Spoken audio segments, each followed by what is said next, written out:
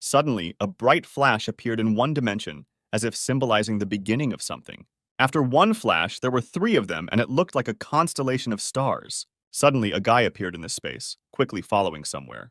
The place where the guy was called the Abyss, and had no boundaries with anything else. This world was very cruel and dangerous. A huge number of monsters wandered the vastness of this galaxy in search of prey. One such creature was the ferocious, seven-headed dragon orc. He was insanely powerful and dangerous.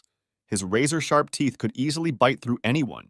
For a second, the guy hung in the air to concentrate and release a charge of powerful force. A blast of powerful energy was released from the protagonist's hands and struck the seven-headed dragon in a second. The main character fought this creature with dignity and determination, and was confident that it would not be difficult for him to defeat it one-on-one.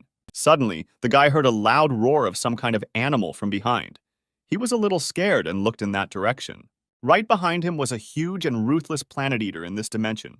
It was called Vulcan, and now the guy had to deal with several powerful monsters. They were fierce and controlled the territories that belonged to them right here in the Abyss. Suddenly, a strange noise in the wind was heard, which meant that another monster was approaching, but no one yet suspected what kind of creature it was. It was very rare to meet two creatures at the same time in such a place, but all three monsters were already participating in the battle.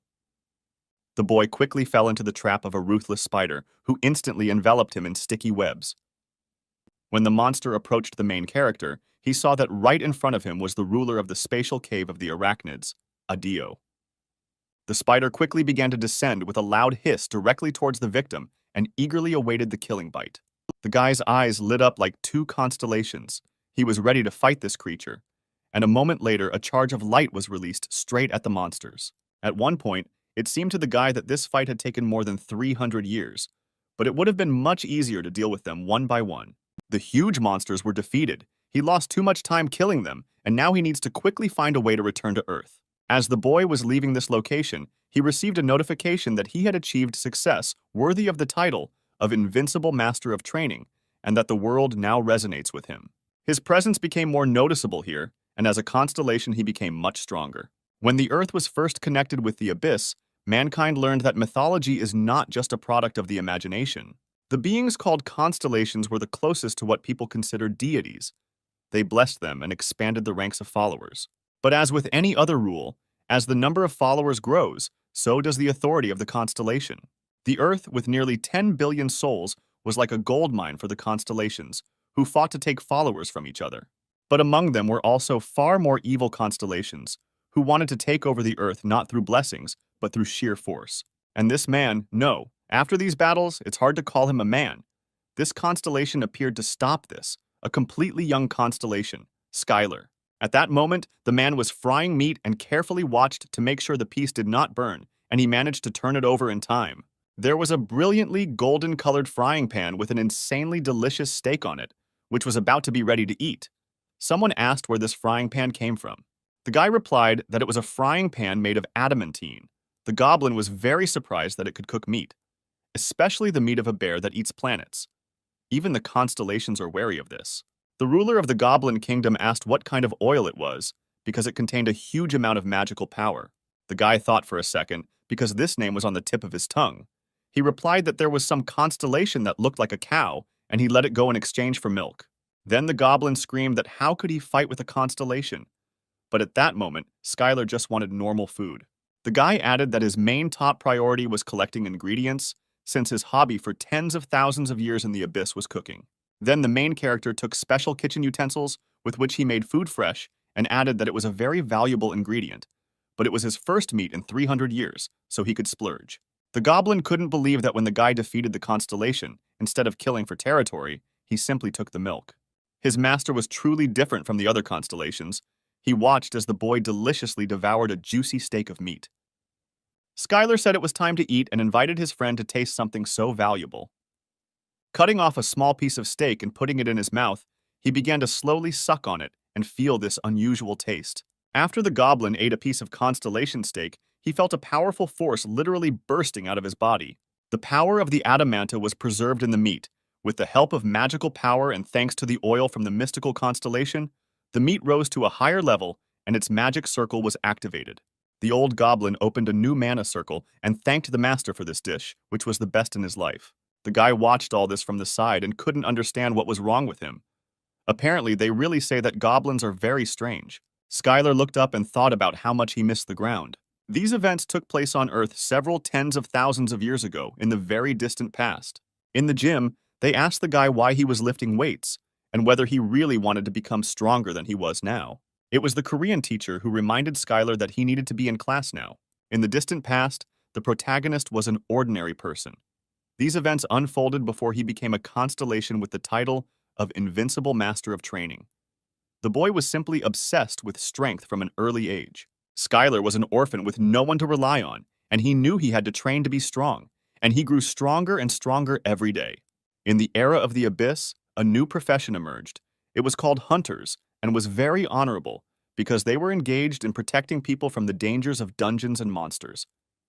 There are cores and items that drop from killing monsters and are highly valued, as well as artifacts from dungeons where monsters appear and attract many people who want money and glory. The main character had nothing to lose, so he became a C+ rank human hunter. Sitting together in the gym, the guy's boss asked him to slow down a bit on the load. But Skylar knew that going into a dungeon with B rank monsters was too much. The boss said that they could barely even handle a C rank dungeon now. He added that even hunters of that rank were suffering losses in those dungeons, so there was no talk of a B rank at that time. When the young guy once again lifted the barbell, he thought about the skills of magic, martial arts, and artifacts that dropped in the dungeons, and that they were all great. No matter how much people used them, they were still too weak. So the guy thought that it was really possible to become stronger just by raiding difficult dungeons. The boss was surprised by these words because does the guy really not care about his life? Does he not have a girlfriend? The guy dropped the barbell and said that even though he was a good guy, they still broke up. Skylar told her that he couldn't go on dates because of training, and she ended up sending him to date the monster. There was no disagreement between them, and it was a peaceful breakup. In one of the locations, one of the monsters was heading straight towards the main character.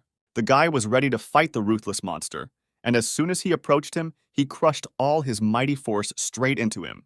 The hunters who were together in this location sympathized with the guy, because being a master of martial arts is not easy at all.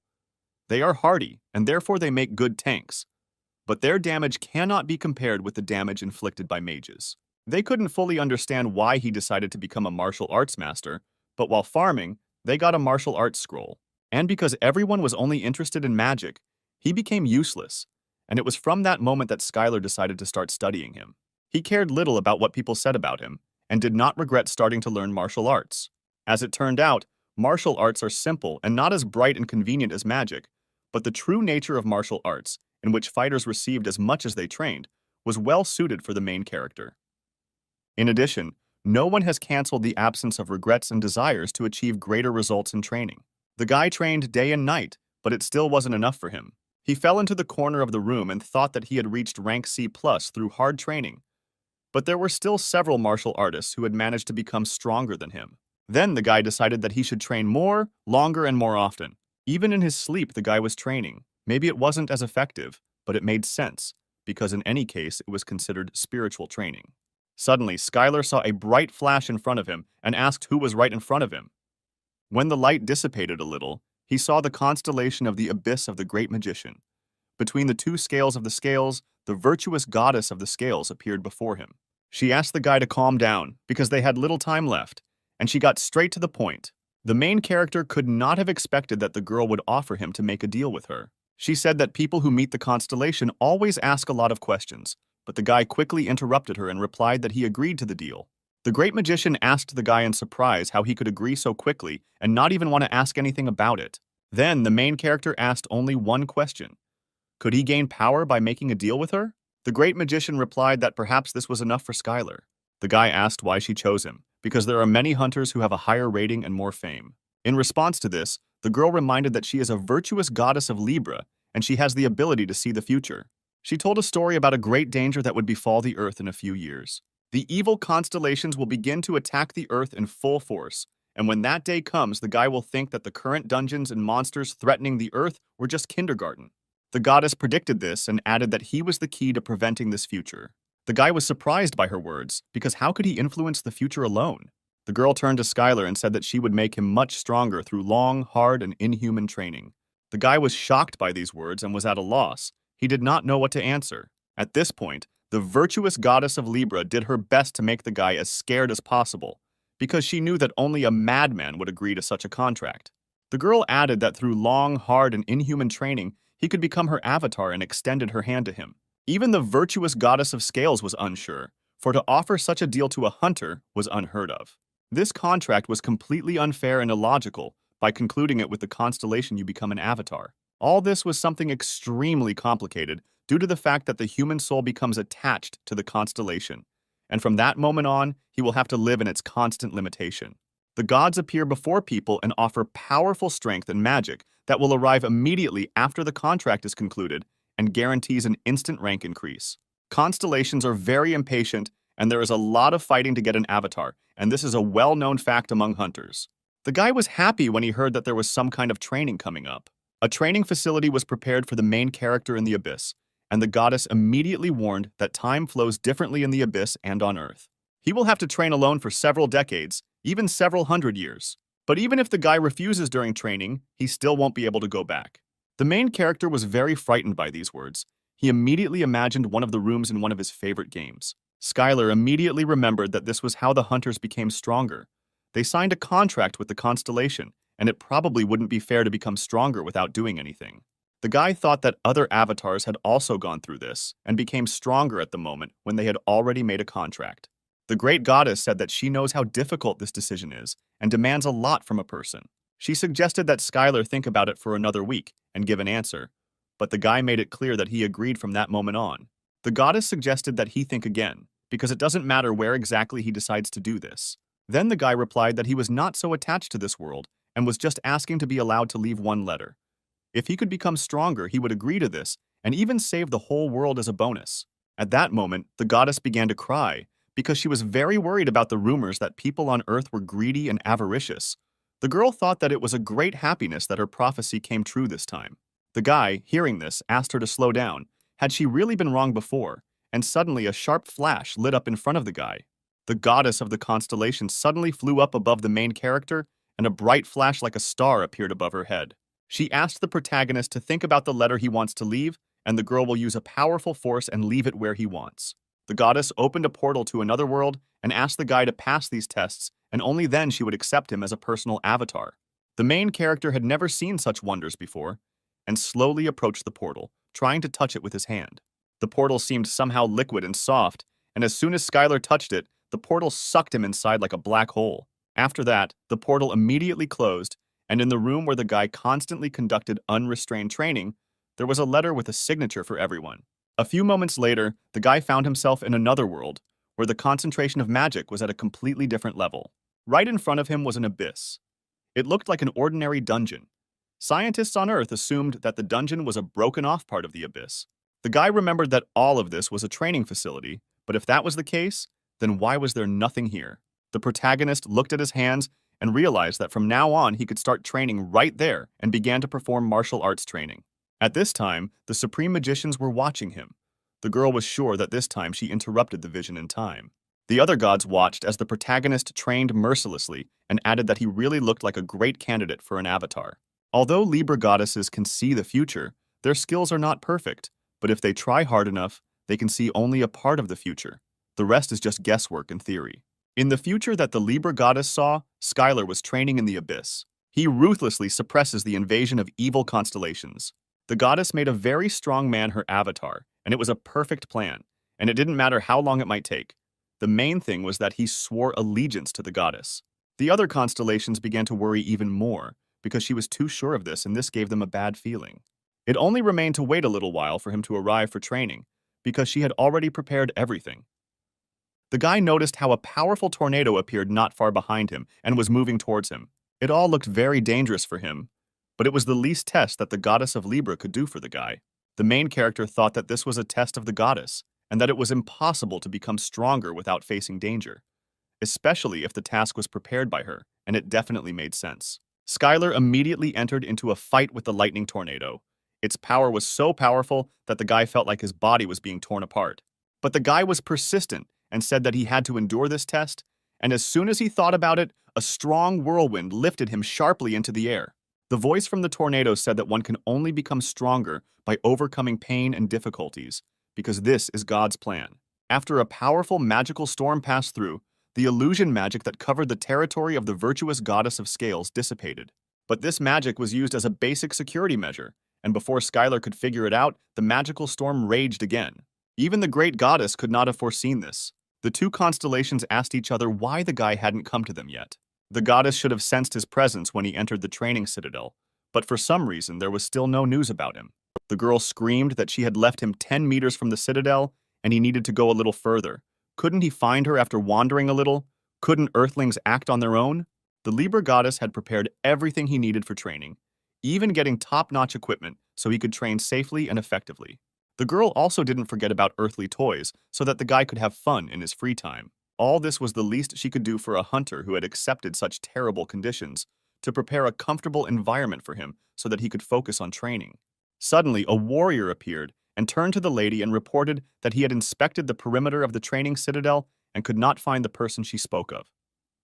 The girl responded in horror that this couldn't be, because she had definitely sent Skylar there. The warrior then suggested that perhaps the magical storm of the abyss had thrown him back. Then the goddess turned to him and asked him to do everything he could to find him and bring this man back. He had to be found and saved, because he couldn't just stay and wander the abyss forever.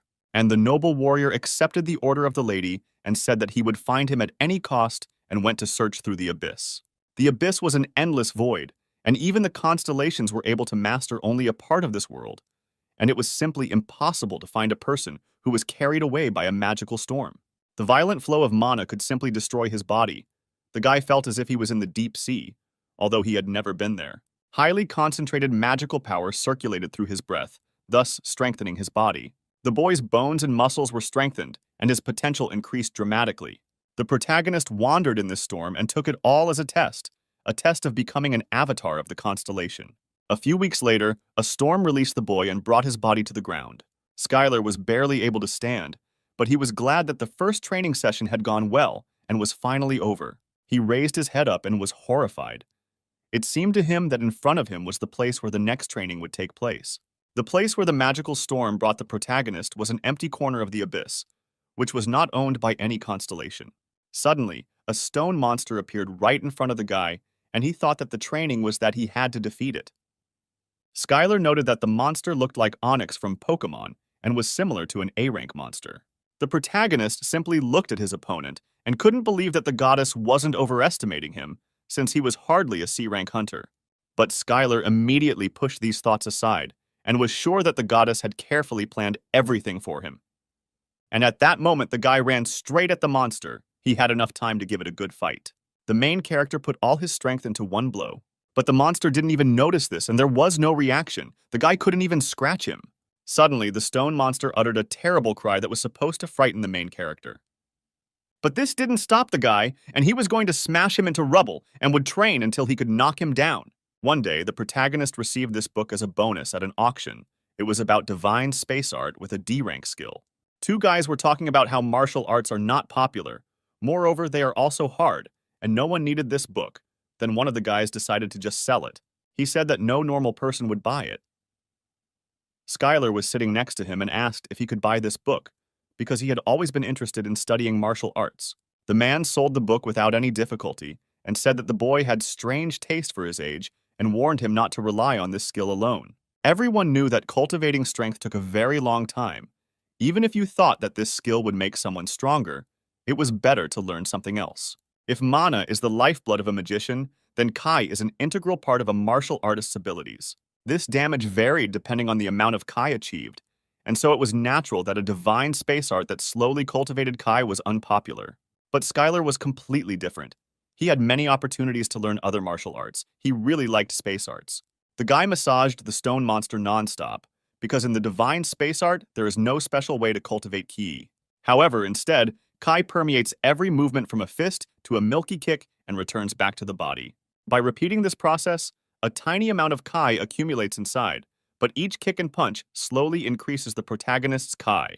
If this training is repeated endlessly, then eventually he will become a master of martial arts, of course. All this was about theory, but not everyone is capable of such training. The guy thought that he had no talent, but in fact he was deeply mistaken, because he has the talent to endure fatigue and make endless efforts. That's why he was able to withstand 100 years of repeating the same skill. Thanks to this, he learned the B+ rank skill, the internal destruction fist technique, and then the next level of divine space art. The young man had reached the level of an advanced martial artist and was now a B-rank hunter.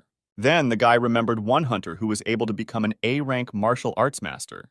He was a hunter from China, the only martial artist to reach a rank.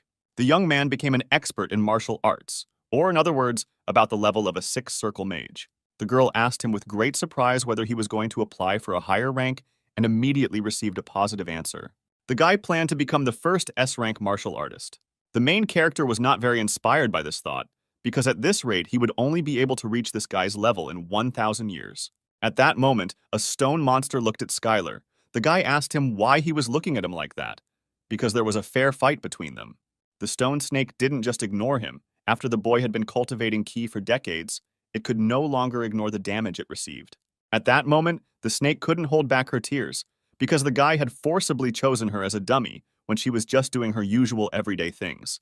At one point, the guy felt a little lost and decided to go somewhere, because it was a training ground, so now he can go wherever he wants. Suddenly, the stone snake sat the young man right on his head and moved forward. The main character found this idea funny, because simply walking through the abyss was an incredibly boring activity. At one point, the guy heard the sound he heard 100 years ago when he first fell into the abyss. It was the sounds of a magical storm. The boy regarded this as a gift from the goddess, which would lead him to the second test, but the dragon had a different opinion and believed that the man would simply die. The protagonist kindly asked the beast to go with him, but he was afraid, because even the strongest monsters can die if they get caught in a magical storm. Then the monster suddenly jumped and together with Skylar found themselves in the epicenter of a magical storm, because he had no choice but to agree with it. After reaching the destination point, the monster was exhausted, and the guy joyfully exclaimed that everyone in the abyss really moves so happily. When the boy reached the advanced level, he realized how incredible the magical storm was. It filled his body with mana and made him stronger, eliminating fatigue. All this was an incredible training in restoring the whole body. To control such a powerful constellation is truly amazing. But the guy didn't fully understand that it was just pure luck that he didn't die immediately after the magical storm caught him. Because if he hadn't taken it as a test from the goddess and allowed the flow to capture his body, the storm would have torn him to shreds in 1 second. The young man wandered through the abyss and wondered why there was no food here, since he had not eaten for over 100 years, but he still had no feeling of hunger. The guy wanted to chew something, and the monster kindly offered him to try the stone. The monster said that theoretically he could eat him because technically speaking, the stone of his body is meat. He happily shared a piece of the stone body, but the guy took it as revenge for using him as a punching bag for 100 years. The monster looked kindly at the guy and waited for his reaction, because he had no bad intentions. But Skylar refused such a treat, because no matter how hungry he was, he did not want to eat the monster. In response to his words, the creature happily threw him on its head and threw him into the air several times. From this moment on, the protagonist learned everything he needed to know about the stone snake. At that moment, the boy received a combat insight based on the stone serpent's movements. It was about the stone serpent's fist, strong enough to pierce the ground. The punch was strong enough to pierce the ground, but also flexible as if it was floating through the air.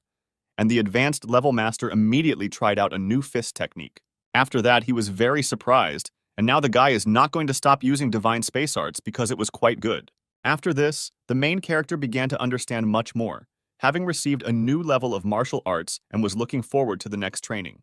The guy stood on the edge of the cliff and thought about where the next training session would be. After seeing the photo, the guy decided that the next training would be underwater and ran down. He also ordered his friend to stay on dry land, as the stone could sink. The guy entered the water elegantly, and taking in as much air as possible, dove straight to the bottom. But this was not ordinary water, but poisonous water, which immediately penetrated his body, and the charge of ki that he received from the divine cosmic arts began to deplete.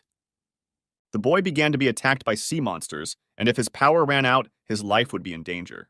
But with each attack, his body became accustomed to the poison, and his resistance increased. On the shore of the poisonous ocean, like a faithful dog, the monster waited for its owner. He saw something happening inside the water. It was Skylar, who with a powerful leap from the water, found himself right on dry land.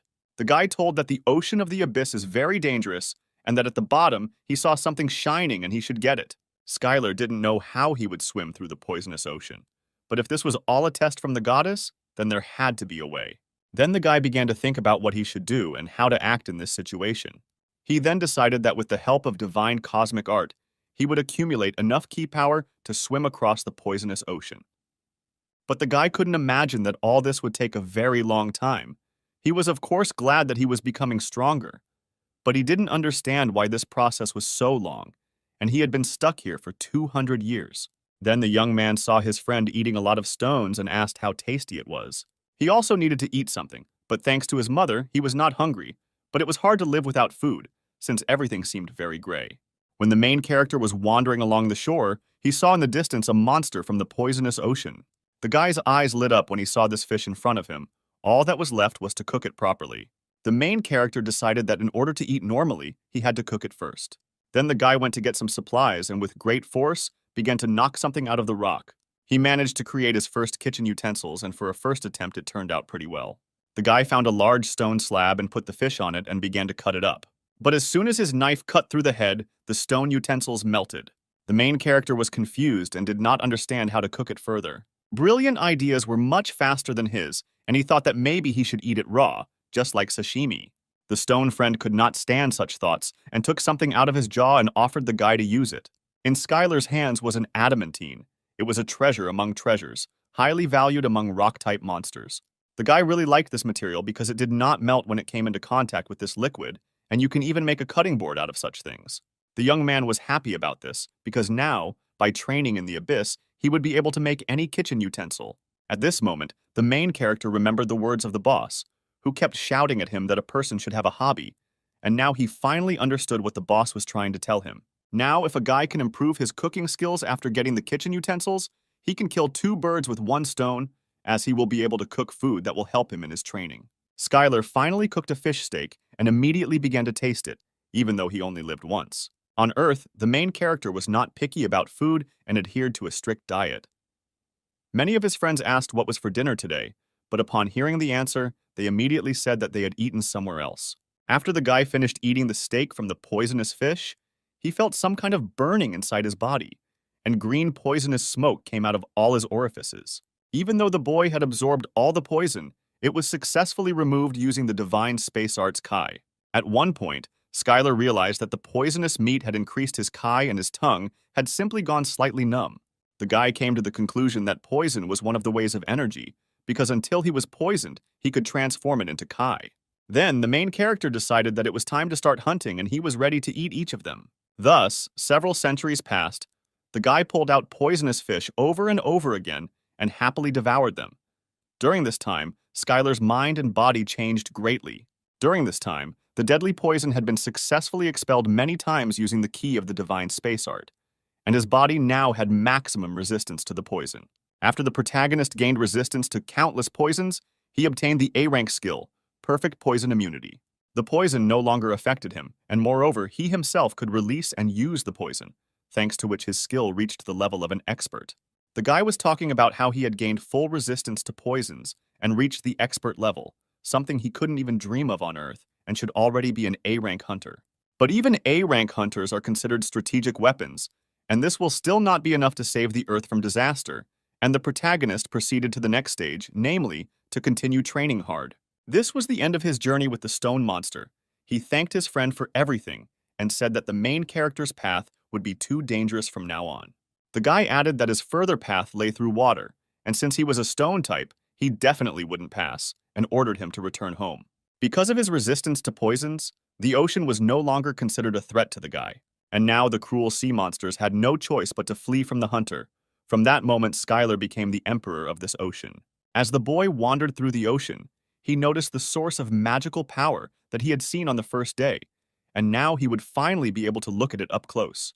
But this was not a source at all, but a portal to the place of the next training, as the young man had previously thought. The closer he got, the more the thought of what the next training would be like enveloped him. When the protagonist entered the next location, all of his Kai gates were automatically activated, and the power completely overflowed his entire body, and he received automatic protection from attacks. The body of people who had reached the expert level could independently prepare for battle when they sensed hostility. But even people who are not martial arts experts should be able to sense it upon arriving in this territory. The protagonist came face to face with an insatiable thirst for blood that could only be found in a high-level dungeon. Any attribute of a constellation is the laws established on their territory. One of the monsters asked the guy what race he was, and when he heard that the guy was human, he decided that most likely he was here for the first time. Then the monster offered to explain something, to which the main character was very surprised and thanked him for such kindness.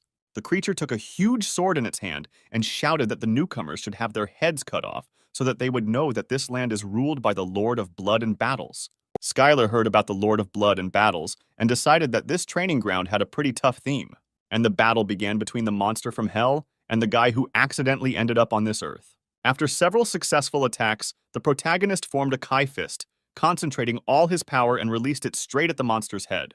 The other demons couldn't believe it, that some human could defeat their boss on this earth. The guy shouted that he came to take a test and ordered them to attack him, but the demons did not understand what tests they were talking about. Then one of the demons suggested that the boy wanted the attention of the Lord of Blood and Battles, and noted that the young man didn't look so bad for a man who looked like a weakling.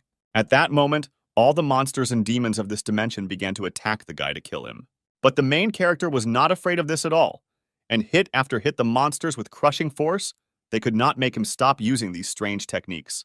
At one point, the guy realized that he was fighting in too large and open an area and was very heavily surrounded. One of the demons screamed that he looked better than he seemed, but he was still human, and was destined to be dog food. The demon unleashed the dogs straight at Skylar, and they charged straight at him with ferocity. The guy was in the territory under the rule of this constellation, where the main attribute was the second law of nature, which was that a person should always be ready to defend himself. In the territory under the control of the Lord of Blood and Battles, there was only one rule, that all his avatars fought each other endlessly, and the guy decided to find an advantageous position and win. After walking a short distance, he came across an abandoned building and decided to go inside. The guy immediately knocked down the door and immediately asked for forgiveness from the unknown owner of the building. But he was going to borrow this house for a short time. But the young man was met by a rather kind monster who greeted him and offered to try the soup he had just prepared. But it turned out that Skylar walked into the restaurant's doors, and he was shocked that even in such places they exist. The guy felt awkward about the broken door and asked if he had anything to eat, because he hadn't eaten anything normal for a long time. Suddenly, the monster immediately poured a poisonous vat of stew right onto the protagonist's face. Skylar found himself on the floor, and a satisfied monster stood nearby and asked how well the soup was cooked. But unexpectedly for the monster, the guy got up, because there is no longer any poison that can harm him, and he is able to freely control it. The guy quickly stood up and said that there was a good eatery here. The monster could not understand who was in front of him. At that moment, other demons appeared at the door of the restaurant and were able to find him. They had one goal and one thirst to kill this man. The guy quickly built a shelter out of tables and chairs and invited the demons to come to him. Then Skylar picked up a chair and shouted that he could fight them here for eternity. The guy spent several hours fighting monsters and demons using only a chair, and thanks to this he acquired a new skill using chairs as weapons. The main character was happy about this, because the best level of understanding can only be achieved in deadly situations, and he understood why the goddess had prepared such a test for him. At this time, the goddess of scales could not find a place, because there was no news about Skylar for a long time. She also hoped that everything was fine with her assistant too, but he had already flown through a bunch of dimensions and did not understand how he was supposed to find the only person in the abyss. After some time, the main character exhaled loudly. He wondered only one question. How many more times would he have to do this? Due to his mastery of combat skills, Skylar's sensitivity increased, and he felt something supernatural coming from the cauldron. When the boy took the cauldron in his hands, the owner of the building suddenly grabbed him by the leg and shouted that the Lord of Blood and Battles did not want fights to be interrupted by an insignificant death. That here, his power would endlessly revive him to continue, therefore no one could die here. The monster burst into tears like a little girl and asked to have mercy on him because he had gone through all the circles of hell to get this adamantine cauldron. But the protagonist ordered him to shut up because he believed that he got it by beating up other creatures. The guy added that the point is that now the winner takes all. The adamantine cauldron and this restaurant now belong to Skylar. The young man picked up a huge stone slab because he had heard in a story about martial arts that a retired martial artist owned a small classic eatery. The guy came here only to look for a suitable place for battles, but suddenly acquired a diner that inspired him. The main character proudly walked out of the building, because now it was no longer an ordinary eatery, but a place called the Taste Factory. The amazed monster screamed at the boy not to even think about it, because it was all his. But Skylar didn't care anymore. He offered him a great bet. If he wanted to take the restaurant back, he should beat him, because that's how the rules work here. When the guy entered the kitchen, he was surprised at how often the demon chef kept this place. Right on the table in front of the guy were all the ingredients, dishes, and even a special place. The experiment section should not have any problems now. Then the main character decided to check what kind of food was on this table. First of all, he took some piece that looked tasty and filling and was similar to meat. As soon as the guy took a small bite, he realized that he had taken poison and was not very happy about it. He could not understand where the poison came from in the restaurant. Then the young man began to try one of the strange fruits. As he tried one ingredient after another, he realized that there was poison everywhere in this restaurant, and he couldn't understand why there was so much of it, and whether demons really fed on it. The boy resigned himself to this and decided that he should eat everything raw and use his poison immunity to convert it into Kai energy.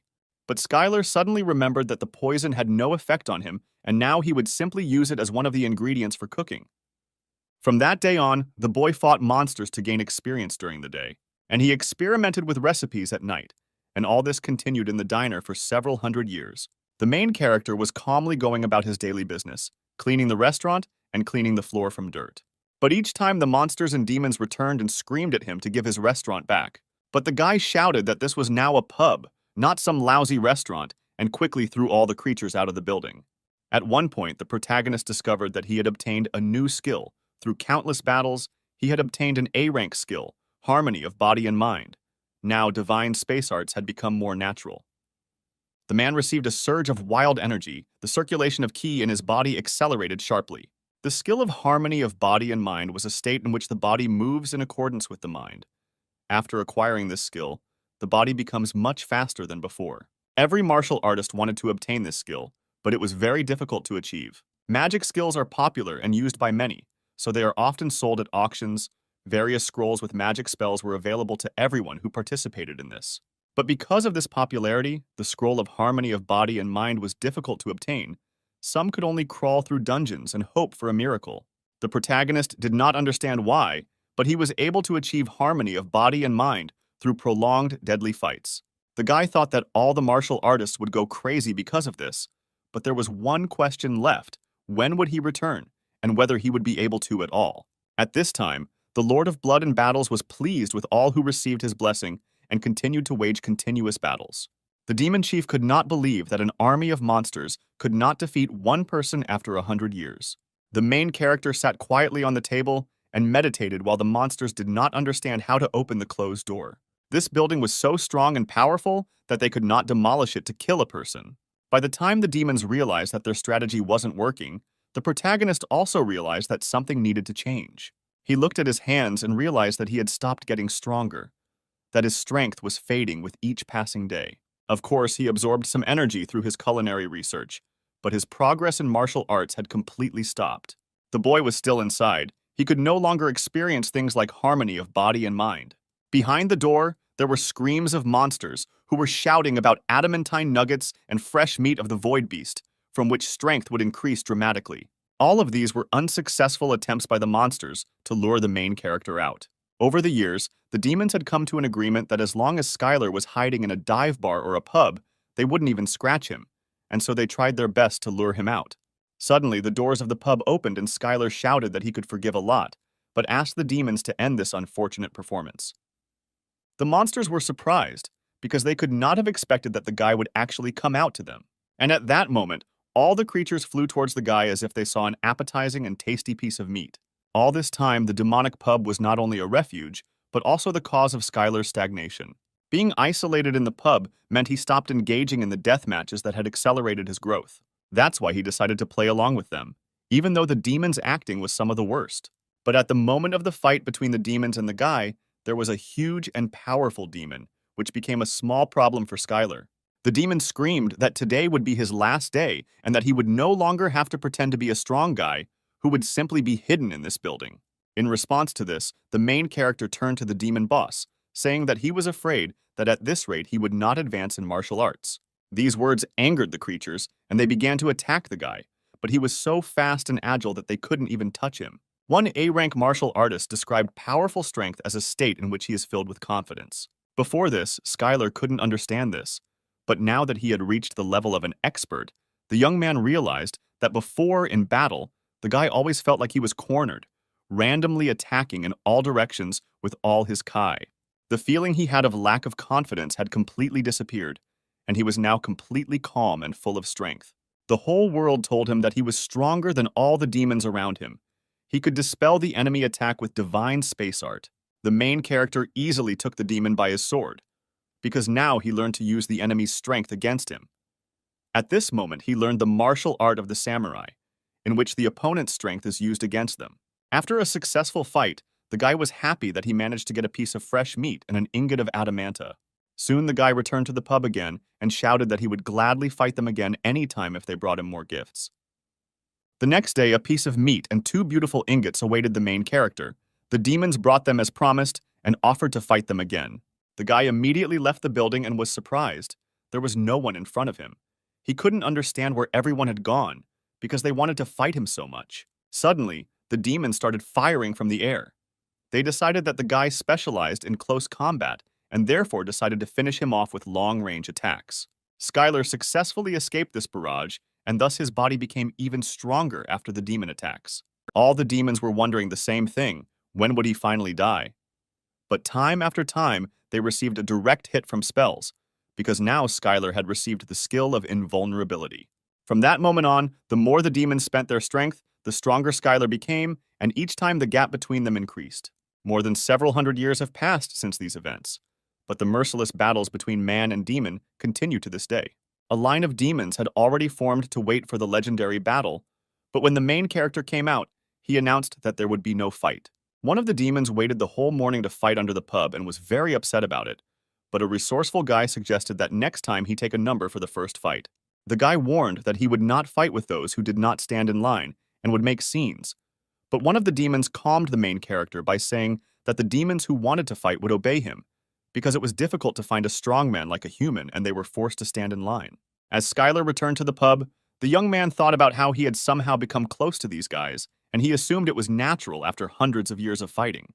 The boy held an A-rank hunter card in front of him. It was a magical item received when first registering with the association, and when the owner filled it with magical kai, it showed the owner's statistics. The guy had long forgotten about this card, and after some time decided to take it out and look at the result of long training. When the boy took the card, he was shocked, because he received so many skills that on Earth he could only dream of it. But one of the last skills seriously interested Skylar. He didn't know what it was and what this skill gave. It had a worldwide resonance. The boy couldn't believe his eyes, because this skill was D rank when he first learned it. He had never seen the rank rise so quickly, but it was all because of the training in the abyss that had already taken several centuries, and even more than 1,000 years. One of the A-rank skills was perfect immunity to poisons, the ability to freely control poisons and gain kai when absorbing it. The second skill was the harmony of body and mind, the ability to use the body the way the owner wants it. The third skill meant the ability to redirect the opponent's power back, even if it was greater than the main character. The fourth skill was invulnerability, where the skin became harder than steel and was able to block most attacks. The guy knew about all the abilities he received, but then he noticed the card coherence. It was one of the skills he heard about back on Earth. The meaning of this skill was that hunters use mana or kai as a source of power when using the skill, and when the quality of this source drops, it will result in a loss of effectiveness or a failure to use the skill. However, if the user has an unimaginably large amount of pure kai, it will reach a legendary level, creating an illusion of 3 colors during kai meditation. Skylar was puzzled, because this skill was available to hunters who had learned a unique A-rank martial art like the Divine Twilight Art. But the guy didn't know that although the Divine Space Art is weak in terms of growth rate, it allows you to create kai stronger than any other martial art, and Skylar has been training this art for more than 1,000 years. A martial arts expert card meant that the person had the ideal physique to learn martial arts. This primarily meant that they had a high affinity with kai, and most people with this skill received it at birth. The guy suggested that it might be due to the magical storm, since he never had any innate talents. Skylar was grateful to the goddess for this, because she really planned everything and made the magical storm the first part of the training. But the girl still didn't know where he was. Through countless battles, his understanding of martial arts had almost reached perfection, and the boy could flawlessly copy any martial arts at first sight. It was believed that it was difficult to master even one martial art in a lifetime, and this skill would allow him to use different techniques depending on the situation. This skill was really strong, but in the end the guy saw one of the abilities that didn't even have a rank. It was a world resonance where the world resonates with the protagonist because he is close to reaching the peak of existence. But the guy did not understand a single word and thought that maybe the hunter's card was broken. But at that moment, Skylar did not realize that this is the thing that will make the whole earth go crazy. While the guy was carefully studying the hunter's cards, he prepared a whole vat of delicious soup. At this point, the demons were discussing how Skylar was a strong opponent and couldn't understand how he could be so strong. One of them had been competing with him for 500 years, but he was still stronger. The guy approached the losers and offered to try one of the most delicious dishes of this establishment. The monsters happily tried what the main character had prepared on the condition that after eating, they would defeat this man. Skylar practiced cooking continuously, making changes to the menu, and each time it became tastier and tastier. But sometimes the demons didn't like the food, and they weren't going to eat it, because even pigs wouldn't eat it. The protagonist accidentally poisoned the demon and decided that next time it would be better not to add this ingredient to the soup. Suddenly, someone's voice shouted that a warrior was coming for battle. He was not a prisoner who could be tortured like this. A huge demon was walking towards the guy and refused to play his games and asked the man to fight him. As soon as the demon came within a meter, he immediately received a powerful punch right in the chest and jumped back several meters.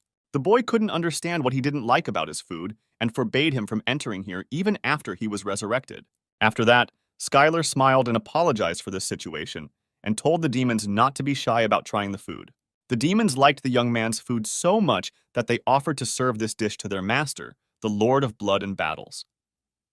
The young man was very flattered and was glad that they liked everything so much. Demons were really different from people. They thought that this food was very tasty, and those who ate until they were full did not come to the pub for more than a month. After such a time spent in the kitchen, the guy received the skill of beginner cooking of the abyss.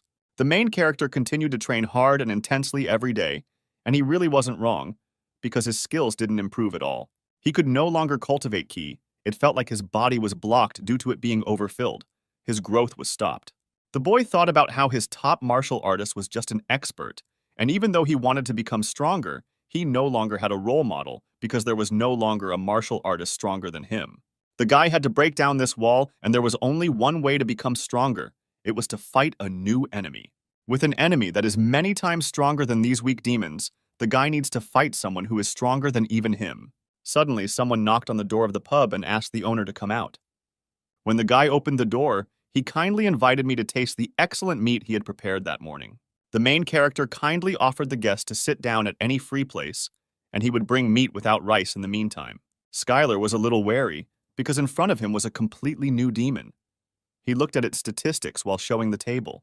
The demon said that he had heard a lot about him and was eager to see his skills. Skylar knew that this guest was very strong and much stronger than him. He had enormous magical power that was strong even for the demonic race. And at that moment, the main character realized that a new stage of training was beginning.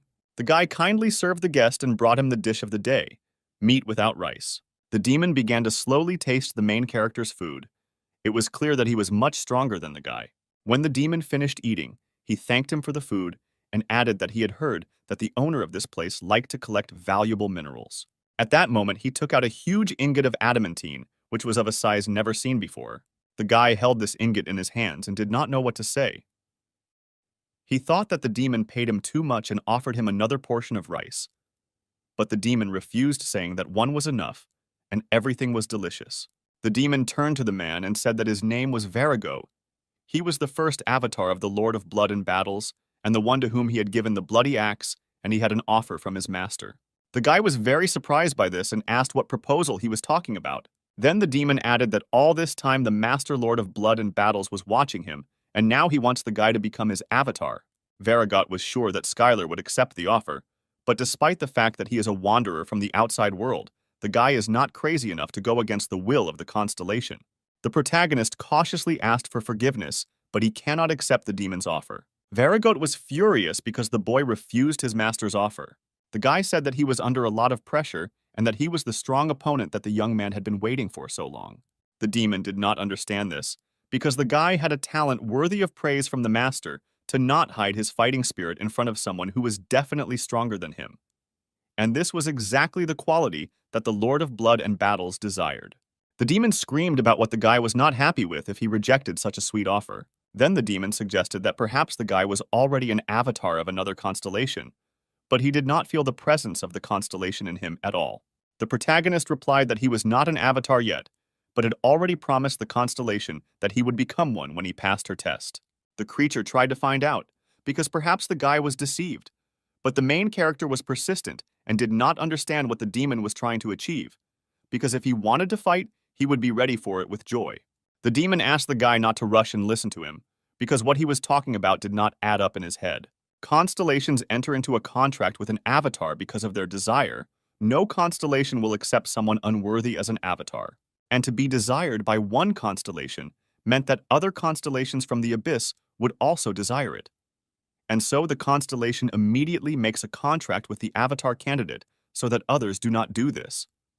But if they want to train the candidate, they do it on their own territory. This is all because there are cases where the candidate may be intercepted by other constellations while he is wandering outside, and if this happens, then the constellations will laugh at him for 10,000 years.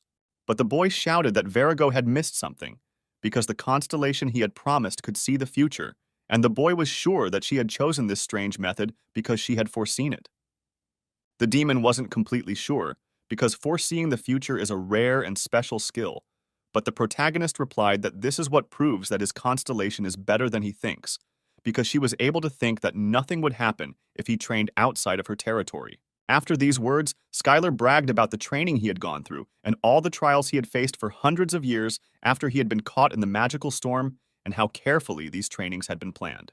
But the demon replied that this made even less sense, because the magical storm of the abyss is not something that can be controlled, and even the constellations cannot do it. It is a dangerous and powerful catastrophe. The guy was already less confident in his words, and he added that shouldn't at least one constellation be able to control this? The demon said that if it were, it would immediately conquer the entire abyss. He also asked if the guy was sure that it was not the constellation that sent him, but that he simply fell under a magical storm. But the main character did not want to listen to the demon's words and ordered him to shut up. Skylar didn't think Virago was lying, because it was the truth, and now he knew a lot. But he was enjoying the process of becoming stronger so much that he didn't have any questions until this moment. The guy was angry. He didn't understand how stupid he was and why he hadn't thought about this before. At one point, the young man wanted to burst into tears, but he couldn't do that, because every tear would exhaust Key and his courage. Skylar walked out of the pub and headed forward. Now he knew that he was not at a training facility, but simply in another location. And now he urgently needed to return to Earth, because he had wasted 1,000 years. But the demon upset the guy by saying that he could not leave this territory of the Lord of Blood and Battles. And at that moment, Varagoth, gifted with a bloody axe, showed his true form, and the blessing of the Lord of Blood and Battles enveloped him. He felt sorry that he had to break such a precious gem like the guy who was right in front of him. He calmed the guy down and told him not to despair, because his master was very generous, and when the main character died, he would bind his soul and resurrect it. The guy didn't understand what kind of nonsense Varagoth was talking about. He refused to play their games and immediately attacked the main demon. The demon noticed that the guy had a special walking technique, and he did not feel any magic, and his movements were much faster than teleportation magic. The protagonist demonstrated a technique of divine space art movements using Kai, and it was called the moonwalk. The demon replied that his master was interested in him for a reason, but he did not intend to continue this any longer and ordered him to prepare to serve his master. Varagoth used blood baptism. It was condensed mana, and to use such an amount of mana you need to be very strong, and even the invulnerability skill did not allow you to stay under it for long. The demon screamed that now the end had come for man, and the Lord of Blood and Battles was waiting for him. A downpour of crimson mana melted and destroyed everything it touched. This technique showed in all its glory the difference between the power of Varagoth and the power of a human mage. But thanks to the skill of harmony of body and mind, the protagonist's senses became sharper. His Kai consumption was significantly reduced, and the effectiveness of the martial art he used increased. The divine space art had unceremoniously warned him, and it was because Skylar was in great danger. When faced with a crisis situation where the enemy was much stronger than the guy, his mind was very calm, and the discomfort of wasting time due to misunderstandings had already disappeared. It was that similar moment when the guy got caught in a magical storm, where it wasn't the speed that was important, but the feeling of the flow, and then he would be able to dodge. The level of martial arts proficiency was increased, and the guy received an S-rank skill, incredible speed, a technique that allowed him to move in the blink of an eye to the desired location. Verigo couldn't believe his eyes because the guy completely dodged the bloody baptism. Until this moment, he thought that martial arts were only studied by weaklings and expressed great respect for the man. In the Abyss, magic skills are the most popular. They consume mana, and magic users can take unlimited mana from the outside. On the other hand, martial arts consume the user's internal strength, and compared to magic, martial arts have a limit. After meeting the main character, the demon understood why martial arts were created, because it really amazed the mind. And he told an old story about slaves rebelling in the territory of some constellation. They wanted to resist the law of this world, and once they went against the constellation, they could no longer use mana. However, it was not so easy to suppress the rebellion because of their wonderful skill, thanks to which it was possible to use without borrowing mana from the outside. The guy thought it was about martial arts, but what if he used magic? The demon added that after his body had melted from the bloody baptism, he would have already met the Lord of Blood in battles. And at that very second, the guy flew straight at the demon so that he could see the true power of martial arts. The demon understood that before him was indeed a special person, but he was Verigo and his master gifted him with a bloody axe. And then the demon used the magic of the bloody axe and dealt a powerful blow to the main character. The guy shouted that with this magic, the fight was miserable, and maybe he at least has weaknesses in close combat, because it couldn't be that magic was capable of everything. For the first time in a long time, the main character was on edge, because he was faced with an enemy who was significantly superior to him in strength, skill, and magic. With each attack he made, he felt himself becoming stronger, and by gathering the required amount of Kai in one point, he created Kai fists. And as soon as he managed to do this, he performed the most powerful fist of space, which struck the demon with such force that Verigut could not have expected it. But even this was not enough, and the demon was amused by the interesting tricks. But this was not enough to completely defeat him. A few skills, such as using speed or dodging, were only good for defense, but the problem was with attack power. To break through the dozens of layers of protective magic with which Verigut defended himself, he had to deliver a powerful blow. Then the main character thought that Ki's fist was the result of Ki compression, but such compression would hardly be enough. But he decided to try anyway. In theory, the Kai fist did not fully utilize the compression of Ki, and it was possible to compress Kai to the point of materialization, and this technique is called Kai materialization. The protagonist's idol, the greatest martial artist on Earth, was the first to be able to materialize Ki. But he could only hold the materialization for a moment because this technique absorbed a huge amount of energy. He could not use it in real combat. But Skylar has long since surpassed his martial arts idol over 100 years ago, and with a powerful stream of energy, he struck Verigoth straight in his heart. The guy couldn't quite believe that he had managed to do it, and that he had destroyed the Blood Shield spell and the Master's Blessing. The protagonist managed to destroy all of Verigoth's defense, but if he uses the manifestation of Kai again, his energy will be depleted. The battle between the human and the demon was still going on, and the lower-ranked demons were wondering when it would end, because at this rate, they would grind this place into dust. Verigot had been fighting the main character for 6 months already, and this man was a legend. So the main character used the Fists of Space. His energy was quickly depleted due to the use of this skill. The scanner was at a dead end. Although he could break through Verigoth's defense with the materialized Kai attack of the Divine Space Art, but he couldn't use this deadly attack due to the huge consumption of Kai. Although his skills quickly restored his energy, he still needed time to use the Cosmic Aura again. Verigot turned to the boy, saying that they had spent too much time on this, and he could no longer restrain the Lord of Blood in battles. And at that moment, a loud noise was heard, meaning that the Lord of Blood in battles blessed the demon with the power to win. The protagonist could barely stand on his feet while Mr. Varigota granted him additional strength. Skylar knew that he was in great danger and knew why the demon had shrunk in size. He did this to increase his speed, to be more mobile and sharp, so that the protagonist could not keep up with his fast and lightning attacks. The fight between the demon and the guy continued. The main character repelled one attack after another, continuing to accumulate energy and trying to defend more than attack. The demon's attacks were so strong that at one point Skylar's invulnerability was broken, and he needed time to restore it. He understood that if he lost concentration, he would die immediately, and there was no way he could relax or stop. From the moment he entered the abyss, the protagonist never used up all his energy completely. After all, in the abyss, where there were plenty of dangerous enemies and creatures around, using all your strength was tantamount to suicide, and there was no way to use it up completely. But the main character understood that he was not in a situation where he needed to accumulate energy and spend it in small parts. And then at one moment, Skylar released all the juices from his body, accumulating such a flow of energy that with one blow he cut off the demon's hand. At this moment, the protagonist learned the cosmic Kai breakthrough. It was a completely new technique that was added to the divine cosmic art. And this art improved. Varigoat felt that even after such a crushing blow, no matter how, he had to defeat this man. Because if he doesn't put an end to this, Skylar will become even stronger and more powerful to the point that he will no longer be able to inflict even the slightest damage on him. Considering the fact that they were in the territory under the control of the Lord of Blood and Battles, there was no way the demon could lose this battle.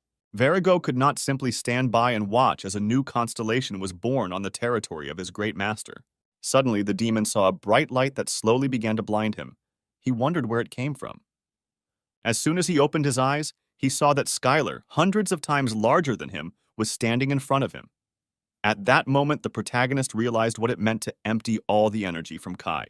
The wall that the main character had encountered, the amount of ki that was in his body, all of this was now completely unimportant, because all the powerful energy was inside him. And now if he can take all the energy outside the body, then the world will become his energy. At this moment, the boy had achieved a perfect understanding of the ki materialization skill and was now able to freely use this materialization. The skill of world resonance has increased, and now the world awaits his defeat. The constellation of the Abyss watching the battle showed great interest in it. From that moment on, all the constellations were ready to get the main character as an avatar. The guy finished off his opponent blow after blow, and at one point the demon was able to utter the last words that he had lost this fight to the man. The guy defeated the first avatar of the Lord of Blood and Battles, the demon king Varigoth, gifted with a bloody axe. The protagonist received power from the whole world thanks to the skill of a master craftsman. The demon was trampled right into the ground and added that the boy had now earned the right to reject his master's offer. Even though the battle was long and difficult, Skylar thanked the demon from the bottom of his heart. Varigoat added that he should listen to his words because no matter what constellation offered him to become his avatar, he should not accept it from it. The demon advised the boy to become so strong that no constellation could look down on him, thereby becoming famous in this abyss and becoming a constellation. The protagonist looked at the enemy he had just defeated and replied that he understood everything and would definitely listen to his words. At that moment, the demon disappeared, saying that he would look forward to the next battle. The guy looked at the bright flash and shouted for him to come back, because he had to give him what he deserved. The protagonist began to think about words so that he would become a constellation, becoming a master, the level at which he accepted the world as a whole person. Skylar began to feel something that he could not previously. It was the gaze of the constellations watching him, their pressure and how powerful they were. The protagonist decided that he could match them if he became a little stronger. Suddenly, other constellations of the Abyss began asking Skylar to meet with him. The Abyss constellation did not move. They could not do so, as they were constantly targeting each other's territories, and if one of them accidentally left their post, they would fall in an instant. That is why the constellations watched the world without leaving their own thrones, watching the avatars or those who are worthy of becoming them. The guy couldn't believe that someone had been watching him all this time, as if he had been shown on the regional news. After the great battle, the Lord of Blood and Battles placed a bounty on Skylar's head, and every creature that was in that territory hunted him. But from that moment on, the protagonist had nothing to fear, because he declared that he would become a constellation, while others watched his triumph. On the ground in the gym, the men saw a guy on TV who had signed a contract with a star. He said that everyone envies him because they also want to sign a contract with the star, but in reality, everything is not so colorful and wonderful. The guys were surprised by his words, because they did not understand how one could speak about such things directly and openly. The man spoke about the rules of the constellations that connect him, and you are under observation 24 to 7 hours.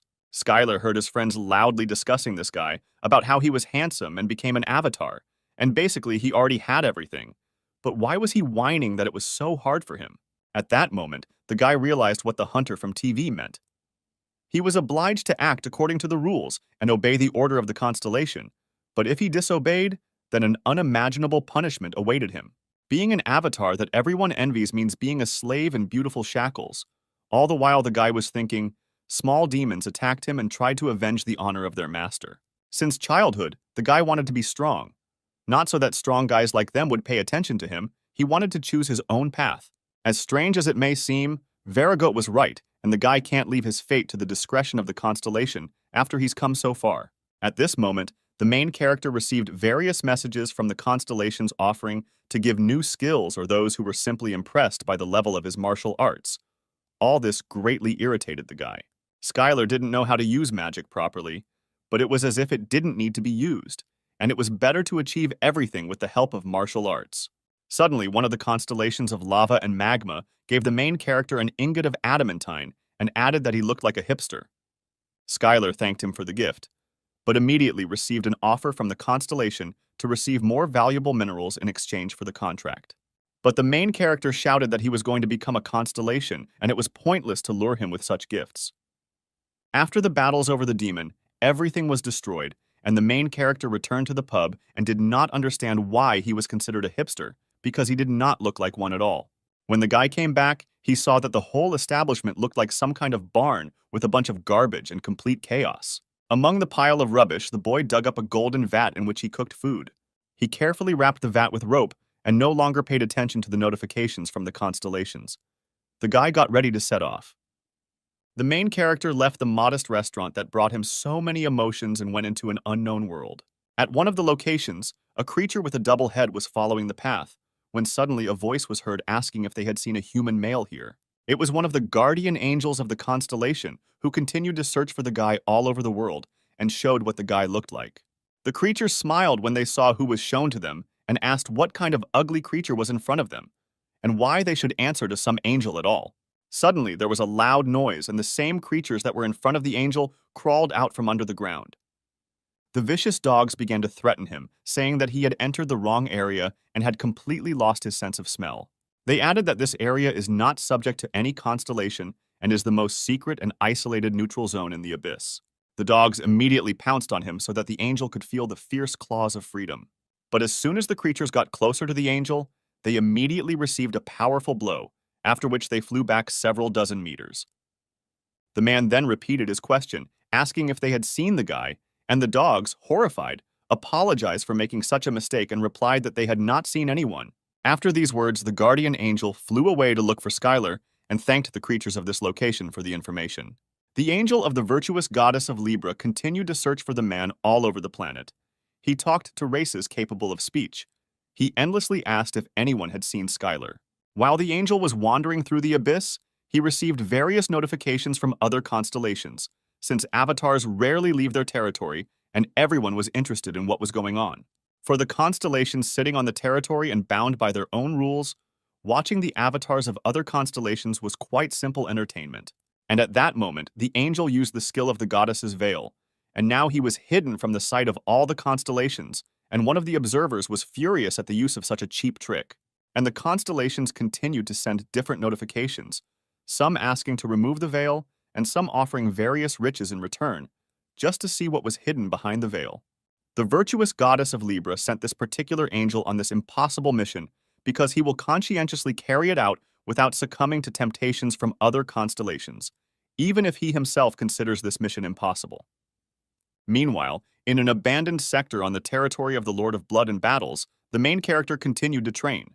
Now, thanks to the master's rank, the divine space art had been perfected, and now the amount of ki did not matter at all, and the skill of a martial artist allowed him to perfectly use all martial arts.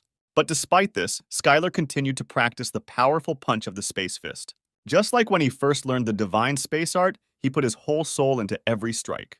Suddenly, the boy received a notification that since he continued to live as befits his power, his essence had greatly increased. When the protagonist decided to leave the territory after defeating Varigoth, a change occurred in the mysterious skill World Resonance. When he took the card in his hand, it shone brightly, and he read that the world now resonated with him because he was close to reaching the peak of existence, and his title had changed to an invincible training master. At this moment, Skylar realized that when he reached the master level in the divine space art, he had perfected all the skills to the level of flawlessness. And now, in order to become stronger and gain the status of a constellation, he needed to obtain the degree of a master of divine cosmic art. On the way, the guy met demons who shouted at him that he could not escape anywhere, because he was in the territory under the control of the Lord of Blood, and now they would kill him for humiliating their master. But Skylar kept thinking that he should strengthen the essence by following the principles, and the world tells him that this is the way to become a constellation. The guy was haunted by these thoughts, and he walked confidently towards his goal, scattering all the demons that came his way. The only principle he must follow is that of an invincible training master. He must train all the time and never lose. The guy confidently walked towards his cherished goal.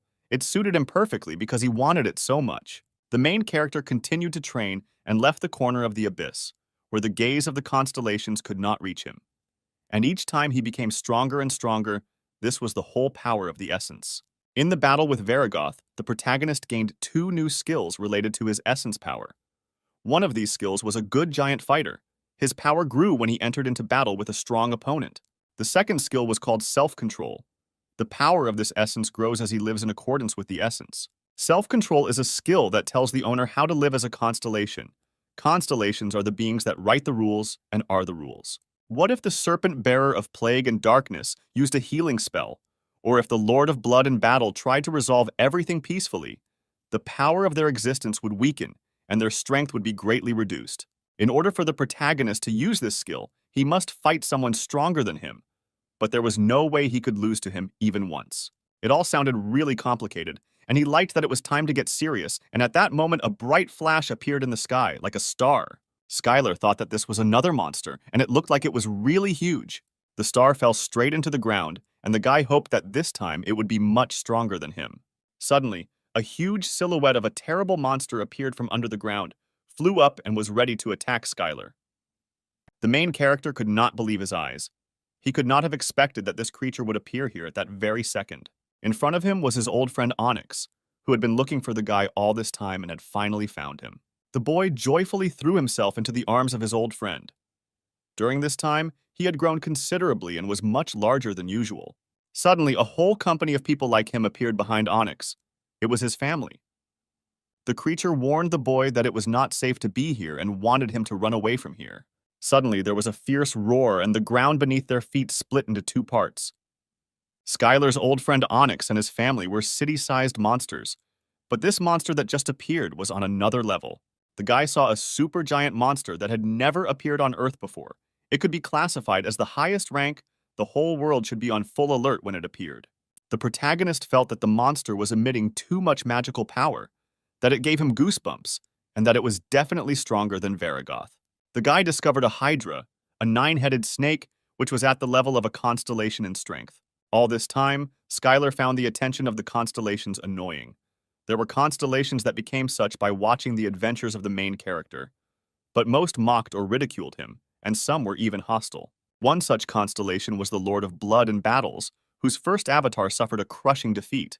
To all of them, Skylar was a beast that had not yet reached adulthood, so they must do everything in their power to prevent him from becoming a constellation. That's why the boy went to the neutral zone, where the constellations couldn't track him, but the lawless zone was a place where the strongest ruled. It was a place ruled by monsters that were as strong as constellations, and they weren't bound by the rules like constellations. The creature was amazingly strong and used powerful magical power and went at everyone like a bulldozer. If the guy defeats the Hydra, his power will essentially increase significantly. The World Resonance skill now resonated, and the boy received a notification that he was now an invincible training master.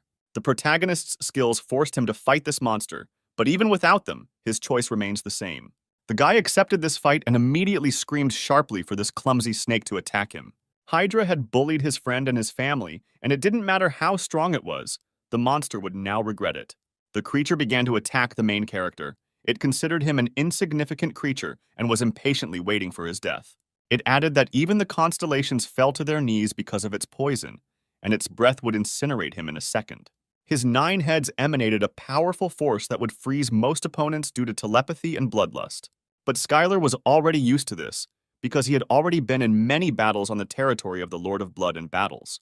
The guy suddenly took off and delivered a powerful blow to one of the Hydra's heads. This blow was so strong that it took off the head in a second, and the Hydra could not understand how this brat dared to do such a thing. But the Hydra restored its head thanks to the divine regeneration skill, and all the guy's efforts were in vain. The monster turned to the boy and said that he was able to cut off his head, but now he had to pay for touching him. The entire body of the Hydra was suddenly filled with the strongest poison, from which neither the hero nor the constellation could withstand. The guy didn't understand why the creature was saying what it was going to do, and why it needed all this. But before him stood a monster that even the constellations of the entire abyss feared. They could do nothing, even if they found out what would happen next. And only the nine-headed Hydra announced the fate of the enemy. The enemy has no choice but to accept the fate that the Hydra has predicted for him. When the monster filled the entire atmosphere with the strongest poison, a bright flash appeared inside this steam. In the distance, the Hydra saw a guy who managed to cope with this poison and survive. The monster could not understand how he stopped their poison. At that moment, the guy felt like his head was about to explode because of that telepathic scream, and if he hadn't had perfect immunity to poisons, he could have suffered. But this feeling was not the same as when he fought Varagoth. It was far superior to the power of divine space art and the materialization of Kai. The boy screamed that he wanted to cut his head off and began to perform one of the most powerful blows he had mastered. At that moment, the protagonist realized that his power of existence had grown significantly because this effect increased as the power of the entity increased. All this was written right in the skill description, and the guy couldn't believe that he now had such incredible skills. The main character was not cornered, and on the contrary, he was able to defeat the Hydra with one blow. But even after this blow, when the Hydra lost several of its heads, the battle did not end there. Despite the fact that the guy knocked off the Hydra's heads with his numerous series of blows, it regenerated them too quickly. The monster wanted to kill this man as soon as possible. His breath was too dangerous that being near him was already fatal. Skylar had an invulnerability skill that should have protected him from any damage. But even in the fight against Varagoth, he was unable to block all of his powerful magic. But the Hydra was many times stronger than Varagoth, and it was impossible to block its attacks with invulnerability. And then the main character decided that he could run along this breath with the help of the moonwalk and get straight to the monster's throat. From that moment on, the guy began to move as quickly as possible, moving faster through the Hydra's poisonous breath. And at one moment, a miracle happened. While Skylar was moving between safe zones, repeating the phrase faster and faster, the flame and poison emitted by the Hydra stopped, and time immediately slowed down. Hydra couldn't control his breathing intentionally, but none of Skylar's martial arts had the same effect. And finally, the main character realized that all this was happening for the same reason that his attacks were much stronger than they should have been with his level of martial arts and skills. The power of the essence is not the same as enhancing magic or martial arts. It is the power that allows one to change reality. According to his imagination and desire, he received an insight on how to use the power of the essence because it was a power that could change reality. Now the guy is able to control it as he wishes. As a result of the insight, the skill of the essence's power has increased, and this power allowed constellations and creatures that have reached the peak of existence to rule in the abyss. The constellations use this power to transform the abyss and create a kingdom and bring gifts and blessings to their followers. As long as the constellations have enough essence power, they can do anything. The Hydra was furious. She couldn't believe how the guy dared to do this. The monster screamed that she would not forgive this and would definitely kill him. This being had a gigantic soul and a strong will. With the current power of the essence, Skylar could not shake or change her will. But did he need to do this? Because his goal was to change the power of the protagonist's essence, and not the Hydra. The power of Skylar's essence infused his materialized Kai and became a sharp blade capable of cutting through both the Hydra's massive body and the poison that could seal divine regeneration. And the guy with great speed like a razor blade began to rush through the body of the Hydra. She could not believe that this was possible. The main character remained calm and did not give in to his emotions, because this was also training. And thanks to this power, the Hydra's heads could not regenerate, and they immediately lost to this man. They used Plan B, which was to hide in a cave and wait until regeneration returned to them again. But with so many heads like the Hydra, it was hard to come to a consensus, and someone didn't want to return to the cave with such a body, because it was a great humiliation. Neither fire, nor poison, nor brute force ever had any effect on the monster, but without regeneration, the Hydra quickly died, and for it was a shame, because they lived for 10,000 years and never faced such humiliation. And at that moment, while the Hydra were arguing with each other, a sharp beam of light crashed into them straight from the sky. It was Skylar who bid farewell to the snake with a powerful fighting technique and admitted that she was indeed a strong opponent. After this battle, the main character greatly increased all the skills that were used during the battle, and the world began to resonate with him even more strongly. The main character inherited the Hydra's karma of divine regeneration, and now his invulnerable body is endlessly regenerating from this moment on. The guy noted that life was a strange thing, because being a martial arts master, he never thought that he would receive so many A skills. Now he only had to look at them. Even just one skill like that would make the boy an A-rank hunter, but that no longer mattered once he decided to step beyond being a hunter and step onto the path of the constellation. The guy asked the Stone family if everything was okay with them and how they felt. Everything was fine, and the Stone friend said that the guy had changed a lot. But this was to be expected, because after several thousand years, anyone can change just as much. The main character looked at the monster lying on the ground and asked his stone friend if he needed meat, bones, or scales, because he had to figure it out somehow. But the Hydra's body emitted a frightening poisonous aura, which required one to forget about it, because even touching the monster's body was dangerous. But this didn't stop the guy, and he quickly began to chop the snake into small pieces. There was so much meat that it was impossible to take it on the road, and he decided to eat the meat right before leaving. At that moment, the stone friend asked the protagonist to take one amulet as a gift. It was a token of gratitude for protecting his entire family from the Hydra. When the guy took the gift in his hand, he received a notification that in front of him was an artifact of the subspace necklace. Thanks to this necklace, the guy could place all the pieces of the Hydra directly into it. The bones of the Hydra could be used to create various items and weapons, and the Hydra's tough scales could be used to make armor if carefully crafted. The guy was delighted with such a generous gift because he could throw in a cauldron and even unenriched ore, and it was all very convenient. The main character said that during this time, he had accumulated a large amount of adamanta, and even the piece that his stone friend had given him remained.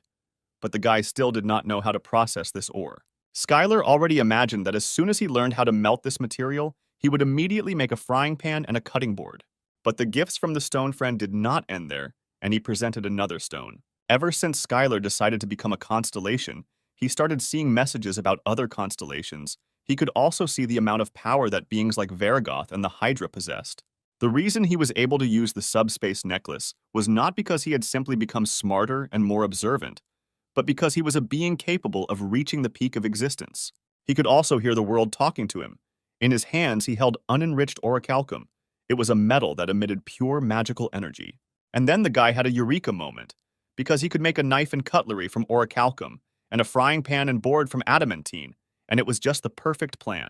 The stone friends thought that the guy probably had problems with his head, but they believed that he was a very kind and strong person. The guy held the necklace up and said that it couldn't hold things indefinitely just because it was a storage artifact. The main character decided that there was nothing he could do about it, and all he had to do was eat what was left. Skylar was a generous guy, and so he said that he would be happy to share the food with his friend. He had studied cooking for thousands of years while he was the owner of the Demon Pub, and his cooking skill was quite high.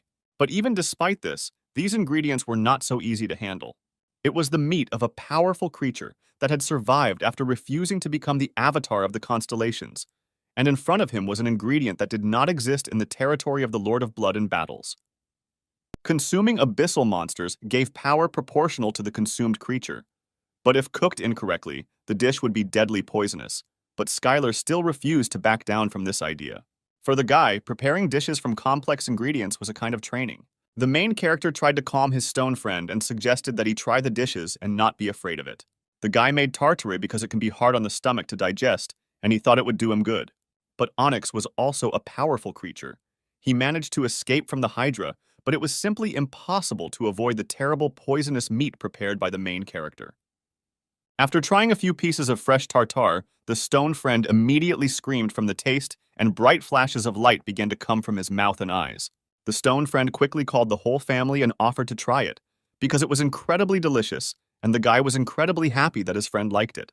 Skylar decided to share the secret of why there is no poison in the meat, all because the Chief of the Abyss took care of everything, and he could not poison his friend's family. And the guy immediately received a notification that the giant stone of snakes and his entire family decided to trust him and honor him. After this, a bright light began to form in his hands, and he, like a constellation, began to have followers. And at that moment, the power of the entity increased significantly, and the main character felt the energy coming from his snake friends. Skylar finally understood why the constellations wanted to increase their number of followers, because the real reason why the constellation was so interested in the Earth. It was a world with billions of potential followers, and any constellation that took over the land would gain the power of an entity capable of changing the entire abyss. The guy needed to quickly find a way to return to Earth before the future, and what the goddess predicted came true. Skylar sat on the ground and thought about his next steps. At one point, he raised his head and looked at his stone friend and was horrified. He couldn't understand what he had done wrong, why his body had grown so much. Had he fed it something wrong? He remembered that some foods should not be given to animals. For example, chocolate should not be given to dogs or onions to cats. Perhaps hydra meat is harmful to give to stone snakes and it harms their liver or something else. But Onyx tried to say that all this was not so, but it was all in vain, because he did not understand this language yet. Being close to a friend was cool, of course, but Skylar couldn't stay here because there was no way to stop the journey as a constellation, and this steadfastness in his personality was the reason the goddess chose him. The main character looked around and thought that there was definitely something in this area. On the ground, he noticed a drawing of some kind of creature and could not fully understand who it was. The silhouette looked very dangerous, especially the face that was depicted in the drawing. Then the guy wondered if any demon could cause him any harm, because after he had visited the territory of the Lord of Blood in battles, he had lost all desire to fight demons. But now Onyx was trying to say that there was a demon that was much stronger than Varigoth and the Hydra, and it was here. And if all this is true, then the guy was looking forward to meeting him, and at that time he entered the territory of the owner of dreams and desires. The surrounding constellations were watching him. The avatars of the owner of dreams and desires found out about it and immediately headed towards the main character. The guy hoped that all this was a welcoming party. When all the avatars had arrived, they asked one question. Was there really an invincible training master in front of them? The guy answered that it was true. One of the avatars greeted the mister and added that his master wished to meet him. Suddenly, a notification appeared that one of the avatars had used soul seduction, and the power of the divine space arts key immediately resisted the seduction. The guy replied that it was too rude for a greeting, and the avatar immediately apologized, because they are not able to control this ability. The avatars added that their weak abilities would not work on him and addressed him as a constellation, and this was the most pleasant thing he had heard in a long time. Then the main character asked what would happen if he refused to meet their master. They answered that in that case, they would simply be forced to let him go and swore that their master would not harm him. The guy was still curious about what they wanted from him and agreed to meet with him. On the way to the master, Skylar asked the avatar if she had ever heard of the Earth, of a planet outside the abyss. The girl replied that she had once heard rumors where one constellation fought for the gates leading there. After these words, the guy suddenly shouted at the girl and asked her to tell him everything she knew.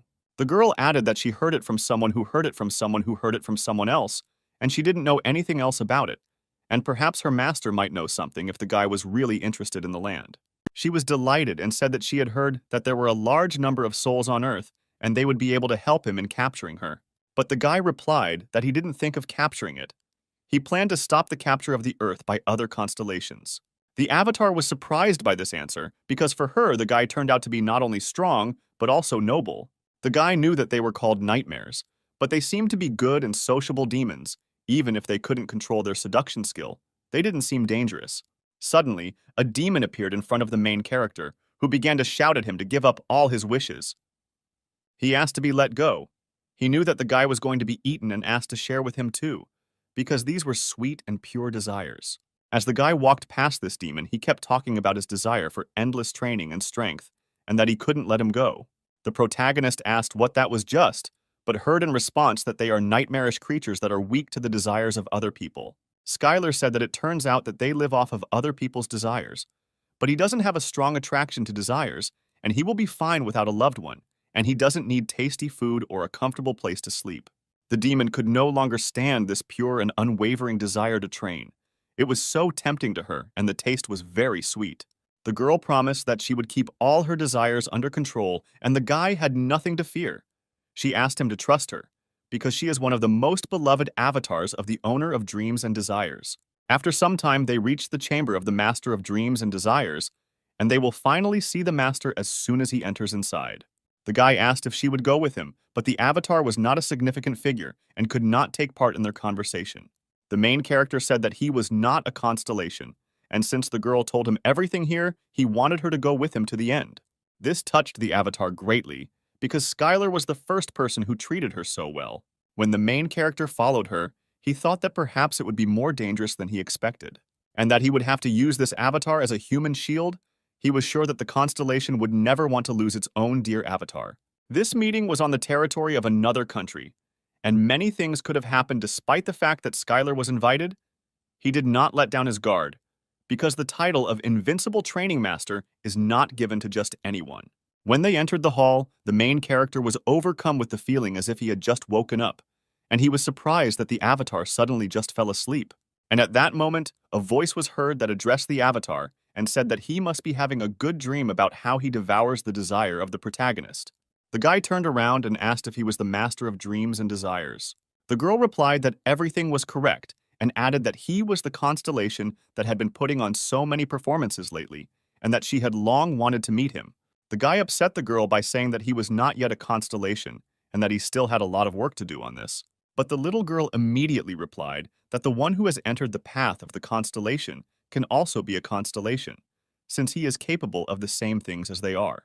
She added that this also applied to the main character, but couldn't he use the power of the essence, like the other constellations? At that moment, the guy had a question why the owner of dreams and desires looks like a child. Then Skylar began to slowly remember what exactly happened when he entered the constellation chamber. Hasn't he done enough since the guy has been wandering in the abyss for 10,000 years already? He refined the divine space art and reached the peak of martial arts and even reached a level that is higher than all existing ones. Does he really need to become a constellation when he should just be enjoying the peace of enlightenment? After these thoughts, the main character asked the question why they try to charm or seduce people and destroy their minds. Then the little child replied that this is the essence of dreams and desires, because the creatures that enter this room embody all desires and find peace, and it is very difficult to refuse such a gift if you are not a constellation. The girl added that the only thing he was not capable of was waking up by his own consent, to which the guy quickly exclaimed what she meant by the word waking up. The goddess of desires said that she was sure that the guy was confused, but she would not explain everything to him at that moment. Then the main character asked what she wanted to achieve from him. The little girl smiled sweetly and said that she would be happy to explain everything if he would join the alliance with them. The main character was not particularly surprised by this, because all the constellations thought about only one thing: well-being and power and who was next to them. The girl was amused by the answer. She laughed and added that the guy was indeed right. All the constellations are selfish and they cannot live differently. She said that selfishness does not always mean loneliness or remorse, but rather allows them to cooperate. Then Skylar guessed that she had decided that forming an alliance would be very beneficial for her. The goddess of desires replied that the guy was right. Mortals looked at them as gods. But it was not easy for them constellations either, because if a constellation showed even the slightest hint of weakness, a strong constellation would attack it without hesitation, and therefore an alliance was necessary for them. Some constellations are not satisfied with a future that consists of survival. The destruction and devastation caused by the constellation's obsession with conquering lands will lead to despair, in which no desire can exist, and nightmares will no longer have anything to feed on. The guy wondered if expanding the territory wouldn't solve this problem, or if they could find slaves to take away their desires. The girl then replied that such an idea of a wish farm could only come from a constellation that was originally human, since constellations cannot enjoy unlimited potential like mortals. The girl turned to the boy, saying that just as he was now unable to feel remorse or complacency, she too could not freely control what was not related to her dreams and desires without the risk of losing the power of her essence and becoming weak. Nightmares require high-quality 3D desires, not those generated by fear and anger, but desires filled with ambition or a sense of achieving a world of abundance. The girl was only a nightmare god, and she couldn't do such a thing in the real world. The guy couldn't believe that they couldn't live without others, and it looked pretty strange. Skylar came to the conclusion that the goddess wanted to create an alliance of weak, altruistic constellations. But he wondered if she didn't think she had revealed too many weaknesses to him, and what if he turned out to be bad and greedy? The girl replied that she had thought about it, but thought that it would be easier to come to an agreement with him than with the other constellations of the abyss. The main character found it very strange to be so trusting in this decrepit world. But in reality, the guy was radiating a huge desire, but none of it was about conquest or power. The only thing they had was continuous training day after day, achieving perfection in martial arts and tasting various products in the abyss. The protagonist still had a few questions, because it seemed to him that all this sounded like a very good deal. The question he asked was what he would have to do if they formed an alliance. What responsibilities would he have? Skylar added that he is quite a busy person and may not be able to help her all the time. The girl laughed a lot and said that he was really an amazing constellation and wanted to learn about the responsibilities more than what benefit he would get from it. She said that as long as other constellations do not attack the alliance, there is no need to do anything, There is no point in duties, and the constellations do not take part in what is not beneficial to them. The goddess of nightmares added that if he had to do something, then let him do it. The battle between the constellations dragged on for so long that sometimes it became very boring. It doesn't matter where Skylar is because they will always have time to come to each other's aid. After these words, the guy agreed to the deal and they both shook hands. He added that he was a newbie who had just started the path of becoming a constellation and was confident that the abyss was full of dangerous and false constellations and that the protagonist really thought correctly. After all, being in an alliance seemed safer than trying to cope with everything alone, and he thought he could get help in returning to Earth. At that moment, the guy saw the name of the alliance, and it sounded like the Alliance of Minor Constellations. The main character didn't like the name much, because he had been away from society for too long. If Skylar didn't keep his promise in the alliance, it could affect his essence power. The girl asked if everything was okay and if he liked the name, but the guy quickly responded by saying that he thought the name was really good. Suddenly, a fiery whirlwind appeared behind the girl, which meant that the kitten of lava and magma greeted him with its paw.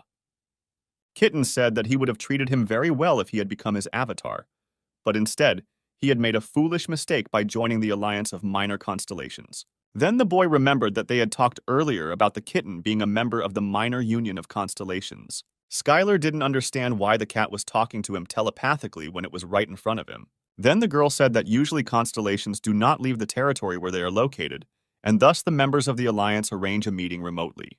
The guy compared it to a video conference that could take place on the ground and asked if other members of the Alliance should join now. Everyone laughed loudly, but only Skylar did not understand what was being discussed. As it turned out, there were only 2 members of the constellation in the Union. The kitten was angry with what the guy said, because there was nothing wrong with the fact that there were only 2 of them, and he began to threaten the main character that he would not give him the gift he had prepared. The little animal turned to the boy and said that he had heard that he was collecting adamantine and orichalcum and offered to make the items he needed out of them. Then the girl screamed that the kitten was the most famous blacksmith in the abyss. He said that he could make a weapon for the protagonist as a gift for joining the alliance. The boy could not have expected that he would receive a gift for joining the Union, but at the moment, he did not have enough orichalcum and asked to take advantage of this chance when he had a little more. Then the kitten asked the mistress of dreams and desires if she had given him a present. The girl said that she thought that it would be much more difficult to come to an agreement with the guy, but he quickly accepted her offer before she could bring gifts. Kitten laughed that the guy didn't take advantage of such an offer, but Skylar replied that he could still leave their alliance if he didn't receive a gift. Then the girl made a small wave of her hands and added that the constellations are arrogant and selfish creatures by nature, and therefore, before their meeting, they prepared something that might interest the main character. In his hands, the boy held an A-rank martial arts scroll, Kai Vampirism, and several orichalcum ingots. The girl said that Kai Vampirism is a martial art created by nightmares, and she thinks it will suit him even if it has the effect of absorbing magical energy.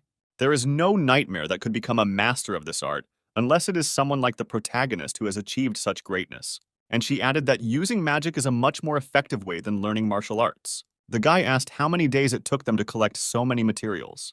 It took more than tens of thousands of years to collect them. The guy really liked these gifts. He expressed great gratitude, and now he thought that it was possible to make the things he needed. The kitten of lava and magma excitedly asked the boy what kind of weapon or armor he wanted to create. He added that with this amount of materials, the guy will be able to create an epic sword or shield. Then the cat began to boast that he could create any unique design. He offered to create an indestructible shield from adamantine or a powerful sword from orichalcum. But the boy interrupted the great blacksmith, saying that this was not the equipment he wanted. The main character approached the cat and told him that he wanted kitchen utensils. Lava's kitten asked to answer seriously and could not believe that the guy wanted an adamantine frying pan and cutting board and to make a knife and dishes from orichalcum. But the guy was dead serious, because from the moment he got the first adamantite nugget in the abyss, his dream still didn't change, and he wanted the best kitchen utensils with which he could cook any ingredient in the abyss. After the lava and magma kitten heard this, he simply pretended to be dead and did not want to answer anything. The guy didn't understand what was wrong because it felt like he was forcing him to do something terrible, but a promise is a promise, and the cat fulfilled his request with all his heart. Then the girl said that it was her time to answer his question and tell him what awakening was. Skylar found all this interesting because he was still an incomplete constellation and had only just begun to walk this path. When the boy defeated Varigoth and reached the level of master, he saw a message from the world, which said that his world resonance was becoming stronger, and the world was eager to hear his cry. And the demon at the last moment said that Skylar should become a constellation. The guy wondered if this meant that he was still a human with powerful martial arts and needed to take another step to become a constellation. But the girl replied that he was already a constellation, because there is no such thing as an incomplete constellation or a newbie constellation. A constellation is a constellation. Then the main character asked what awakening was, because she said that he still needed to awaken. But the girl meant that he still did not understand that it was a constellation. Skylar was very surprised by these words. The girl understood that in front of him was a special creature, even among the constellations. But the guy was still tormented by this question. Because what did she mean by the word special? Was it all because of his martial arts? And if so, then the problem was that he didn't know how to use magic. The girl tried to calm the boy down by saying that she didn't mean that, but that mortals very rarely become constellations. Then the goddess told the story of how she was born as a constellation, that the power of existence of dreams and desires was released by nightmares and came together to create her. This was her true form as the mistress of dreams and desires, since most of the other constellations were the same, such as the Lord of Blood and Battles, as well as the Kitten of Lava and Magma. They are constellations from birth, and for a creature that believes that being a constellation is natural, but for a girl, the fact that she does not understand that he is a constellation surprises and irritates her at the same time. The goddess of desires simply asked the guy to adopt the fact that he is a constellation, and that's all. After all, he had overcome such a difficult path to becoming a constellation. Is he really disappointed that there are no more difficult trials ahead of him? And at that moment, the guy acknowledged the girl's words and said that he was a constellation, and suddenly a bright flash of light enveloped the main character. The world resonance was activated. The whole world accepted his cry. As a constellation invincible training master, he can use the power of the constellation. The world asked to see how a new star opens its eyes in the dark depths of the abyss. While the new star was being reborn, a bloody battle was taking place in one of the dimensions of the abyss. One of the avatars tried to fight the monster, but his attacks were too useless to defeat it. But suddenly he saw a notification that the invincible training master was watching their battle. And after that, the invincible training master gave him a blessing, thanks to which he was able to defeat the ruthless monster. The avatar was happy about this and swore that he would never disappoint him. Meanwhile, Skylar was watching the battle, using a small amount of essence power. He gave a great blessing and even sent a few messages. But the girl asked what he was doing with someone else's avatar, because he was now in the Alliance, and if it was an avatar of another constellation, he would have problems and warned the main character to be careful next time. The guy was puzzled by this, because now if he wanted to do something, he would have to think carefully first. Avatars are the most important factor for the existence of the constellation. Any influence on other people's avatars can be regarded as a provocation. Skylar could now get an answer to any question just by thinking about it. The guy thought about the fact that before he didn't even realize that he was already a constellation and continued to rush from side to side, trying to become the strongest. Even though the protagonist was lost and wandering in the abyss, he accepted it as the goddess's training and even believed that the magical storm was a convenient way to travel, as well as a training tool. He really didn't think about anything, even if he did.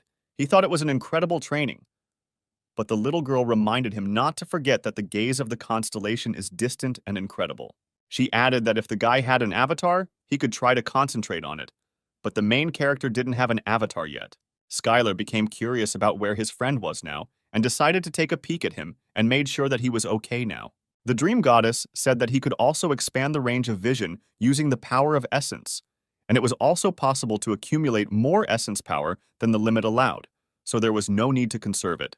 Based on this, constellations can use personal avatars to explore the abyss, the so-called scout avatars, or observe through the eyes of allied avatars so that vision could be shared between the alliance. And since they were all in the same alliance, they could share eyes with each other.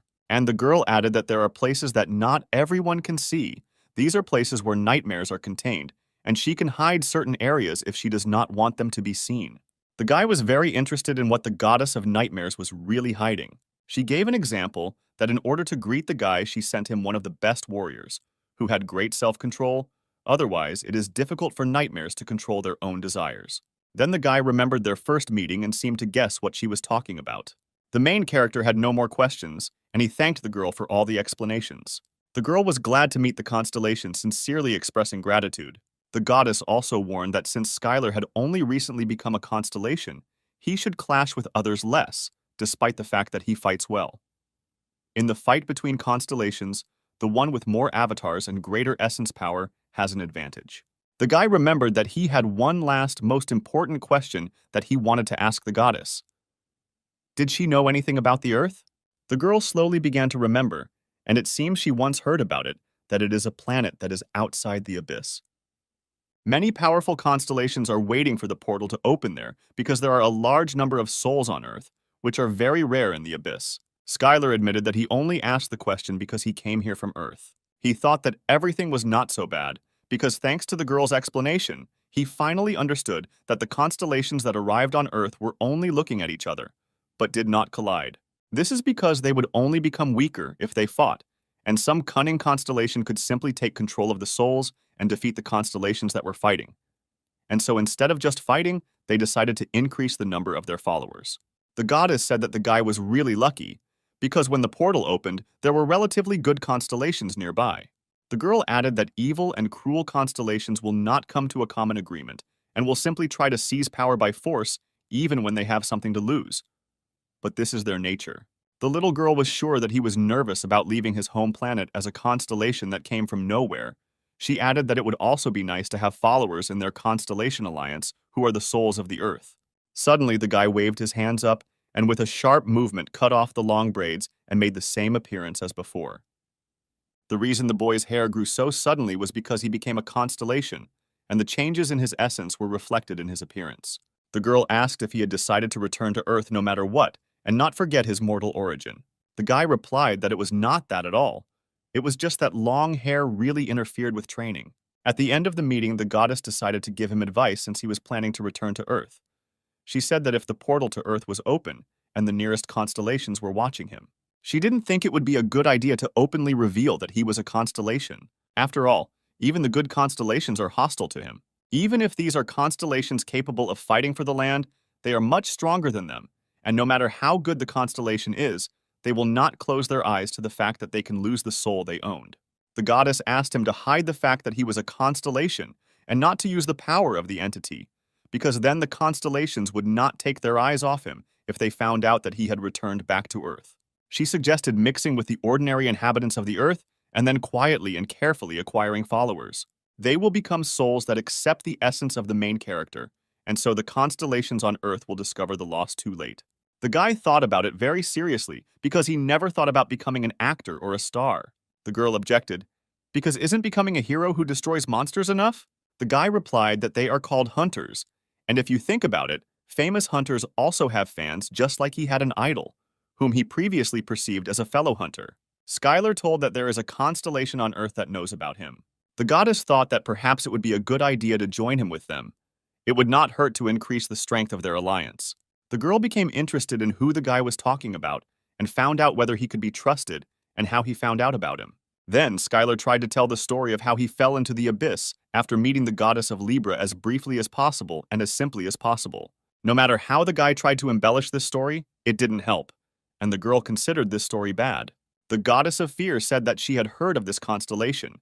Then the guy shouted that he guessed that even in the abyss, the ability to see the future is not so common, although it seems that this is not so, but she could have a plan. The girl replied that she had heard that she was a constellation that constantly made fun of her own actions by misunderstanding the prophecy. She added that predicting the future is very difficult, and what is the point of prophecies if you can't benefit from it?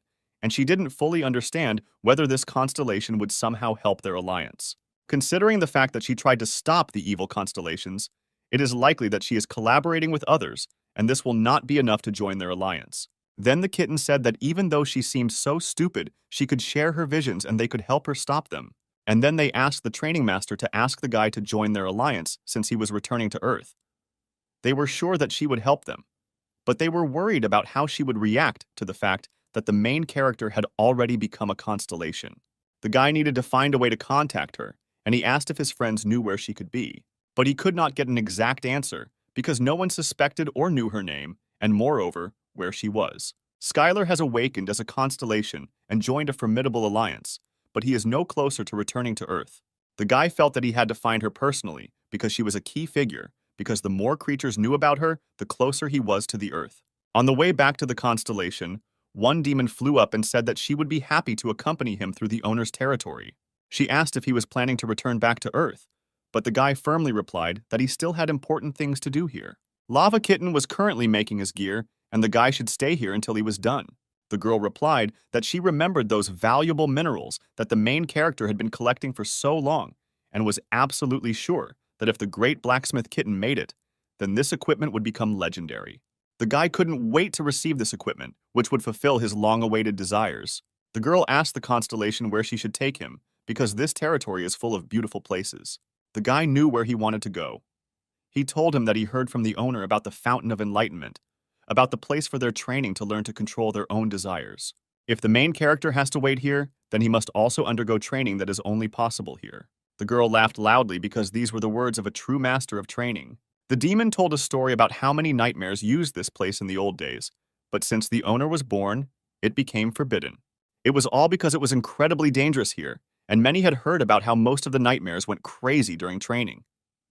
Then the guy took the Well of Enlightenment in his hands. The essence of the training was to drink water from the well. However, if this were really the case, then it would not have been sealed. The stronger the desire of the person drawing out the water, the heavier the water becomes. You can try to meditate and get rid of these desires, but this will not reduce the amount of water. If you let go, you can return to Earth. Doesn't the main character want to return to the old gym and touch the old barbells and dumbbells? Doesn't the guy miss spicy chili ramen or what happened in the latest issue of the novel he read or the Batman and Superman movie? Isn't he interested in all of that? Then the girl's voice was heard, that so much time had passed since they broke up, and it did not happen on a good note. But their love had not passed, and they had already stopped hating each other. If the protagonist lets go of this rope, they can be together again. His friends watched this and believed that even if he was a master of training, it would not be easy for him, because this well excites and intensifies desires, and the bucket becomes many times heavier. The kitten asked if the master would be okay, but the girl added that the constellations were on a completely different level than nightmares, and at least he wouldn't just go crazy. The goddess was interested in what kind of illusions were tormenting him, and there was probably something incredible there. But at this moment, the training master continued to undergo tests and hold the bucket of water. When the others from the Alliance looked at the guy, they were horrified and could not believe their eyes at what was happening there. At this time, the main character was training with this bucket. He was working out to strengthen his muscles and doing several repetitions in a row. He used the weight of his own desires and thus got rid of them. The guy was addicted to training, and it is not surprising that thanks to this he became a constellation. They heard the boy ready to do 5 more sets for the workout, and the kitten muttered that this was too much. The essence of the training was that you had to pull out a bucket of water as heavy as your desires, and the one who wanted to pull the bucket out of the well would see illusions corresponding to his desires, and the water would become heavier. The demon added that the constellations say that many nightmares have gone mad trying to complete this training. She asked if the main character had any problems, but he was absolutely fine. He just found a good exercise machine for the first time in a long time. The guy thought that most people couldn't lift a bucket, and it was such a weak temptation. Movies with Superman and Batman were not very good. As for ramen, you need to constantly monitor your diet during training. Starting from scratch with an ex-girlfriend, the guy has long had such a thing as the awareness that if they get together, then nothing will change. All these illusions were too weak, and this machine is simply an improved squat with weights. Then the goddess was ready to swear that there are no creatures without desires, and the constellations are no exception. The girl added that the constellations are weaker in terms of restraining their own desires, and why would an omnipotent being restrain them? This is a constellation that has a good foundation, and that's not counting its fighting skills. Is it possible that only a constellation that was previously mortal has this power? Skylar spent most of the day exercising with the Well of Enlightenment. He could do light cardio if he cleared his heart, and strength training if he gave in to his desires.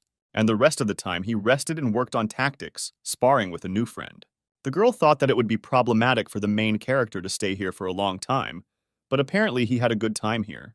Then, the goddess added that he was a person who had the potential to grow avatars and found his own kingdom, and the guy was very interested in these words.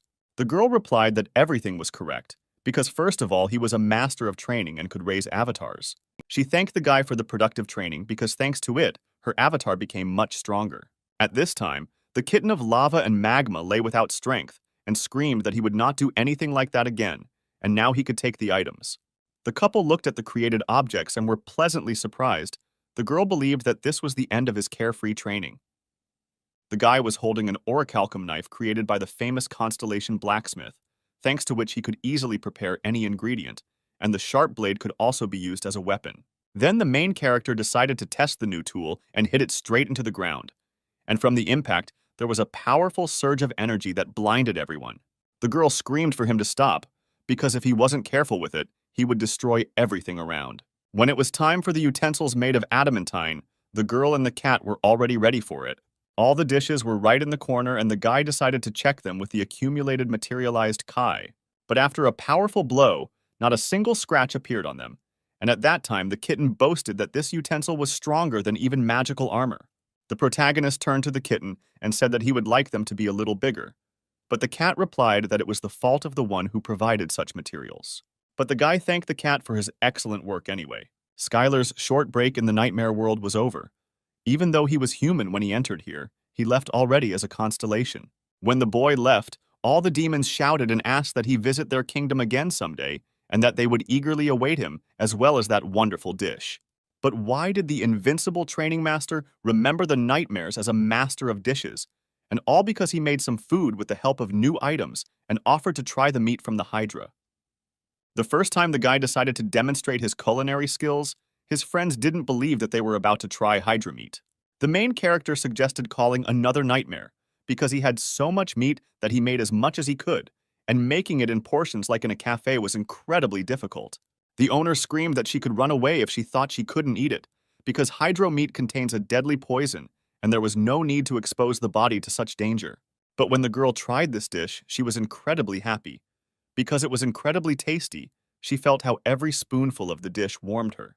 And at that moment, every nightmare wanted to try this dish. The obsession caused a little fuss, and the situation was resolved thanks to the intervention of the hostess. The guy could practice cooking, increase the power of the essence, but he was a little uncomfortable, because in the end, because of him, the hostess's avatars staged this ugly scene. The main character thought that apparently ruling a kingdom is not so easy. At that moment, the guy entered the territory of the serpent bearer of plague and darkness. He realized that this territory really suited him. Then the guy decided to use a little bit of essence power so that this gloomy guy wouldn't bother him, and hid the essence from the whole world, and immediately disappeared from the visibility of the constellations. Once he did this, he realized that the world had become so quiet and calm, and he couldn't believe that he was being blown away by a stream of messages from the constellation, because he couldn't do something so simple. And at that moment, the serpent bearer of plague and darkness ordered all the avatars to find the invincible master of training, and when they find him, not to fight alone if they could not defeat him at all. Suddenly, the main character met a skeleton who approached him, said that he had entered the territory of his master, and such impudence would not go unpunished, but his master was magnanimous, and he offered to become the avatar of his master. If the guy joins him, he will forget about this disrespect and recognize him as a valuable subordinate. Then the skeleton turned once more to the training master and said that if he refused this offer, then his master would come and deal with him. But the guy only heard the smell of rot around him, and he asked this owner to show himself right in front of him. He shouted loudly so that the messenger of plague and darkness would stop hiding behind the avatar and show himself. The main character did not understand why the skeleton was still here, what it was doing here, and why it could not call its owner. Then Skylar decided that since he wasn't showing up, he would force the skeleton to do it and punched him with a powerful blow. The guy continued to insist that the serpent bearer of plague and darkness show himself to him and stop hiding behind a weak avatar. And if he didn't show himself, he would consider him a coward who couldn't even protect his own territory. The owner and the cat were stunned that the main character decided to start a war between the constellations. They tried to stop him, saying that it was madness. Then the boy remembered that they could be watching him, and the mistress said that challenging a mid-ranking constellation to a fight was reckless. But Skylar did it because he had to get back to his roots. After all, even after he fell into the abyss, the guy was never a force to be reckoned with. Being a weak man, he always fought against hostility. From the point of view of the powerless, he did everything he could. However, after he became a constellation, nothing changed. He always hid from the older constellations and, like the last coward, remained in neutral territory away from the prying eyes of the constellations. The protagonist has lost the meaning of fighting and must now follow his own path, living like a constellation, putting his own life on the line and fighting the messenger of plague and darkness. The fact that his opponent was a constellation didn't change anything. Skylar's friends screamed loudly because the main character's opponent actually heard him and came to fight. The Ophiuchus of Plague and Darkness came to the protagonist at his request, and the kitten screamed that it was too late to run. A mid-rank constellation, the messenger of Plague and Darkness, came with an army of skeletons.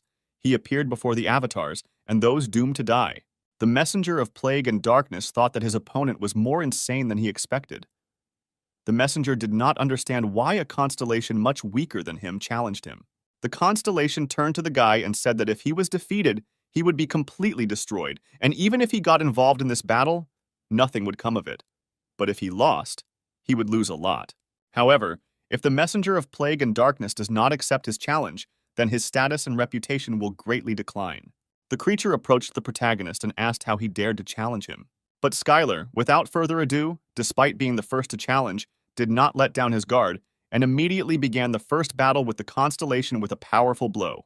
The guy understood that the difference in strength between them was too great and he had to end it quickly, using all his power. But if the fight dragged on, he would definitely lose. In one blow, he put all the power of the cosmic fist and added a little bit of essence power. This blow was truly powerful. No one could have expected such an outcome of the battle. Born as a constellation, he felt pain for the first time, as if his essence was being torn apart. Other constellations, including the Messenger of Plague and Darkness, rarely fought personally because it was too dangerous. The messenger did not understand what kind of technique this was, why this magic was so crazy, and how it could even be called magic. Skylar kept throwing punches. His attacks were working, and he couldn't pass up this chance to win. The main character did not understand why the messenger pretended to be weak, perhaps in order to attack unexpectedly later. Everyone around watched the bright flash in the sky, because it was a battle of the constellations, although the glow looked more like the end of the world. No one understood how such a pitiful constellation could resist their inimitable master, the messenger of Plague and Darkness. Even though the guy had carried out a large number of successful attacks, he still smelled the rot and knew that things weren't going to be easy. But as soon as he got closer to the constellation, he heard it loudly start shouting that it surrendered. The skeleton began to repeat that he had lost this fight and was asking the main character to stop.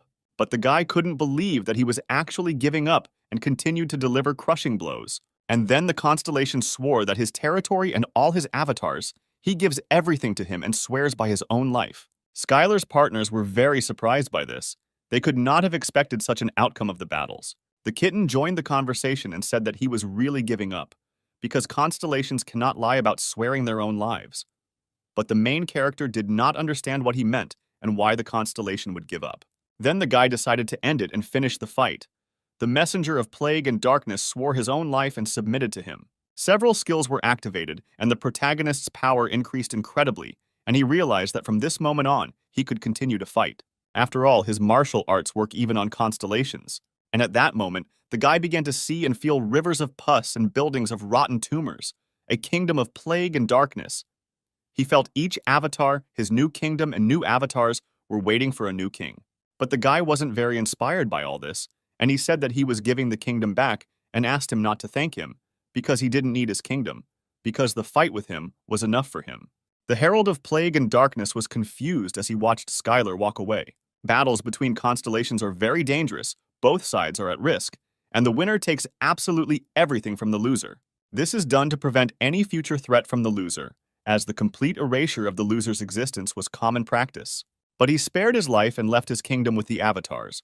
Although he was glad about it, there was a feeling of loss. The kitten turned to Skylar and thought that leaving the kingdom and the avatars was a big mistake. But the main character didn't care, because he wouldn't be able to rule it anyway.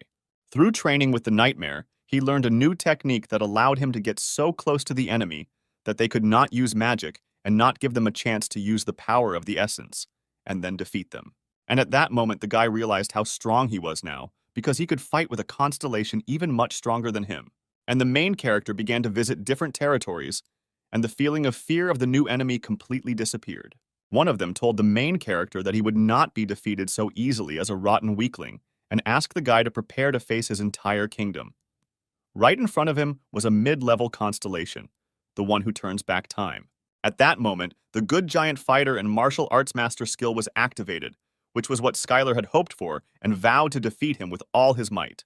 Hearing rumors of what happened to the Herald of Plague and Darkness, they prepared for all sorts of scenarios, In other words, Skylar now had to fight all the avatars of the kingdom.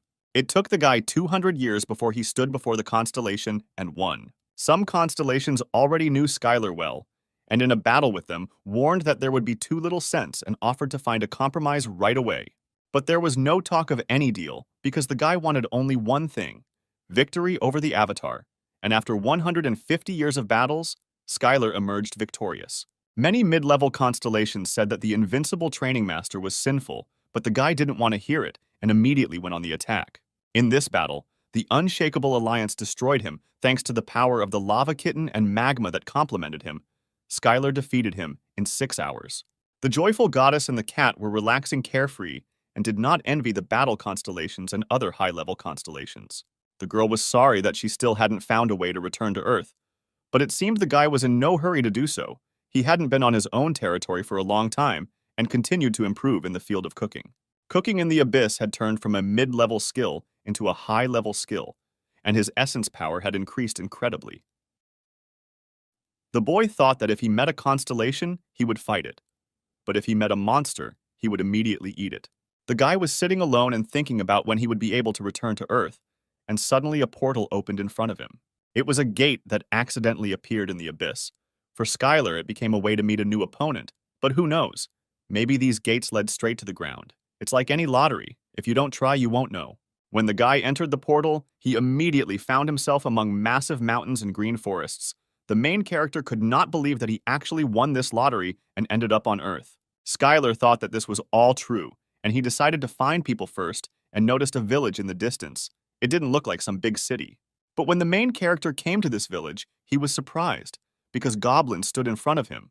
Then he thought whether it was possible that during his absence, people disappeared and goblins appeared. Then the kitten said that although it looked like Earth, it was not it. He was on the planet of goblins. This planet was called Ephesus, or otherwise Goblin Paradise. Even though the guy saw goblins in the dungeons from time to time, he thought they were just monsters. But contrary to his expectations, they were able to create a real village. Although the Goblin Kingdom looked like Earth, it was much closer to the Abyss, which meant that portals appeared here much more often.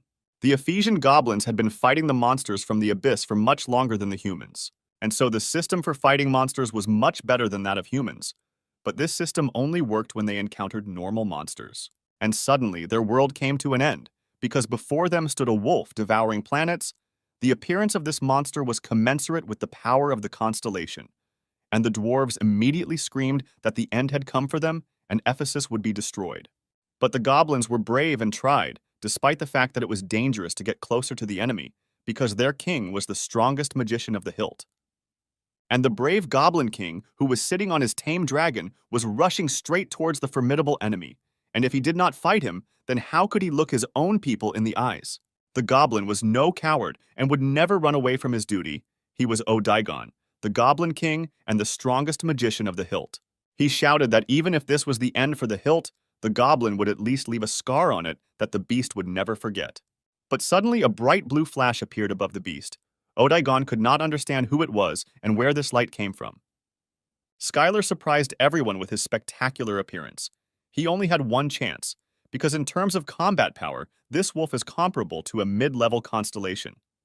But it is not a constellation, since its existence is not focused on one thing. He had the opportunity to stop him right now, this second, and he used everything he had. And indeed, the attack was so powerful and strong that the planet-devouring wolf was immediately defeated.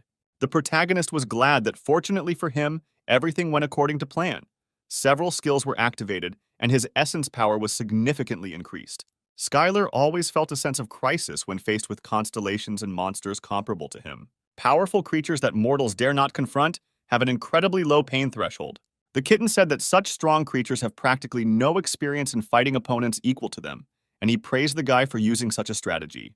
The protagonist thanked the cat and said that if he had withstood his last attack a little longer or had been prepared in advance, then this battle would have lasted for several centuries. At that moment, the main character saw surprised goblins in front of him, who stood and looked at him in surprise. The guy hoped that they would not attack him, especially after seeing this battle. Then one of the goblins got much closer to Skylar, and this made the guy panic a little. But the goblin fell to his knees before him and said that when the other constellations were busy and doing nothing, he was the only one who came here and helped his people. He bowed low to him and said that he was now his god and his master. From that moment on, the Goblin King Odaigan swears allegiance to him, and all the goblins who were there bowed their heads before the main character. Thanks to this, the Goblin Kingdom of Ephesus was now under his control, and his constellation power increased depending on the number of souls that worshipped him, and the world began to resonate with him. The power of the constellation was increased. The power of the constellation was awakened, and the boy obtained the skill of the constellation of the territory belonging to the invincible god. And now he has become a middle-rank constellation. The kitten of lava and magma told the boy that he was so filled in his own mind that it would be nice if everything happened the same way with the Earth. But the guy didn't think that people would be so simple, because the Earth is different from this planet, where there are only a few hundred goblins. After all, if Skylar defeats the huge monster on Earth, he will simply become famous. And that will be all, because people are not like goblins, they will not obey. Because the reality is that they are constantly trying to destroy and subjugate others. As the boy was leaving the scene, the Goblin King caught up with him and shouted that he would go with him and would always stand by his side. The main character addressed the goblin by name, and he was very grateful to him for remembering his name. Skylar said that he was going into the abyss and that it would be difficult for mortals like him to follow him. But the goblin was not stopped by this, and he would follow him even into the darkest depths of the abyss. Odaigan added that he was the king of the goblins, and was not like the dwarves who broke their own promise because of difficulty. And if he and his people did not repay the savior, they would live with even greater regret. The protagonist noticed that magical power surrounded his entire body. Even compared to earthly hunters, he was a powerful force to be reckoned with. The boy agreed to the goblin's offer and said that his abilities as a magician would be very useful to him, but warned him not to regret it later. The goblin asked what his master wanted to find in the abyss, and then the guy told him about a planet called Earth and asked if he had ever heard of it. But the Goblin King heard this name for the first time. They set off on a long journey because they must arrive on time, because most likely she is too far away. This story has been up until today about how Skylar became an invincible training master and how the Goblin King became his subordinate. The goblin and the boy looked at the meat and thought about what to do with the large pieces of animals. But there was no more room in the spatial necklace, and then the goblin suggested using spatial magic. At the moment when Skylar was unloading huge pieces of meat, the dwarf turned to the owner, saying that a strong magical storm was starting nearby, and they should find shelter.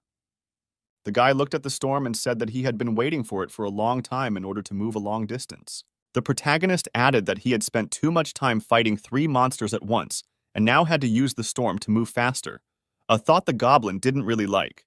They were standing right in front of a magical storm, and the goblin was ready to do anything for his master, and would go where his master would go, even if he died. Odaigan looked at the continent-sized piece of land that was destroyed in an instant. Although a magical storm was not that rare in the abyss, but this particular one was very strong. The goblin asked the guy if he had ever traveled using a magical storm, and the protagonist replied that if done correctly, it was a very fast and good way to travel in the abyss, and also very convenient. Odaigan said that even the constellations avoid it, but he will follow it to the ends of the earth. But suddenly the magical storm began to disappear. The magical power began to concentrate and transform. Since the size of this magical storm was too big, it would produce a lot of byproducts and disappear. But the guy didn't understand what kind of byproducts the goblin was talking about. Odaigan then revealed that many of the places in the abyss were actually byproducts of a magical storm, and that this magical storm would leave the dungeon. A dungeon is a part of the abyss that has special rules, and some dungeons are connected to other places. The monsters of the abyss appear exactly there, and if you don't deal with them, they will simply wipe everything off the face of the earth. One such appeared in Nevada, USA, in the Mojave Desert. This dungeon is called the Mirror Illusion of Chaos, and had an entry limit of about 10 people. There were 2 weeks and 11 hours left before the new monsters would come out, and people had no information about which monsters would appear again.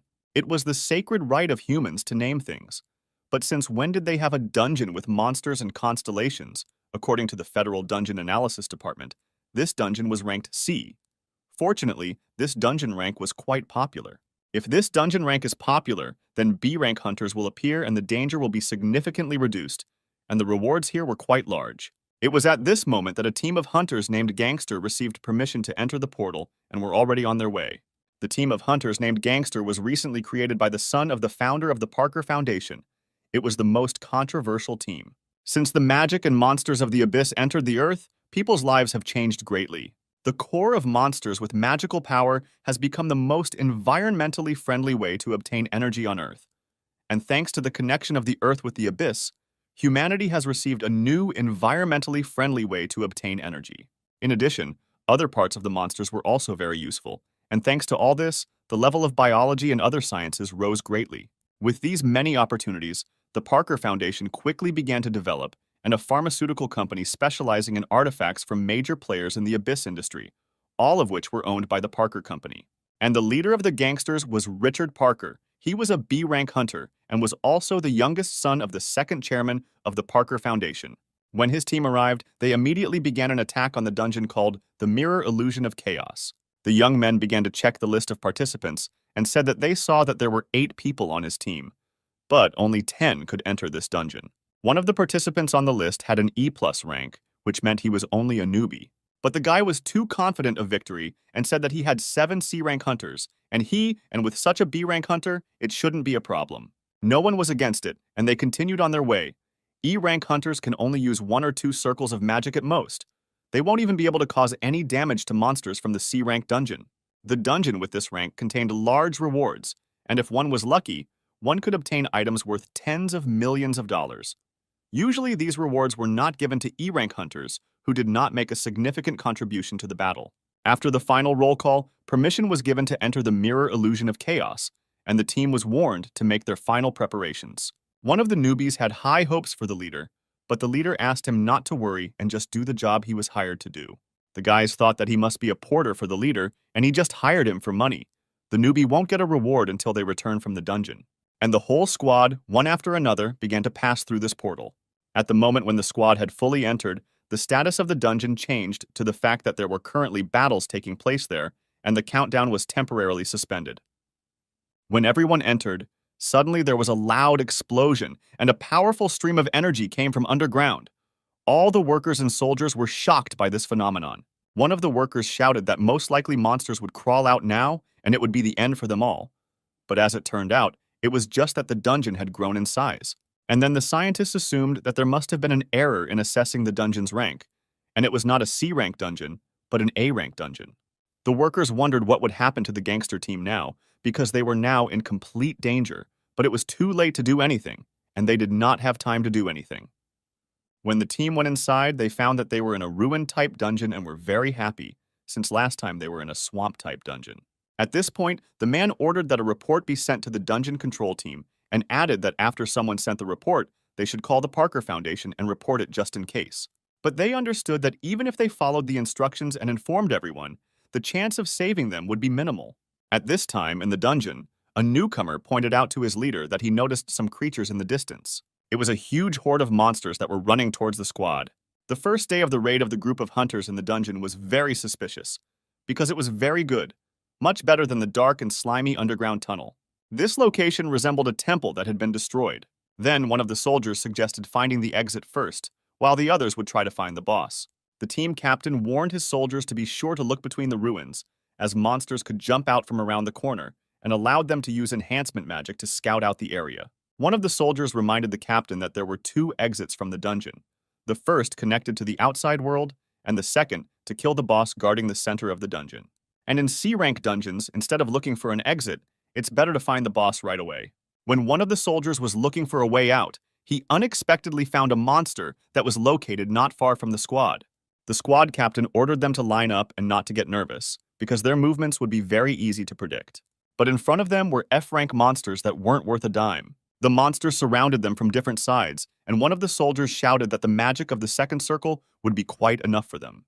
The flaming arrows attacked the monsters, but they continued to advance and advance. The fighters were confident that they could handle them because they were ordinary ghouls and could be stopped with just a couple of area of effect spells. After several shots towards the monsters, the fighters' mana was depleted, but the monsters continued to advance towards them. One of the fighters turned to the captain and said that if this continued, they would not last long, and at most they would be able to throw a couple more flaming arrows and that would be the end of it.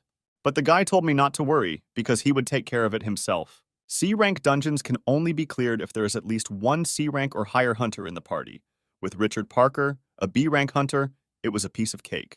However, the gang members realized that something was wrong, and this time it would not be easy. In the same location, a bright flash of light appeared, and at that very second, Skylar appeared along with his new friend Odaigon. After such teleportation, the goblin suddenly felt sick, and he apologized to his owner and immediately cast a spell against nausea. The Goblin King was greatly surprised that after going through all this and moving through time and space, the main character remained calm, as expected from his master. As soon as they landed, the guy smelled something rotten and assumed that there were ghouls nearby and ordered his partner to check if this was true. The goblin shouted that magic is a really convenient thing, and if the main character needs to learn it, he will gladly help him with it. The guy asked Odaigon to check the area he had just flown over, and thanks to the fact that the constellations can see through the eyes of their own avatars, he could see what his partner saw. The guy asked to check one of the places, especially check in the shadow of the building right in front of the goblin and examine everything carefully. As he got closer, the goblin noticed the dungeon food rations for C-rank hunters, but warned the owner that there were some symbols there and that it all looked very unusual.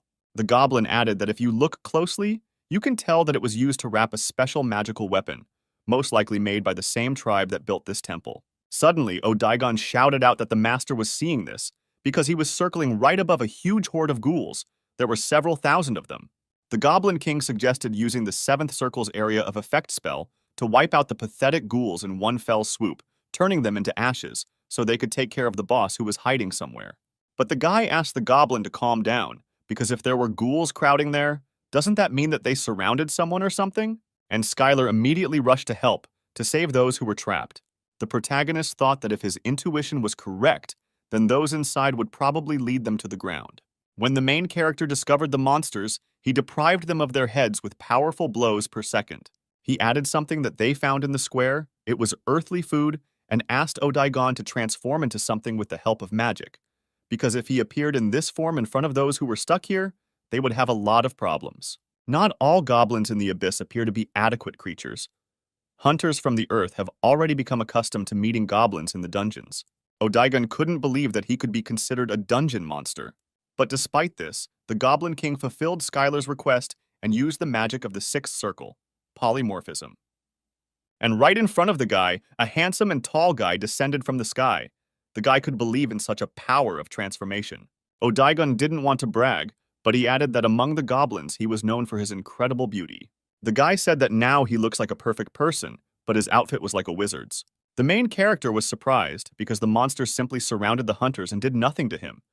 It was interesting what kind of boss was in this location, and maybe he was hiding somewhere nearby. But the goblin reasoned that perhaps this was not so, and if he had intelligence, he would not have simply surrounded them. Perhaps constantly sending ghouls was all that the boss of this location could do. There was a possibility that these ghouls were not controlled by a truly powerful black magician, but by a monster called Tarun. In the abyss, they are known as the Ghoul Kings. He looked like a monster made up of thousands of ghouls. Those who see only ghouls and try to find the one who controls them risk suffering from a surprise attack.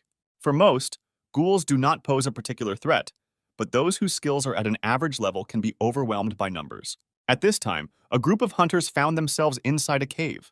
The only food they had left was gloves and boots. It was the 28th day of the raid on the Dungeon Mirror Illusion of Chaos. As soon as they arrived on the first day, they lost some of the necessary provisions. But they found shelter underground, where they were able to hide from the evil ghouls. They were forced to leave all their food and quickly get to a safe shelter. They had the opportunity to seal the passage so that no one could get inside. The squad captain was in deep despair, because fortunately for him, there was no other way in, and the gangster team spent a whole month without being able to do anything. One of the soldiers turned to the guy with the lowest rank and noticed that he had a very large backpack on his back. The guy didn't want to show what was in the backpack until his commander-in-chief gave the order to show all team members the contents of the bag. The commander allowed them to look and take what they needed, but in such a situation there was still little that could help them from there. And no one could refuse such a generous offer from the captain. But from the large backpack, all they could find were a few bottles in French that were intended for skincare. Then one of the soldiers shouted that it was all because of the group leader, that they had found themselves in this situation, and now he should answer for this misdeed. The second most senior gentleman refused to give any comments and said that they should do whatever they wanted to him, since he would not take anyone's side. He added that in this situation, internal conflict is a direct path to the death of the entire group, and everyone needs to calm down and focus on surviving until the rescue team arrives, and that's all that can be said as the second in command. But one of the soldiers reminded that there could be no rescue squad because only 10 people could enter this portal. And all because their leader took a useless porter, the rescue team can only consist of one person, but even one person can't defeat all these ghouls. Suddenly, a rebellion occurred in the squad. The soldiers wanted to throw out the ghoul leader and force him to clear the way for liberation, and at the same time look at the actions of the B-rank soldier. But the commander replied that they were simply sucking up to those who had money and power, and they would never be able to force him to do what they wanted. But it seemed like he had no choice, since there were 6 C-class hunters against him. Suddenly, their boss started to use a high-speed ice bullet. It was a spell of the 5th circle that would attack the enemy with ice bullets at a certain distance. At this point, the guy was determined and offered to fight if they wanted, and he would kill the first 3 who attacked him right away. The guy asked his colleague why he hadn't said anything yet, since they had said so much and thought so much about him. But the man replied that they wouldn't even listen to him if he said anything. He added that he still considered him a decent person, and it seemed that after this he would be able to change. But the commander asked not to praise him, because until the very last moment, he did not understand what was happening here. He had no hope, and he thought that he would die here anyway along with these bastards. And after all, they had already held out here for almost a whole month. Even if a rescue team arrives right after he surrenders, won't he regret it? The guy added that if someone really comes for them, he will give them all the wealth he has. And at that moment, the commander's words were interrupted by a powerful explosion. Skylar came to their aid, who was ready to help them. When he went inside, he immediately asked if there was anyone from Earth among them. When Skylar entered, he saw 2 men standing in front of him and asked them if they came from Earth. The commander did not know how to react and responded and looked at the guy in surprise. The team that was behind was delighted because they thought that there was a rescue team in front of them. After a few seconds, everyone began to rejoice and be happy because after a month, they were finally rescued. But the second commander said that they were idiots and that they should better prepare for battle. The soldiers were outraged by this and thought that their commander had gone crazy. But he added that the soldiers should not dare to discuss the orders of their superiors. If he told them to jump, they would jump. If he told them to fight, they would fight. He pointed his finger and asked if there was a 1-person limit to entering the dungeon. Then how could 2 people be here? The main character looked thoughtful and asked if there was a limit per person and apologized for this misunderstanding. He said that he got to this place not through the entrance to the dungeon, but the frightened people asked if not through him, then how? And the guy said that they got here through the abyss. After the portals opened, accidents often occurred when many were pulled into them or into the dungeon, where they disappeared. Most people did not return, but there were lucky ones who did. But the squad didn't want to believe it at all. For them, they could be either monsters or illusions. It was hard to believe that they were really from the abyss. Then the guy replied that it didn't matter whether they believed him or not. But did they have a choice left here? One of the commanders thought about this situation.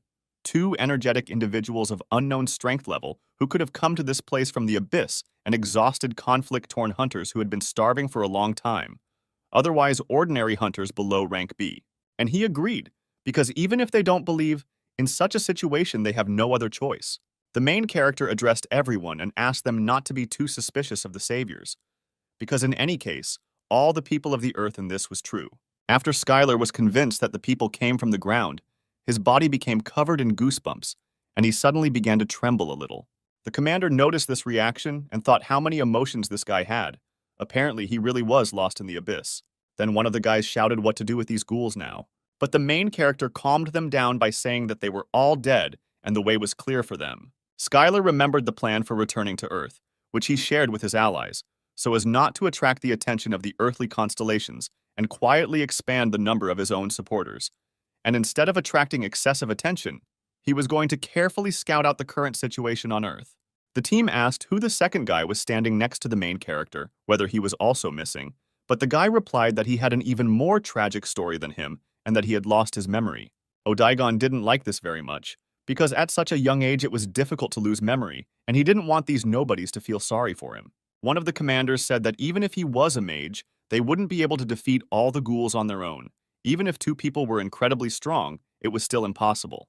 But the guy added that he uses martial arts, and at that moment a deathly silence fell, and the eyes of all the soldiers looked only at the main character. The team began to whisper among themselves various questions, such as how he could use martial arts, since this was the first time they saw it, and how long ago he fell into the abyss. Skylar decided to ask why they were staring at him like that, but it turned out that they hadn't seen the martial arts master in a very long time. The main character said that when he got into the abyss, martial arts masters were not held in high esteem at all. But he asked what year it was and heard in response that it was 2039, and by earthly standards 30 years had passed since the guy had been in the abyss. The soldiers began to remember what the longest record for being in the abyss was, and remembered that one man had stayed there for 28 years, but now he is in a mental hospital. Then Skylar said that now talking about martial arts and dungeons is not so important. He asked Odaigon to give him a little fire, and he replied that he would do everything as the master said. And Skylar immediately reminded him that he had told him not to call him Sir, but only by his first name. The guy immediately began to chop up one of the large stones, which was located right at his feet. The group of soldiers saw something like this for the first time. They watched in amazement as the guy skillfully juggled with the stone and thought it was incredible. The main character was surprised by this. If this was the first time they had done this, then apparently they really didn't have martial arts masters, and he gave everyone a plate.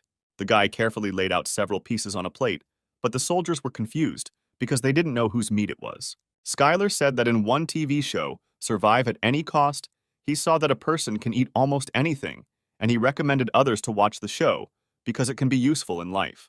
He placed the delicious steak on a stone plate and added that it was thanks to this transmission that he survived in the abyss. The main character began to fry the meat in a frying pan and reassured the boys that everyone would get food, because there was enough meat for everyone, so let them be patient for a little while. A few moments later, each piece of delicious meat was on a plate, and the guy offered everyone to try it. At first, people doubted whether they should eat this meat that the one who returned from the abyss gave them, but the enchanting aroma of the meat quickly convinced them. For those who had been on the brink of starvation for a month, this was a real feast. The guy was very surprised that they were very quiet, and perhaps they realized that Skylar gave them low-grade meat. But when each soldier tasted this meat, their eyes filled with tears of joy, because it was incredibly delicious. One of the soldiers suspected that this meat was unusual, and his mana began to replenish. Normally, if he used a few flame arrows, he would collapse from magical exhaustion. But now he felt like he could use a whole dozen of these spells. The soldier was grateful to the boy for giving them the special meat and thought he was a very generous man. But the silence made Skylar disappointedly decide that they looked so hungry that they would eat anything, and next time it would be better to throw away the low-grade meat. The dungeon was designed in such a way that the ghouls were not only ordinary monsters, but also a crowd that formed the boss. And if they took them all out, they would clear the dungeon. So in order to get out, they had to finish off the rest. The guy was asked how he knew all this, but he replied that it was all because he had seen all sorts of things in the abyss. The situation became tense among the soldiers, and the lead captain separated from the detachment. Skylar suggested that while they were locked up, they had an internal conflict and apparently tried to kill each other. Odaigon added that internal conflict during a crisis situation was unimaginable for the goblins of the Hilt, and considered the humans to be pathetic. Then the guy reminded him that he was also a human, and asked the goblin if he really didn't know about it, and he replied in horror that he didn't want to offend him and asked for forgiveness. One of the squads of hunters who rebelled against the commander said that Odaigon was a very beautiful name. Apparently, they found another leader to take charge and said that they would take care of the remaining ghouls. A group of people tried to suck up to the man who could take them to dungeons and higher-level rewards and were very sympathetic to him because he had lost his memory. And if he didn't mind, they swore that they would be useful to him. But Odaigon quickly suspected their cunning plan and decided that he would let them do what they wanted, because the master asked him to talk to them carefully. Skylar asked what they were doing, and one of the commanders replied that it was hard to find a strong hunter who could lead others into a high-ranking dungeon. The soldiers were very polite with the guy because he was their savior, and since he had been here for more than 30 years, he was also an elderly man. But the main character suggested taking into account only the earthly age of 28 years. Skylar knew that humans were trying to put on a better show of relationships in front of stronger hunters, but he was just curious why they were only picking on Odaigon. The guy asked, even though he was a powerful magician, why they didn't approach him. But the commanders had mixed reactions and said that the reason was that he was a martial arts master. Even among the martial artists, there was an A-rank hunter. The guy did not understand why they were treated so badly, because every martial artist was incredibly strong. When the men found out that Skylar was talking about Master Lee, they grabbed their heads, and the guy did not understand why they were reacting like that and what was wrong with his master. In 2009, just when the guy fell into the abyss, There were the same hunters who chose the path of martial arts, although it was believed that martial arts were inferior to magic, and most of these hunters went to China, the place of their greatest concentration. Although the martial artists were weaker, with the involvement of a large number of disciples, the revival of the martial arts era was possible, and there was also a living legend who had reached A rank, which meant that martial arts had a bright future. At least that's what they thought. The shocking news came out that Master Li was involved in a rank manipulation scandal. In 2011, similar scandals were revealed in various countries. Hunters bribed judges and changed ranks. C ranks became B ranks, B ranks became A ranks, and built incredible heroes. Master Li was also considered an A rank hero of China, but he was actually a B rank hero and a fake. The guy couldn't believe these words because he even bought his photos and posters. How could he be a fake? The commander added that after this scandal, the reputation of martial artists suffered greatly, and many abandoned martial arts with the thought that it was impossible to achieve a high rank in this way. Today, no one uses martial arts because after the incident, this tradition disappeared, and there are no more students in schools where martial arts are taught. Skylar couldn't quite believe that his master had lied about this, and he began to calm down, because he needed to calm his ki energy, because sadness could cause muscle atrophy. Then the guy asked another question, whether everything was okay on Earth, but he was not quite understood. And he added that there was not an invasion of various constellations on the Earth. Then they asked him how he knew about this, because he was talking about the incident in 2011, when there was a disaster. But he was already in the abyss. The main character was upset, because while he was disappearing into the abyss, the goddess's prophecy came true and he was late. In the fall of 2011, when the case of rank manipulation was uncovered. That day, everything was not as usual, and a bright flash similar to the sun was approaching the Earth. It was a portal that was different from the normal portals in the dungeon, and the monsters were intelligent. It was an army with a purpose, an army that followed orders and acted according to a strategy to take over the land and lay the souls of Earthlings at the feet of their constellation. The guy started shaking the man hard and demanded that he tell him what happened on Earth next, whether the Earth had been seized by evil constellations, and he was late. But the man asked the main character to calm down, because where would they be if this happened, and he replied that they fought back. The man said that there were a large number of victims, but they were able to stop them.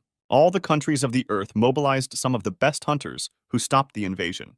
These words made the guy start to choke because then he didn't need to do anything else, and why was he wandering through this abyss? After Skylar went into the abyss, 2 years passed, and evil constellations invaded the Earth.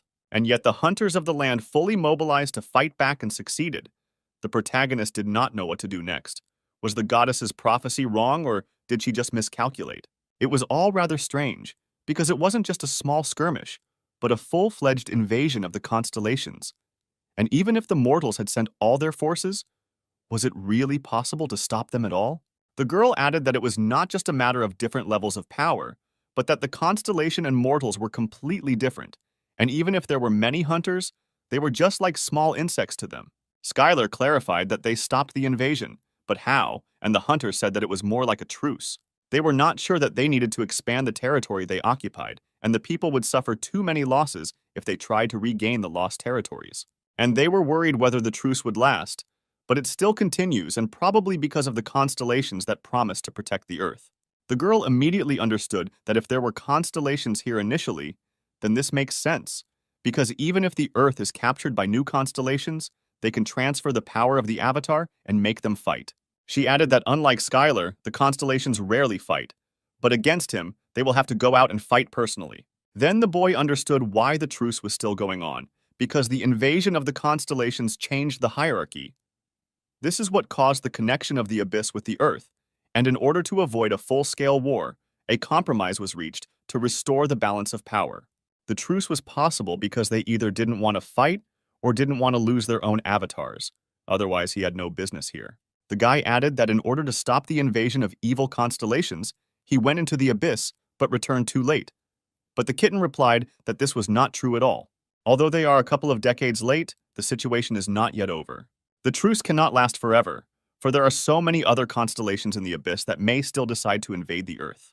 The kitten immediately warned the boy to be extremely careful with any new constellations, as they were unlikely to honor the truce agreement. This meant that if the situation worsened, the Earth would turn into a battlefield where the constellations would fight for dominance over the Earth. At this time, Odaigon was praised for his magnificent shots and admired for his wonderful magic. One of the soldiers praised the guy, saying that he had never seen anyone use first circle magic so well. This really irritated the guy because all he heard was people admiring and praising Odaigon's magic. The soldiers were expecting that if they returned to Earth, it would be simply amazing, because he was at the level of B rank or even A rank. They discussed the guy and realized that he had lost his memory, and the soldiers were going to convince him to leave this Skylar and join them. They had one goal, to take the place of the main character, and then they would no longer have to obey the commander-in-chief of their squad. Skylar looked at Odaigon and didn't understand if everything was okay with him because he looked like he was eager for a fight. But he was even more frightened by the commander-in-chief of the detachment because he also looked as if he wanted to fight with someone. Then the main character asked directly if he wanted to fight these guys, but he waved his hands sharply and said that it was all wrong. Skylar didn't mind at all if he fought them because he was in such shock, and even if fighting each other in a dungeon for hunters was a crime.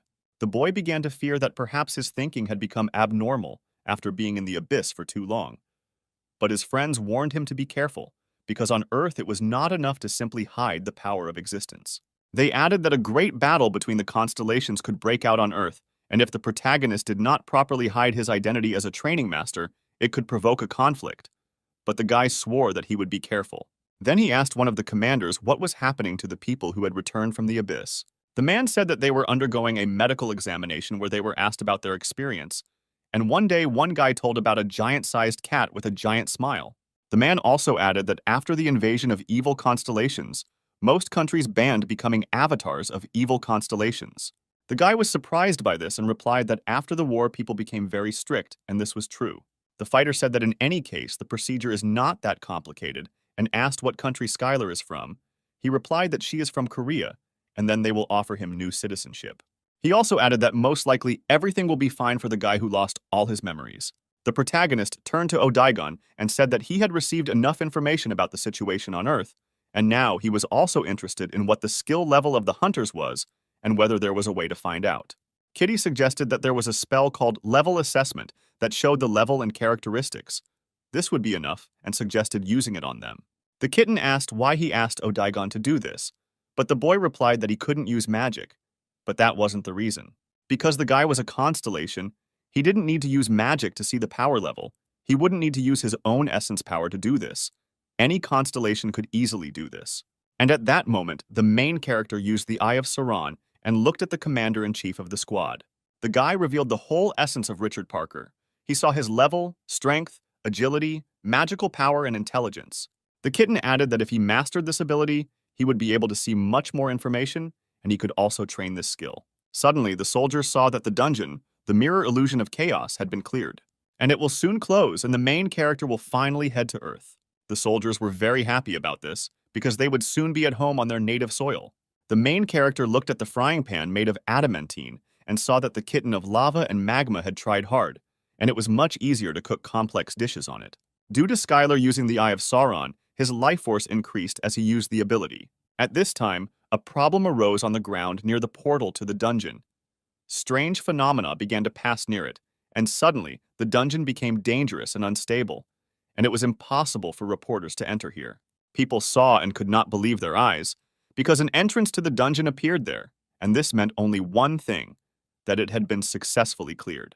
A bright light formed, in which stood a team of hunters, as well as the main character with his partner. When Skylar appeared, the first thing he was surprised by was how bright it was here, and how beautiful the earthly sky looked.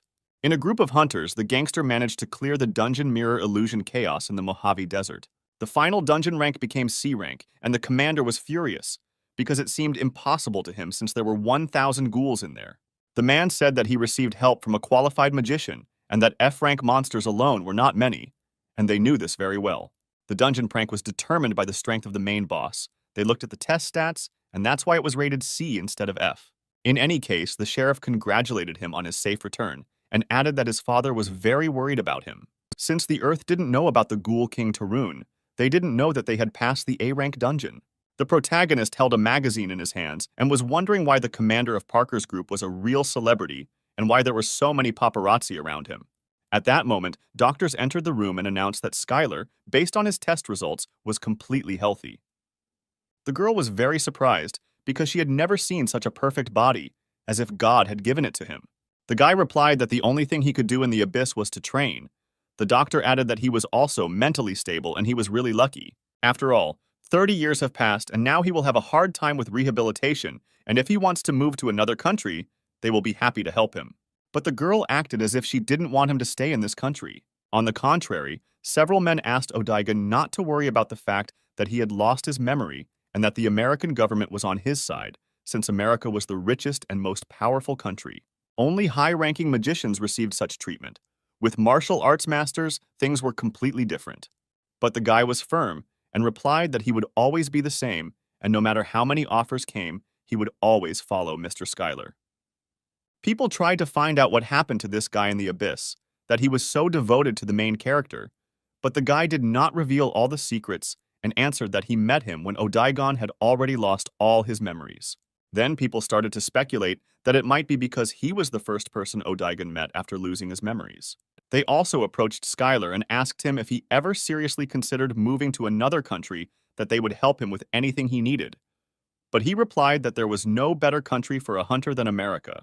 At this time, a group of people were quietly talking to each other using a simple telepathic artifact. Odaigan suggested that he could easily get inside using magic and tell them what they were talking about. The guy agreed to this proposal and immediately heard them say that he would stay here even when he received a green card.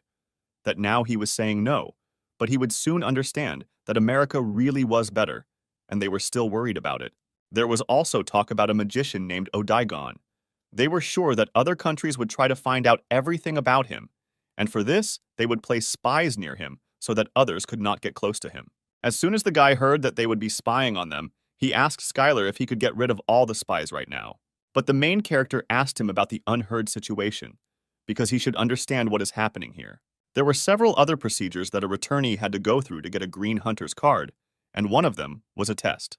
The protagonist was asked to take part in one survey for 30 minutes and was warned to be careful that the electrodes did not fall while they were conducting the examination. When the guy started the test, he read the first question, which asked if he had ever made a contract with the constellation warrior of Madness and Blood. It was necessary to write a fragment in which this warrior was ridiculed. Perhaps it might seem childish, but it is the most effective way, because a servant who has made a contract with a constellation will never be able to mock the master. This was the best way to determine if someone had made a contract with an evil constellation. They adopted this method after contacting the constellations. Next, the guy was asked to measure a certain amount of mana into a crystal ball, as much as he could. After the main character began to measure the amount of mana, the ball turned yellow and immediately began to collapse, and the measurements ended there. The guy thought that in order to move around here more freely, he would better get a higher rank than 30 years ago, because he was probably an A-rank hunter. The amount of mana contained in the measuring crystal ball was much higher than that of the average hunter. When hunters passed the exam, they filled the ball with their own mana to increase their rank. The crystal ball changed color to determine the total amount of mana. It was a little unusual for the main character to control his own strength, but it was not his fault that in the abyss he only encountered strongmen, and perhaps revealing his true strength was still a mistake. His partners watched him and did not understand whether he did it on purpose or not, because you can't attract unnecessary attention. It can reveal his essence. The earth is not like an abyss. There were its own rules there. In the abyss, he can find strong opponents at any time and fight them as much as he wants. But on Earth, this happens under strict control. The opportunity to rise to rank A is given only to hunters of rank B. Rank C cannot skip a step. In order to reach the rank of a hero and become famous as planned, you need to grab any chance and increase the hunting rank to the maximum. The doctor turned to the guy and said that all measurements had been taken and the results would be ready soon, and he could wait in the dorm. Schuyler really hoped that he would be given at least a B rank. As soon as they left the laboratory, the doctor immediately picked up the phone and made a call to one clan and said that he called about a case they were interested in. When the boy started looking at the cards, he discovered that his friend was given a B rank. He was surprised at how well Odaigan hid his abilities. But when the main character opened his own card, he couldn't believe what he saw, because he was awarded the rank C+, and his age was indicated as 57 life years. He couldn't believe that in 30 years, the average amount of mana for a hunter had increased so much, and at that moment, the clan commander approached them from behind. Schuyler asked why he came, but the guy reminded him that he said that he would definitely reward him for saving his life, because he returned after 30 years and must have nowhere to settle. And the guy offered to stay at his house and be there as long as he wanted. On the way home, Odaigon asked if he found it suspicious that the guy had suddenly become so polite to them. But the main character immediately recalled how he repelled the wolf's attack and said that he would not forget it either because the goblins gave him a warm welcome and promised to repay him for saving him. He told how they prepared a bath of acid slimes for him and offered to gladly accept the children of their nobility as sacrifices. But the goblin could not believe that all this caused him inconvenience. But as it turned out, it was all about the difference in culture.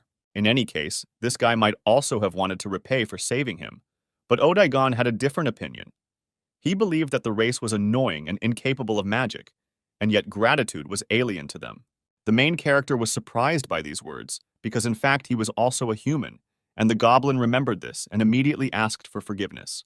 Skylar approached Richard Parker. He introduced himself to him as a very famous person in business circles, and then the guy added that he was looking forward to him giving him all his fortune.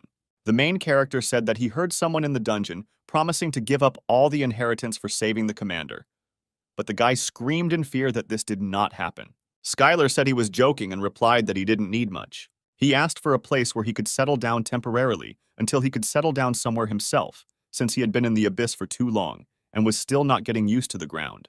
But Parker replied that he could live in his house as long as he wanted, something he could easily give to his savior. Odaigon decided that the guy was being too arrogant, having borrowed only some house. Suddenly, one of the sports cars stopped Parker's entire motorcade. The sudden braking caused everything inside to get mixed up, and no one could understand what was going on. Parker's driver said that someone blocked the way with a car. The main character immediately thought that perhaps this was an assassination attempt, and some evil constellation learned of his essence. At this time, Odaigon opened the door and asked the master to sort out this situation. The guys got out of the car and decided to first see what kind of psycho blocked their way. Skylar never thought he would see a car like this in the middle of the desert, but all that could be said about it was that it looked very American.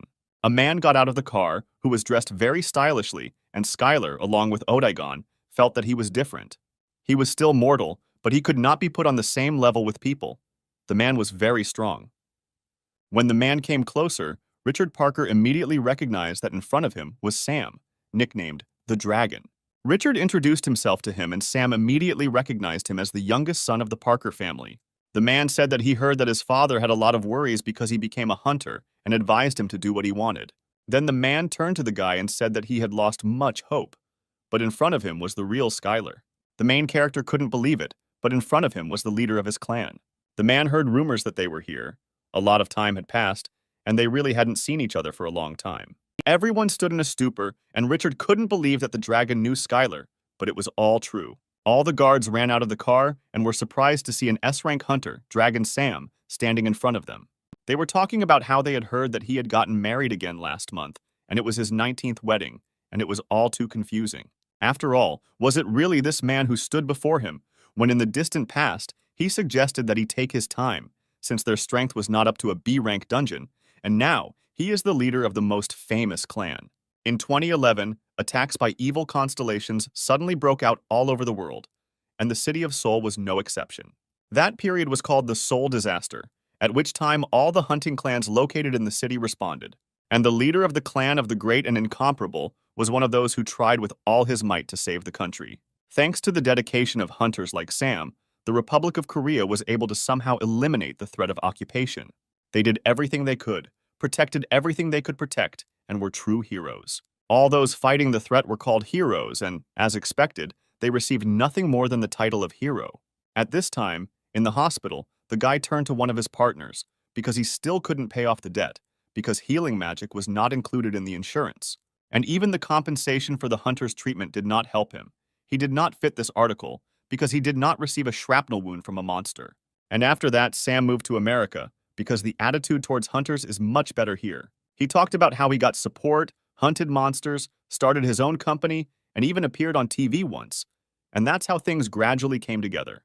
The guy asked how much money he had, and even the rich son couldn't object to him. Then Sam asked him if he knew where he lived now, in Hunter's Hills. But the guy didn't know what kind of area it was. But as it turned out, it was the richest area in Los Angeles. He jokingly called the guy a brat and said that as before, you couldn't get the word out of him with pliers. After all, who else is capable of disappearing, leaving only a letter on one pitiful page? The man suspected that he was crazy about training, But he didn't think that he would go to such madness.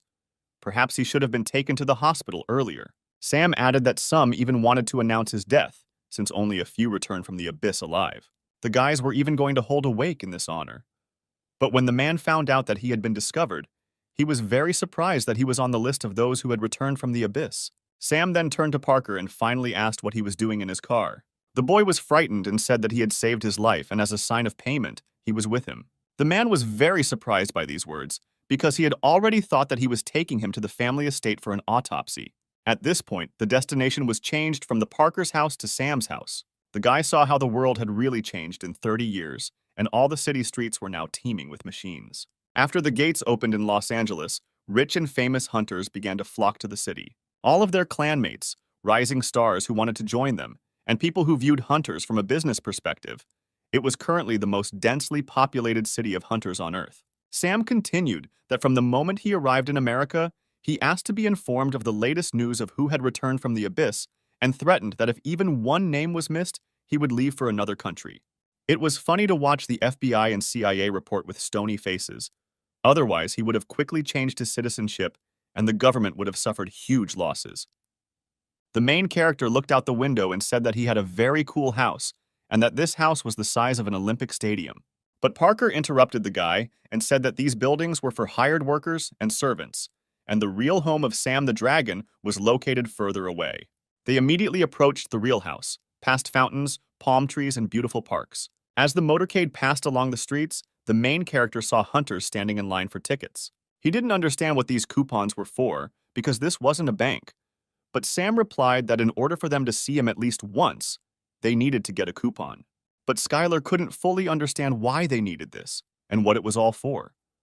But these people came to ask to give them a chance.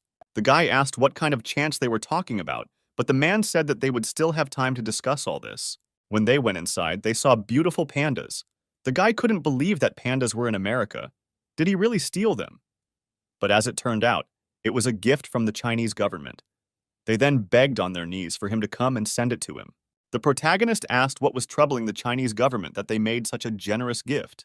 Then the man remembered that the guy was in the abyss and knew nothing, and then he urgently gathered all the secretaries in one place. He ordered to select the best teachers for him in politics, economics, culture, and other sciences, so that Skylar could be taught everything. At this point, Parker's driver said that there was a great chance to meet the dragon at the moment, and that some people had been waiting for months for the chance to see it. But the guy continued that their last name was clearly not Parker, and why should he beg for this chance? Besides, he had the feeling that next to him he was getting a year older with every minute. At this time, one of the secretaries asked if there were too many teachers and too much information, and if he could find out the real reason for this commotion. But as soon as the man introduced himself to him, he immediately heard that he was fired from that very second, because he hired them for a lot of money in order to entrust them with troublesome work.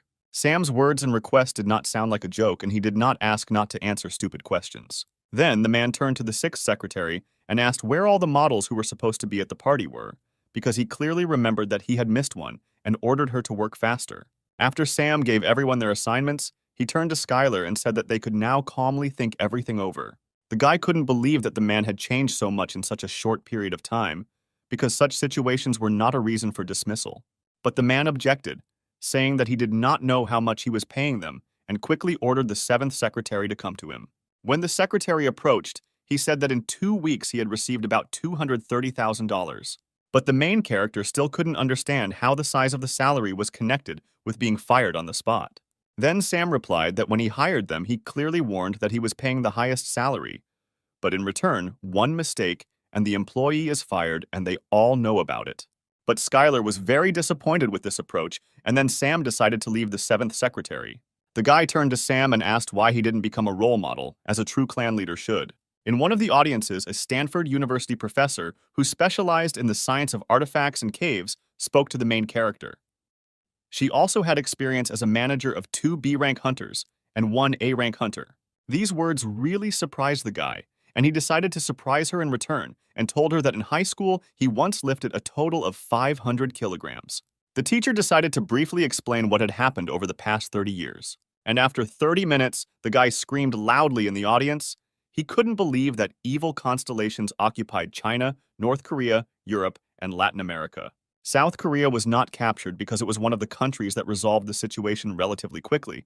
But after that, many Korean hunters went abroad, because America seemed especially profitable to many. Also, clan leader Sam also moved here at that time. His leader was so kind.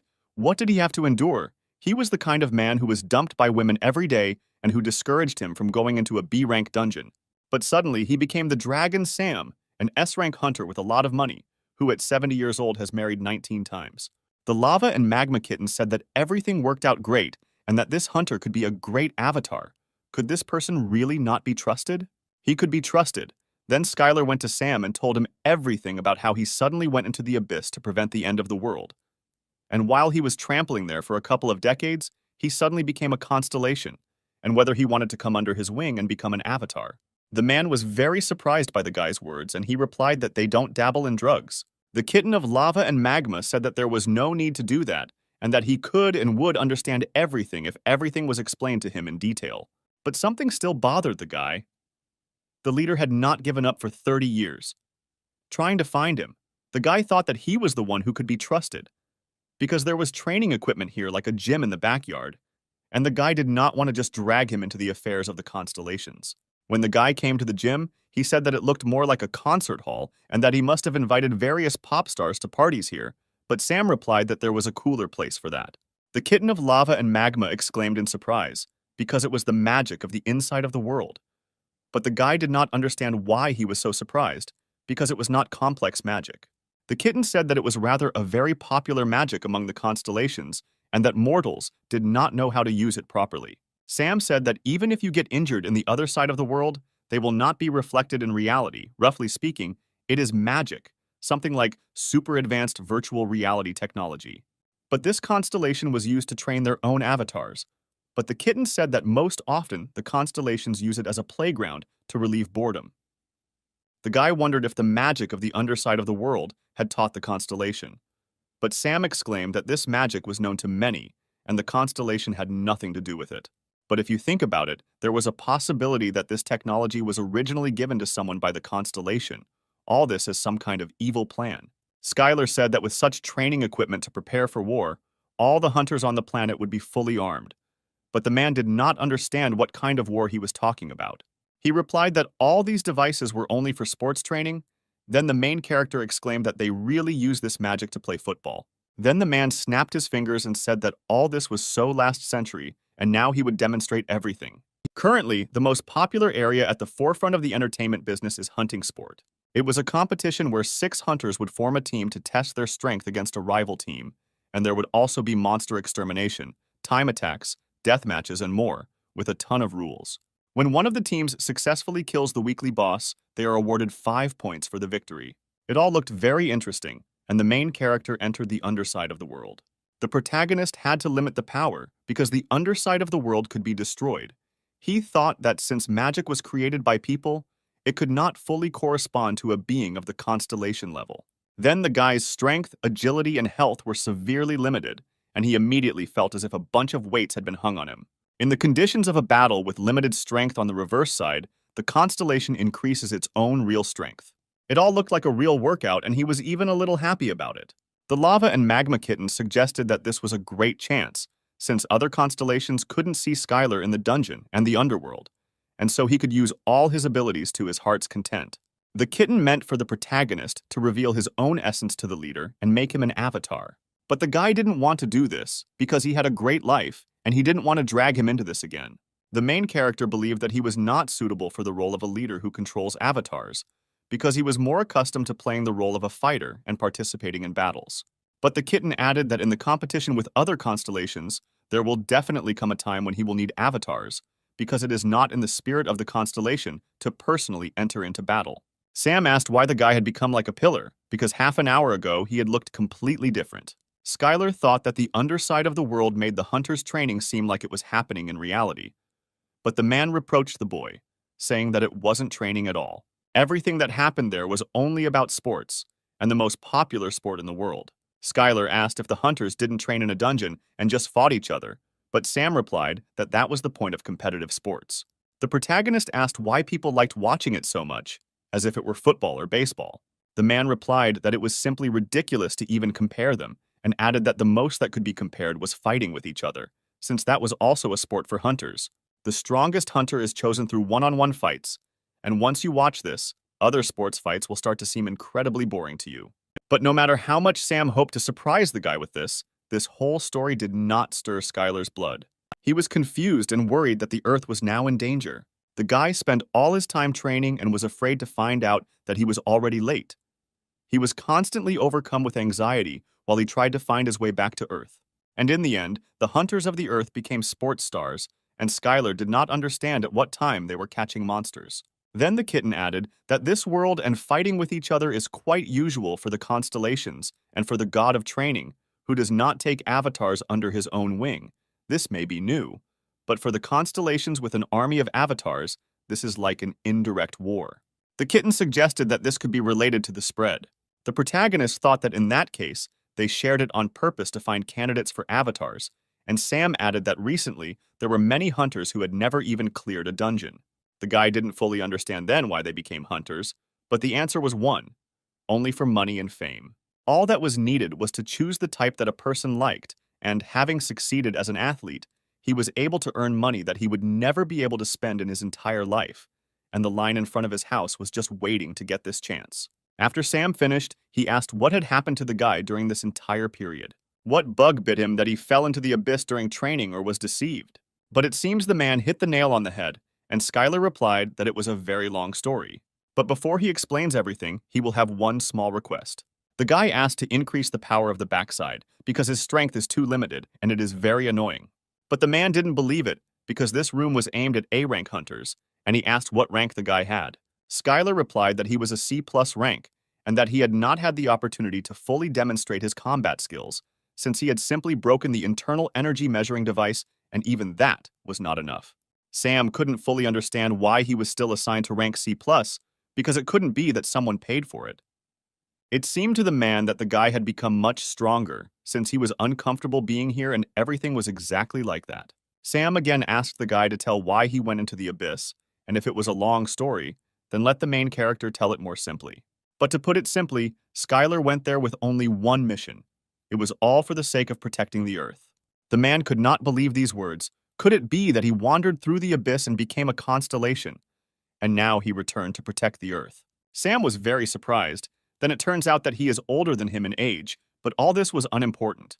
Then the man yelled at the guy because it was hard to believe, since many people who returned from the abyss had gone crazy. But since Sam couldn't believe the words of the main character, Skylar decided to demonstrate all this with his own strength. That's why the guy asked to lift the restriction, and he didn't give a damn about the others, but he wanted to share it with him. The man then took off his jacket and replied that no matter how strong he had become, he had never encountered an S-rank hunter before. Sam talked about how he had crossed paths with various opponents many times, and that on his last breath, he had gotten an A+ rank skill and leveled up through death. The guy laughed, because the man loved fantasy novels so much that he ended up becoming one of the main characters.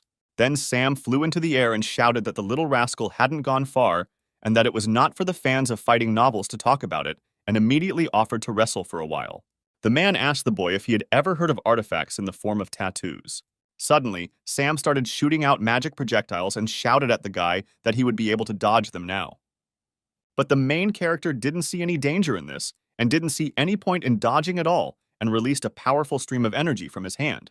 This blow surprised the man, and as the first champion in one-on-one combat at the time, he understood that the opponent in the ring must be forced to focus on defense, attack first, and not give him time to catch his breath. Sam activated the 6th circle magic, which was called the Path of Lava, and turned to Skylar and asked when he learned this type of magic. But in response to this blow, the guy activated a protective Kai barrier and easily stopped a powerful shot of lava. When the man saw this, he screamed, "Is it really because of this skill that false rumors started in China?" The main character did not understand what was being discussed and added that there was a viral fake video with a similar skill to his. The guy was very surprised by this. He couldn't even guess that they could even fake something like this. It really shocked him. Unfortunately, his barrier has consumed a fair amount of energy, and at this rate it will soon be empty, and apparently there is no other way, since he has limited powers here. The guy had to control all his power to make sure he didn't destroy the reverse world. And that was a pretty big headache, since it had been a long time since he had fought like a real person. And then Skylar decided to show the absolute maximum and concentrated all his power into one magic ball. This ball was so fast that Sam didn't even have time to use fast teleportation, and his magic was destroyed, and after hitting, he received a lot of damage. He was shocked that it was cancelled even before it was activated, and how the guy could use those skills so quickly. But Sam didn't give up on this. He had no choice but to strengthen his own body with magic. But the guy literally found himself next to the man in a second and quickly used several techniques. Sam had great hope when he tried to switch to close combat against someone who uses martial arts.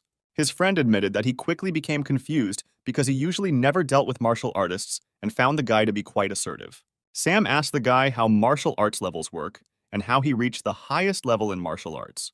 The protagonist replied that it doesn't quite work that way because he currently has the highest level, and if he steps a little further in development, he can go beyond the mortal boundaries. And at that moment, the man realized that in front of him was a real constellation.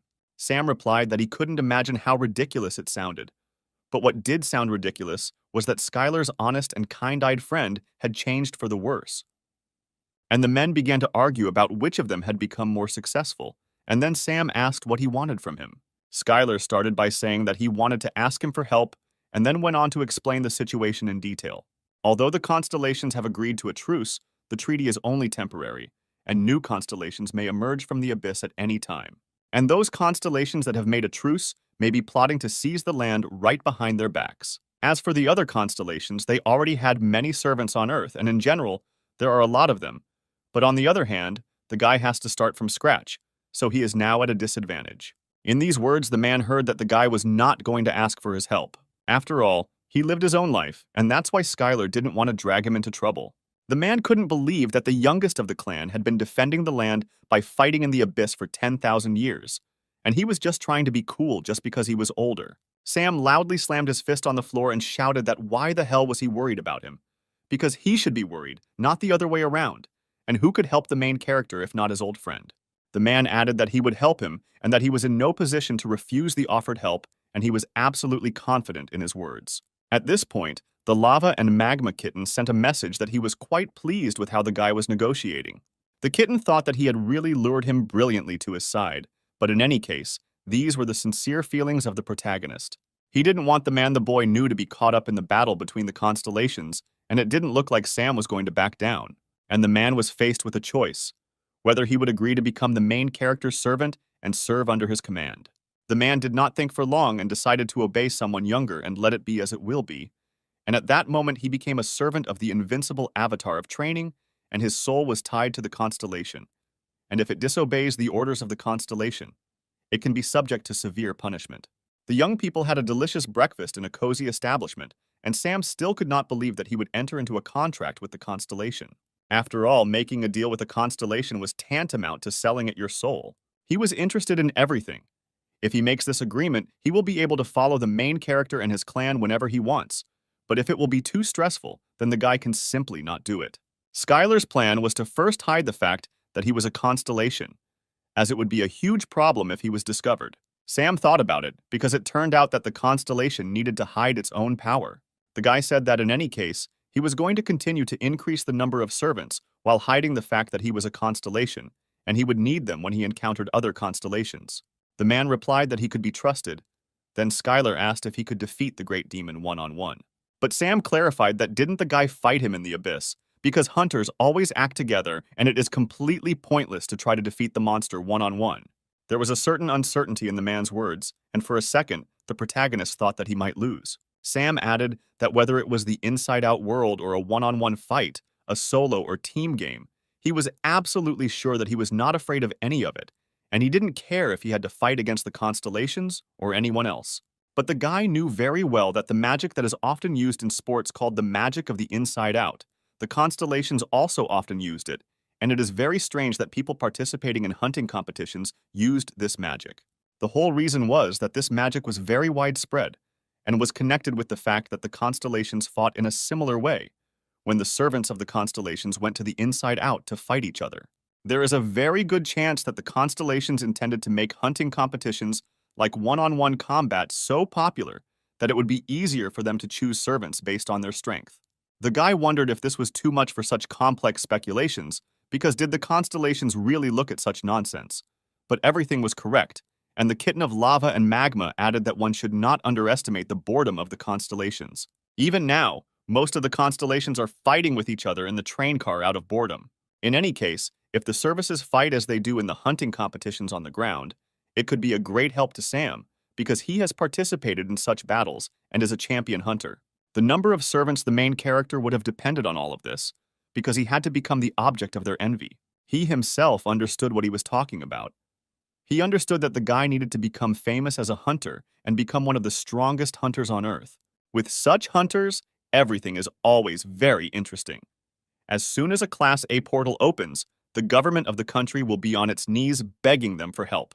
And despite the fact that people claim that their country's hunters are the strongest, everyone knows in their hearts that this leads to their faith and devotion.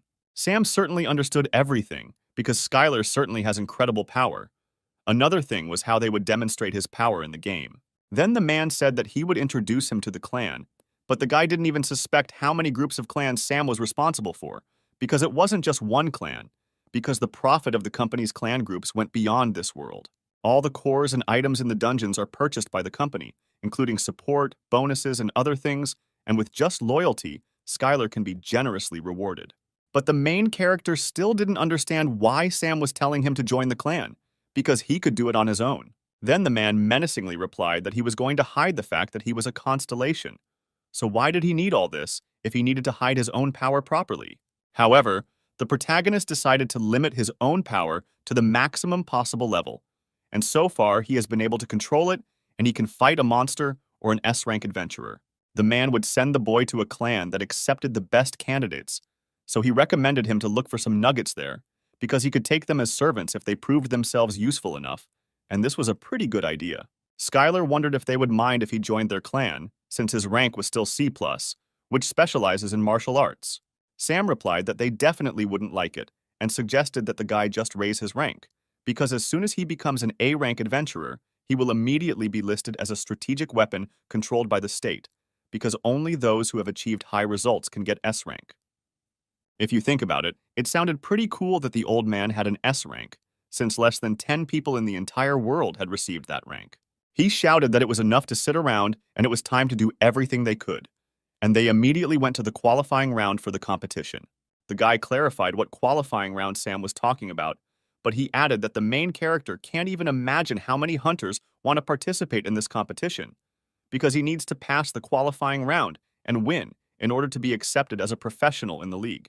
The next preliminary round will be in exactly a week, and during this time the guy can get a little more comfortable here. The guy didn't understand what he needed to get used to and what he needed to do. Then Sam took his phone out of his pocket and asked him if he knew what a smartphone was and showed him. This phone is used for almost everything, including watching the news. The guy carefully took the smartphone and did not fully understand how to use this thing. But one thing was good, that now he could calmly watch Korean news anywhere. Sam was in the office and called a few workers. He asked the hunter department to bring him the evaluation equipment right away, because he needed to re-evaluate someone. Then he thought that they would need another reliable manager. But when he looked at these guys, he realized that they were not suitable for him at all. The man asked what his daughter was doing now and began listing that she was not the 10th or even the 8th, but let them call him the 11th, who had the worst character. He ordered Laura to be brought here immediately, but he was not entirely sure that she would show sympathy towards Skylar, since he was also not easy to deal with. At this time during training, the man could not believe that he had lost control of the third circle magic. Laura turned to him and said that he had a lot of mana, and that did not mean that he could handle high-level magic, and that he should have first studied first circle magic more thoroughly. The guy then shouted that he was a C+ class hunter and had already received an offer from the other close-ups, and how could she force him to repeatedly practice just first circle magic? When Laura was returning from the training class, she turned to one man and said that the guy did not deserve to be trained, and that the girl no longer wanted to study with him, and ordered that they take care of him on their own from now on. When the manager entered the classroom, he immediately started kicking him with his feet, because this stupid idiot didn't even guess who she was, because she was not just an ordinary manager. Miss Laura was a B-class hunter and a renowned A-class manager. She was the type of person who turned worthless rookies into diamonds in any clan. He didn't say anything because she didn't like it when her identity was revealed. But he had just let down his own boss and didn't realize what an idiot he was. One fine day, there was a great deal of excitement at the stadium where the competitive fights were taking place. When Skylar approached this place, he was surprised that this qualifying round would really take place here. Some hunters arrived in luxury cars. They enjoyed great popularity and fame. The main character was not surprised by this, because then and now the habits of hunters have not changed, but in order to get into the professional league, you had to become the winner of this tournament. One of his representatives also said that this was a qualifying round for the C-rank league, but many D-rank or E-rank hunters would also take part in it, and in any case, there would be a chance after that, and it was necessary to take this as a new experience. At this time, Odaigon was so engrossed in playing games on his smartphone that he didn't even pay attention to what people around him were talking about. The guy shouted at him to stop playing these games already, and the competition would start soon. The main character didn't understand how he could play these games all day long. Were they really that addictive? When Skylar came to the stadium's recreation area, he saw that there were journalists and cameramen around, and it seemed to him that this was all a way of recruiting into the clan. One of these journalists scratched his head and could not understand what kind of incredible hunter had to show up in the selection round to be sent so early in the morning. At that moment, an operator approached him and completely agreed with his words and suggested waiting until the majority dropped out. He thought he had seen this journalist somewhere, but it turned out he was a scout from the Gambit clan. The man hoped that this time the damn appraiser hadn't fooled him and had told him the whole truth. After all, they said on the phone that it would be just a bomb, because the guy even ground the measuring device into powder. The journalist had been studying the main character's dossier for a long time. He learned that the guy had gone into the abyss for 30 years, and that everything was fine with his head, and all the tests had passed the check, and no deviations were found. The men decided that if he lived 30 years ago, it was understandable why he used martial arts and suggested sending someone to recruit him. At first, the journalist couldn't believe that it was possible to break a measuring device, and no one could pay them to talk this nonsense. There was no way they could just ignore it, because the money had already been received, and they would hardly have contacted them if this guy was useless. The boss ordered the worker to personally check everything, and if his mana was in excess, then try to offer him to master magic. But the guy didn't understand how he should make him master magic, but that was already his concern, because the journalist gets a salary for it. Skylar's tryouts began, and he was invited to enter the center of the stadium. When the guy entered the inside of the world, he needed to limit his power, because otherwise the inside of the world could simply collapse. But the main character should have limited the power much more, because in Sam's house this thing was level A. Skylar successfully entered the inside of the world. He limited his strength, agility, and endurance. The guy could also use hand-to-hand Kai, but with limitations. This did not stop the main character, because the more difficult the situation, the higher he rose, and this sounded logical. A bald guy at the stadium asked Skylar what the psycho was muttering under his breath, but the guy replied that he thought it was a good experience. The man was inspired by this when he saw a new rival and decided to immediately leave him in a smashed state. The referee shouted that they would be instantly disqualified for fighting without giving a signal. The rules were already known to everyone, but reminded that any skills could be used without restrictions. Also, if they want to surrender or are no longer able to fight, the fight will be stopped. There weren't as many people in the stands as we would have liked, but there was still a live broadcast of the qualifying match for this competition. For the viewers of the broadcast, this was very interesting, because they had not seen a martial arts user for a long time. In their eyes, Skylar was no different from a living fossil. The journalist read his profile carefully and decided that he was worth a look. But when they read that he was a martial arts user, they couldn't believe that they still existed and had already forgotten the last time they saw them. The bald fighter met a man who possesses martial arts for the first time. He decided that as soon as the battle began, he would immediately increase the distance and use second circle magic, and then release enhanced magic projectiles. As soon as the referee signaled the start of the fight, one fighter immediately flew into the air, and for a second, it seemed to him that he was much faster than his opponent. But it only seemed that way to the man, because Skylar's fist was already a few centimeters from his face. Everyone who watched the broadcast and was in the stadium was very shocked, because a few seconds after the referee gave the signal to start the fight, it was already over. Skylar was too surprised by this, because he did not believe that the fight ended so quickly, and that the opponent was too weak. The referee climbed onto the podium to announce the winner, as the other fighter was carried away on a stretcher. The journalist couldn't believe that the guy managed to deal with his opponent so easily, and he immediately reported it over the phone. On the phone, the boss heard that the appraiser had not made a mistake, and they had found a simply amazing diamond that would immediately become their driving force.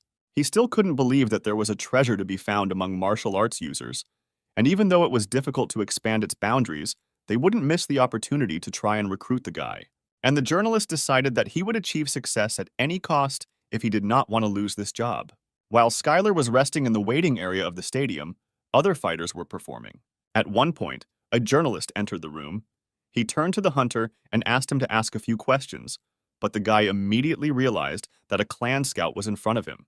The journalist was flattered that the guy immediately realized that he was in front of a clan scout, and he replied that the guy was fundamentally different from today's hunters.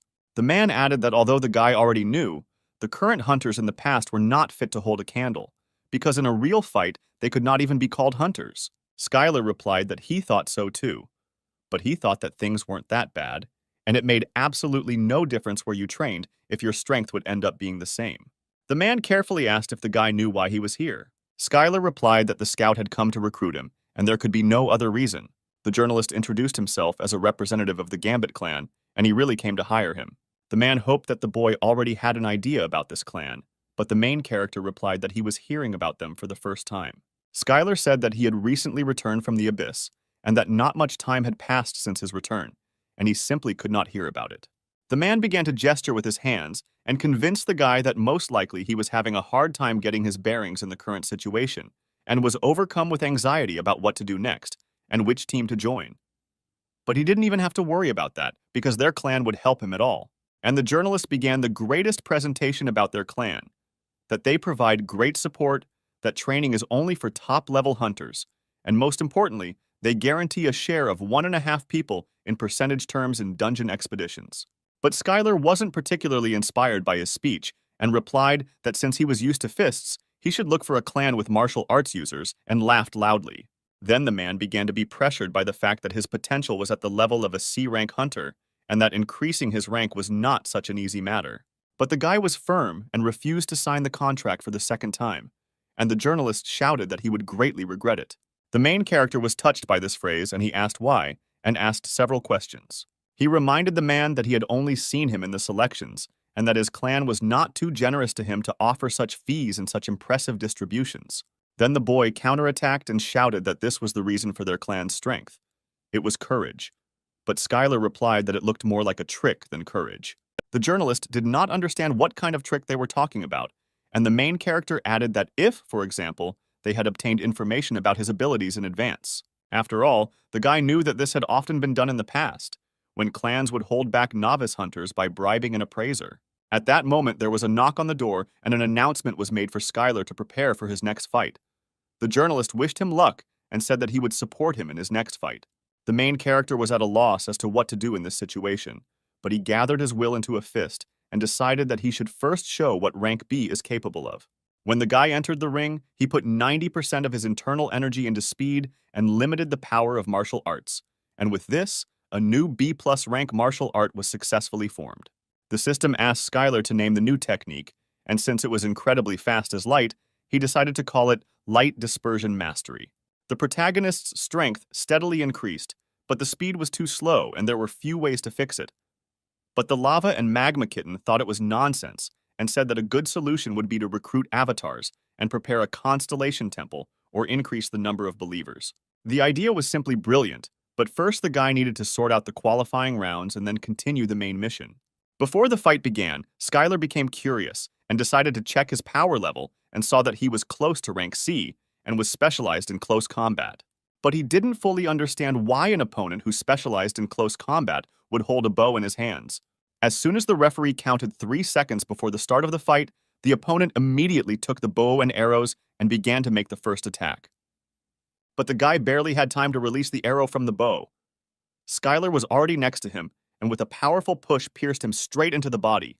The man did not believe where such speed came from, and decided that things would not go any further, and decided to move straight to close combat. He unleashed the full force of his blows with numerous fists that were aimed straight towards the main character.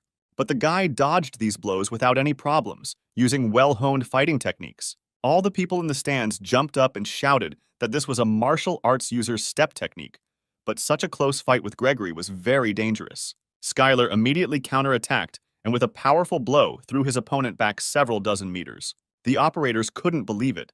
They were photographing this fight and were completely amazed by this monster. No one could understand where this hunter came from. It was not for nothing that they said about him that he returned from the abyss, and from that moment it became clear why no one had seen this martial arts user.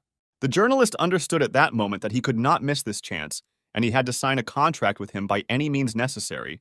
Otherwise, he would not be able to explain anything to his clan. The spectators were impressed that the guy finished all the fights with one punch, but since these were C-rank qualifiers, there was nothing surprising about it. The news quickly spread throughout the city. People were confused and did not understand who this guy was and whether he really was the one who returned from the abyss.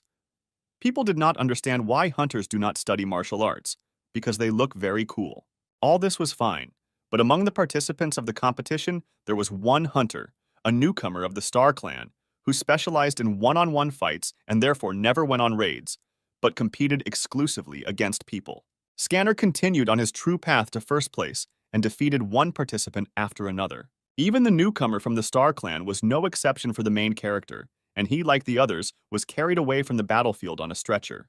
And now the long-awaited finale has arrived, and one of the rivals from the Rainbow Clan has entered the battlefield. He knew that the protagonist's movements were too obvious, but he couldn't block him. And a few seconds later, the final whistle blew, signaling that the fight between the opponents was over. The referee shouted loudly that there was a winner of the C-rank elimination round among them, and it was Skylar. The spectators in the stands could not believe that the martial artist had won and won the final. But only the main character knows that he has been practicing combat for about 10,000 years in the abyss alone, and his level allows him to determine the enemy's tactics just by his breath. All hunters seemed like a mere trifle to Skylar. When the guy received the long-awaited cup, he walked back along the red carpet, where the entire audience rejoiced and congratulated him on his victory in the qualifying round. Even though it was a win in the C-rank qualifier, beating all the participants was a significant event, because in the eyes of the constellations, Skylar began to look like a real treasure. After these events, the constellations came out to Skylar, and the kitten of lava and magma said that this is why he advised to hide his power. The warrior, shrouded in madness and blood, warned the kitten that the constellation, which had no earthly agreement, should not interfere in the affairs. But the kitten replied that the avatar contract had nothing to do with the agreement, so he could do whatever he wanted. But the warrior warned him that he could attack a constellation that did not have an agreement at any time. The kitten did not agree with the warrior's words, and a squabble of constellations began between them. Despite the fact that it was only an exchange of messages, the pressure was simply deadly, and the kitten answered the warrior with such confidence because no one knew where his territory was. The warrior warned the cat that he would never forget this, and that in one moment he would wash himself with the blood of his avatars. At this point, the guy added that he had no intention of signing a contract with a loser like this warrior and ordered him to get lost. The constellation could not stand such impudence and responded that all arrogant mortals would face inevitable punishment. The boy shouted back that the constellation should not be proud of the fact that it managed to cheat death. It cannot even commit atrocities in front of other constellations and still continues to be called a warrior shrouded in madness and blood. Other constellations admired the main character's words and noted that the guy was very confident in what he was saying. The protagonist added that he doesn't know what concerns the rest of the mortals, but at some point he will enter into battle with him, because Skylar never saw any particular need to stand on ceremony. At this moment, the lava and magma kitten was greatly impressed by the mortal's answer and handed him 10 soul fragments. The rest of the constellations were in shock. The main character was very surprised by this, but it was only part of the kitten's strategy, and he asked to accept them. Soul fragments act as currency among the constellations, and now the kitten has given them to Skylar on purpose to provoke the other constellations. The guy needed money if he didn't want to be looked down upon. Up until that point, he only cared about strength and didn't even think about money. At this time, in one of the city buildings, one of the workers approached Sam. He apologized and said that at the moment, an additional investigation was being conducted to catch the appraiser. Sam couldn't figure out which clan this bastard came from, and his protege suggested that perhaps the Gambit clan was involved. Although the Gambit clan was considered an influential clan, it was no match for the Dragon clan, because the Dragon clan was endowed with the powers of the government at that time. The Gambit clan was just a newcomer that was just starting to gain strength. The man did not understand what they were planning, because they all knew that in their current situation, it was dangerous to deal with him, and they still went for such a provocation. At that moment, the secretary knocked on the door and said that the results of the selection round were known and that the winner was the hunter Skylar.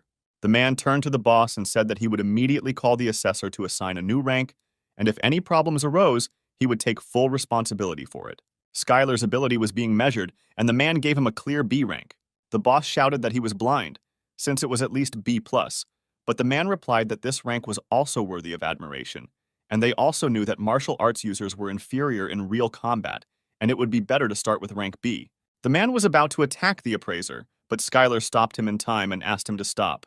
He whispered quietly to him that he should be careful, because the constellations were beginning to show interest in him, and there was nothing wrong with moving slowly.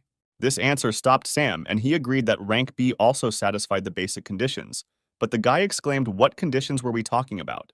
The man said that he had gotten him into the Ikaros clan, but if he was a C-rank hunter, he would be looked down upon. Sam added that it didn't matter who he was, because in any case he would be able to show a bunch of weaklings what abilities he had. At one point, the man threw down his bag and said that he had one good weapon in his collection, and he decided to give it to Skylar. The guy didn't understand why he needed a weapon. After all, was Sam really afraid that he would be humiliated? But it wasn't because of that. It's just that the main character would look really cool with this weapon. From his bag, Sam took out the Sacred Moonsword, which was an A-rank Chinese artifact. The guy asked where he got such a relic, but the man replied that the Chinese government gave it to him as payment for his help. At that time, China was on the verge of destruction due to the invasion of evil constellations in the north, and several extreme problematic dungeons were discovered at once. 3 A-rank monsters burst out of this dungeon, and the man went to help and received this as a gift. In the end, the guy had a hard time believing this story, but he accepted the gift. But that was not all, because Sam wanted to introduce Skylar to the manager. He shouted that in their time, even a dog and a cow had managers.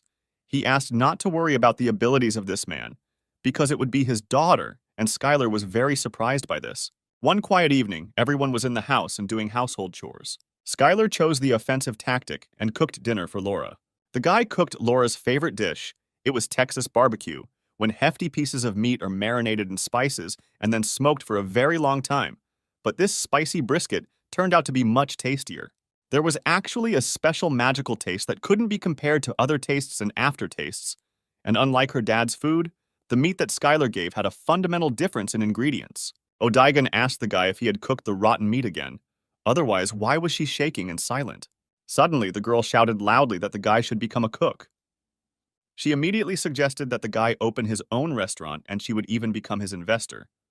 But the main character did not even think about it, because he prefers Korean food. Skylar pushed forward a small bowl of rice and offered to try it, since he had prepared it just in case. The rice was incredibly delicious. Every grain of rice was cooked perfectly and had a very strong magical taste. The girl ate this dish with pleasure, even though she didn't eat any carbohydrates at all. The guy laughed and replied that so much food definitely wouldn't harm her.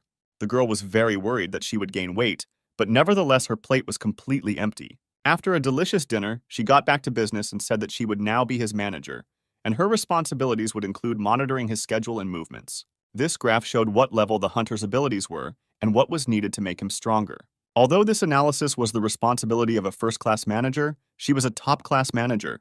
The girl liked the confidence with which he led a real fight, and she and her father thought that they needed a real team to go through the dungeons. She said that there was a huge profit to be made from this, because the government had given this city to her father's clan, and the world was now such that somewhere there was even a guild that had received an entire country.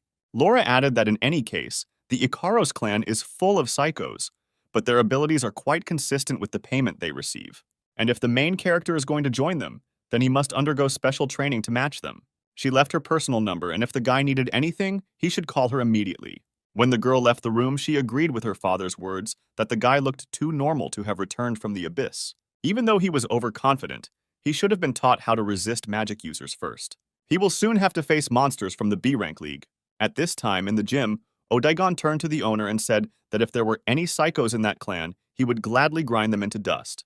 The main character turned to his friend and asked him not to call him master anymore, but added that there were enough psychos among hunters, and the word master would no longer embarrass anyone. Skylar asked that if he wanted to kill someone, he would first ask his permission. At one point, the guy put aside all his sports equipment and decided to conduct a test.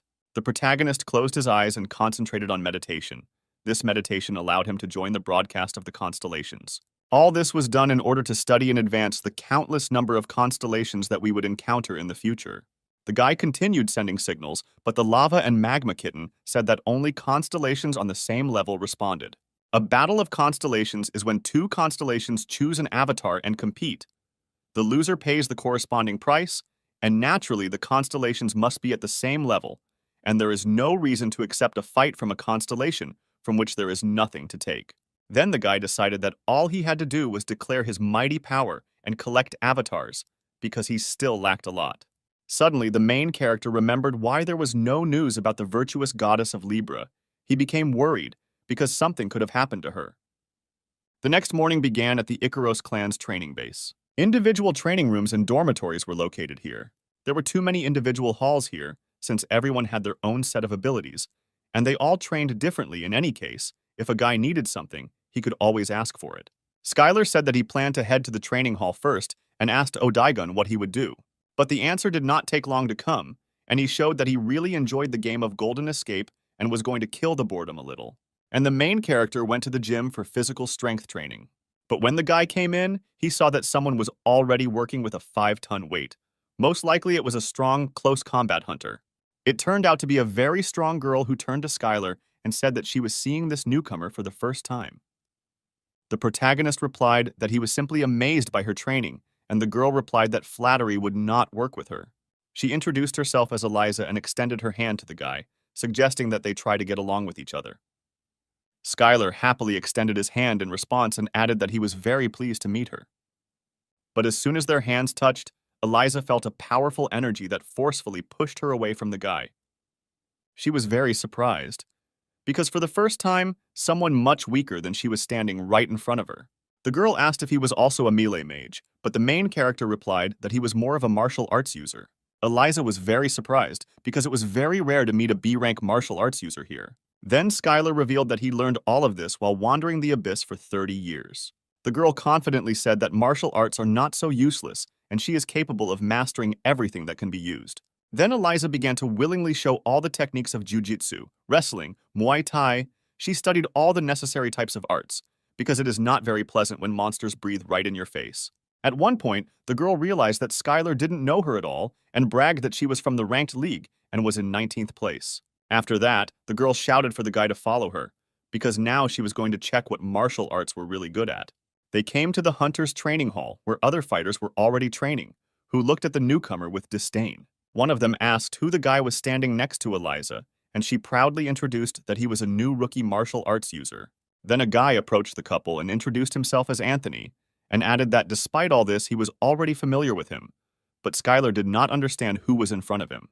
Anthony couldn't believe that he hadn't heard about his achievements, because the guy had cleared the dungeon and set a new record for night raids, and in the shortest time rose to rank B. Then the girl screamed that Skylar had just returned from the abyss, and he knew nothing about it, after which Anthony asked Skylar to stay to clarify something.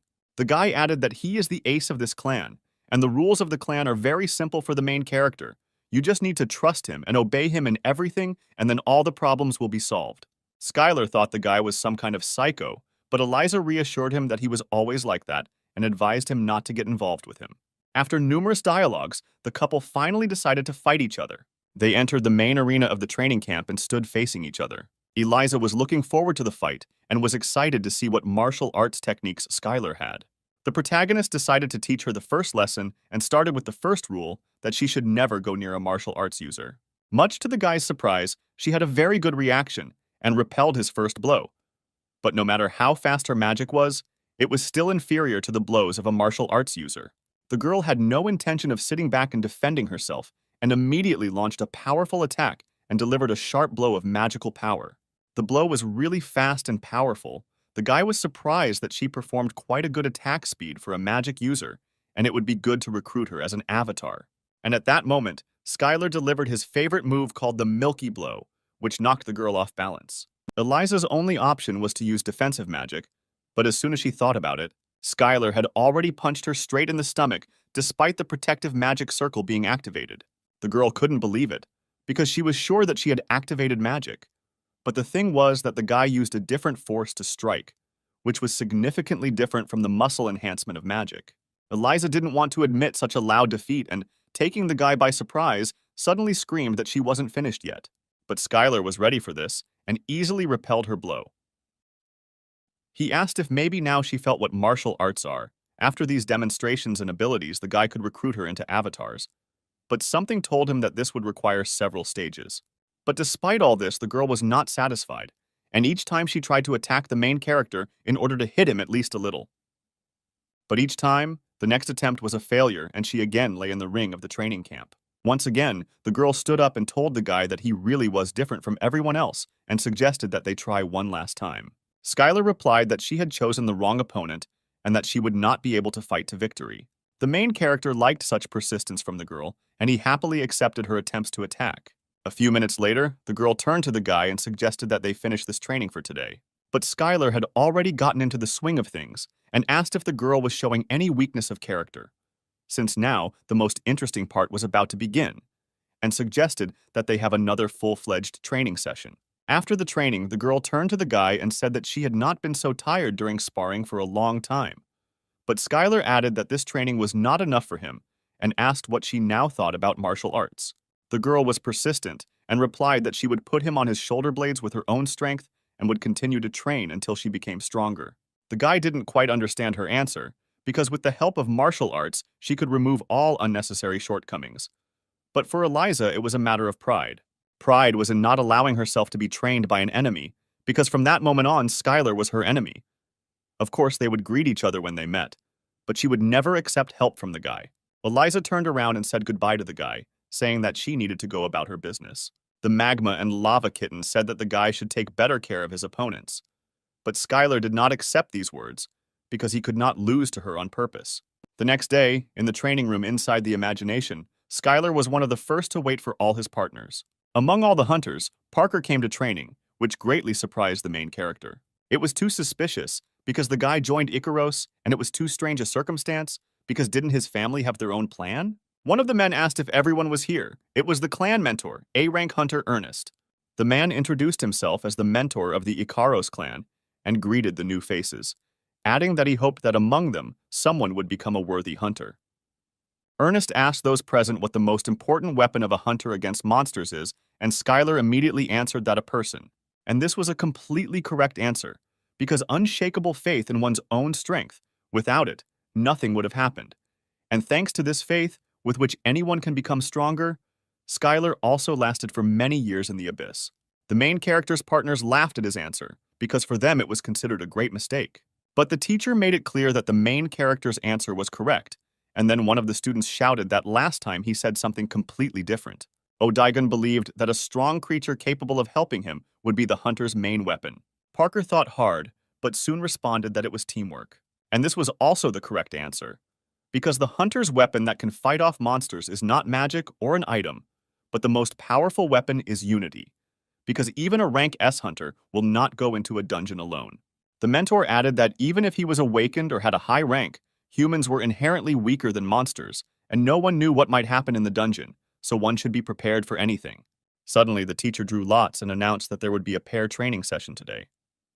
Bright rays of light connected the students with each other, and they saw who they would have to train with today, and the main character thought how good it was that Odaigon was next to him. But looking a little more closely, he saw that his beam had connected directly with Anthony, who turned to the guy and asked if he was nervous, and asked him not to worry, because his body, with the help of magnificent magic, would solve any problem. Skylar couldn't understand one thing: why he, as a constellation, had to be paired with this weirdo. After each pair confirmed their readiness for training, the teacher began it with the art of illusion at the highest level. Right behind his back, a wyvern formed, which was the strongest monster classified as rank B or higher. This monster made all the students hold fear and look at the wild beast with horror. The teacher noticed that the newcomers didn't even hesitate, and he came to the conclusion that the chairman wouldn't recommend just anyone to join this clan. A few seconds later, the teacher gave the students the task of dodging the attacks of a wild monster. One of the couples was very terrified, and their tactics did not coincide with each other's opinions. Anthony decided that despite the wide radius of the breath, his magic would allow him to dodge and use the third-level acceleration. Skylar noticed this and decided that since they were connected by magic, he would be dragged after him, and it looked very presumptuous. The main character didn't think long and immediately accepted his own magic, which was many times stronger than his partner's. Thanks to the actions of the protagonist, they successfully dodged the powerful attack of the wyvern. The teachers took notice and believed that the pair were superior to magic in terms of speed and evasion, and that this guy was the most outstanding martial artist he had ever seen. The power of Skylar's skills was incredible, regardless of rank. Such a hunter was strong even in real combat. And the man understood why the chairman liked him so much. At this point, Anthony shouted what the main character was doing and why he wasn't following his actions. But in response, he heard that the guy was too slow for this training. The guy kept yelling at the newbie to listen to him and kept reminding him of it. The teacher's first task ended and he ordered everyone who could not pass the first stage to leave the site. All the participants were expecting the second attack because it could come from anywhere, and only Skylar suspected that a monster would attack them from below. Literally, in 1/100th of a second, the guy jumped out of the air with a sharp leap, grabbing his partner, who would clearly have been too late. Suddenly, an ancient sand monster in the shape of a worm, a stone eater, appeared from underground. Such monsters hide in the ground and, upon catching the vibration, immediately attack and devour the prey. They are a terrible predator living in dungeons, rank B and above. The other hunters started shouting that the stone eaters right after the wyvern were too tough a test, and that you wouldn't even find something like that in a B-rank dungeon. But the trainer was persistent and shouted that if they couldn't even react to this, then they had no right to be called hunters, and that instead of grumbling, they would be better off concentrating on training. Suddenly, Skylar heard a question directed at him. He immediately turned around to see who was asking it. Ahead of him was a B-rank hunter, Morris, who asked the guy how he guessed that the monster would come out from below. Skylar replied that he heard a sound. The guy became curious that this was all martial arts. The protagonist offered to help Morris since he was so interested in it, but the coach immediately shouted for the guys to get ready for the next stage. So the clan's training continued. The next was evasion by 3, training in resisting magic, and restraining comrades who had fallen under the influence of illusion magic. Each of the hunters was very exhausted, and then the trainer shouted that the warm-up was over, and they could rest a little before going to clear the dungeon. Skylar couldn't believe that they would actually go into a dungeon, but Morris replied that in their time, a dungeon could be simulated in the inside of the world. The main character pretended to be surprised and asked if it was some kind of sport for hunters. Morris answered that everything was correct and said that since the guy came back from the abyss, he must have seen a lot of things and asked what team he supported. Then the main character remembered and named his favorite baseball team, and Morris laughed loudly in response because he was hearing about it for the first time, because for him, the sport was considered to be where there was a team of 6 hunters. Skylar remembered that baseball and football had completely lost popularity and that hunting was the dominant team sport, with other sports existing only nominally. At one point, the guy decided to study the personality of the new opponent and saw that he was also a close combat fighter and was much stronger than the main character thought. Morris turned to the main character and asked if his new friend could really teach him martial arts, because in their time, few hunters would agree to share their own knowledge. Skylar thought it was useless, because even if he trained him, the guy wouldn't achieve anything without effort, because out of 100 people, about 1 succeeds, and he suggested that Odegan go have a drink. The guy added that, in addition, it would take at least 100 years to master the highest category, which was too slow for Morris. When the guy caught up with the main character, he told him that as a child he was a fan of martial arts. Skylar asked why he hadn't studied them back then, but Morris replied that in his time, almost all of the first-generation martial arts users had retired, and there was nowhere to study. Then the main character got the idea to teach the guy and become his personal mentor, and maybe after that the prestige of martial arts will rise to a higher level. Sometime later in the training room, Skylar continued to slap Morris in the face so that he could feel the flow in his own body. He asked the boy to hold his pose and asked if magic users didn't use mana to strengthen their own body. But Morris replied that it wasn't done through the body, but by using their own mana, they attracted magic from outside. Then the protagonist figured out how it worked, but it was still a bit difficult for him because he could just start the circulation of his own mana.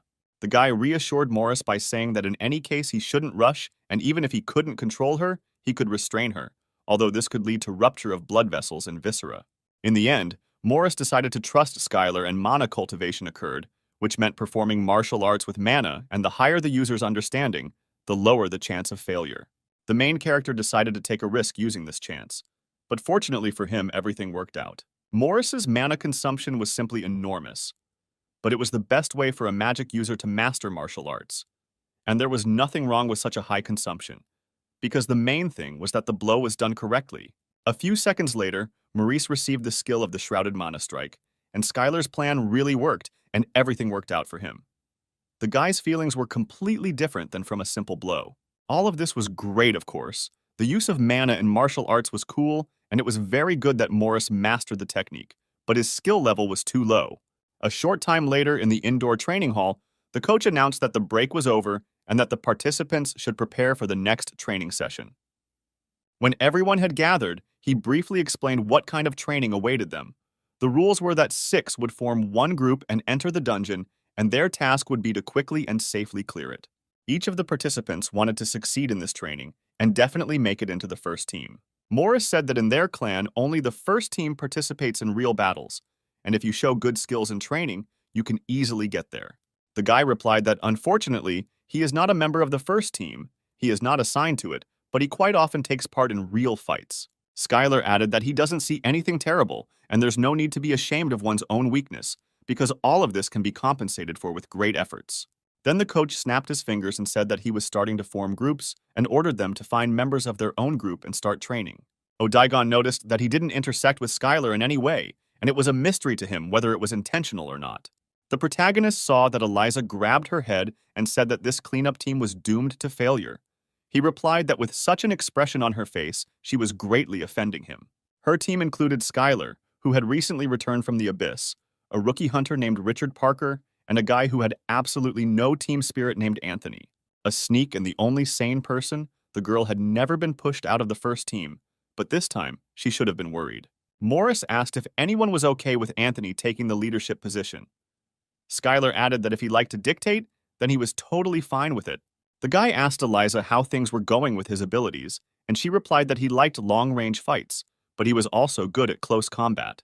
Despite his rather strange character, he possessed some rather rare skills. The protagonist didn't plan to recruit him as an avatar, so he wanted to skip it, but it's better to test his skills as an opponent. The more Skylar used his vision to study his opponent's personality, the greater his power became. But at this time, Anthony was running around the field, waving his arms and shouting for everyone to just trust him, because in front of them was a real captain, and Skylar thought that there was a real psycho on his team. The power a hunter uses can be honed through specific training, and Anthony had 2 skills: mind protection and narcissism. Apparently, both skills were aimed at maintaining mental control. Suddenly, Javier joined the conversation, saying that he was looking for friends and asked them to take care of him. But everyone reacted very negatively to him and asked him to just leave there and not even hope to join them. Skylar couldn't understand his partner's reaction, and Eliza said that this guy only knows money and divides people by profit. Javier said that he is not so bad, because everyone knows the principle of mutual concessions and others simply cannot accept it. But if you get something, you have to pay an equal price. Morris didn't want to listen to this and reminded him that when he was in the first team, Javier pretended to be a good guy. But when the guy dropped to the second team, he immediately threw him on the blacklist. Even though the guy was a B rank, he was a really valuable doctor who could heal anyone at the right time. He asked to team up with him, and then Javier would help during training. But Skylar didn't need this at all, because he was already good in combat, and Javier could only wave his arms. He warned the main character that the guy could help him once, because he was using magic anyway, and when he really needed it, his services would cost twice as much. And at that moment, Javier left. He understood that Skylar still hadn't realized reality after so many years of wandering through the abyss. But soon, he would understand everything.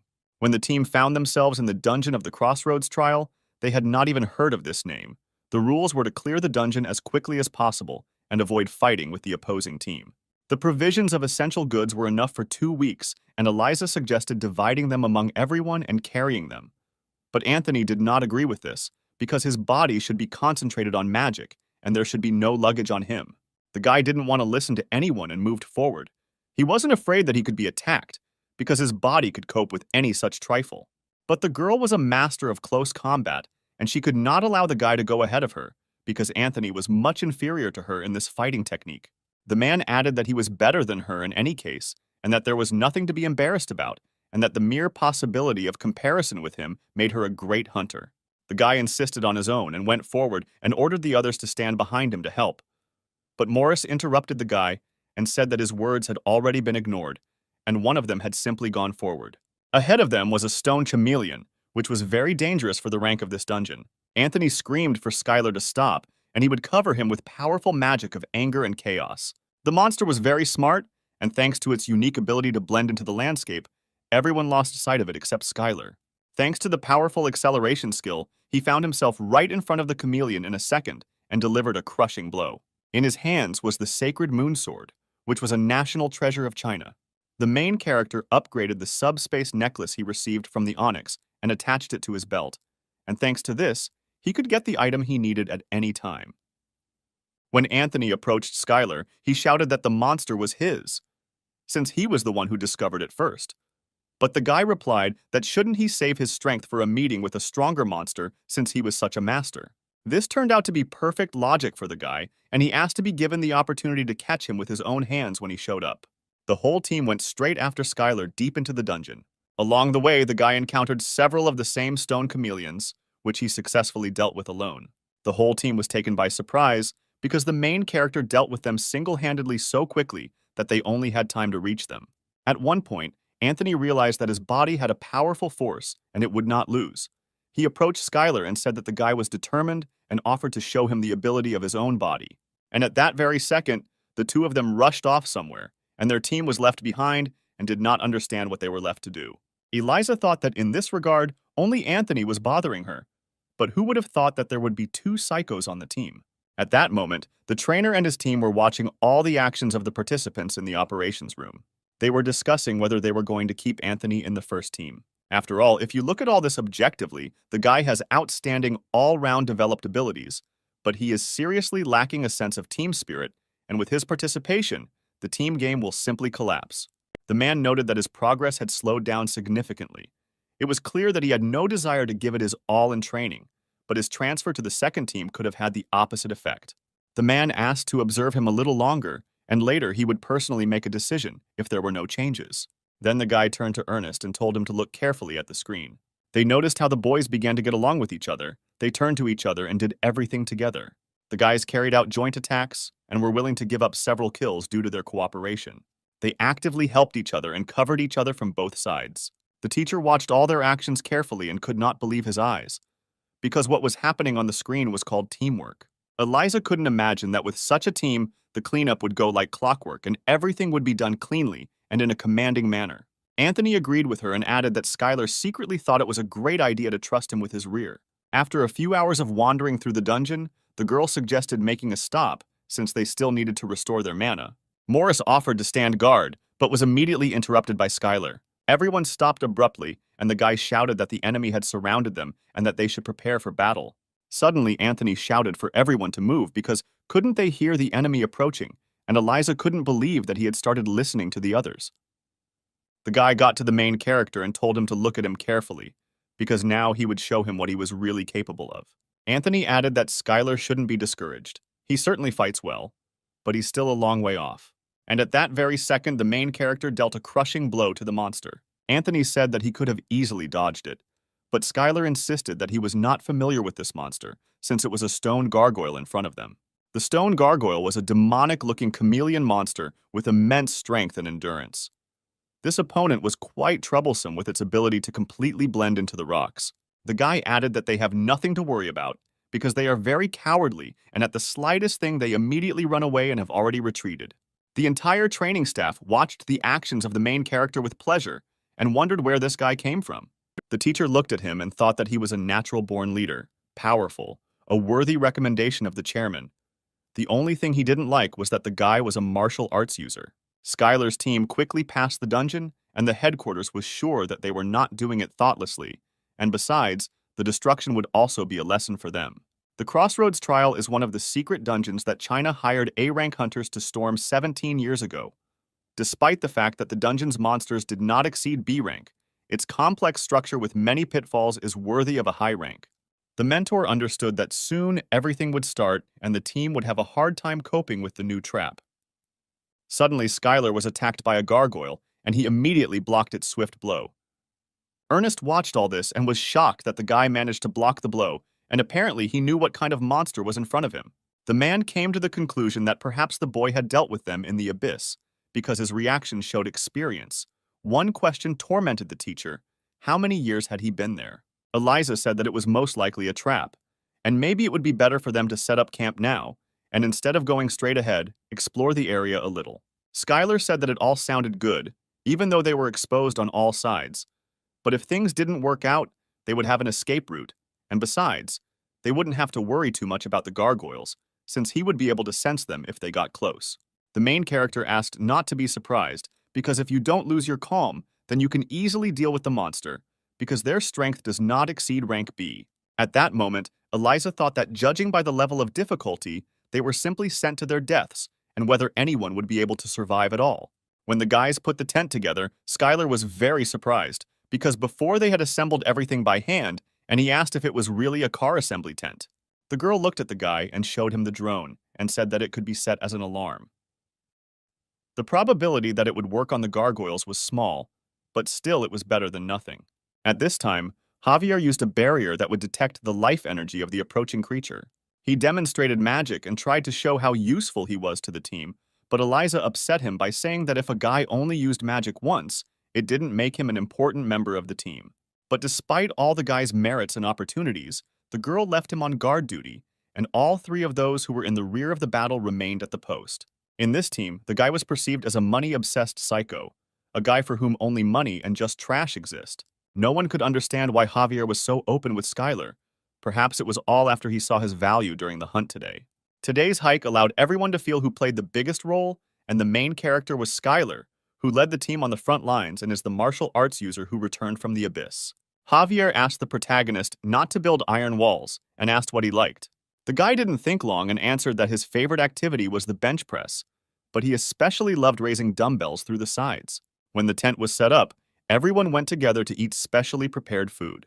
When Skylar took this bag of food in his hand, he felt ashamed. At the same time, the other hunters were amazed at what they would have to eat now, because they believed that this was the most delicious dungeon food in the world, and this food was not suitable for such an ideal hunter as them.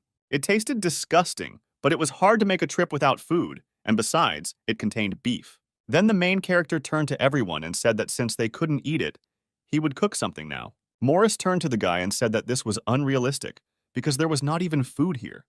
But Skylar was surprised by this, because they got so much food today. As soon as the team heard that the guy was going to cook stone chameleons, they were horrified. They understood that he had been in the abyss for a long time, but eating them was somehow too much. But the main character calmed everyone down and said that it was edible and proudly took out the branded dishes. At this time, in the instructor's operations room, the head coach was approached and warned that the other teams were also approaching the center, and the gargoyles were slowly starting to move, and the other teams would need to find a way to stop them. Several teams were destroyed. A couple more participants were half destroyed, and they immediately began to retreat. Ernest felt that he had chosen too high a difficulty level because it all looked too harsh. One of the assistants said that since the rest of the hunters were retreating, the remaining ones would have a hard time, especially in the other team, which surprised him greatly by the fact that they were doing something strange. The whole team watched as Skylar began to prepare the food. They thought it all looked pretty good. The participants got closer to the homemade cauldron and began to guess that they were in for risotto or paella, but then came to the conclusion that in Asia, rice is the main dish. A few seconds later, Skylar invited everyone to try his signature dish. No one could fully believe that the guy actually cooked meat from monsters and decided to prove to the guys that it could be eaten. Anthony was too confident in himself and therefore had every right to eat, and besides, he highly appreciated Skylar's cooking skills. When the main character gave him a bowl of food, he thanked him and said that it was really tasty and wished him a pleasant appetite. Due to the dish containing a high amount of mana, it was immediately replenished, and he couldn't believe that this was possible. At one point, Skylar assumed that the other side of the world was a virtual reality, and maybe the used products could be restored back, and then decided to use more of everything and fry the rice together with the meat. After some time, everyone had already given up on saying that they didn't want to try the monster, and immediately asked to try a bowl of delicious food. The main character replied that everyone should just come and take food, because there is enough for absolutely everyone. At this time, everyone at the training headquarters was in shock, because they could not understand what they were doing there, how they could set up a cafe right in the dungeon. One of the employees asked if they should be stopped, since it was unknown what kind of poison was in this food. But the teacher calmed his partner down and said that they would not eat something that was unfit for food with such an appetite. If there was poison there, they would have already spat it all out, and he was sure that the guy had a rare skill for cooking monsters. The man thought that he must have acquired it while wandering through the abyss, because there was absolutely nothing to eat there. The abyss was simply teeming with mana, so there was no particular need for food. After a hearty dinner, Skylar heard someone sigh behind the tent, and there was Richard Parker. He came out of the tent and said that after he mastered martial arts, he only needed to take a little nap. The main character asked if something had happened while he was on guard here. The protagonist turned to Richard and asked him if he felt depressed, being surrounded by hunters who were stronger than him. Skylar calmed the guy down and added that this worries every hunter, and he should not fill his head with thoughts and instead focus on training. Richard was touched by these words, because such words had never been said to him, and on the contrary, in his family he was called a genius. At that moment, Skylar took out a Chinese sword and ordered Richard to wake up all the boys. The people in the tent heard that the attack was beginning, and, with difficulty opening their eyes, began to come to their senses. The main character warned his partners, and said that apparently there were not only stone gargoyles here, and that someone much larger was approaching. The stone gargoyles led the dungeon boss to them, because they had excellent intelligence, and apparently realized that they could not cope with this team alone. The boss of the dungeon was a stone predator. It had the form of a huge worm, and this monster had a power an order of magnitude higher and was able to break through the earth and stones. Its main food was stones, but it could easily tear hunters to pieces. Ernest watched all this from headquarters and said with regret that it was quite annoying that this training would have to be ended, because besides, the gargoyles did something to bring the boss right to them.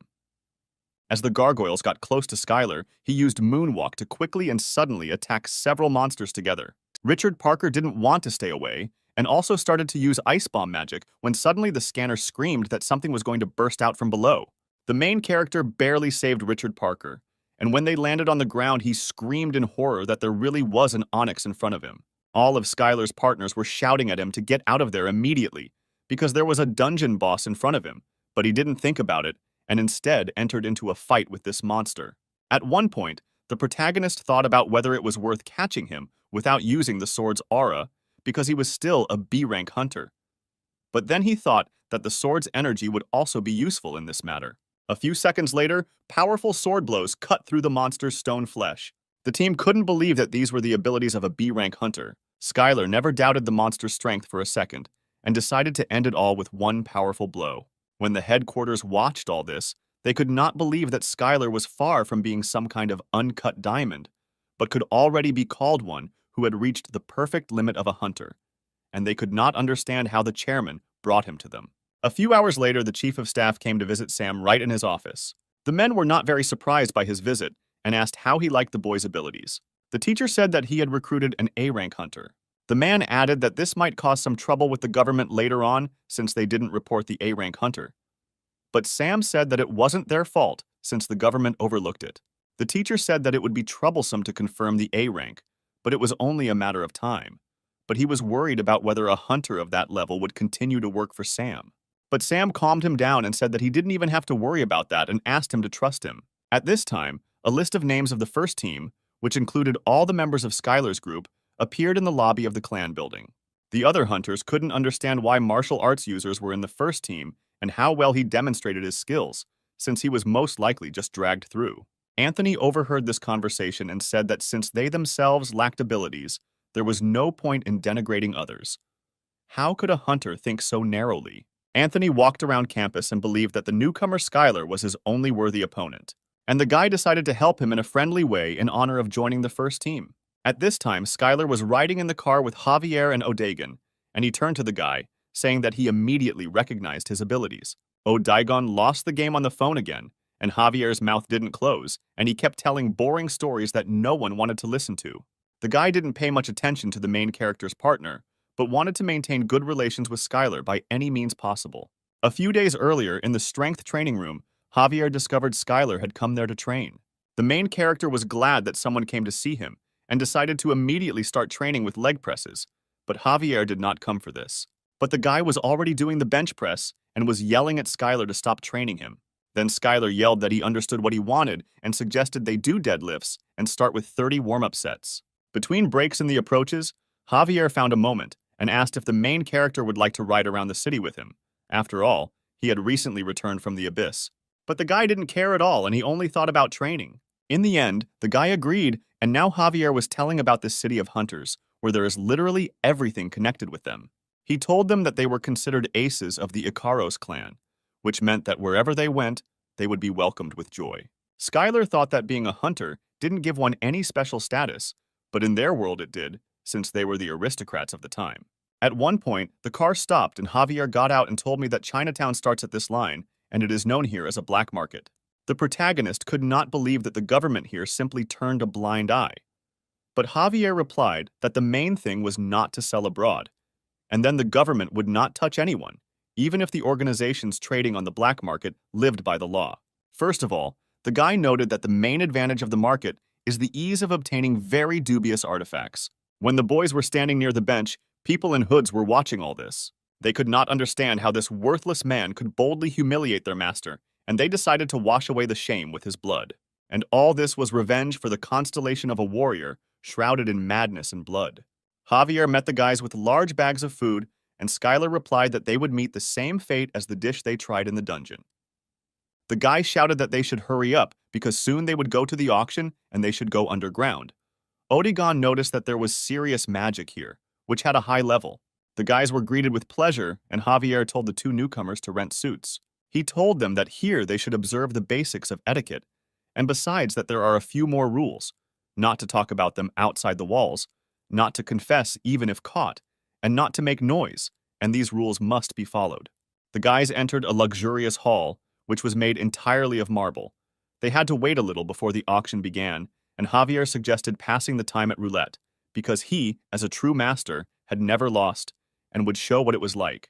One of the guards saw that 3 of the Ikaros clan had arrived, and immediately reported it to his superiors. He also added that among them there are 2 newcomers, one of whom won the qualifying stage of the fights and debuted in the Major League and is a user of martial arts. One of the schools that was currently running the illegal auction was a representative clan of Chinese martial arts, and even in the era of martial arts decline, they had steadfastly maintained their position. And in such a situation, they could only admire the Ikaros clan hunter, martial arts user Skylar. One of the men asked if it was possible to approach this hunter and ask what martial arts he used, but the second calmed him down and said that it was better to stay where he was, because no one wanted to find out who was running this auction and suggested starting it. A few minutes later, the auction host came out and began presenting one lot after another. One of the lots was sold for $50,000, and Skylar couldn't understand how this spear, which looked cool on the outside but had absolutely no effectiveness, was sold for such a crazy amount. When the next lot was brought onto the stage, the main character could not believe his eyes. He saw the Thunderflame dagger with various skills available that were very necessary and useful for Skylar. When the guy looked in his wallet, he only had 1 bank card, which he had received from Sam, and he didn't know if he had enough money. Sam was very generous and gave away this unlimited black card so that Skylar could spend the money on what he needed until he got money from the clan. But the guy decided that he wouldn't need the money anyway, and then the man ordered him to take the card, because he was trying to be good and it wasn't necessary to refuse it. At this time, the bids at the auction continued to rise, and the lot amount reached $7,000. The protagonist did not understand why no one was giving more, but Javier replied that this thing was not very good, and that mostly people with a keen eye or those with the appropriate skill gathered here. Javier tried to dissuade the guy from buying it, because the auction was overflowing with other cool items, but the protagonist was determined and took a number to raise the price. There were a few seconds left before the deal was completed, and at $8,000 Skylar raised his hand and won the lot. Despite all the reproaches from Javier, the guy felt calmer when he had such an artifact in stock. Suddenly, someone put a hand on Skylar's shoulder. He looked in that direction and saw a man in a cloak with a hood. The madman turned to the boy and said that he really thought he could escape unharmed after insulting the master warrior shrouded in madness and blood. When the security saw that some kind of battle was starting at the auction, they immediately moved towards them and shouted at them not to move and to stay where they were. Skylar thought that the warrior did not act rashly and sent people to avenge that incident. The warrior grinned and said that now the guy only had to survive if he could. But considering the fact that he was hiding behind the warrior, he was a complete coward, and the main character decided to use this chance.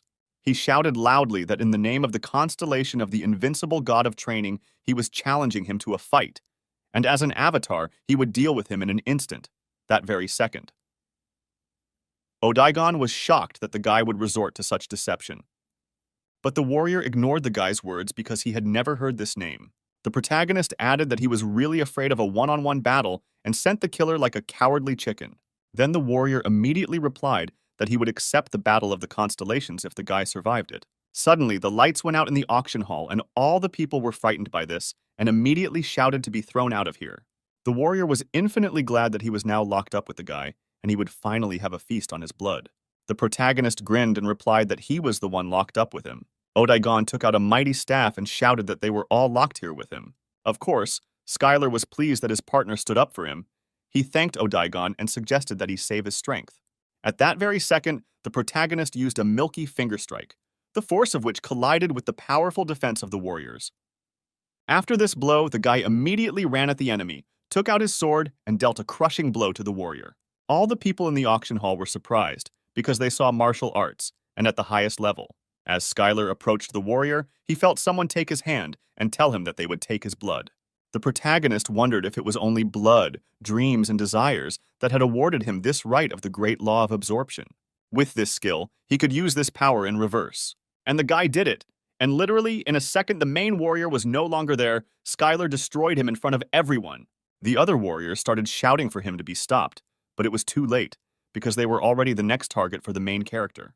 The warrior could not look at this any longer and gathered all the power of the avatar and concentrated it on one avatar. A few seconds later, the warrior descended to the ground and was already independently controlling the killer. He collected the splattered blood and immediately increased the avatar's power. Skylar thought that controlling an avatar by inhabiting his body seemed rather cruel.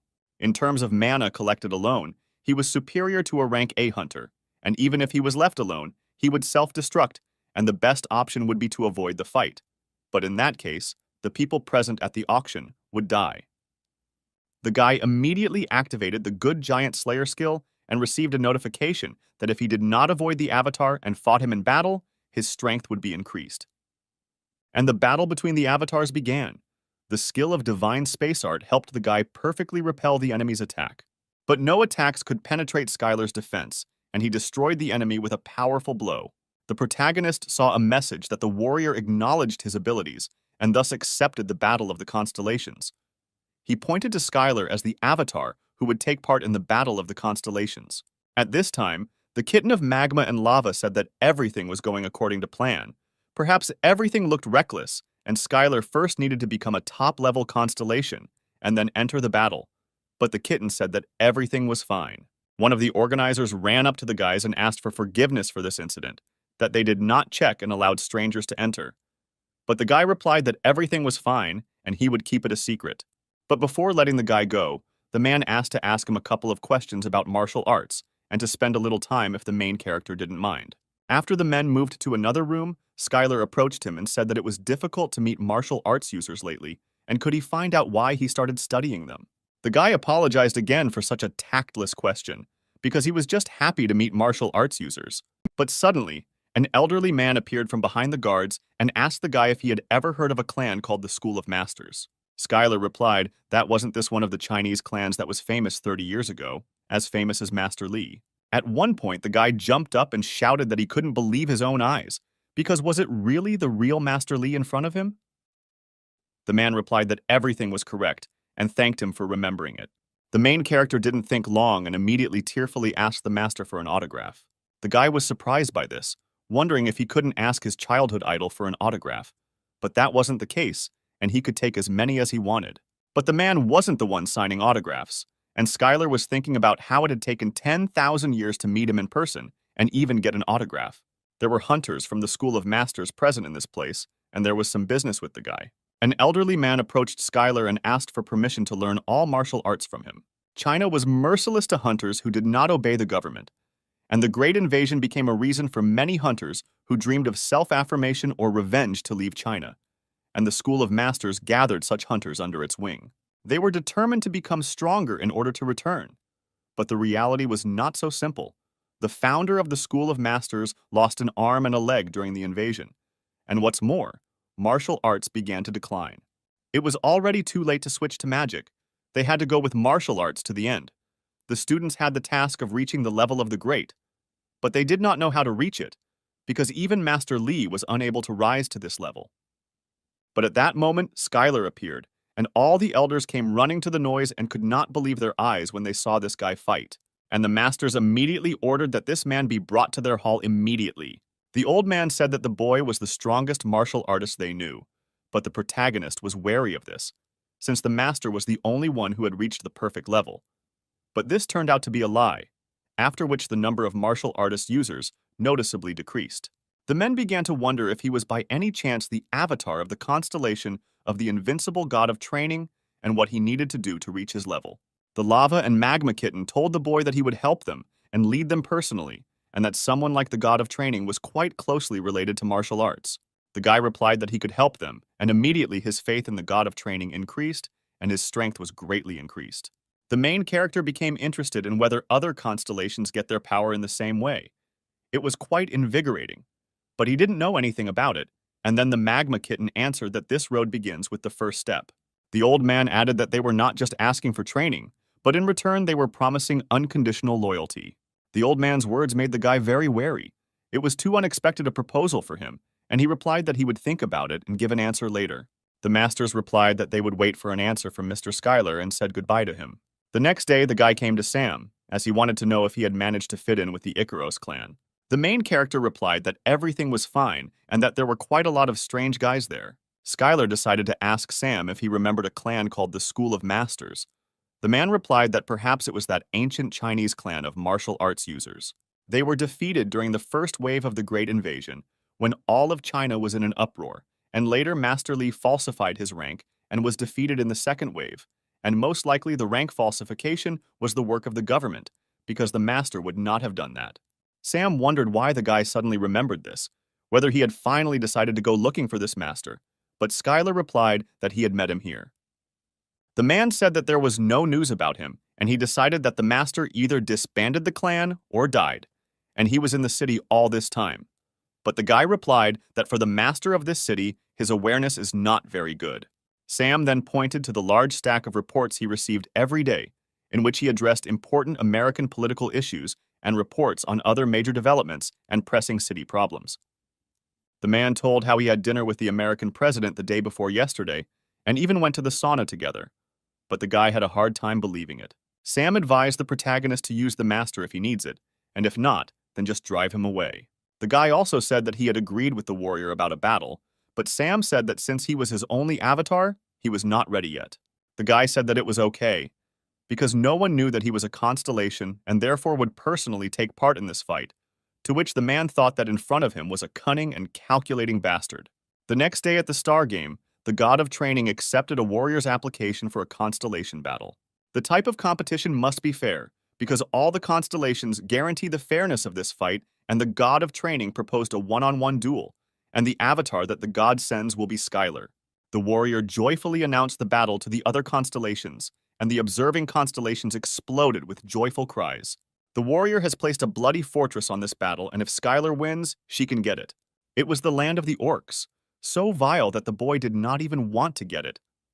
But the kitten of lava and magma admired the high value of the land, and only a constellation of at least a high level could possess this territory. But in response to such good possession, the protagonist had absolutely nothing to bet, and he decided to bet everything he had to match these scales. The guy put divine space art, voice from the depths of the sea, and the one who turns back time, all three of his most important skills. The two constellations came to an agreement and the treaty was successfully drawn up, and if one of the parties loses, its influence will be significantly weakened. The kitten said that he should be able to easily defeat such a trifle, which Schuyler completely agreed with. Suddenly, the warrior put forward an opponent with whom the boy would have to fight. His name was Akarat. He was a berserker and had high magical defense. With powerful regeneration, he would be good even in close combat. He was surprised that the god of training turned out to be stronger than he expected and subdued the other constellations.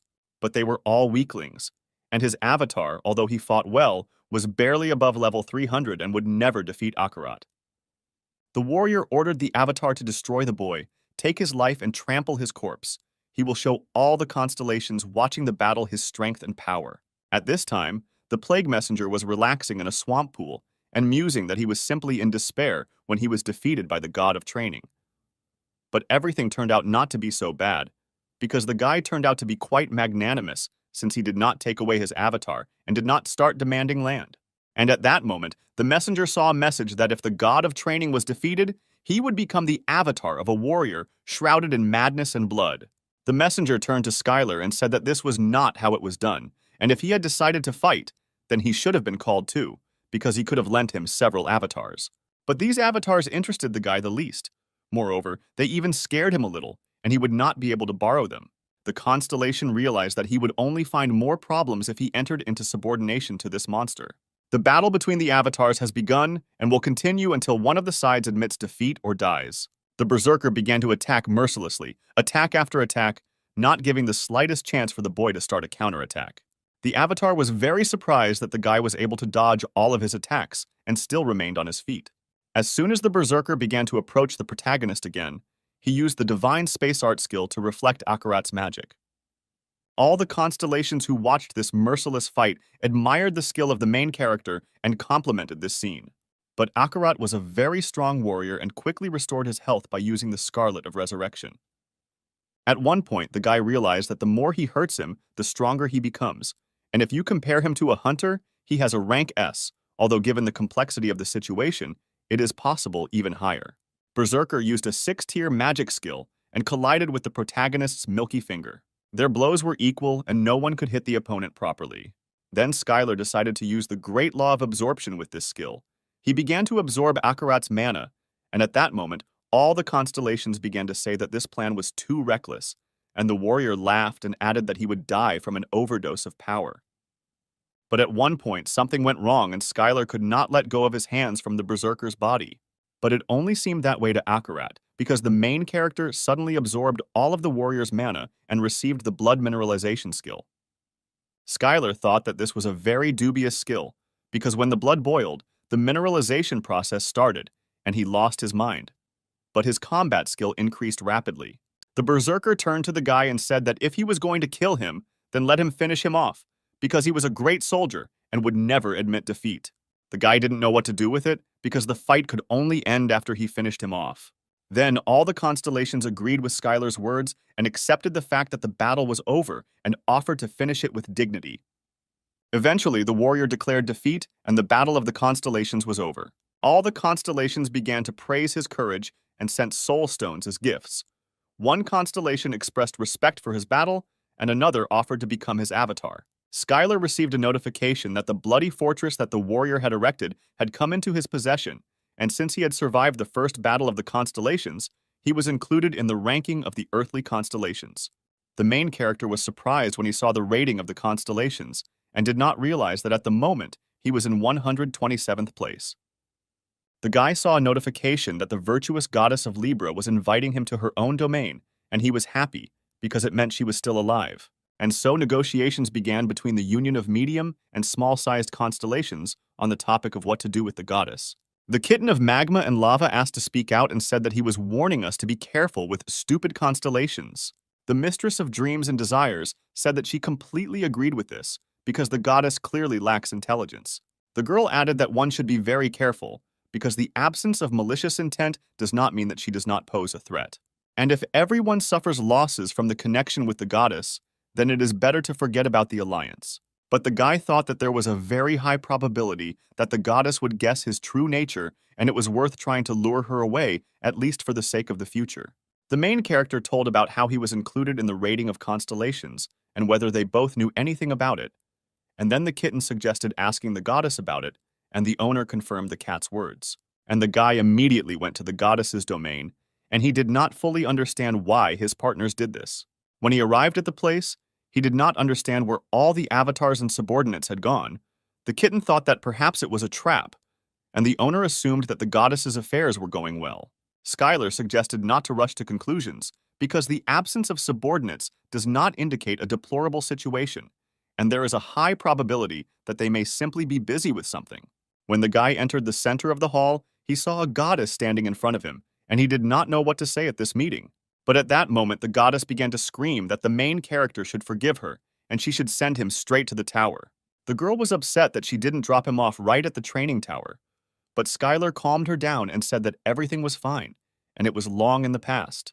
The goddess asked if the invincible god of training knew about this visit here, and the guy decided that she thought he was the avatar of this god. He replied that God was very generous and kind and gladly allowed him to meet her. But in fact, there was another reason for his visit, because his master wants to cooperate with the goddess of Libra. The girl began to reason that the god of training had recently arrived on Earth from the distant lands of the abyss, and perhaps that was why he had suggested something like this. The guy was surprised by this train of thought and asked what she meant. Then the girl said that she had been badly burned out.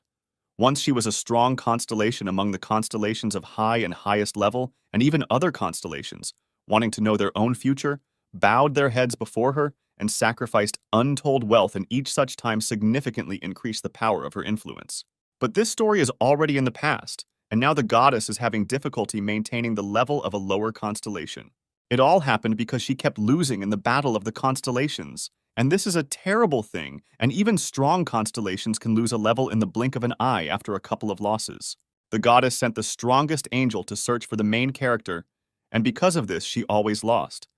And when she realized what the problem was, it was already too late. But Skylar said that his master, with a strong constellation, still prefers those he can trust. The goddess was touched, and at the same time felt jealous, and asked if this constellation had any traits that she would not like, for example, a bad character or strange habits. The guy told that his master is an ideal constellation. He is grateful and takes care of the avatar, and is also impeccable in battle. The goddess was not against it, but she did not know what the god of training really needed from her, and was very worried because she might suddenly disappoint him. Besides, her ability to foresee the future was now greatly weakened. Skylar reassured her and said that it didn't matter at all, because his master wanted her to give instructions regarding participation in the battle of the constellations, and moreover, even though she was weakened, she still had the ability to look into the future. The girl rose from her knees and said that in that case, she would gratefully accept his offer. The constellations have been arguing over the Earth ever since the first passage opened on this planet, and about 10 billion souls became a real treasure that could not be obtained anywhere else. However, the dispute of the constellations could not be resolved so easily. In the end, under the leadership of the strong constellations standing at the origins, new rules were introduced, and since the strongest constellations took an oath, putting their own existence at stake. The rules, incredible power, and they cannot be broken under any circumstances. In other words, this rating distributes the constellations located on the Earth according to their locations. The guy asked if the constellation that took first place would become the owner, but the girl replied that the first place was still empty. This was not the only condition, but the other constellations were also not very informed, and one could only assume that for this one would need to have incredible power of influence. But the goddess also could not know who was in second place, but she could guess who it could be, the master of laziness and silence. This constellation is powerful and evil, which captured the northern lands of China, and the guy could only think how many battles he needs to win to rise to second place. Then the guy asked what place the goddess was in, and she replied that she was at 198, and Skylar added that the rating was not that important. Finally, the girl decided to share her own rules with him. The goddess wanted the boy to accept them as an apology for everything that happened to him. And the girl touched the main character, and he immediately received the powers of a goddess and learned the skill of predicting the future. When the guy was returning back, he asked what his colleagues from the Alliance thought about the goddess. They thought that she wasn't so bad, as the constellation goddess had existed since the Drains, and besides, she had the gift of seeing into the future, so she was more trustworthy than they thought, and most likely she was too stupid, so she wouldn't be capable of betrayal or trickery. Kitten said that he thought the goddess was not at all liked by the unrivaled god of training, which surprised Skylar greatly. But it was obvious, because he took the man whom the goddess planned to make her own avatar, and it was not a hopeless situation. Maybe that's why she didn't say anything. The girl added that in any case he found an advisor, and asked him not to forget that he needed to increase his faith and consistency, because they were very far away, and would hardly be able to help in a difficult situation. The guy asked why they shouldn't also take part in the battles of the constellations, because the nightmare would be enough. But his colleagues from the Alliance pretended that they hadn't heard anything. When the main character returned back to Earth, the first thing he did was go to Sam, who was certainly happy that the guy was alive and well and had won. He patted the guy on the shoulder and said that he believed in his result, and asked him to tell him everything in detail. Sam listened carefully to all the details of the fight and asked what Skylar would do next. But the main character decided to check what he got for the fight, and then build up his strength and prepare for the next fight, which would clearly not take place anytime soon. Then the man asked to borrow his strength, but the guy asked what had already happened to him. At that moment, Laura burst into the door and screamed why her father wasn't picking up the phone. Sam got nervous and said that he always answers the phone, but the question was not addressed to him at all. Laura said that she tried to call the guy so many times and reproached him that if he didn't want to work with her, then he should just say so and not ignore her calls. But when the guy took out his phone, he saw that its battery was completely discharged and he simply forgot to charge it. The girl returned the phone, calmed down, and said that she called about the fight schedule. She added that he had passed the qualifying competitions and was now part of the main team, and of course he was included in the fight schedule. But the guys weren't thinking about that at all. Then Sam shouted for Laura to wait, because he wanted to ask him for a favor too. But the girl was persistent and asked him to forget about it, because Hunter Skylar is now busy with his career, and asked him to bother someone else and nothing will happen to it. When the main character left, he asked Sam to call him if anything happened, but the man remembered that he didn't even really use the phone. That same evening, Laura and Skylar arrived at the port, where a luxury cruise liner was moored. All the servants greeted Laura with joy. The main character was surprised by the size. He was brought here simply to have dinner. The girl said that she usually comes here when she needs to talk in a quiet environment, so that no one disturbs her. She introduced the guy to a haute cuisine chef and wanted the protagonist to appreciate his skills, which were top-notch. But at that moment, Skylar spied on the dormant skills of an ordinary person, and his power of influence increased, because the more he improves the vision of the constellation, the greater his power becomes. When the guy carefully studied all his skills, he was pleasantly surprised by who she invited. The girl laughed and asked if he had ever heard of him. The main character added that he realized this when he looked at his posture and the girl's energy. It surprised her, and she thought that he used martial arts here too. But that was not the case at all, and the guy added that it was just intuition. When several dishes were brought to the table, Skylar began to try one after another with pleasure in order to taste them and come up with a new recipe for his own pancakes. The guy was surprised why she didn't eat this food, because everything was prepared very tasty and the proportions were ideal and the taste was excellent. Then Laura leaned over to him and whispered that it wasn't that at all, but that there was absolutely no manna in these dishes. The girl added that if the guy had cooked this dish, she would have eaten it with greater appetite. Then the main character offered to feed her next time, but the girl refused and said that it wouldn't work because they had to stick to a working relationship, and if the manager allowed the hunter to treat her, it would immediately be disqualified.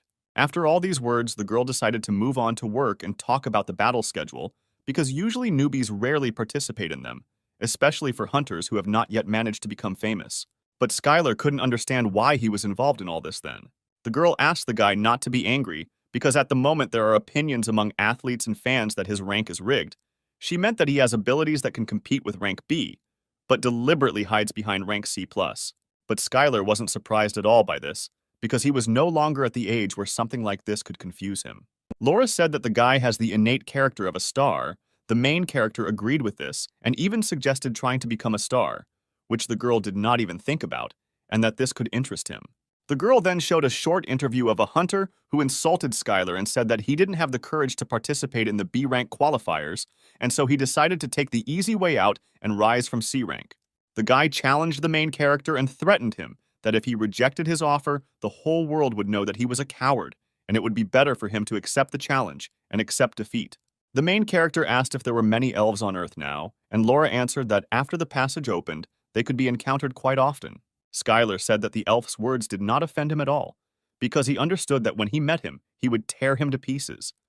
But now there was no need to be angry. Laura liked his words and said that it was an absolutely excellent idea, and that a bastard like him should be beaten half to death. And the guys came to a decision to schedule the fight within these 2 weeks, and by that time Laura would collect all the information on it and send it to Skylar. A week later, Skylar was already standing in a beautiful tuxedo and did not understand what he needed to do next. The girl explained that the guy should come out, listen to all the questions and answer in moderation, provocatively drill each other with their eyes and pose once for the camera, and that would be enough. When Skylar sat down at the table, the host announced that people could ask questions in the order of the established queue. The protagonist received various questions, some of which sounded like he was thinking about whether a martial arts user could last in the B rank league, or whether he thought he could beat the 21st ranked hunter. Questions from journalists kept coming in, but the guy answered them briefly and concisely. One of the journalists asked a question about him deliberately lowering his rank and measuring it again after winning the qualifiers for the C rank league. The main character thought that it was not his fault, but only that he was measured incorrectly and that this should be asked not from him, but from the one who did it. At this time, the elf took the microphone and said that he was a shameless asshole and looked down on the league because he had rigged his own rank. The guy challenged him to a fight because he left evidence of rigging and is going to punish him personally, and this match will not be a test for Skylar, but a sentence. Then the guy told him that if he was so unhappy, he could have found him a long time ago and beat him up, instead of pouring out his anger after he waited for the match schedule to be set. The main character immediately suggested fighting here and now, and not in augmented reality. But the elf couldn't hit Skylar because it was against the rules, which greatly disappointed the protagonist, because he continued to be angry, but still followed the rules. Suddenly, Skylar stood up and shouted that he gave him a chance to fight. But this idiot chickened out and ran away, and he doesn't even have experience in clearing a dungeon. If he were in such a situation, he wouldn't show his nose. Regional channels broadcast the main character's words so that everyone could come boldly if they doubted his abilities or were unhappy with something, because Skylar was not going to evade or run away.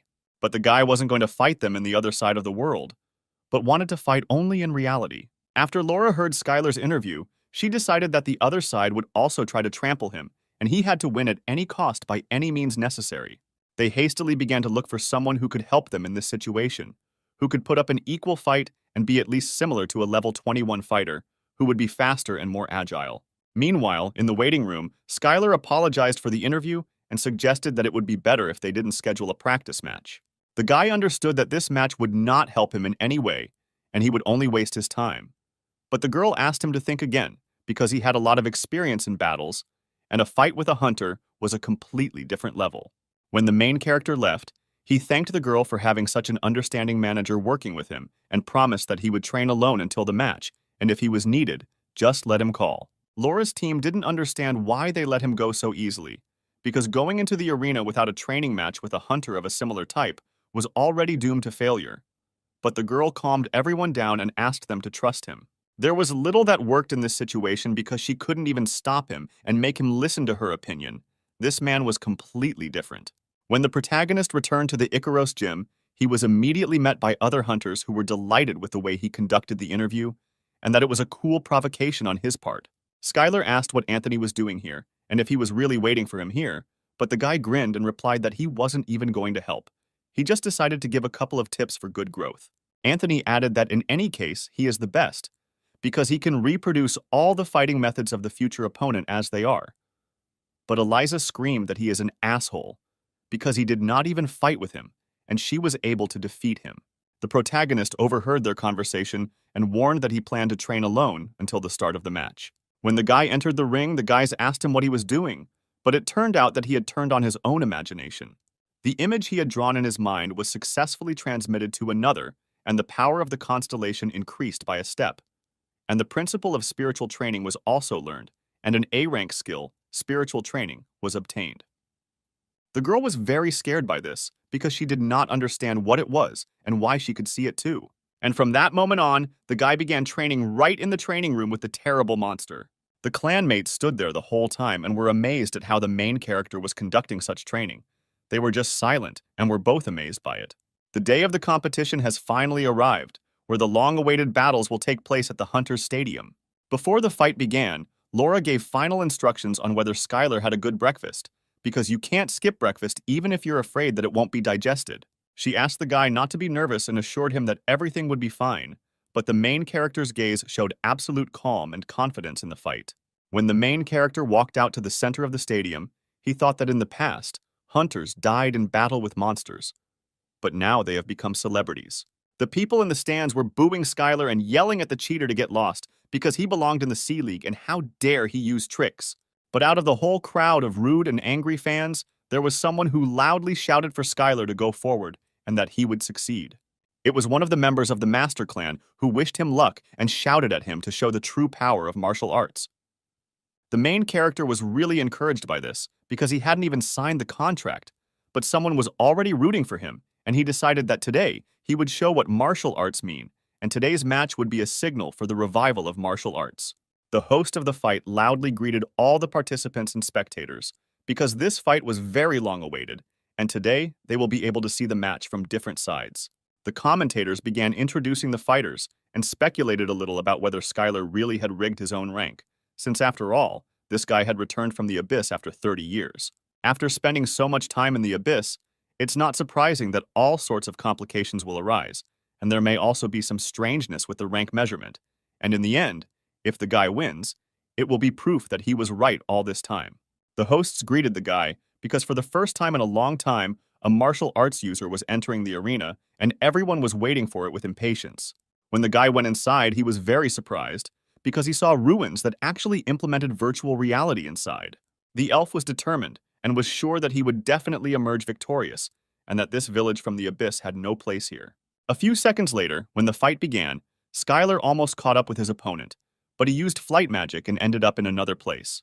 He was very surprised by this and did not understand where the guy got such speed from, because a little more and he would have already grabbed him if he had not immediately taken off. Skylar just stood there and waited for the enemy to take action, and then powerful magic arrows flew towards him.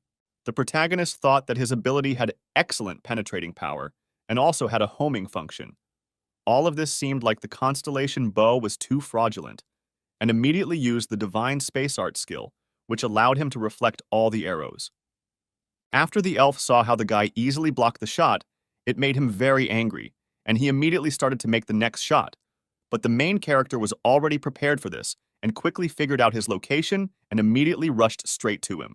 The main character turned to him and asked what else he could do, because he was ready to repel all his attacks. But unexpectedly for the guy, he fell into a trap with thousands of arrows that were about to fall on him from above. But these arrows were too slow for the main character, and they lacked a little agility. The guy deflected the entire volley of arrows, and thanks to his high self-control, remained safe and sound in the same place. The elf couldn't believe that he had succeeded because he had already used up all his mana. But luckily for him, the first round was over, and the B-rank competition begins, which is where the rounds come in. The elf was furious because he thought this guy was just a monster, and he used a trick in order to check him.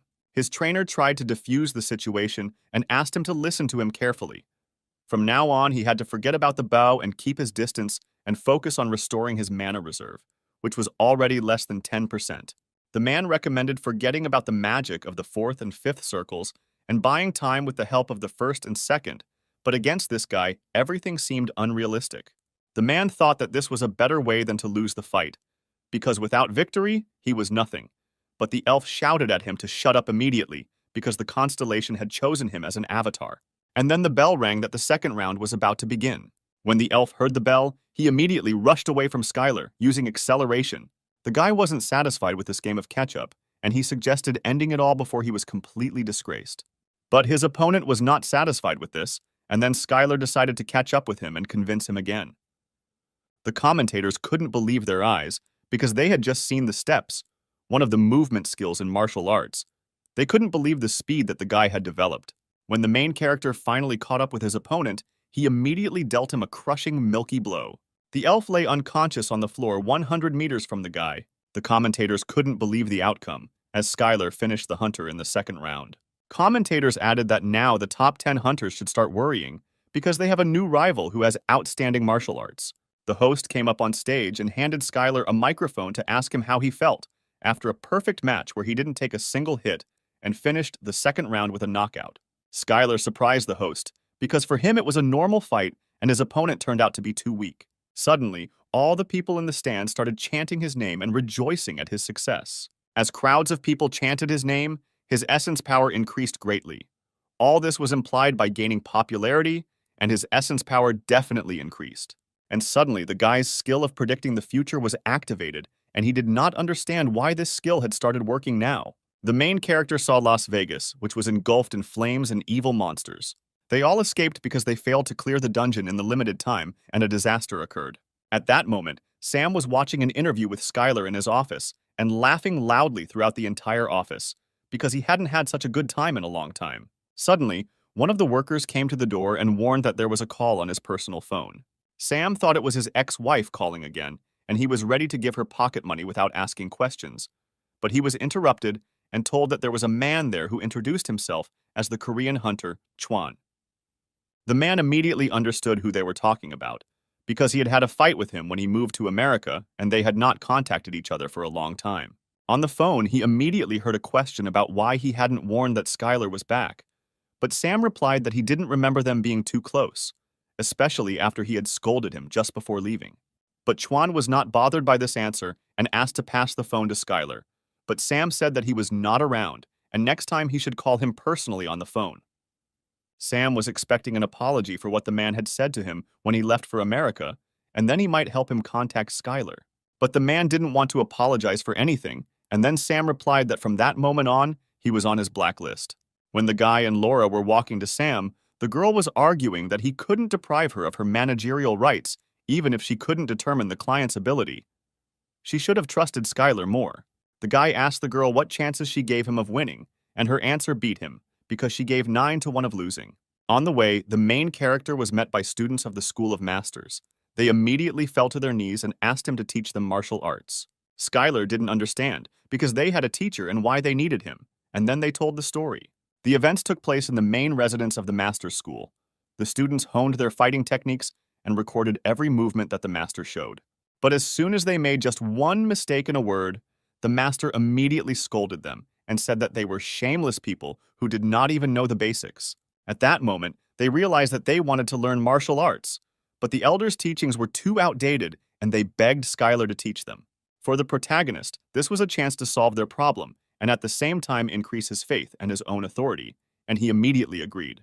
The guy replied that he, as the avatar of the invincible god of training, would teach them martial arts and those who would become followers of the god of training.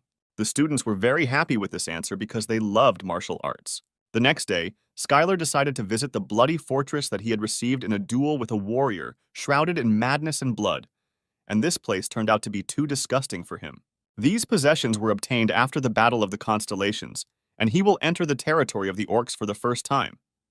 But since the guy was too busy, all the affairs were entrusted to Odaigon. But at that moment, Odaigon was tearing and throwing all the orcs, because they were still fools who could not learn an easy spell, and it seemed that he was not very good at dealing with them. Skylar suggested that if learning magic wasn't producing any results, then why don't they just learn martial arts since they all had axes? But since everyone had little understanding of the true art of wielding an axe, the protagonist took the axe in his hands and showed how to use martial arts skills and showed the technique of the green dragon axe. Then the orcs asked a few questions about where they should jump forward or backward and how to swing the axe from the right or left. And then the guy realized that there was nothing he could do, and since they didn't understand with words, he would have to master everything with his body. And one by one, the orcs were trained in the technique of the green dragon axe, and at this time, the power of the protagonist's essence only increased. But one of the orcs was no longer up to training, but Skylar continued to insist that he learn and complicate the fighting technique. And from that moment on, the orc territory forgot about a quiet life under the rule of the constellation of the god of training. When Skylar took a closer look at the place, he realized that he wanted to build a training base for the orcs here.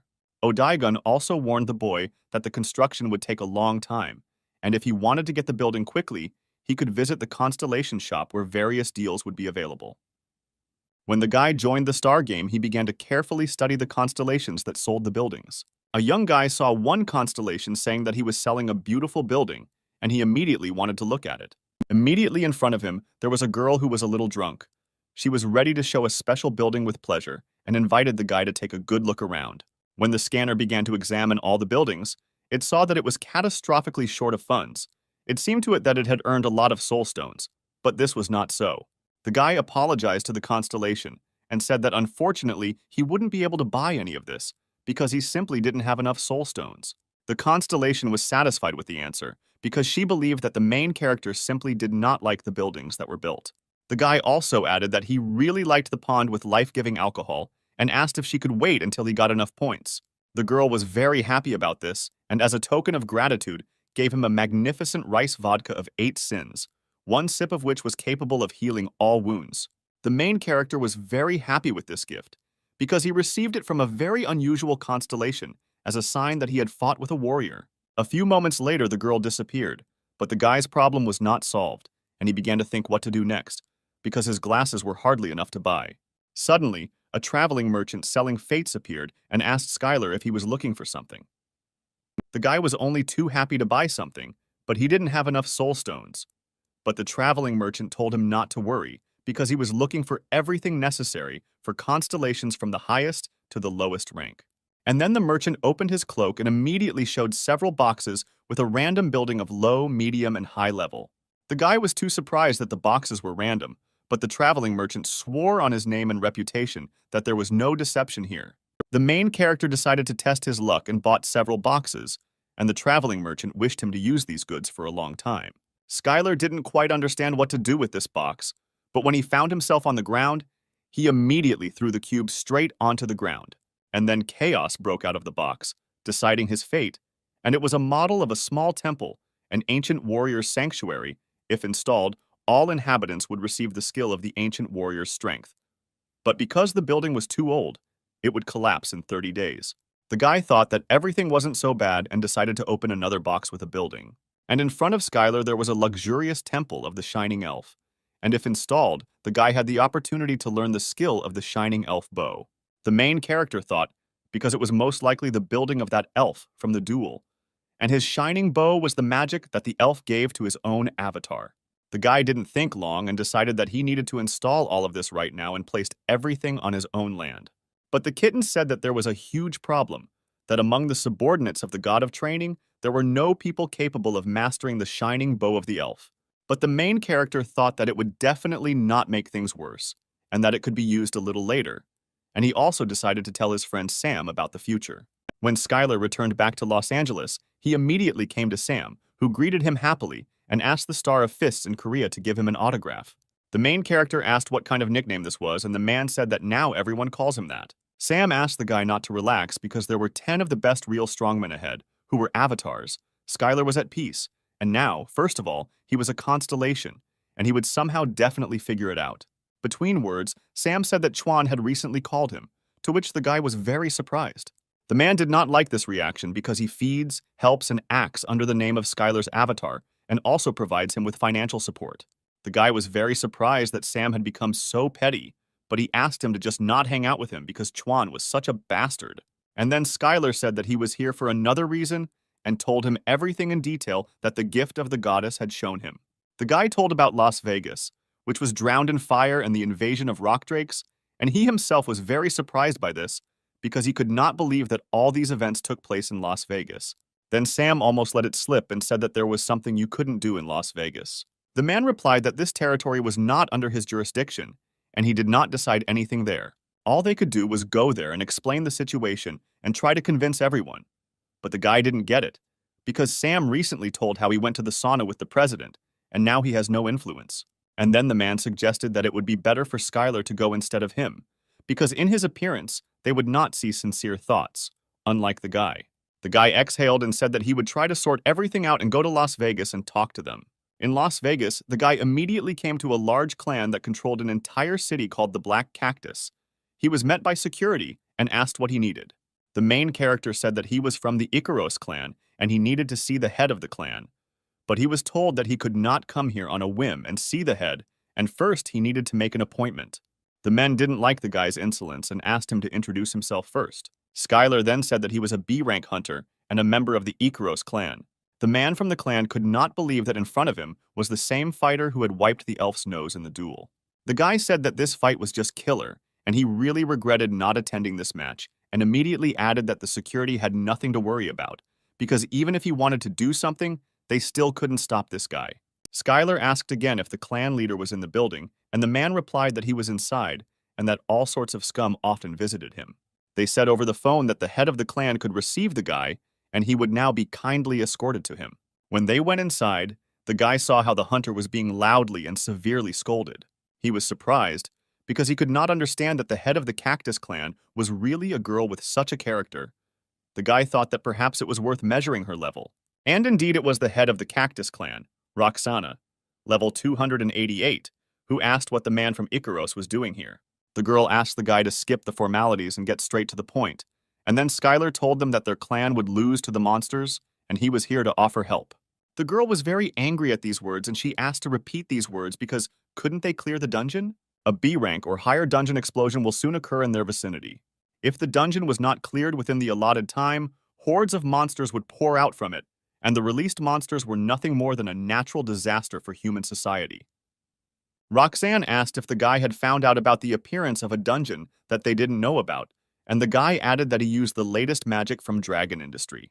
The Ikaros clan had no intention of destroying the dungeon and ignoring the clan located in this city. The guy asked in return to simply allow him to watch all this from the outside so that he could react in time if an explosion occurred. Just one mistake could lead to the death of many people. The girl said that the guy returned from the abyss and stayed there for 30 years, and now he can be considered a first-generation hunter. She meant that most of the first-generation hunters were considered heroes, and they were always on the side of the people. The guy was ready to intervene if they couldn't shut him down, and not just watch from the sidelines. The girl stamped her foot and added that she would believe him, but threatened that she never forgave those who lied to her. She will be ready to follow even to hell to punish this person if someone deceives her. When the guys were walking along the streets of Las Vegas, Skylar asked if the dungeon was B rank. Then the boss was B rank, which meant the clan leader should intervene, and how things were going with her abilities. Then the guy replied that his sister Roxana was the best in this business, and immediately let it slip about their relationship and asked not to tell anyone, and if this information leaked out, it would be the end for him. Suddenly, someone radioed that a dungeon had been discovered and that all clan members needed to gather. The portal opened in an abandoned building right on the outskirts of the city. The hunters were happy that the guy from Icarus told the truth, and they were incredibly lucky that they quickly found the dungeon. As soon as they noticed it, they realized that with that amount of mana, it was definitely not rank B. As soon as they got a little closer to the dungeon, they saw a message that it was called the Thicket of Endless Predators, and they had 6 hours and 11 minutes left to clear it, and the entry limit was 1 person. The hunters encountered something like this for the first time, and only 1 warrior could enter there. At this time, an emergency situation began on the streets of Las Vegas, and an evacuation order was issued. It was necessary to close all hotels and casinos and clear an area 10 kilometers long. Skylar noticed a strange thing, that all the people did not run anywhere, but on the contrary, continued to flock to one point. People, on the contrary, were looking for where they would have the best view of the combat spectacle. When the main character asked why they weren't evacuating, he was immediately told that he was apparently some kind of coward, because there was no difference in all this, because they would all be broken anyway before it became dangerous.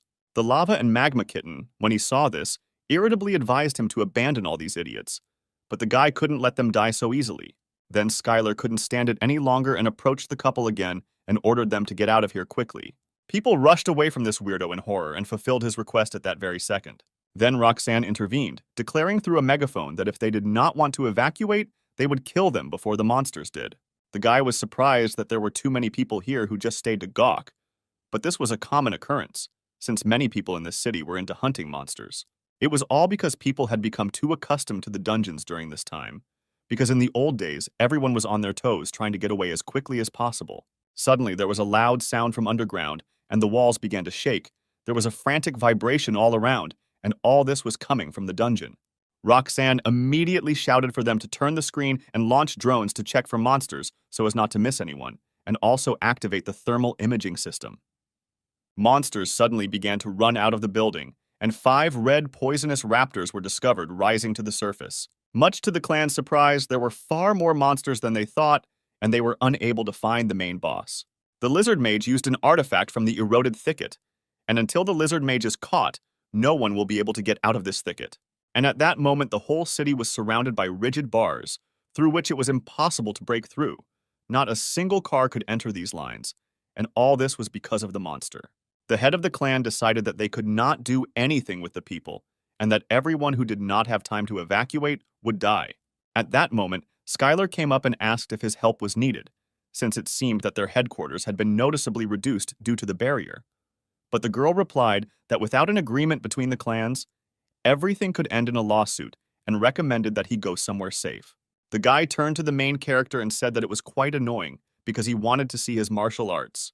And the battle between the clan and the monsters began, and Roxanne screamed loudly for everyone to run and attack. The first to appear were the C-class monsters, who immediately felt the magic of the Chaos Spear and Ice Arrows, and killed him in that very second. But there were 4 more ahead, and Roxanne decided to deal with them as quickly as possible and use the magic power boost. The girl temporarily increased her own magical power, and thanks to the fiery whip, struck several more monsters. Her blow was truly on point, because no one expected anything less from the clan leaders. Exactly 6 monsters were approaching from behind, and the girl decided that it was time for them to leave, and that was enough talking.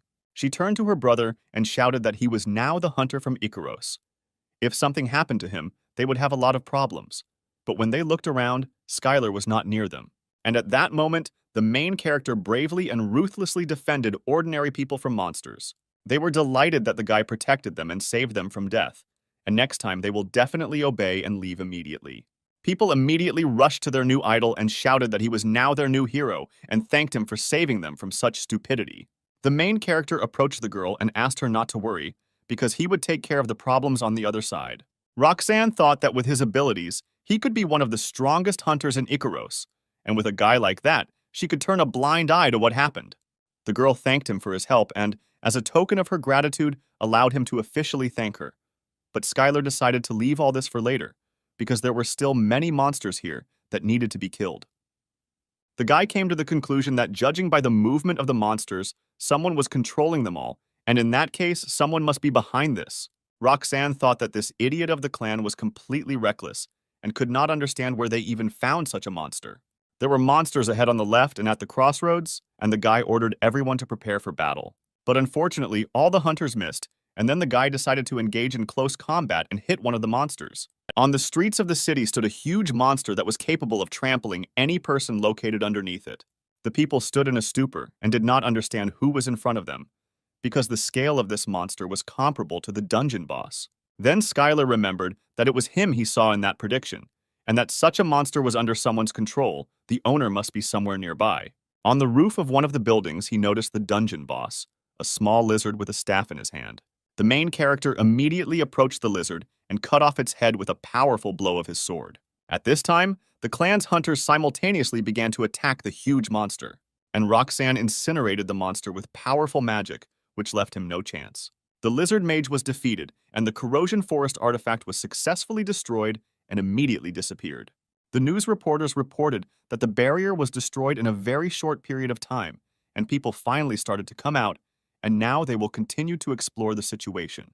The guy started to wonder how many people died, and if there were any survivors. Some people said that they thought it was the end for them, because the sky suddenly changed color, and monsters started pouring out from everywhere. The man was surprised, because he definitely heard the sound of an explosion, but as it turned out, no one died, and it was all a hunter with chestnut-colored hair. People started saying that an Asian hunter with a sword saved the entire nation and that he was a real hero. Journalists asked Skylar to give some comments, because people believed that he was the one who made an invaluable contribution to closing the dungeon. The protagonist replied that he was not trying to save people, but got rid of the monsters before they started killing, and so it might seem to everyone that he saved the city. Skylar didn't like that he was considered a hero, and he denied it, and immediately shut the journalist's mouth and hit him lightly, because the guy didn't want them to try to make a hero out of him, because he couldn't stand that more than anything. He couldn't appear to be a good person in the eyes of people, otherwise he would be criticized immediately if he didn't help even once. The girl's brother from the clan immediately wanted to be like the main character, but she asked him not to talk nonsense, because this only happened because it was Skylar, and his existence was unique. Martial arts masters are extremely rare these days, and the strength that has reached its highest point as a result of persistent training and enormous combat experience can make him an absolutely unique person. Roxanne thought about how after meeting him, she no longer understood why there were so few martial arts users left, and the thought occurred to her that it was worth getting closer to the Icaros clan, and there was nothing shameful in it in order to become friends with the hunter Skylar. At this time in the office, Sam was reading the news about how a hunter attacked a journalist in Las Vegas and laughing loudly about it. Then Skylar reminded him that he once hit a journalist too. Sam told them that this time they had properly divided the reward for going into the dungeon, but the main character was not very interested in this. The guy didn't run a multi-million-dollar company, and he was least interested in how much money he brought into the account. Skylar was more interested in when he would get a rank up, but that was very difficult since any rank above B was limited to clearing dungeons. Then the guy decided to leave the office and go teach some guys martial arts. Sam thought about him training the Icaros clan hunters and thought he was a good guy. The guy brought the students straight to the training field, which was controlled by the Icaros clan, and asked them not to worry about anything here. To the guys, all this equipment looked super cool. Before that, they had only trained in dilapidated gyms. Skylar said that from now on they can train here as much as they want and use the center to its fullest. Unexpectedly, Among the guys, there was a girl who introduced herself as Iris and represented the young hunters from the School of Masters. But as it turned out, she was the daughter of one of the most famous masters in China and was the best among all the students in the school. The guy was very embarrassed because he could not expect such a person to come here. The girl apologized and said that she didn't want to embarrass him and asked when they would be training. First of all, the main character started doing squats with a barbell and thought that since everyone here was a hunter, it shouldn't be difficult for them. Then one of the students asked when people use one of the advanced techniques and pointed to the cool modern exercise machines. But the guy had no plans to take them there, and they lifted weights for several hours, hoping that they would finally be able to work out on modern exercise machines. The next exercise began with a squat, and they had to feel their own strength of internal energy and muscle strength. Thanks to the guy having the title of training avatar, his subordinates received an additional bonus during training and became stronger at a rapid pace. Little did they know that the training they were going through was an amazing opportunity for them, because no constellation would suit them as well as Skylar. The guys trained like madmen and showed no mercy to the body and trained like no other martial artist. But everything the coach told them was just a normal workout. After a few exercises, all the students quickly became exhausted and could no longer exercise. And then the main character approached them and said that they could move on to the main training, and they were done with the warm-up. The next training session was held in the training room of the other world of Ikaros. There is nothing better for martial arts training than to use the terrain. Suddenly, the students found themselves knee-deep in a swamp, and it was simply impossible to move here. In the distance, they saw the silhouette of some kind of doll. This silhouette seemed familiar to them because there was something similar in the hall too. But suddenly, this doll flew at them at breakneck speed and delivered several powerful blows from its knee. The goal of this workout was to fight against a dummy because they first trained their muscles in the gym, and now they have to go through this step to move on to the next workout. The main character left the arena and said that if any of them could handle this guy, then let them come out and tell him about it. The students had no choice but to simply defeat him, and they immediately pounced on him as a team. Meanwhile, in the Ikaros Clans lounge, the guys were sitting and discussing Skylar's excellent work in Las Vegas. Anthony added that despite the great victory, the main character was still far from him. But Eliza disagreed and said that he could never have done better. Then Skylar told them to stop and asked which of them wanted to learn martial arts. The guys sensed a catch, but the guy said that he was not going to force anyone to do anything in return, and if they didn't want to, then let him say so. Eliza replied that she didn't mind, and in return would be happy to teach him some magic techniques. The protagonist's entire alliance was not against him learning something new, and everyone agreed that it was a great idea. When Skylar accepted their offer, they immediately began recommending their own magic. Eliza suggested learning defensive magic, and Anthony suggested ranged magic. But when the guys heard that the guy wanted to learn healing magic, they were a little shocked. But judging by their reaction, the main character realized that none of them knew how to use it. Realizing that no one would help him here, the guy left them. He thought that it would be a good idea to ask the constellation goddess for a few training lessons, since she probably had some healing skills. At this time, in the territory of the constellation of the goddess, the girl was sitting at the table and dozing slightly. The boy approached her and asked her to teach him healing magic. The girl was very happy with this offer. It seemed to her that the training avatar could not teach him this, and she happily agreed. And at that moment, the virtuous goddess of scales began to grant the protagonist the divine healing of the fifth circle. The main character was surprised because it is not so easy to immediately master such a rank A power. The girl apologized because at the moment she did not have enough strength to give him a more powerful force. The goddess continued to feel guilty because it was she who had to teach him everything and immediately began to look for something else. But the guy calmed her down and said that everything was fine and thought that next time it would be better not to ask her for help. The next day, there was a big meeting in the main hall of Icarus where the head coach gathered all the hunters in one place. Unexpectedly for everyone, the Dungeon of the Endless Tower was created. The hunters could not believe their own eyes because it seemed like sheer madness to them. But for the main character, it was not so famous, because he heard about it for the first time. A couple of decades ago, a dungeon of such complexity appeared that it broke an infinite number of hunters. And if on the first floor there lived F-rank monsters, then as they ascended, their strength increased and it was an A-rank dungeon, which subsequently simply exploded because not a single hunter could clear it to the end. The head coach announced that the winner of this training session would be the one who would get ahead of his opponents and reach the highest floor. And he immediately warned that this dungeon is much more difficult than its original. When the trainers left, the hunters immediately began to think about how they would defend the dungeon and perhaps form groups. As it turned out, this dungeon had too terrible a reputation, because there were reasons why no one could completely clear the dungeon. No one even went there as a team. There was talk that it was because the more people there were, the higher the difficulty of the floor. For a second, the guy began to admire this dungeon because it looked amazing, but the kitten of lava and magma asked him not to admire such things. The protagonist suggested that in any case they should go in a group, and despite the fact that the difficulty would increase, he believed that by clearing the team, they would gain an advantage in battle. Anthony was sure that no one would want to team up, and everything would be as he said. But Eliza was happy to try her luck on the team, and as soon as Anthony saw this, he screamed loudly, but still joined them. Suddenly, in the crowd, Skylar noticed a girl who was wearing student clothes and looked like a schoolgirl or a student. When he looked at her through the essence, he saw that she was currently a servant of the constellation, and he could not see her fully. The girl noticed that the guy was carefully examining the stranger and added that judging by her clothes, she was made of ivy, which surprised the guy greatly. Then Lisa explained what she meant, because recently there are a lot of private schools that teach awakened ones. Among them, one of the most popular is Ivy. At this point, Anthony said that he saw no need to hide it, since he also graduated from an Ivy League school, although no one asked him about it. When the boys were talking, they attracted the girl's attention, and she quickly approached them. But as it turned out, the girl did not speak English at all, and they began to communicate using a special skill. The guy didn't tell her that thanks to the power of the constellations he understands her. Then he asked if she knows other languages, and the girl answered that she knows Russian. But because of the contract, she can't speak it, and also speaks a little Korean. The guys from the clan stood to the side and could not understand what language they were speaking, but nevertheless they looked very happy. When Skylar decided to ask what constellation the girl served, she couldn't tell him because of the contract with him. The main character said that they were currently forming a team and invited her to join them, to which the girl happily agreed. The guy added that it would be inconvenient if they couldn't communicate with the others and suggested switching to Korean. But the girl didn't know it very well, but thanks to the translation device, it was possible to communicate.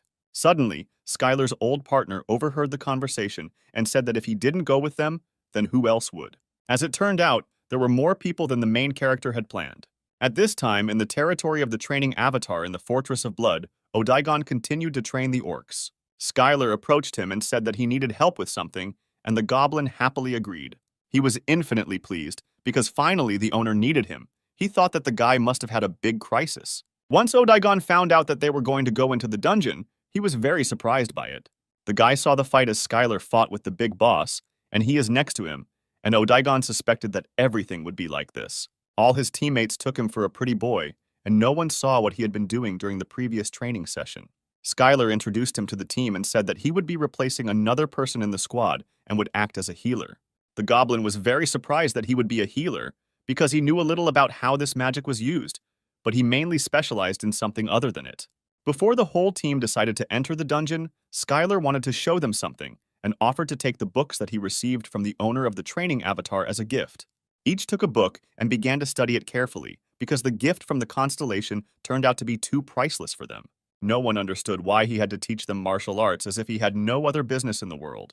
As soon as everyone entered the first level, monsters immediately appeared, and the guy suggested keeping them under his own control and distracting them.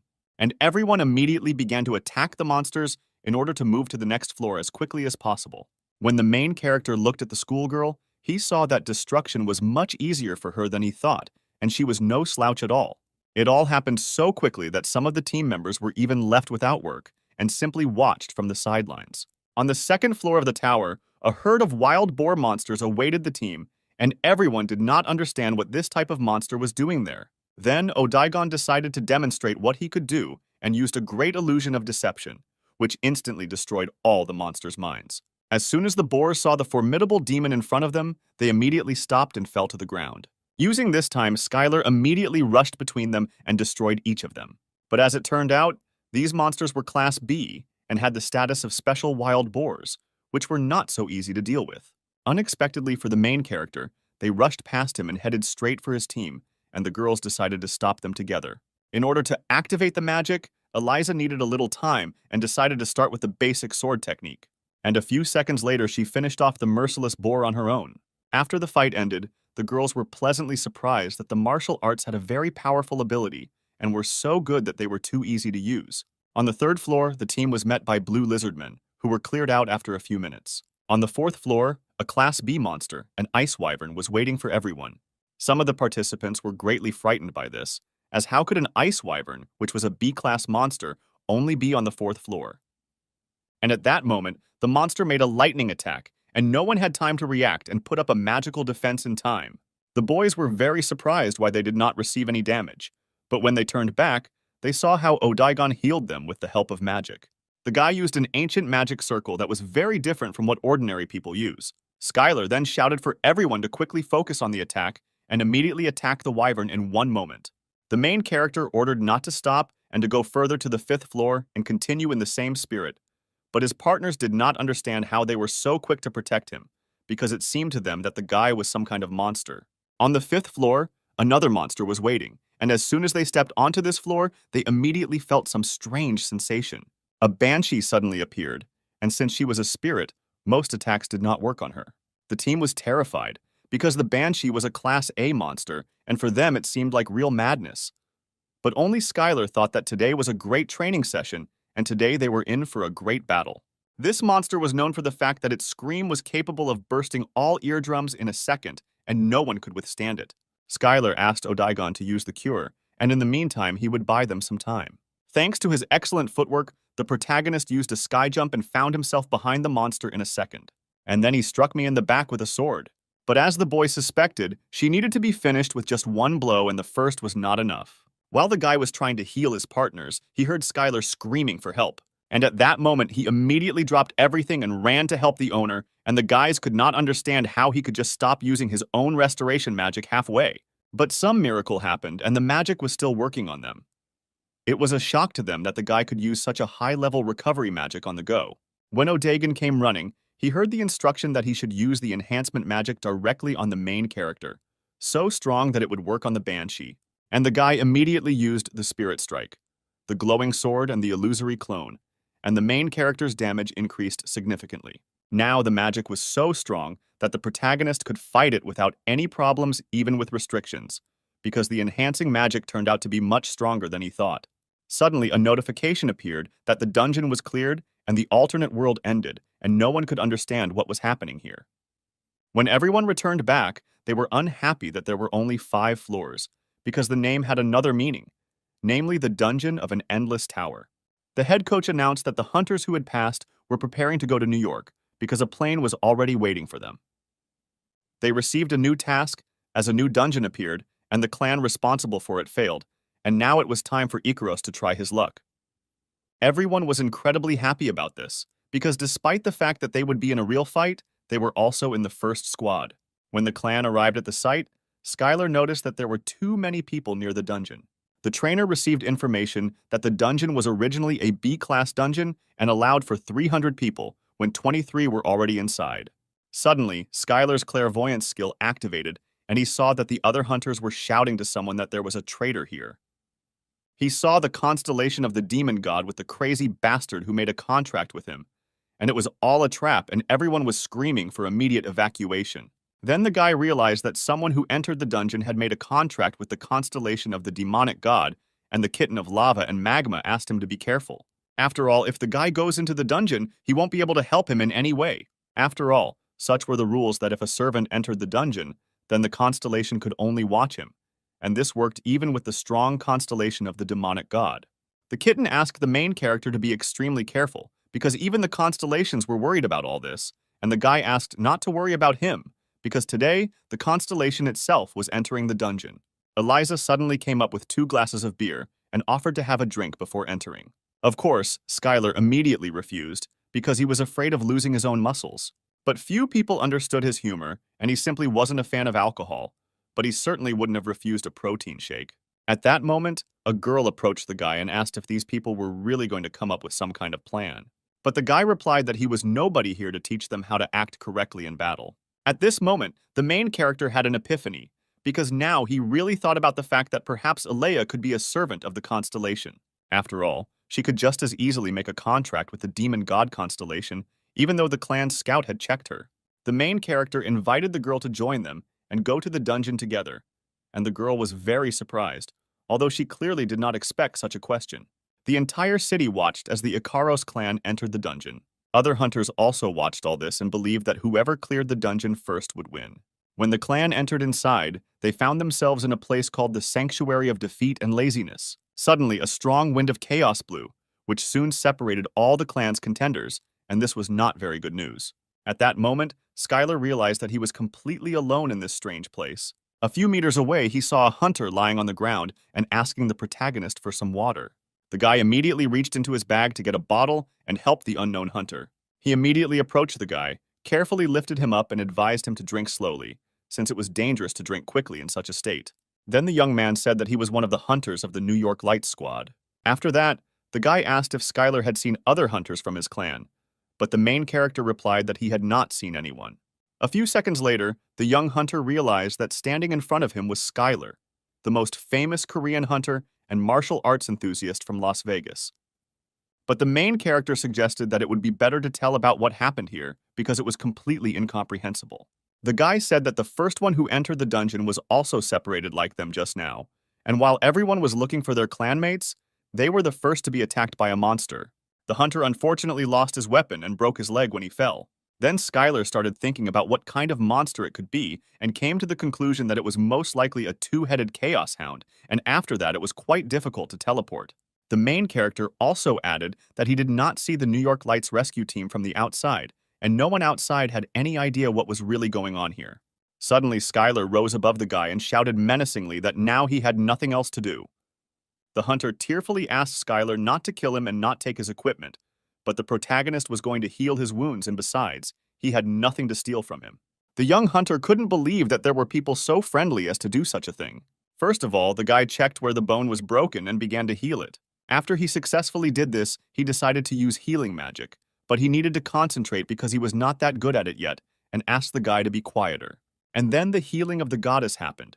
Skylar managed to heal the man and his power instantly increased, as did the healing power of the goddess. After the hunter got to his feet, he couldn't believe that Skylar was able to heal him so quickly, and it seemed impossible to him. The boys said goodbye, and the hunter continued to think that Skylar had simply used high-level healing magic on someone he had just met for the first time. The guy couldn't miss such a moment, and immediately asked Skylar to join him. Besides, he knew quite well about the monsters and the territory where they were located. At this moment, the main character decided to contact Odaigon, who immediately answered the owner and asked if everything was okay with him. He told that he had already found other Icarus hunters, and the main character asked how quickly he was able to do this. But since Odaigon trusted few people, he marked all their things with magic. Skylar said that he was going to go deeper into the forest and asked Odaigon to bring the entire clan to him. Suddenly, the main character heard some kind of roaring of dogs, and he immediately shouted that there was a two-headed chaos hound next to them. When the hunter turned around, he saw a huge two-headed monster standing behind him. The main character, without thinking twice, used the magic of the heavenly finger, and immediately after that pounced on them and cut them with his sword. When the hunter saw all this, he considered the guy too strong. Skylar shared with him that if you know how to defeat a monster, then everything will not be so difficult, because you only need to calculate the attack, parry, and counterattack. The young hunter watched in horror as the guy butchered the monster, but the main character calmed him down and said that they needed food anyway, and there was absolutely no poison in this meat. Of course, the guy had heard that being in the Icaros clan meant knowing something like that, but for them to eat monster meat was too much for him. Suddenly, the main character heard someone's speech and rushed in that direction, because it seemed to him that hunters were gathering there. After several dozen meters through the dense forest, they discovered a clan of New York Lights. When the hunter saw his teammates, he immediately screamed and ran towards them. They could not believe that their fighter was still alive. The New York Lights clan was not very happy about the approaching hunter from the Icarus clan, but their brother from the clan told them that he saved and healed him. The other hunters didn't believe this because for them, it was some kind of nonsense that someone would help a hunter from another clan. At that moment, Skylar felt his existential strength increase because someone bowed to him, but he couldn't figure out who it was again this time. Right in front of the main character stood the same hunter who stood up for him and shouted that the guy used magic to heal him, although they were not connected to each other in any way, and called his clan scum. The main character didn't like it. The hunter defended him so vehemently and asked him to just keep quiet. But the guy didn't stop doing this, and then the main character had no choice but to simply hit him and shut him up by force. The others in the clan didn't understand where this madman came from and started beating another hunter in front of everyone. Then everyone remembered that this was the guy who had fought with the reporter. The The main character wondered why so many people had gathered in one place, and then he was offered to look at the reason for this. Not far from this place there was a golden hourglass, which hung in the air and attracted with unusual energy. Skylar could clearly feel the summoning magic. The people told him that the sand had been falling since they arrived. Most likely some boss will be summoned here and they will gather here to kill him. There was a high probability that the demon god constellation and the person who had made a contract with it were right here. The main character decided to try to look at all this with the sight of the constellation, and even it could not help or advise him. Then he decided that they would show who was who when the time came. The demon god constellation that made a contract with the ambitious hunter was a traitor with a poisonous dagger and was called Eunice. This constellation was not very strong, but it was much stronger than all ordinary mortals. Eunice mistakenly thought that his master was one of the strongest in the abyss, and he wanted to make his master happy with him. As soon as the grains of sand in this hourglass run out, a boss was supposed to appear, and then the main character would have a chance. The guy was very worried about the martial artist and made him seriously nervous. One of the clan's hunters offered Skylar to join their team for a while, since wandering around the dungeon alone was tantamount to suicide. Despite the fact that the guy was very confident that he would be fine and in general he didn't care at all, he agreed to this proposal. The hunter was kind and offered Skylar some food and took some dungeon food out of his backpack. At this point, everyone was too hungry, as everyone tried to rationally eat their own lunches. Then Skylar reached into his bag and said that since they had met, he would be happy to feed them a little. He took out the meat of the two-headed chaos hounds and offered it for dinner. The guy said there was too little meat in it and that there were monsters nearby, and they had just recently seen some red-horned turtles in the swamp. But no one was going to cook the turtles, because the most delicious thing they had was that the eggs had quite useful properties. A few seconds later, as much as the hunters didn't want Skylar to go after these turtles, he immediately appeared in front of them with eggs and meat. Since the main character had all the ingredients, he decided to start cooking, and for this he needed a little bit of spices. The hunter was very surprised by this, because it was the first time in his life that he saw a spatial artifact. Then, using the magic of pure fire of internal energy, the guy began to fry the meat over the fire. Few people understood why a guy who uses martial arts would use magic to cook. After some time, the main character prepared a delicious meal, which consisted of monster meat and turtle eggs and looked really appetizing. As soon as the guy took a small piece of food straight into his mouth, his pupils immediately dilated and he was enveloped in a feeling as if he had replenished all of his own magical power. The hunter was very pleased with such delicious food and asked for more. Skylar couldn't resist such a compliment and happily offered another plate. And at that moment, the main character fed the whole clan. And it was not an invention of the Ikaros clan for preparing such dishes, but just Skylar's usual hobby. After a delicious lunch, all members of the clan began to communicate with each other and discuss tactics for the next battle. Suddenly, a man approached the main character and introduced himself as the leader of the Ambidus clan and offered to unite with him into a clan, because the other guys didn't even have a person who would heal the fighters. The clans began to argue with each other, because the ability to lie and represent their own clan was their main trick. Skylar suggested that everyone calm down, because this was not a way out of the situation, and killing each other's clan was clearly not the best idea. Then Eunice approached the clan commander and suggested that they needed another hunter, since there were a lot of other clans here besides them. At that moment, the last grain of sand in the golden hourglass fell, and time ran out for all clans. The clock rose sharply in the air, because soon the night of laziness and defeat should appear. All the fighters began to actively prepare for the battle and wait to see what would happen next. From under the ground appeared a knight of sloth and defeat. He was majestic, and in his hands he held a huge sword. All the clan hunters were incredibly surprised by this appearance, because they had never seen such a monster and did not know what to do with it.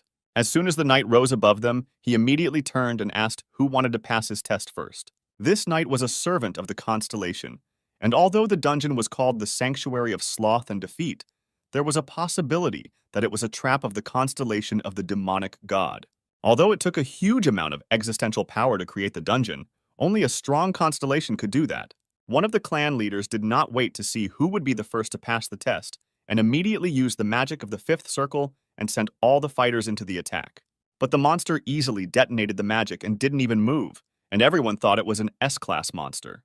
The monster added that only one person could take the test at a time and immediately chose him. He pointed at the hunter, but he was completely unprepared for this and used a forced teleport. The magic was so strong that none of the hunters could withstand this test, and time after time the hunters lost. No one understood what this monster was actually testing, But fortunately, everyone remained alive. When the boys were asked what happened to them, they answered that as soon as his sword touched them, they lost all strength and could not move. This monster was much stronger than they all thought, because if they attacked him, he would force them to pass his test and try to find a better way out. At that moment, Skylar shouted that he would go to him, and everyone was suddenly surprised, because no one expected such persistence from the main character. One of the hunters he saved screamed at the guy not to do that, because that hunter was just lucky and he could die. When Skylar approached the monster, he immediately asked him if he was ready, and the guy confidently answered that he was. Then the knight took out a huge sword and announced that he was beginning the test. As soon as the sword was pointed at the protagonist, the knight used the power of limiting laziness, and Skylar was immediately bound with chains. And the guy at that very moment understood how the knight takes away the will to fight from others, because the hunters immediately want to rest, sleep, and just do nothing. These were the restrictions that are difficult for mere mortals to avoid. But Skylar was a constellation of an invincible training avatar, and his properties were completely opposite to this constellation, and he could not lose. Once the protagonist began to think that he always wanted to become stronger than others, it gave him additional strength to get rid of this trap of chains, and he was freed. After this, the knight announced to the boy that he had successfully passed this test. He added that it is quite difficult to free oneself from laziness, and this test shows the subject's desire to fight it. And since the main character passed this test, he will allow him to meet his master. And at that moment, the power that supported the sanctuary suddenly disappeared, and the dungeon will soon be closed. Skylar thought that everything couldn't be happening so quickly, because it was too easy for him and something was wrong here. Suddenly, the protagonist felt dozens of two-headed monsters rushing straight at them, and it turned out that these monsters were also part of this test. The knight raised his sword into the air and shouted that he could already feel the presence of his master, because everything would not be as simple as they thought. A huge horde of monsters ran straight to the place where all the clans were located. The guy understood that they would be here soon, and he had to protect all these people. But the other hunters did not feel this. They were happy and laughing, because now they could calmly return back, and this was the long-awaited moment for them. The protagonist activated a skill that would greatly increase his existential power if he protected the weak. At this time, sensors noticed monsters several kilometers to the east. All drones were destroyed, and thermal sensors detected medium-sized monsters to the south. The hunters were very surprised because they thought that they had already cleared the dungeon. But since it was a special dungeon, they had to hold out until it disappeared, and they immediately prepared magic for battle. Suddenly, the main character shouted for all the hunters to gather in one place. The guy added that although this could provoke the monsters, they were coming here anyway, and if everyone wanted to live, he asked them to listen to him and gather in one place. This was a very important part because the guy had reached a peak level, and he didn't know what martial arts he could use at that level. And then he decided that he was sure of only one thing. He needed to get all their attention. When the guy ran up to them, he started using the techniques of the heavenly finger. He managed to defeat several monsters, but the rest were too fierce and immediately began to catch up with him. The other hunters couldn't understand what was going on there because they had never seen such a dungeon expedition in their lives. One of the guys shouted that they needed to help Skylar immediately and not just stand there. Since the monsters were in one place, it was decided to use area magic.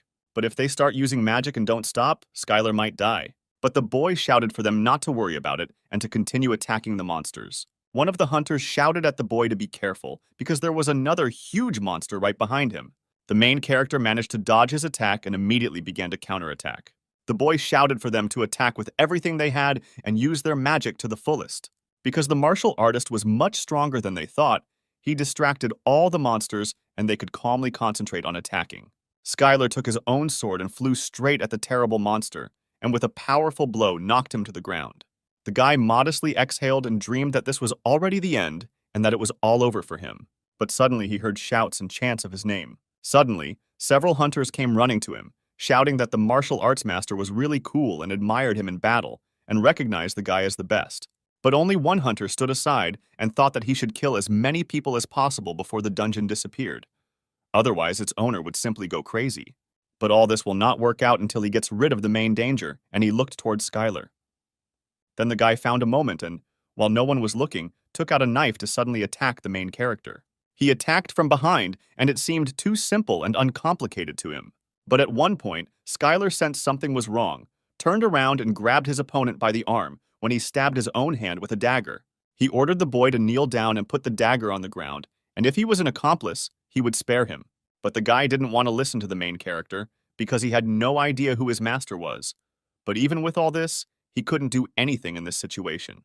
The man turned to him and said that for him, everything was just beginning, because he was just a pathetic hunter who was not good for anything. He had no choice but to scream to the whole area that Skylar had attacked him and thrust a dagger straight into his hand. The other hunters did not understand what was happening there and who attacked whom. Then the guy showed his hand and shouted that Skylar attacked him with a dagger and asked him to come closer to look at this weapon. The protagonist screamed that the guy was an idiot and tried to attack him, and the dagger got stuck because he fought back. But the hunter denied it all because he could never have pulled something like that off if he had actually attacked him from behind. Then the man turned to the chief of the clan and asked for help, but he doubted his words because he believed that Skylar would never do such a thing. But no one believed these words. Everyone thought that the guy, despite being a whiner, simply attacked Skylar because he was jealous of him. Then the guy started asking if they really believed him because the main character gave them some meat. But in response, he heard that he was the one who ate more meat. Then the hunter realized that he would no longer gain trust here, and he decided to go with Plan B and shouted that he was releasing a poisonous fog. The other hunters were glad that he was bad, because now they could deal with him. But Skylar warned that no one should approach him. The protagonist said that he most likely made a contract with the demon god constellation and should not be underestimated, but it was too late. The boy used fourth circle magic, the fang of a wavy snake, which headed straight towards the other hunter. Despite the fact that the man had a protective artifact, he was unable to save him, and the guy fell sharply to the ground. The man couldn't believe that the B-rank hunter was writhing in pain after his attack, because at that time, he was a C-class hunter, and he was glad that he chose this constellation. Skylar interrupted another attack and shouted that he was the only one who would die here now.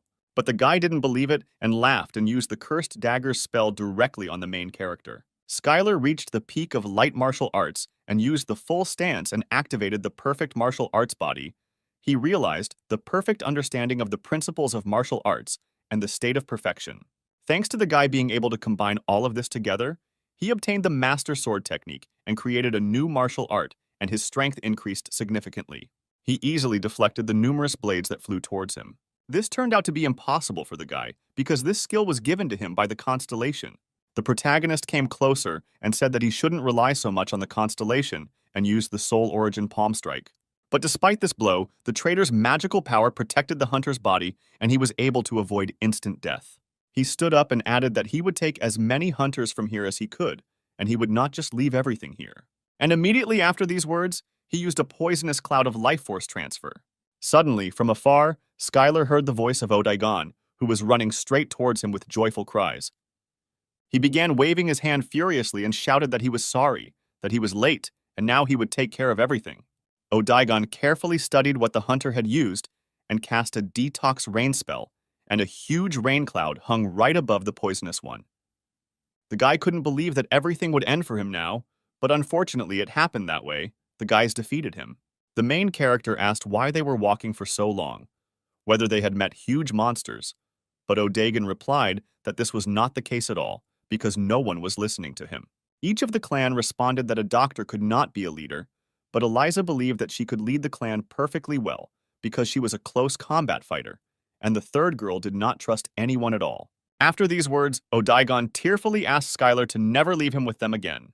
All the hunters successfully cleared the dungeon and were heading to the place where they came from. And since the main character passed the sanctuary test, he was given a dungeon reward, which was given to someone who fulfilled certain conditions. It wasn't just compensation for survival, because this time Skylar was the only one who received it, and he chose the reward of the goddess of defeat and laziness, and received the power of the said constellation. And then a beautiful girl appeared right in front of the guy. She turned to her successor and said that quite a lot of time had passed since the last awakening. The guy ended up in her dimension, and the girl asked him not to be too surprised by this, and now she will teach him everything he should do as a servant of the constellation. But the main character interrupted her and said that he was already a constellation. The constellation thought that there was something wrong with her ears, because only mortals can enter the dungeon. Then she understood everything and screamed that all this was terrible and why he did it.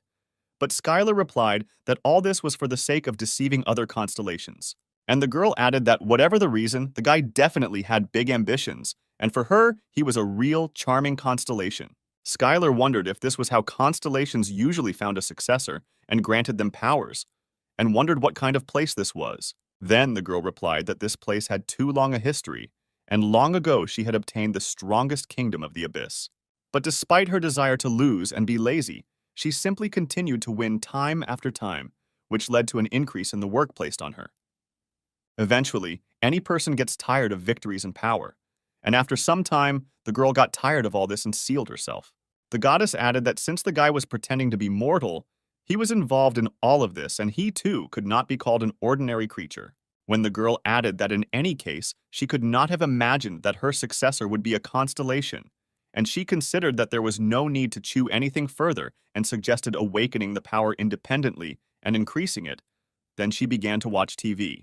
The main character didn't like that she tried to dump her own responsibilities as a constellation onto someone else, because he still had a lot of questions. He wondered because it was said that he received power, but his existential power did not increase, and what happened?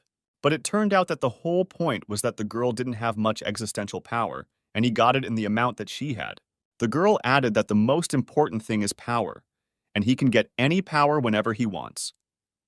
But the main character did not agree with this, because he was an avatar of training, and how could he get the power of defeat and laziness? Then the constellation gave an example, because it seemed to her that her successor did not understand something, and said that victory and defeat are two sides of the same coin.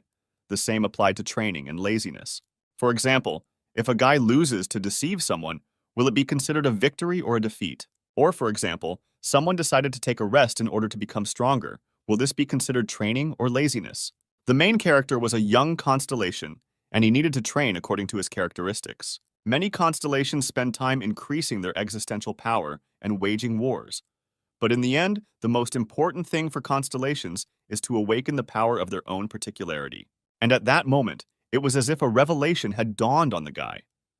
Because he came to understand the characteristics of the constellations and his existential power increased, and now the enlightenment skill had no limitations. The guy thanked the girl for explaining everything, but she wanted to continue watching her favorite TV series as soon as possible. Skylar asked if he, as her successor, could call the girl when he needed her. At that moment, the goddess replied that of course she could, but since the guy was kind, he wouldn't do it. But the main character resolutely replied that he would call her anyway if he needed her. Then the goddess of laziness began to beg him not to do this too often. And the main character understood the essence of all things, because before he would have devoted all his time to martial arts, but now he tries to cook, learn magic, and much more. When the main character left the goddess's space, he returned back to Earth, where reporters and a journalist were already waiting for him, who was eager to find out what happened to the last survivor. Skylar could feel it instinctively, that training wasn't just some part of life. Anything a person could go through in their own life could be considered training. He came to the conclusion that he needed to think bigger and train without any restrictions, and then he could still become stronger. The main character visited the alliance of smaller constellations, and the girl was surprised that the guy was here. She said that as soon as they left the dungeon, they immediately lost contact with him and were constantly waiting for him. They began to reason that if he had a real demon god constellation contract and a sloth constellation contract in front of him, there was nothing wrong with it if he made good use of it. But the main character still could not understand how he could use the power of defeat and laziness. The girl suggested that the guy try defeat, but the main character thought that there was no point in this and asked if they had learned anything about the traitor holding the poisonous dagger. The goddess replied that he didn't seem like such a strong constellation. Judging by his constellation war rating, he was somewhere on the same level with him, and the guy shouldn't worry about it. But there were bad rumors about this traitor, because he specialized in deceit and tricks and could be annoying, and servants and subordinates could suddenly attack. And now Skylar's name and the name of his constellation began to flicker in the game of constellations.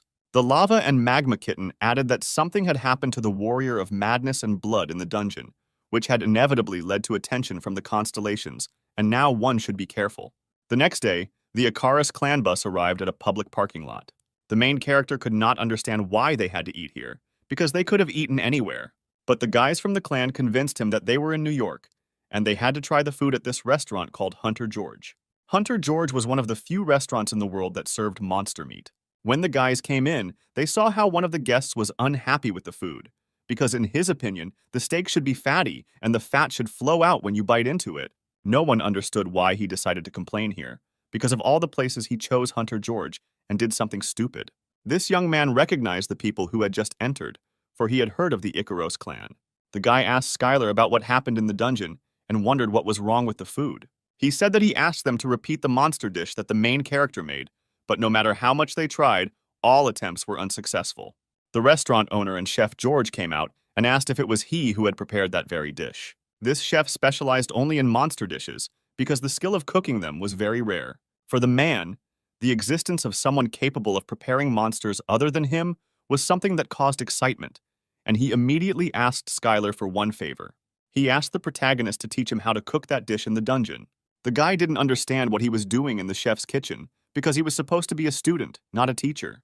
The man looked like he was crazy, waiting for a miracle, but the main character warned him that he was not a chef and asked him not to expect too much from him. On the cutting board was minotaur meat, the finest piece that could be found in the entire city. The protagonist poured internal energy into it to make the meat soft. It was his personal recipe for meat, honed in the abyss. The man was surprised by this, because usually they spend hours pouring mana into it. But Skylar added that the method is indeed similar, but he uses martial arts for cooking. Then the main character took out a knife and began to cut the meat into perfectly even pieces at such a speed that they literally flew into the air. The main character used everything he needed in this kitchen, and he had no restrictions for this. To light the fire, the cook used magic to give the meat a unique flavor. Skylar did the same, but used martial arts. After all this, he turned to the chief and showed that there was nothing wrong with it, and they completely agreed with him and added that he was simply excellent.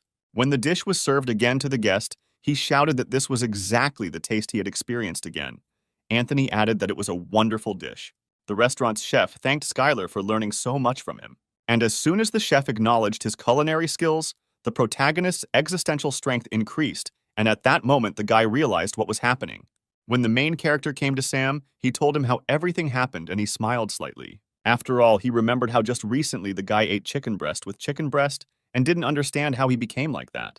The main character told what happened in the dungeon, that he was attacked by a servant of the constellation of the demonic god, but he was not so strong. The man found it difficult to talk to the guy because he answered him in 3 lines, which really irritated him. But he added that in any case, he called him at the right time. And then President Thomas from the Dragon Artifact walked through the door and Sam kindly began to introduce them. Sam asked if the guy knew what the Dragon Artifact did because he had clearly heard about what a monster core was. The man said that it was something like a clod of monster mana, and now many companies are developing an energy business on them. He added that now they even create artifacts from them, and one of the best companies in the field of creating artificial artifacts is the branch of the Dragon Artifact. The protagonist continued to not understand why he needed this acquaintance with a person, but Sam added that there is nothing wrong with meeting people, and the production of artifacts always needs hunters to help with tests. The man added that he wanted to introduce them to each other in the hope of fruitful cooperation, and the guy quickly agreed, which even surprised Sam a little. When Skylar left with the president, the man was very happy about it, because one day he would make him the president of the company. The protagonist asked what his role would be in improving their artifacts, but the president replied that research and development were important in this business. But because so many people are interested in it, we must not forget about what is happening behind the scenes. And the help consisted of finding the researcher. One of the researchers named Ronald was outstanding in the field of artifacts. He managed to put the new magic of the third circle into an artificial artifact. This meant that he had all the superior technology of the current ones. The president added that their company had tried to sign a contract with the man, but unfortunately, they had lost contact, and it seemed to him that another clan might have gotten to him. Among them, the most suspicious was the production of myth artifacts, because it is owned by the Parkers, and they are quite authoritative in this field. The man wanted Skylar to enter the myth and take the researcher Ronald from there. Then the main character waved his hand and said that it wouldn't be too difficult, and that he would be back soon. The man asked if he was really going to go alone, and then the guy remembered that he had fighters who would benefit from taking advantage of this opportunity to train. That same night, near the Myth Research Center, Skylar and her team decided to begin the operation. The main character said that the goal of the training was to get inside and take the man. The guy couldn't take everyone, so he decided to take those who fit certain conditions, namely, he was confident in speed. 2 people raised their hands because they had no problems with speed, as well as with stealth. The guy added that he was not forcing anyone, and they could stay, because he did not need loyalty that would put their lives at risk. Then the girl replied that everything was fine, because they were doing it because they wanted to. The other team members did not understand how they were going to slip through, because the myth is the most impregnable and hoped for a clever plan. But at that moment, the alarm went off and the red lights came on. A voice behind the fence said that someone was on the other side, and the guy ordered to stop first. He decided to go into a trance and use telepathy to see what was on the other side of the fence. The guy saw several men shouting that there were people who had signed a contract with the Master of Perverted Illusions, and that they urgently needed to run after him. The Master of Twisted Illusions was a powerful, evil, divine constellation that had taken over Mexico, and the kitten added that in order to take over a country on Earth, it had to be in the top 20 constellations. The guy decided to ask the goddess of laziness about this, because he is in 127th place and it will be difficult to deal with him. At the moment, the goddess was in unbridled joy. She was eating chips and watching her favorite TV series for several days in a row. She turned around and asked reproachfully if he shouldn't call her once every 1,000 years. But the guy replied that he would call her as long as he needed and asked for information about the Master of Illusions. The goddess responded emotionlessly that it was that brat, but the guy didn't understand how a constellation from the top 20 could be a brat. When the girl was active, she was very worried about the opinions of other constellations and followed many of them, and this guy was too willful a child and was constantly with the Master of Slowness and Silence. It was one of the most famous evil divine constellations on Earth, although it did nothing of the sort. But during the Great Invasion, it took over northern China with stunning speed. The boy thought that the Master of Illusions must be quite strong if he was the subordinate of the Master of Slowness and Silence, and wondered what about the Master of Silence. But the goddess replied that the Master of Illusions was what was important to him now, and advised him to concentrate only on him and finally leave her alone. But Skylar added that he would most likely call her until the battle was over and asked her not to go anywhere. When the main character returned, he told his colleagues that someone was fighting the Myth Hunters and they had time to take Ronald. Then the guy decided that it would be easier if he took each of them by the arm and ran with them together. According to the president's data, the prisoner was in one of the towers, and Skylar immediately rushed at the speed of sound straight there. The speed was so high that he could easily climb up the building with his feet, and his team screamed in horror, because carrying such a speed was a high load. As soon as they reached the right floor, the guy broke the glass with his hand, and they saw a man. The man asked who was there, and the guy replied that he was from the dragon artifact and was looking for Ronald. The man joyfully shouted that the dragon artifact had come to save him. Ronald didn't understand how they could be here when there was still fighting outside, but he was immensely grateful to them. But as it turned out, it wasn't their people outside, and the man was asked if he was going to sign a contract with the dragon. As soon as Ronald gave his consent, Skylar shouted that they would get him out of here right now. Soon the man remembered that his friend was in the next room and asked to save him too. The main character could not refuse help and immediately destroyed the wall with a powerful blow of his sword. In this room sat a guy a little younger than Ronald, who was also tied up and could not see anything. The man ran up to the boy and shouted that these people had come to save them and that he should get out of here as quickly as possible. The main character found the young man too strange and decided to scan him and found out that he was a C+ rank hunter. Skylar didn't think for a second and immediately threatened him if he didn't tell him about the purpose of his stay here. The guy was very surprised by this and began to prove the opposite, that he also came here to save Ronald. The main character was wary of this, because he could be an industrial spy. But he did not believe that Korean clans had such, and it seemed surprising to him. Then Skylar suddenly shouted to everyone that they needed to get out of here. And at that moment, the walls suddenly shook and it seemed like the floor beneath them was about to collapse. When everyone looked out the window, they saw a bright flash and destroyed buildings. It was the eye of the radiance of illusions, which meant the arrival of the servant of the Master of Perverted Illusions. When the eye got a little closer to the building, it saw a target for destruction. It immediately rushed to kill Skylar, but he managed to take out his sword and thrust it straight into it. The main character managed to repel the attack, but the blow was so destructive that the building began to collapse. Skylar yelled for everyone to follow him if they wanted to get out of here. The guy grabbed everyone by the arms and, using his strong legs, went straight down to the bottom, where the guards were already waiting for them. The men asked who they were and what they were doing there.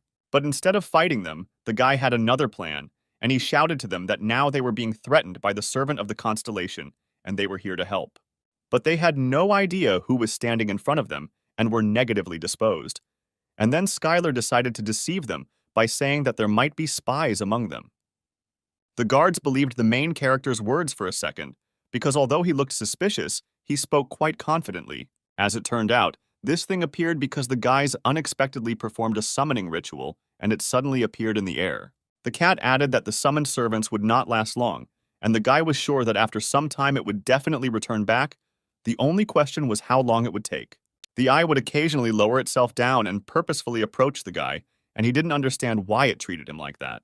The cat assumed that he was probably being kept under control, since Skylar was a servant who had been receiving a lot of attention lately. And besides, he was too interesting to the constellation. The eye wanted to know what Skylar was capable of, and if he was capable, it was going to ensure his place among the lower servants.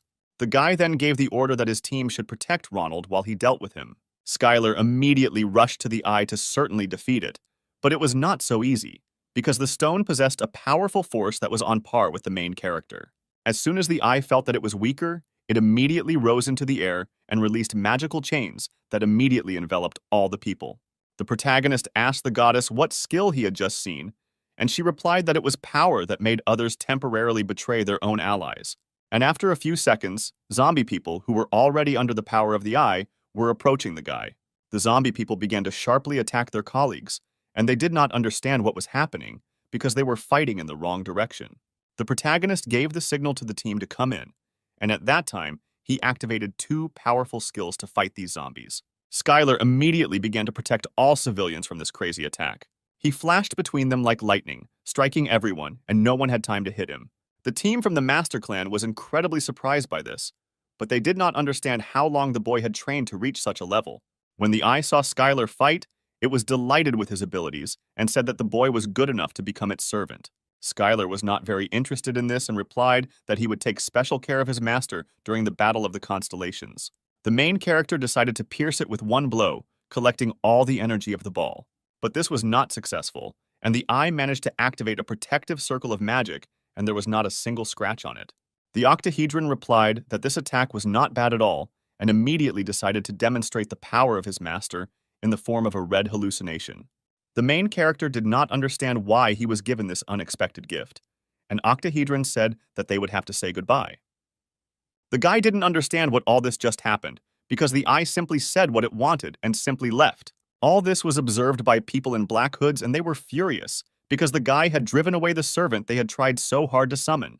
Then one of the guys told them not to worry, because almost all of Pavel's hunters had died after fighting each other, and now all that was left was to finish them off.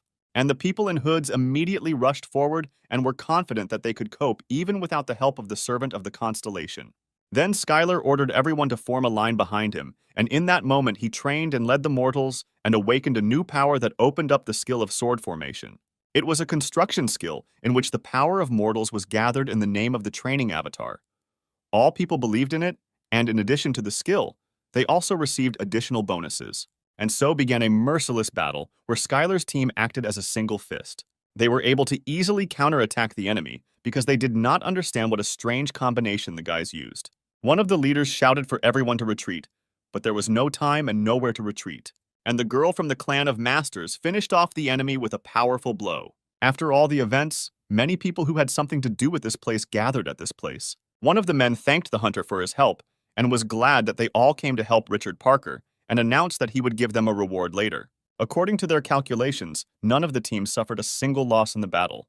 The man did not believe this and asked to double-check, but this information was reliable and people simply fainted and no one died. The man thought that all this looked more like some kind of aimless rampage because he could not believe that the hunter did not kill anyone, and yet everything was fine with the team of masters. At that very moment, Parker appeared in front of them and asked if everything was okay. He was surprised to see Skylar and asked what he was doing there. The man added that the guy had a great friend, because he came here to help, because he found out that there would be an ambush here.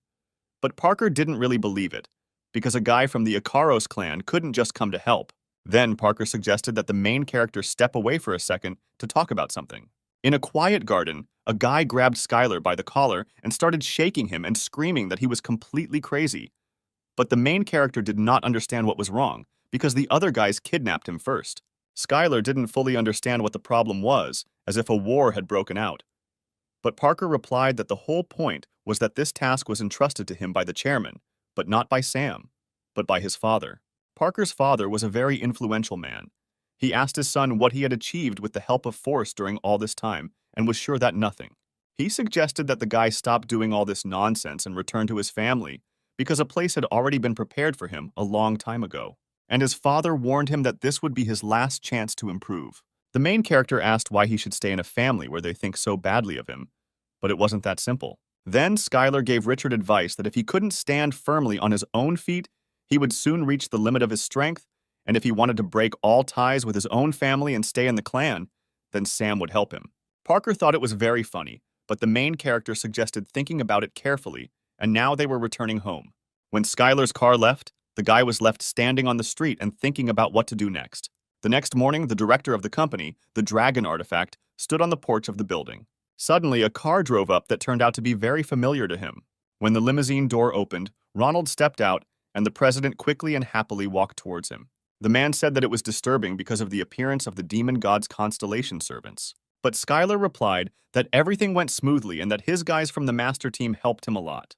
Thomas was incredibly happy that everything had happened this way and suggested that everyone here take a look around in company. The guy happily agreed to this offer, and when he went inside, he saw where the artifacts were created, and it looked like some kind of forge. The kitten was looking forward to seeing the human blacksmiths, as he was an outstanding blacksmith who had made Skylar's equipment. The man took the people to the laboratory where they were creating prototypes. Many scientists worked there, and only the best technology was there. But the guy wanted to throw one of the artifacts closer. The main character couldn't believe it because he thought that only blacksmiths worked here. But it turns out they use robots. The cat almost went crazy as soon as he saw this, because for him this was not a forge at all. For him, a forge was a place where blacksmiths worked right in front of a scorching flame. And he did not understand how vile humans dared to use robots, because all this was completely wrong. Then the kitten said that he would show these people what a real forge was. The kitten of lava and magma added that he would help them, and the guy decided that this could be an interesting solution in creating artifacts. Skylar asked Thomas if he could come in and try to create an artifact, but the man was too surprised and didn't understand why he should do that.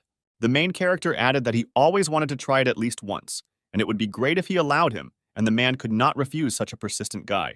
All the scientists who were in the laboratory chuckled a little because it was so easy for them to create artifacts, and decided that the guy was pretending to be like that only because he was a hunter.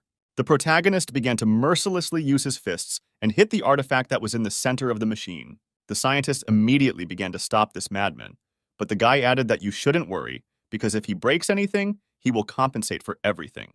People were shocked that the guy used martial arts to create artifacts, but the kitten exclaimed that martial arts are very useful, because a fist imbued with internal energy is stronger than any blacksmith's tool. The main character managed to create a small blade, and the kitten suggested filling it with some attributes. He suggested adding laser iron stones that had an ice attribute. For this, the guy needed to use martial arts with ice energy. And soon, the boy managed to create a short blue ice sword that could be used with the ice energy storm blessing skill. Thomas approached the guy and asked if it was his first time doing this, but the main character waved his sword right in front of him and asked him not to be surprised and to check his characteristics first. But when the director picked up the ball and looked at it, he immediately realized that there was no need to check it. Everything was clear anyway, because the sword was simply incredible. The man handed the sword to the specialist and asked him to tell him everything after his assessment and to make it as detailed as possible.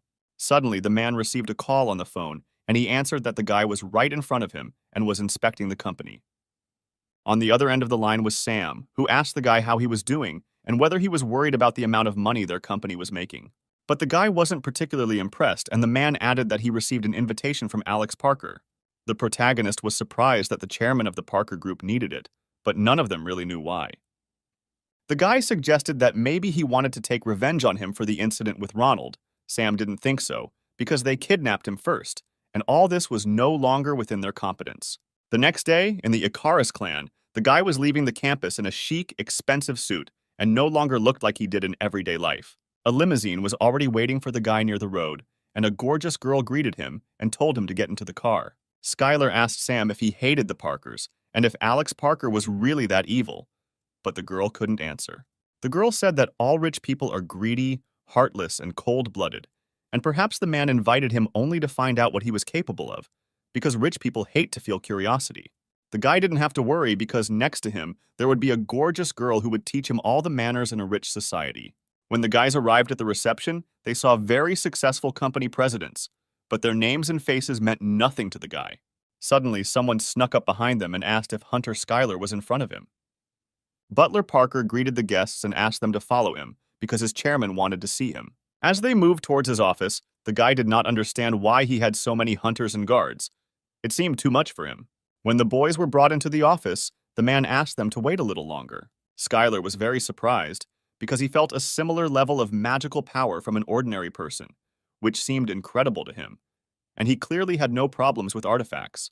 One of the wards said that in this case he should be trusted and thanked the chairman for the reception. As the man passed by Schuyler, he looked at him and saw in him the power granted to demons of contracts and desires, as well as the power of a traitor holding a poisoned dagger. The guy was very surprised that the man had made a contract with two evil constellations, and it was very exciting.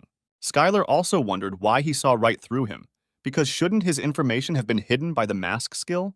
But all this was thanks to the goddess of laziness, who helped him in those moments when she was busy with incredibly important things.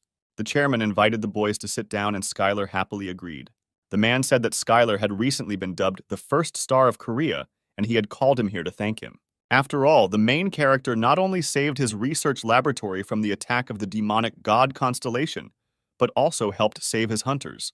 The guy replied that he really did deserve some thanks for that, but the girl knew that it was he who had broken into his lab. As a token of gratitude, they rolled out a large divine sword that was durable and strong in attack. Thanks to it, one could use the skill of the divine sword path, and when the user did what the sword wanted him to do, his magic power would instantly recover. The protagonist said that he had heard about this artifact and that it had been used by Chinese hunters before. The chairman confirmed his words and added that this was how he expressed his gratitude to him. Laura knew that if the guy did not refuse this gift, he would immediately become a puppet in the hands of Alex Parker. But unfortunately for Laura, the protagonist gladly accepted this gift, since the chairman decided to give it away.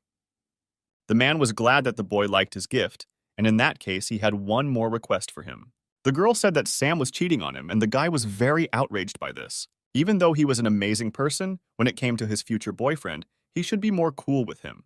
The man took out a core that was obtained 20 years ago thanks to a revolutionary purification technology and offered the guy to look at it because its frequency is 88%. The company that did this received endless offers to buy it, but all were rejected.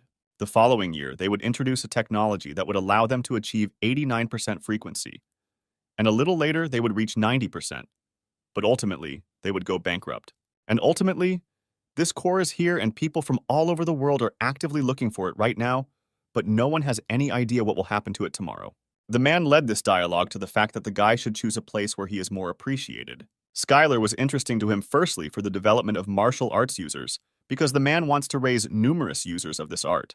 The chairman believed that martial arts were very useful, and one of the biggest advantages was that they could be used everywhere.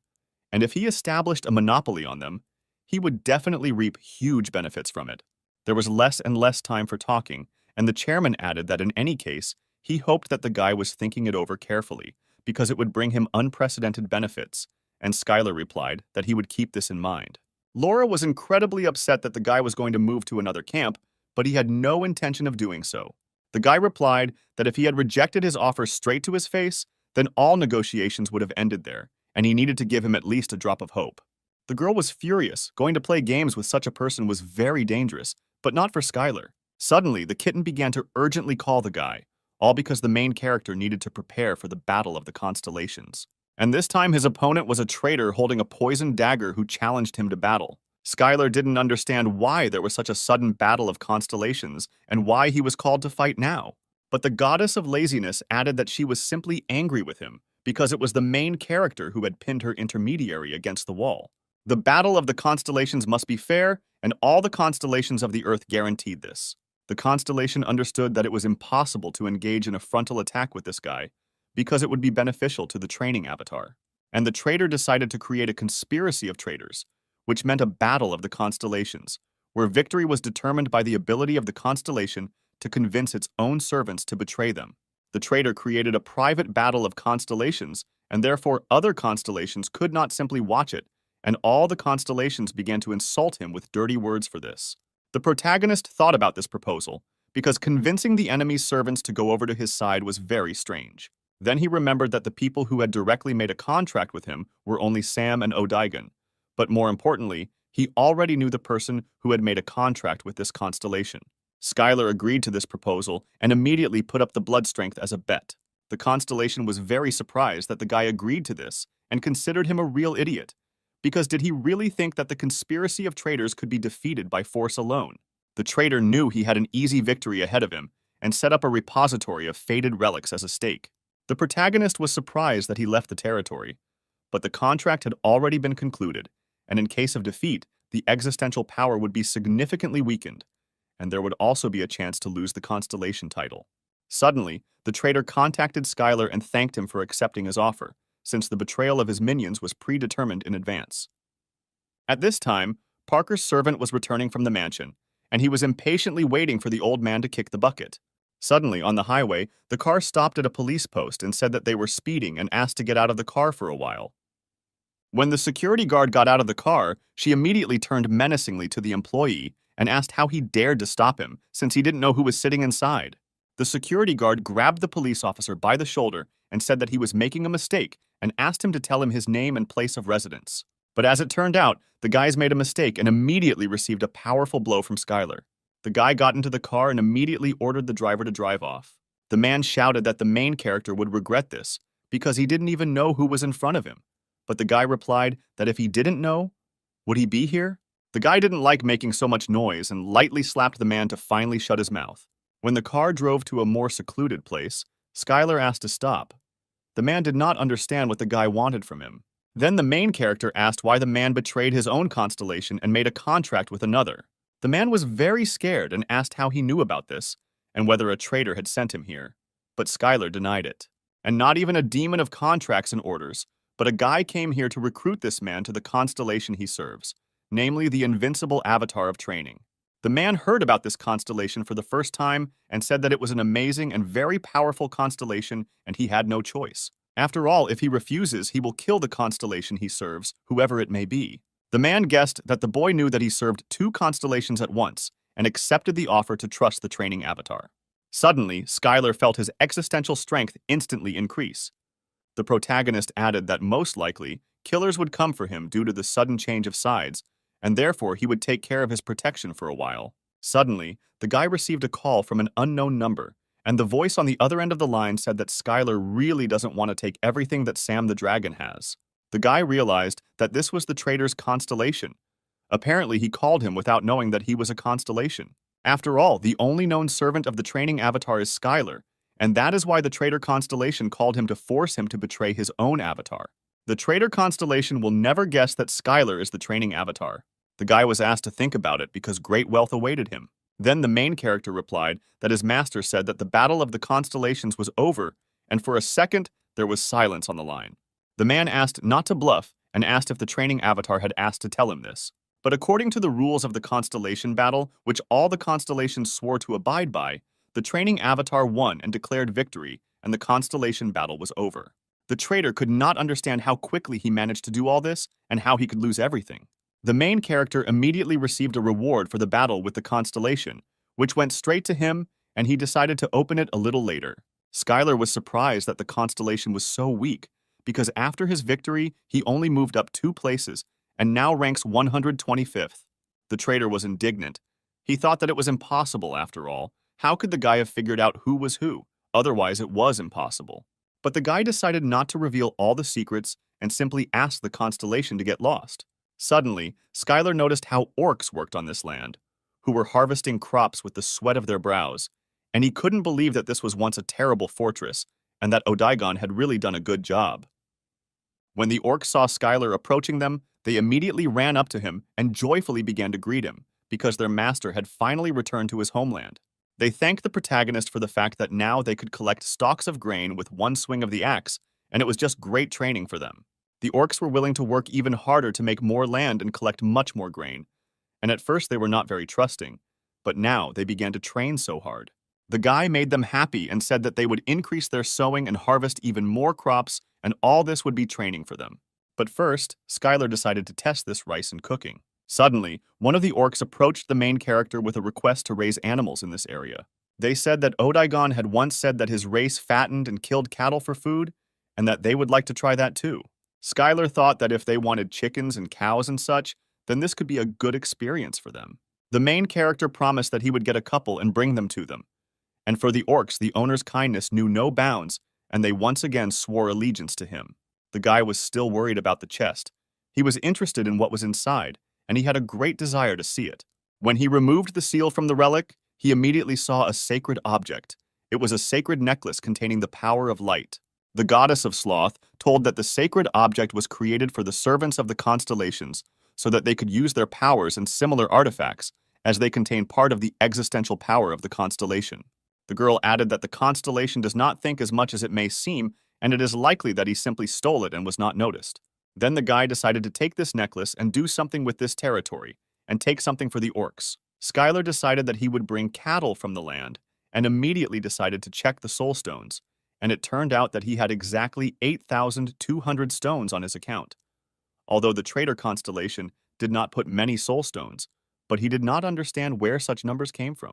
All this money was gifts from other constellations, and the guy decided to return what the goddess gave him, because she was already quite poor. Then the guy decided to give the orcs buildings so that they could use them. Suddenly, a traveling merchant selling destinies appeared and asked what the main character was looking for. The goddess was very interested that this guy was still in business and always appeared at the right moment. The girl said that she knew him a little, because it seemed to her that he had stopped doing business because he had made too many enemies. But apparently she was wrong. The guy said that he had already made a deal with him in the past and thought that everything would go well. The protagonist asked what he had for him this time, and the traveling merchant recommended him a decent box of servants that he had just received. But Skylar said he needed a building, and then the merchant replied that he just needed servants who were good at building buildings. The boy thought it was a great idea, and he didn't see anything wrong with it if a servant who could teach orcs how to build buildings would help him. But it was really so, thanks to the power and the avatar of training, the orcs enjoyed farming, and it was truly incredible power. But the main character was a little short of money, and he carefully asked for a small discount. But the merchant was a little confused by such a question, and asked if he had just won the Battle of the Constellations and what discount he wanted. Skylar said he couldn't give her more than 7,000 for it, and the merchant was shocked by such shamelessness. And the traveling merchant replied that he was providing such a service only this time, and Skylar thanked him for such great generosity. When the main character successfully received the coveted chest, he immediately began to open it, and, opening the door of the chest, he saw bright flashes along with smoke. Right in front of him appeared a golem of a wonderful mountain, which was several dozen times larger than the main character. The kitten immediately suggested calling him Rocky, but the guy thought that even the most devoted servant would hate such a name. The protagonist decided from that moment on to call him the Heavenly King of the Weatherkeeper. This meant that he would be the Heavenly King who guarded the weather. The golem was greatly touched by the name given to him and began to float a little. The golem was able to control stones, and the boy asked if he could teach the orcs how to build buildings from them. The stone servant was slightly taken aback by the idea and asked if he really wanted him to train the orcs. But the guy was completely serious, and the golem was not ready for his idea. But he had no choice. The next day, the boys were sitting in a cafe inside the Icarus clan building, and Laura congratulated him on Skylar being promoted to B rank. The girl was curious why the guy wasn't happy at all, but he replied that with age, you stop being happy about promotions. Laura found this amusing, as it was strange to hear such a thing from someone who looked so young. The girl also added that a request for a match appeared, and this interested the main character. It was about hunter fights, and this time it seemed to her that the guy would be able to refuse it. The thing was that this time the hunters just wanted to get even for the previous fight, and this time the main character's opponent would be a hunter who had signed a contract with an elf of an ambitious color. The opponent was Christopher, who had the rank of Hunter B, but was not included in his rating since he had received it relatively recently, and this fight could be refused since it was offered suddenly.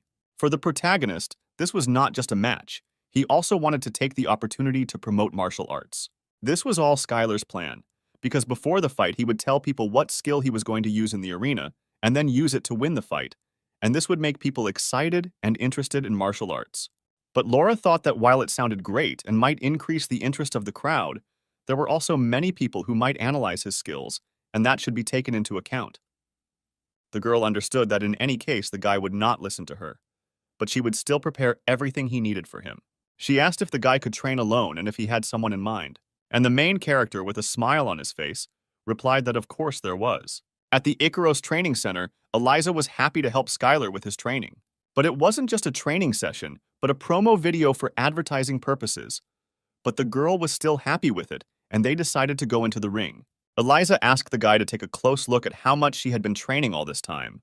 The protagonist immediately realized that the girl had done a great job and realized that she would be severely beaten if she were to close the distance too much with a martial artist like him. The girl was not going to close the distance, and then the guy decided that he would go into battle first. Even so, Skylar was too fast, and she was lucky that she was able to block the attack, but the impact was still too strong for her. The girl decided to calm down and start the magic counter in order to soon increase the blow and deliver it. But even this did not help to deliver a powerful blow, and since she did not have time for magic, all that was left was to transform the remaining magical power into martial arts. And as soon as she did this, her sword almost cut off Skylar's head. Despite this, the guy managed to block the blow and said that it turned out quite well. But a counterattack quickly occurred from the main character, and the girl was already a few meters away from him, since she did not have time to return from the kick, and the alternative world was closed. As she sat in the break room, she was sure that she would definitely win this time. The protagonist carefully examined her card and saw that the girl's martial art had changed from F rank to B rank. The girl was flattered that the guy saw progress in her skills. It seemed to her that it was all due to the fact that she had reached some level in martial arts. But she did not know that Skylar used the eyes of the constellations. Her target was filled with respect for Skylar, but she hid it for the sake of her own pride. The main character did not believe that he was hearing this too, and that this was what it meant to be a constellation. Suddenly, the future rival appeared in the room, greeted Skylar, and added that he was very glad to meet under such circumstances. The man introduced himself as Christopher, and the boy asked if he had permission to enter the clan's private territory. The guy replied that since they were fellow hunters, there was no need for that. This seemed insulting, because he believed that he could do whatever he wanted if he was a hunter. But the guy shouted that he was a nobleman with dignity, and this was the pure truth, because he was from the United Kingdom and was an earl. But the main character was persistent and replied that in any case, the hunter from Great Britain should not be here, because the United Kingdom is one of the places where the constellation of the demonic god refuels. Then the boy replied that the boy might be glad that his master wished to see him in the role of his own servant. The hunter understood how surprised everyone was now, because they most likely thought that they were unworthy of his master, who was chasing beauty. Skylar replied that he already had a master he served, and that was the invincible training avatar. But his master didn't care at all, and the guy didn't ask, because he was really asking him to betray his own constellation. But it was possible to have two owners, of course, if no constellation was against it. But due to Skylar's previous battles, the constellation liked his fighting aesthetic and decided to go that far for him. And all of this was true, because the martial arts that he had honed for over 10,000 years were of the highest quality, and the light elf, who appreciated this beauty, noticed them. The protagonist wondered if he could gain anything from the help of the light elf, and the goddess of laziness added that there is no useless power from the constellations. Skylar then decided to accept the offer, which greatly surprised Christopher. And the guy immediately added that he couldn't become his servant right now, because first, he needed to show his true beauty in a battle with him, which would happen soon. Nobody understood what the guy meant by the word beauty, because perhaps he asked to beat him half to death, as the main character had done before. As soon as the guy decided to leave, Skylar immediately asked him for help with filming. At this time in Korea, in the Office of Mixed Martial Arts, the head of the company was watching a video. He watched the hunters who couldn't coordinate their actions and didn't understand what to use in battle against their opponents and simply swore at each other. The man did not understand how this could be called a team, because these participants did not have any teamwork. Suddenly, he saw a popular martial arts basics video where Skylar was the author. When the man opened it, he saw the main character addressing everyone and saying that he would like to take the chance to tell people interested in martial arts what it is and how to practice it. His opponent was Christopher from Europe, and they immediately started with basic brush techniques. The man was horrified because he did not understand how they could really teach this for free, and he was furious that the head of the clan was committing this lawlessness. At this time, Sam was furious when he saw Skylar posting a similar video for free. But his daughter Laura replied that what was done, and there was no going back, and it would become part of his advertising image. But despite all this, the comments were very positive, because modern selfish hunters were not even close to the hunters of the first generation, and Sam thought this was pretty good.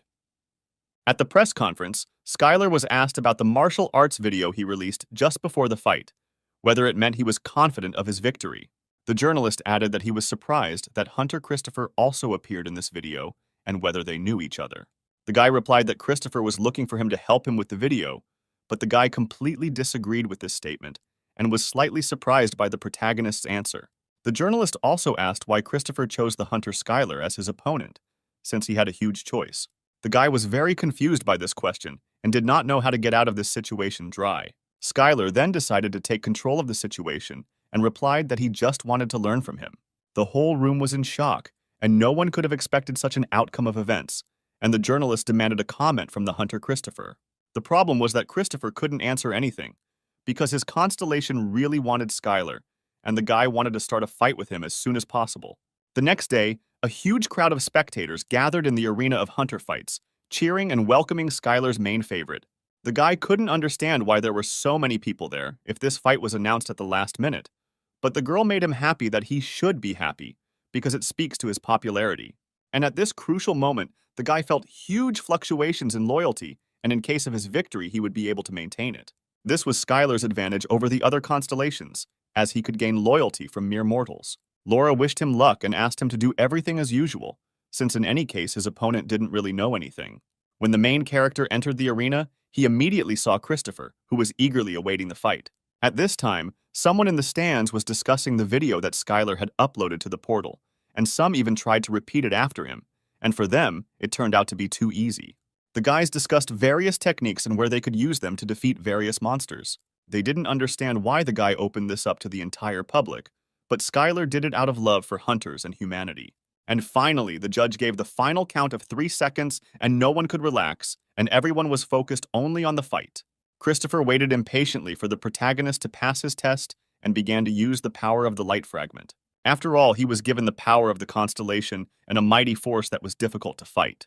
Suddenly, the guy began to be attacked by a whirlwind of bullets of light, which caught the main character a little off guard.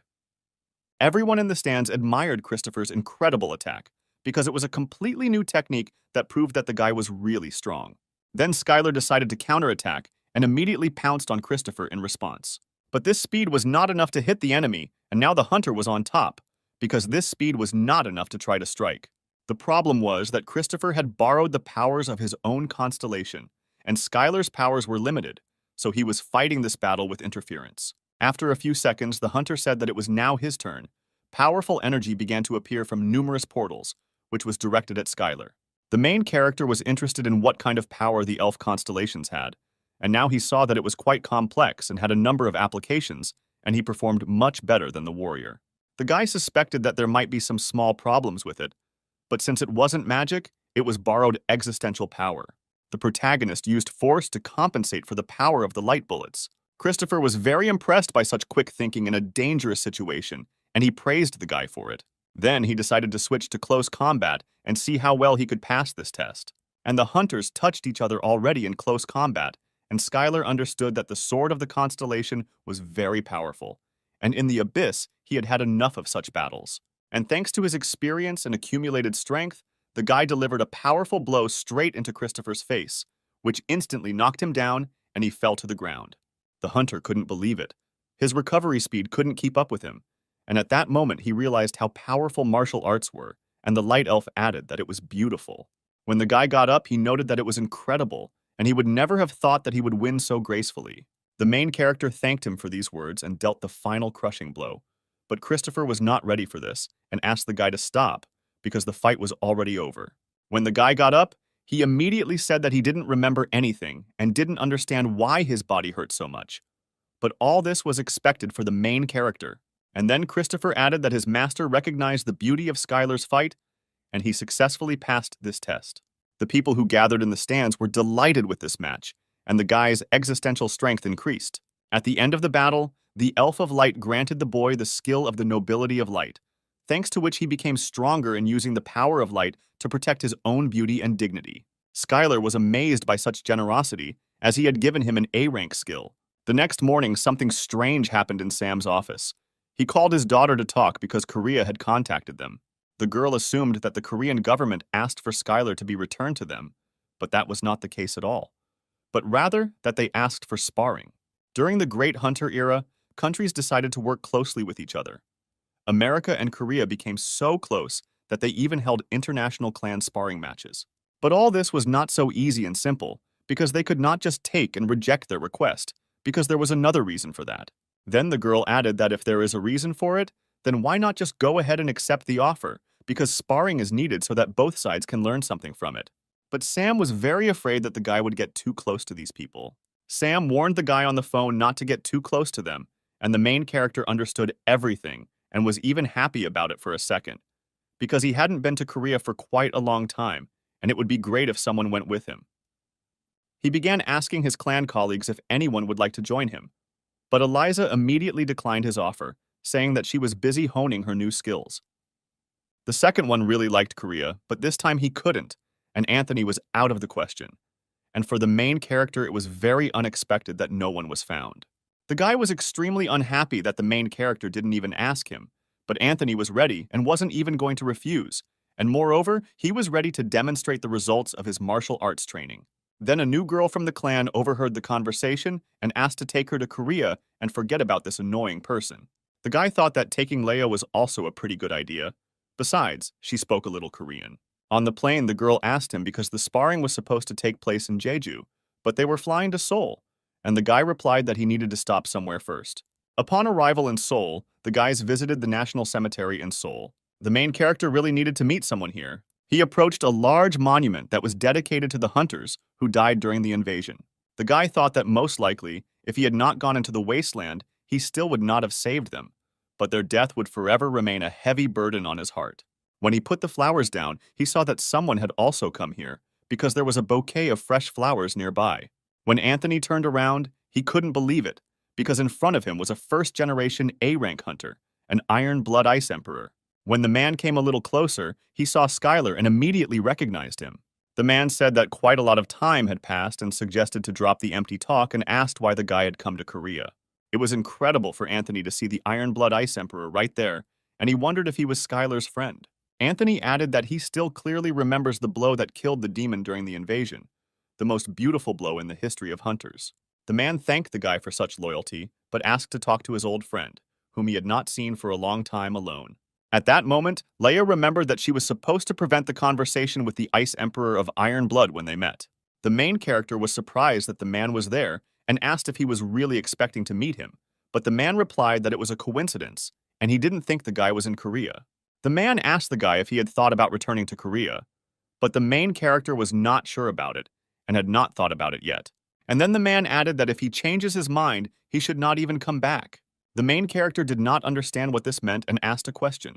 The man then replied that since he was doing well in America, there was no need to return to Korea, and added that with the power of the current clan leader, it would be much more comfortable to live in America. But in response, Skylar said that he would come to help in any case if it was needed. The man thanked him for this and said that in any case, he hoped that the sparring would go well, because his martial arts would be a good experience for the Korean hunters. After this meeting, the protagonist's plane headed to Jeju Island. When the boys arrived on the island, no one understood what they were supposed to do at the international battle, and only Anthony was shocked that they had never participated in it. He talked about how usually each clan or their hunters share a video of one of their dungeon runs, and they can choose to show their skills or not. But most just show a small part, and there have been many cases where important skills were hidden, and then negotiations came into play. Negotiations involved using things like money, artifacts, and skill information that could be exchanged for whatever you wanted. Unexpectedly, at the airport, the guys were met by a guy named Lee, and he seemed very familiar to the main character and somewhat similar to his old friend John. Skylar asked if he had any connection with the hunter John, and as it turned out, it was his father. The guys were very surprised by this, because the guy looked a lot like him. Lee came to the airport just to say hello to him, even though his father asked him not to do this. The main character suggested having lunch together and invited the guy to go with him. In one of the cafes, Skylar went into the kitchen and began to look around to see if there were all the necessary kitchen utensils for preparing lunch. He offered the landlady a large sum of money so that she would borrow her own kitchen for a short time, and would be very worried about whether everything would be okay. To make a delicious soup with a deep taste, it was necessary to cook it for a long time. But the guy did not need this, because he used martial arts. Next, rice, which was grown by orcs, was put into cooking. While the main character was busy eating, there was complete silence at the table. There was an awkward silence between the guys, and everyone was impatiently waiting for Skylar to return. After some time, the main character returned to the guys and filled the table with delicious food, and everyone was very grateful for this. The guy asked if he was so hungry that he thanked him so generously, but he replied that it was not at all the case and he was simply thanking him for the food. As soon as Lee tasted one spoonful of rice, his hair stood on end and he was ready to scream from the taste. The guys really liked this food. They found it too excellent and for this reason they could come here again. The hostess in the kitchen was curious about why they were making so much noise, decided to check the ingredients, and poured herself a small bowl.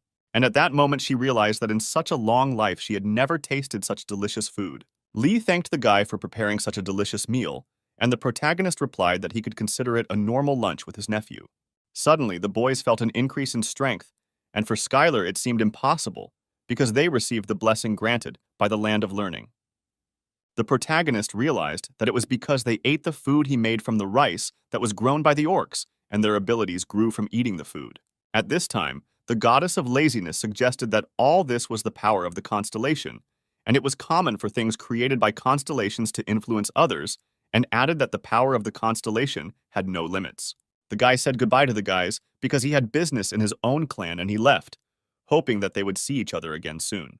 The guys stayed in the same place and planned where to go next. Suddenly, Skylar's clairvoyance activated and he immediately saw terrible events in the future. He saw an underwater dragon monster that would cause great damage to the coast of East Asia after breaking out from the sea underground. It was a wild monster that wreaked havoc, and it was at least B+ class, with the size of A class or higher. People were screaming about an emergency, that a dragon had appeared near Jeju International Airport, and were screaming for help from a hunter. But the radio waves were not working well due to the weather changes near this dragon, and no one realized that this huge monster was heading straight for them. The guy decided that first of all, he needed to let his friends from Korea and Sam know about this, because it simply couldn't be ignored. At that moment, Sam read a message that an underwater dragon would soon appear, and he asked to start preparing for it without causing unnecessary panic among them. The man didn't understand what the underwater dragon was doing there, because he had sent him to an international battle, and what was going on there, and why the guy was sending such important information in such a simple manner. At this time, in one of the city's restaurants, hunters were bragging to each other that they could clear out as many as 15 dungeons. When the main character passed by these people, he realized that the hunters were arguing, and he saw nothing new in this. The guys immediately found out that Skylar had come to them, because he had already become famous thanks to his hunter fights and his videos using martial arts. A fairly large-built B-rank Chinese hunter greeted the protagonist.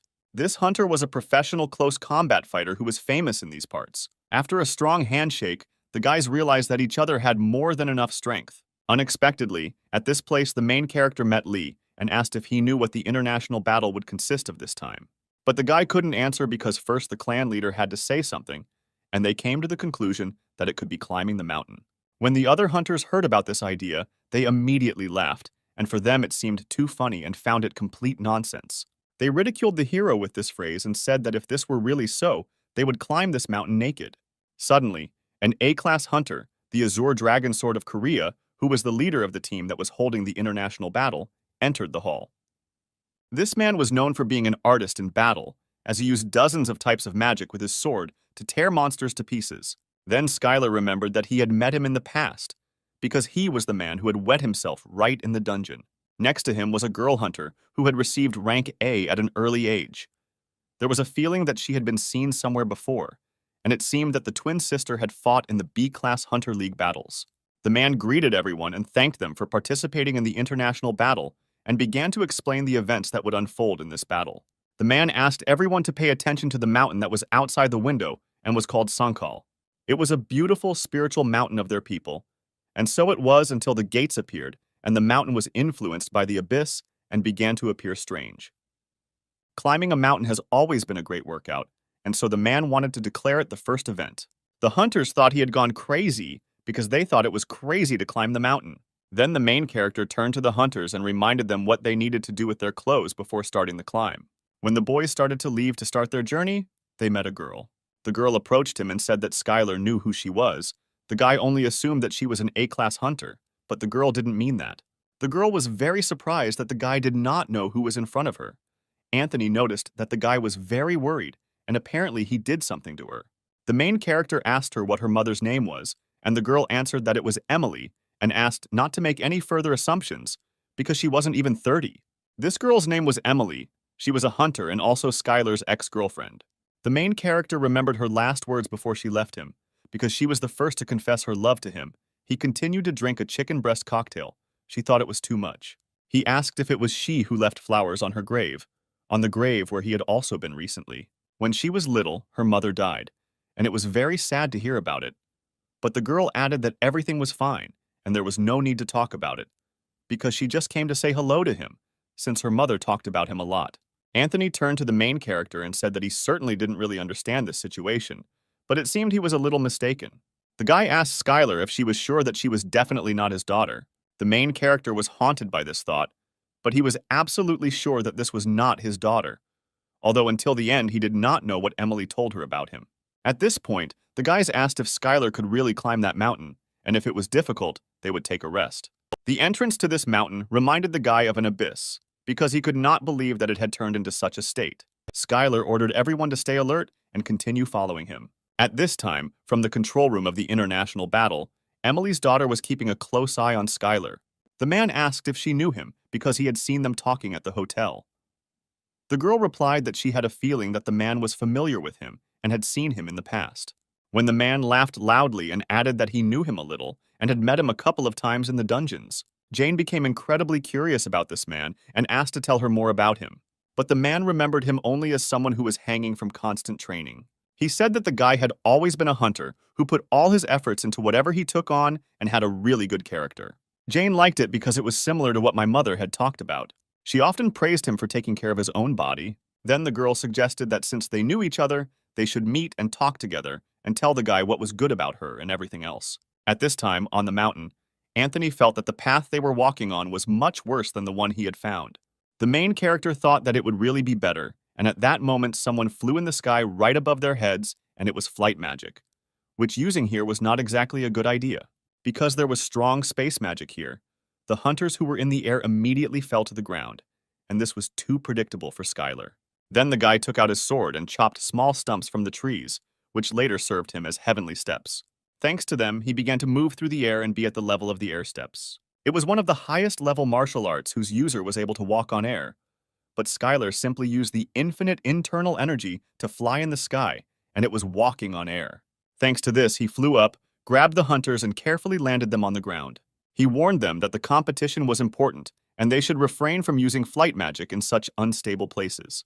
The boys were grateful to the guy for saving them and asked if he had really used the air stages right now. Skylar replied that it was something else and asked not to say anything weird about it. The other guys thought it was impossible, because they didn't believe that the guy could use the air stages and that such a thing was possible for a person who had reached a level that was incomprehensible to them. The hunter asked the boy to step aside and not interfere with them climbing the mountain. Then the boys turned around and said that they had arrived just in time. The guy was horrified because he realized that they were forcibly getting rid of the other teams. And it was absolutely so, and the hunter finished him off. At this time, one of the hunters that Skylar saved was walking next to him and lost a significant flow of mana. The guy said that it was better for him to rest, because it was just a friendly competition, and getting injured here was completely unnecessary. The hunter agreed with these words and asked if he was Skylar by any chance, since he constantly hears a lot about him, and sincerely thanked him for everything. After these words, the boy's skill of submitting to the strong and helping the weak increased, and his strength increased, and the skill of dignity of light was activated. He received more light power, and at that moment he understood what it meant. The kitten said it was a creation skill, but the boy didn't specialize in that at all. The main character took the sword in his hands and decided that it would be difficult to make it right away and decided to put light on top of the sword's energy. Suddenly, someone shouted that they had a problem and that someone was fighting upstairs. When they ran upstairs thinking there was a monster there, they saw a clan of hunters lying on the ground. Skylar assumed that they were Japanese hunters, since he didn't think that monsters were the cause of this. After all, having lost to the monster, it was simply impossible to survive, and most likely they fought with Chinese hunters. The guys tried to figure out who their opponent was, and Skylar saw the wounds left by martial arts. Luckily, one of the hunters was conscious, and he confirmed the main character's words that they were attacked by Chinese hunters, and suddenly went against them. Anthony thought that it was quite clever to eliminate competitors in this way. The main character couldn't just leave them and decided to provide first aid using his healing magic. The guy had a normal fracture, and using the goddess's magic was too much, and so Skylar simply decided to set his arm back into place using force. The hunter shouted something in Japanese, and the main character decided that he thanked him and immediately offered to help him with his leg. After these manipulations, the hunter lay almost unconscious. Then the guy looked at the rest and said that now they were next. But the hunters shouted that they were fine and that nothing hurt at all. But Skylar didn't believe it, because he noticed how their arm was bent and said that he just wanted to help them. At this time, the hunters were glad that now there was no one better on this trail than them. Suddenly, one of the fighters shouted that the man had appeared again. It was Skylar and his team, and it seemed to the guy that he was using air stages to move through the air. The main character was a man who started his own training with the tornado of the abyss, and some space magic could not stop him in the air. The hunters did not understand what he was doing and shouted that they needed to run after him urgently. At this point, Skylar's team landed near a small crater where no one had ever reached before. The team heard that it was usually always dry, but today the crater was somehow filled with water, and it was probably due to the influence of mana. Suddenly, some bubbles began to appear from under the crater, and Skylar ordered everyone to prepare for battle. Right in front of them appeared a huge monster, Argo, which was rated as Class A. As soon as the dragon appeared, he immediately began to use flames to destroy the entire team. Skylar then began to use his own magic in response to prevent any damage. The guys were shocked that he could use it too, and shouted that they should retreat from this Class A monster. Then the guy realized where he came from. Even though it was unexpected, it was necessary to stop him here so that civilians would not be harmed. The protagonist confidently said that they would kill him, but Anthony replied that he was crazy because there were only 3 of them. At that moment, Skylar calmed him down and said that he would use the power given to him by the constellation. Anthony was surprised that the guy would use the power of the constellation and shouted that he would also fight and was not going to retreat. Even though it was dangerous for him, once they had the power of the constellation that Skylar served, he began to be filled with curiosity. And at that moment, the guy started using spells to destroy the huge dragon. When Skylar headed towards the dragon and dealt him a crushing blow, the guys did not believe it, because it turned out to be too powerful and too simple for the power of the constellation. Then the girl suggested that Anthony look at his mana reserves, and they shocked him, because only A-rank hunters could have such reserves. At this time, Skylar was fighting, and it seemed harder for him than he thought. But there was nothing he couldn't kill. With his advanced martial arts and internal destruction techniques, the boy could ignore muscles and armor, and this technique Skylar learned to survive in the abyss. Then the monster Argo summoned an ice storm and a huge whirlwind, and the weather in this location became simply terrible. The protagonist realized that the monster was trying to destroy the surrounding area and return to the sea to recuperate, and this had to be stopped. And Skylar began to use the existential power of the constellation to capture the territory of the invincible avatar of training.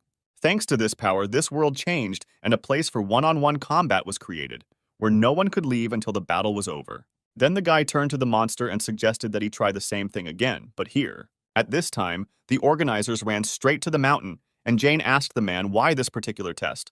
But how was he to know that there would be an A-rank monster hiding at the top of this mountain? It was too much of a problem for them, and they didn't think that a couple of Ikaro's clan hunters could stop him. He knew that the scanner would not escape and would fight to the end and wanted to help them as quickly as possible. But when they arrived at the place, they were surprised and did not understand what was happening there. At this time, the girl was filming everything on her phone and asked him to stand in some way differently so that the photo would turn out more beautiful. The main character stood right next to the monster and posed for the best shot, because all this was for a long memory.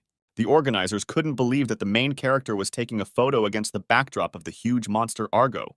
They didn't believe that they had defeated Argo, but Lee replied that the hunter Skylar had done it all alone. The protagonist admitted that he borrowed power from his own constellation to win this battle. The organizer couldn't believe that the guy had defeated an A-rank monster all by himself. Skylar said that he would definitely tell everything, but first he needed to butcher the beast himself. Everyone around was in shock, and it was very surprising for them that even in the abyss the guy succeeded in this. It turned out that he was also a professional butcher of monsters. When the guy was cutting up the monster, he saw a small soul stone inside and thought that the constellation had put it there. The soul stone can only be used by the constellation, and thanks to it, it could control Argo, and the stronger the monsters of the abyss were, the more difficult it was to control it, and most likely someone was going to use this monster somehow. But in the end, they abandoned it. The guy would come back to this later, but for now he would finish cutting up the monster. And after a few dozen minutes, a huge skeleton of a monster lay in front of him, with fresh pieces of meat nearby. The main character decided that he would gladly feed all those who worked hard for this. When some hunters were going to the top, they saw those scumbags who attacked them. The hunters were surprised at how quickly their opponents recovered and decided to break everything once again, since they had not understood it the first time. But their argument about who was stronger was stopped by the smell that came from the top of the mountain, as if someone was frying meat. They immediately decided to postpone the fight for later and check where the smell was coming from. When they ran to the place, they saw Skylar frying huge steaks right on the fire. Skylar was glad that more people had come here, because there was enough meat that he could share it with everyone. The main character said that there was a monster here, and this was his meat, and offered to eat a few pieces. The man held a large plate of monster meat for the first time in his life and was afraid to taste it. While some were thinking, others were already gobbling it up because it was too good. When the man tried one small piece of this meat, he could not believe that his strength was restored so quickly, because it melted in his mouth and the taste was incredible. When the chairman saw all this, he could not understand what was going on here. All the hunters were having fun, eating meat and dancing around the fire. Just recently, they were all fighting with each other like dogs, and now they have made a truce to eat, and as soon as they return, they will most likely fight again. Still, the man found it incredible and asked if he could have a couple of pieces. The guy happily agreed and asked to pass it on to his daughter Emily and tell her to strengthen her own body with this. When the guys were returning back, they were already at the international airport and thought that this time the international battle was very interesting, even though a monster appeared unexpectedly. But everything ended very well. Right at the airport, the guys were met by a man from the hunting bureau in Korea who offered to talk to Skylar for a bit. The man's goal was to clear up the misunderstanding, but the boy couldn't figure out what the misunderstanding was. The man then added that they knew Skylar hated Korea and he was here to talk about it. The man was referring to the Great Invasion in the past, and because their country did not take any serious countermeasures, the other great hunters left from that side. At that time, the government acted very badly and there was no justification for it. The man continued that the system had already completely changed, and from that moment on, everything would be different. But Skylar could no longer believe it. The protagonist apologized, but he didn't need anything. Of course, he was sad to see his former clanmates die or be denied compensation. But at that time, he wasn't even in Korea. The man didn't know how to persuade the guy, because he needed to resolve any misunderstandings and build a good relationship with him. But he didn't even hold a grudge. The main character asked that if that was all he had, then he would go, since his flight would soon be announced boarding. Skylar was surprised that he met such a strange person and could not understand how he managed to rise to this position. When the guy returned back to Las Vegas, Sam immediately met him in the office and asked how he liked Korea. He replied that overall it was pretty good and some things had changed, but some things remained the same. But Sam was more interested in the question of what happened to the monster Argo. The guys decided that the monster was sent by the constellation of the demonic god, and this version turned out to be the most likely, and they decided to figure it out as best as possible. Later, the man added that one hunter wanted to meet Skylar, and the guy was not at all against this meeting. At that moment, the door opened, and a man entered the room and introduced himself as Mackenzie. He was a B-rank plus hunter from the United Kingdom, a promising and top-notch hunter ranked 4th in the B-rank Hunter Fight League. Sam decided to leave the two of them alone so that the boys could get to know each other better. Mackenzie said he had been watching Skylar for a long time, and that's when he pulled out the ticket and said the guy probably knew what it was. It wasn't just a ticket, but the right to challenge the B-rank league champion, Glenn. If we talk about hunters who adore America the most, then he will always be at the top of this list. The fighting arena is a place where fights take place only by agreement of both parties, and in order to fight him, you need to be the chosen champion. The guy added that due to special circumstances, he could provide him with this ticket. The main character did not understand why he needed this, and Mackenzie replied that the guy was aiming for rank A, and if he used this chance and became a champion, it would greatly help in achieving this rank. Skylar thought that indeed, after all, defeating monsters alone would not bring him A rank and asked what he wanted in return. Then the guy invited Skylar to take part in the 2x2 constellation battle. It was important for the main character to know everything down to the smallest details, and it turned out that the guy serves the constellation, a fighter of sweat and blood. Skylar wanted to take on the challenge and help the boy in any way he could, but participating in the battle of the constellations without knowing anything was a little stressful for him. And then the constellation fighter turned to the guy and said that he would promise him a huge amount of soul stones, and also tell him who was behind the incident with Argo and pay for everything needed for the battle of the constellations. The main character didn't lose anything from these conditions, because even the constellation was going to tell him who was behind the incident with Argo, and apparently it really wanted to win. When Skylar asked who his opponent would be and what the battle would be, Mackenzie replied that it would be a race. Their opponents will be the endless explosions and the observer who returned from the cold place, and they will fight with their minions.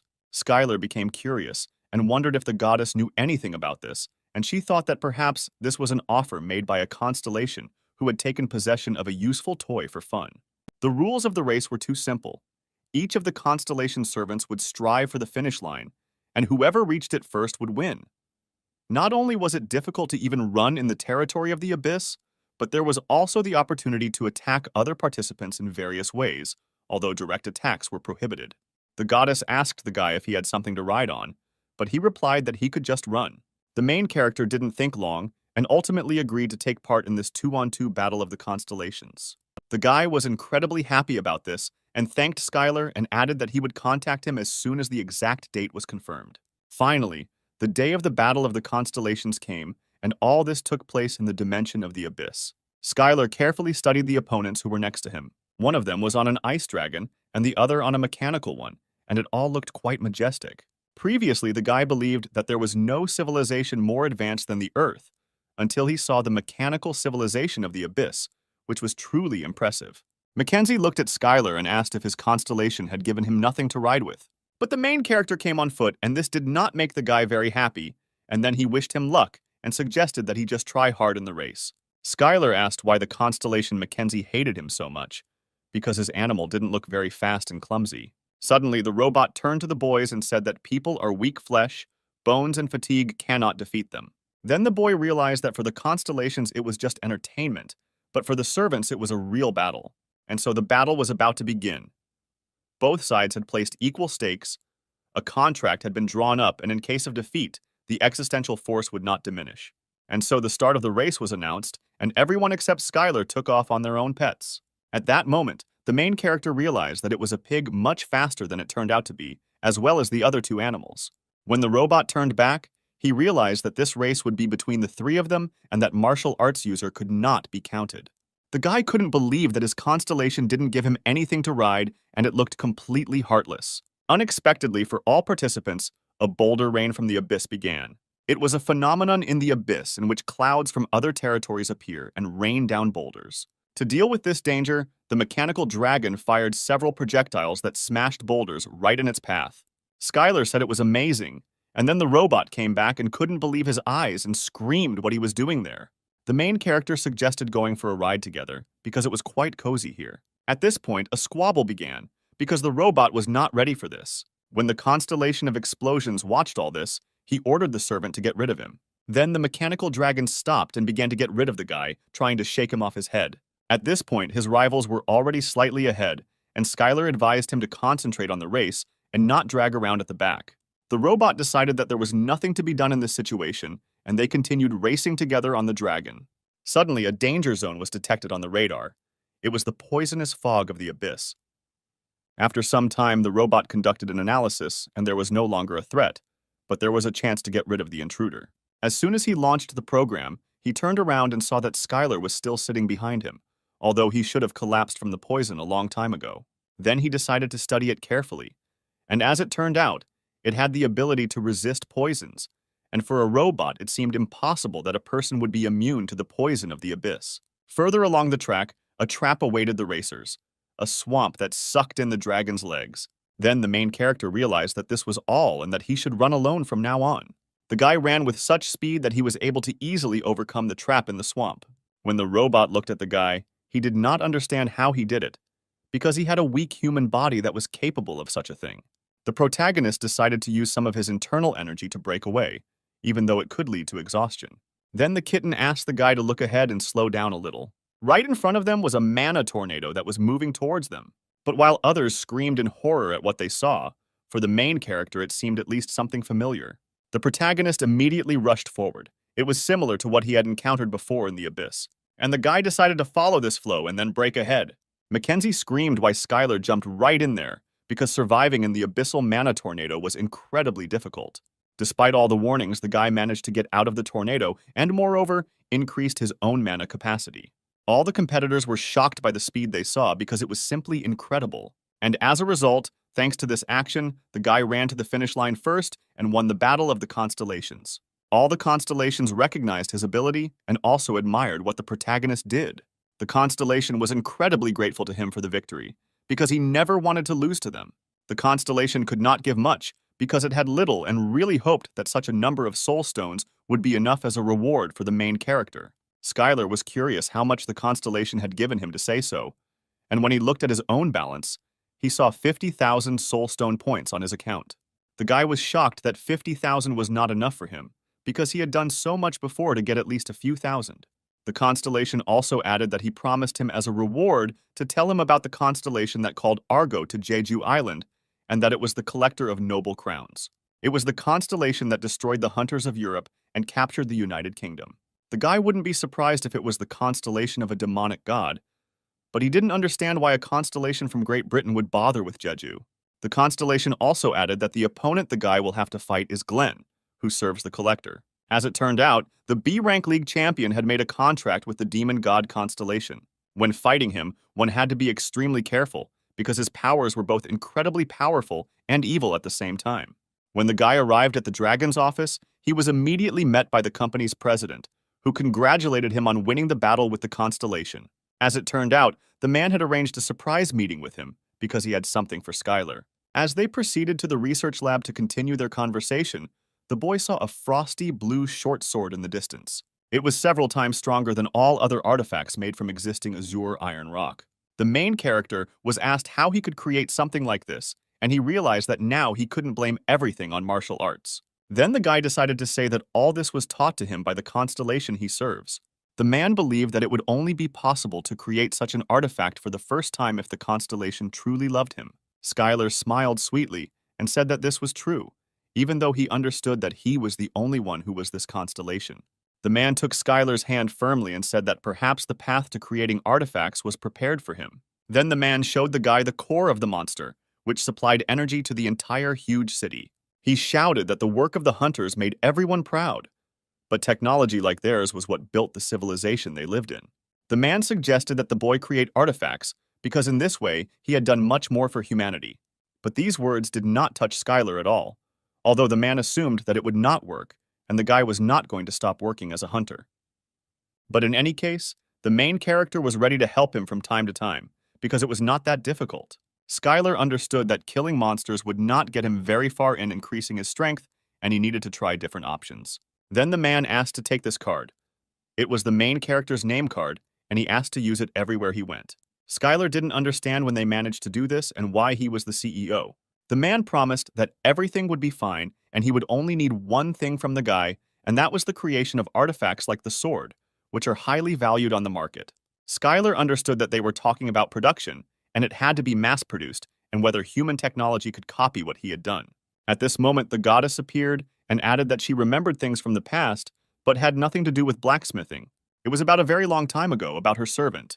The goddess had a servant, an outstanding black magician, but servants tended to resemble their own masters. And the black magician also became lazy. He simply ordered the living workers around him to do work and take care of food. He could not cope with many tasks. The boy thought that the undead had gone mad, but the undead that did not die and did not age should be quite an efficient workforce, and also wondered what happened to that servant. The girl kept him away because he was useless and a pain in the ass. At that moment, a movie was being filmed, in which Glenn played the leading role. The whole crowd was just crazy about the leading role in this drama. The man suggested that he take part in the dungeon, because then even more people would come and they would scream even louder when they saw him enter there. Suddenly, a little fan who was his biggest fan got past the security and asked him to sign the sheet. The impudent boy was almost thrown out, but Glenn asked him to stop. The man was happy to give an autograph because he had a great character and was #1 in the B-rank league. But for Glenn, it was quite a headache, because all this was necessary in order to maintain popularity and reputation. Glenn's assistant reminded him of the dare ticket he had given to Mackenzie and added that the boy had given the ticket. That ticket was now in the hands of Skylar, that martial arts user guy who had recently started to gain wild popularity. The man could not understand why the guy did this. Glenn was a great fighter and always gave 100% in every fight, and it didn't matter who he was fighting against. He always tried. Then the man made a call and said he wanted to organize a fight and show the arrogant upstart what kind of stuff champions are made of. The man decided that he should simply destroy it, because all this would be for the sake of a collector of noble crowns and just for fun. On the day of the fight, the Ikaros clan was in the stands, and they didn't understand why the stands hated Skylar, but there were also those among the fans who continued to support him. Skylar thought about how they didn't like the fact that a rank 1 was fighting a rank 20 and continued to walk to the center of the stage and thought about how he just needed to win the fight. When the guy stood up, Glenn immediately greeted him and said that he hoped for a good match. And the long-awaited countdown of the match for the title of the B-Rank League champion began. The man believed that the guy did not know that he had signed a contract with the constellation of the demonic god and was preparing to smear him in front of everyone. When the fight started, Glenn immediately rushed towards Skylar and was ready to throw his fist right at him. Nobody expected to see this, neither the stands, nor the commentators, nor the journalists, because it was simply an incredible match. It seemed like everyone was seeing a match like this for the first time in the league, and everyone would have understood everything if it had been done by the fighter Glenn, but Skylar. The main character knocked out his opponent in literally a second, and he was already lying on the ring, completely unaware of what was happening, because he could not believe that he was a servant of the Collector and lost so quickly. It was an absolutely incredible match. If you draw an analogy, then this match was like a spear versus score, because Glenn was a little aggressive. While the man was attacking, he was simultaneously using defensive magic on numerous parts of his own body. It was perfect. However, he didn't hit with a single attack and Skylar only moved slightly, and everyone around was shocked that the guy demonstrated such high martial arts. And at that moment, when the fighter Glenn got tired and stopped for a moment, Skylar struck with one quick and sharp blow right from the blind spot.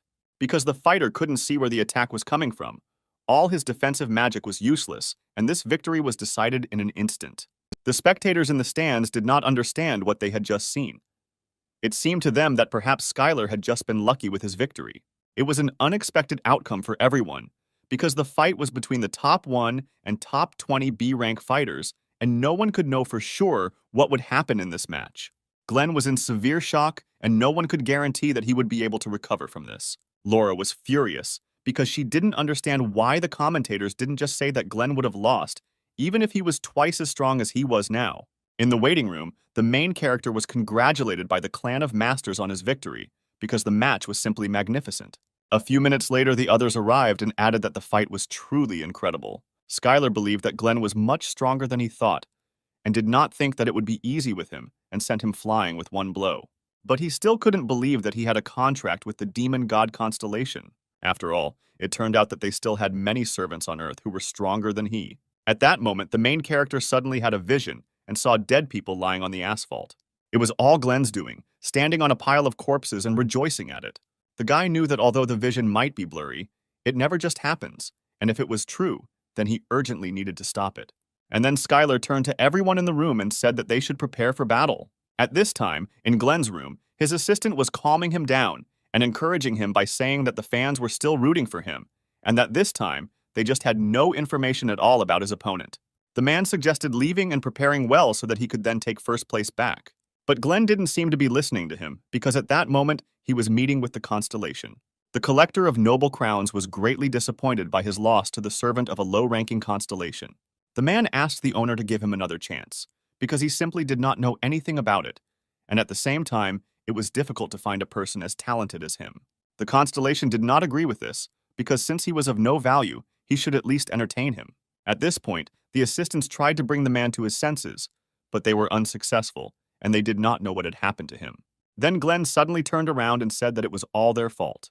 The guys tried to calm him down and asked him to take a break and return to this conversation later. But the guy didn't want to listen to them and took out a demonic sword, in which he was ready to kill them. The man did everything to make his constellation happy, but this was not enough for him.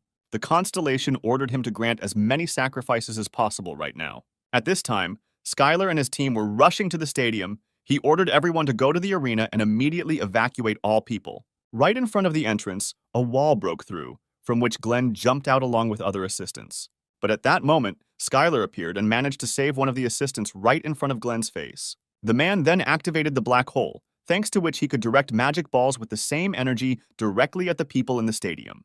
But thanks to the protagonist's instructions, Anthony was already on site, who activated the protective circle of magic and prevented casualties. None of the people could understand why the hunter suddenly became ferocious, and they decided to simply evacuate everyone from here as quickly as possible. At this point, a fight broke out between Skylar and Glenn, The guy turned to him and said that he should have just quietly gone home and slept instead of smashing everything here.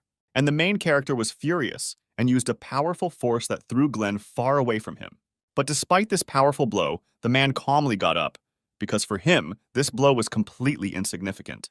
The goddess warned the boy to be careful, because this mana contained existential power. The protagonist began to use the never-fading regeneration, and his wounds began to heal quickly. The guy could level up and start fighting him, but that could hurt the others. At this time, everyone quickly tried to evacuate fans from the stands. At some point, Eliza screamed that they had evacuated everyone and there were no civilians left here. For the protagonist, this was a signal that he could calmly begin the battle. A pillar of enormous energy emanated directly from Skylar, and no one nearby believed that it could be such pure and great sword energy.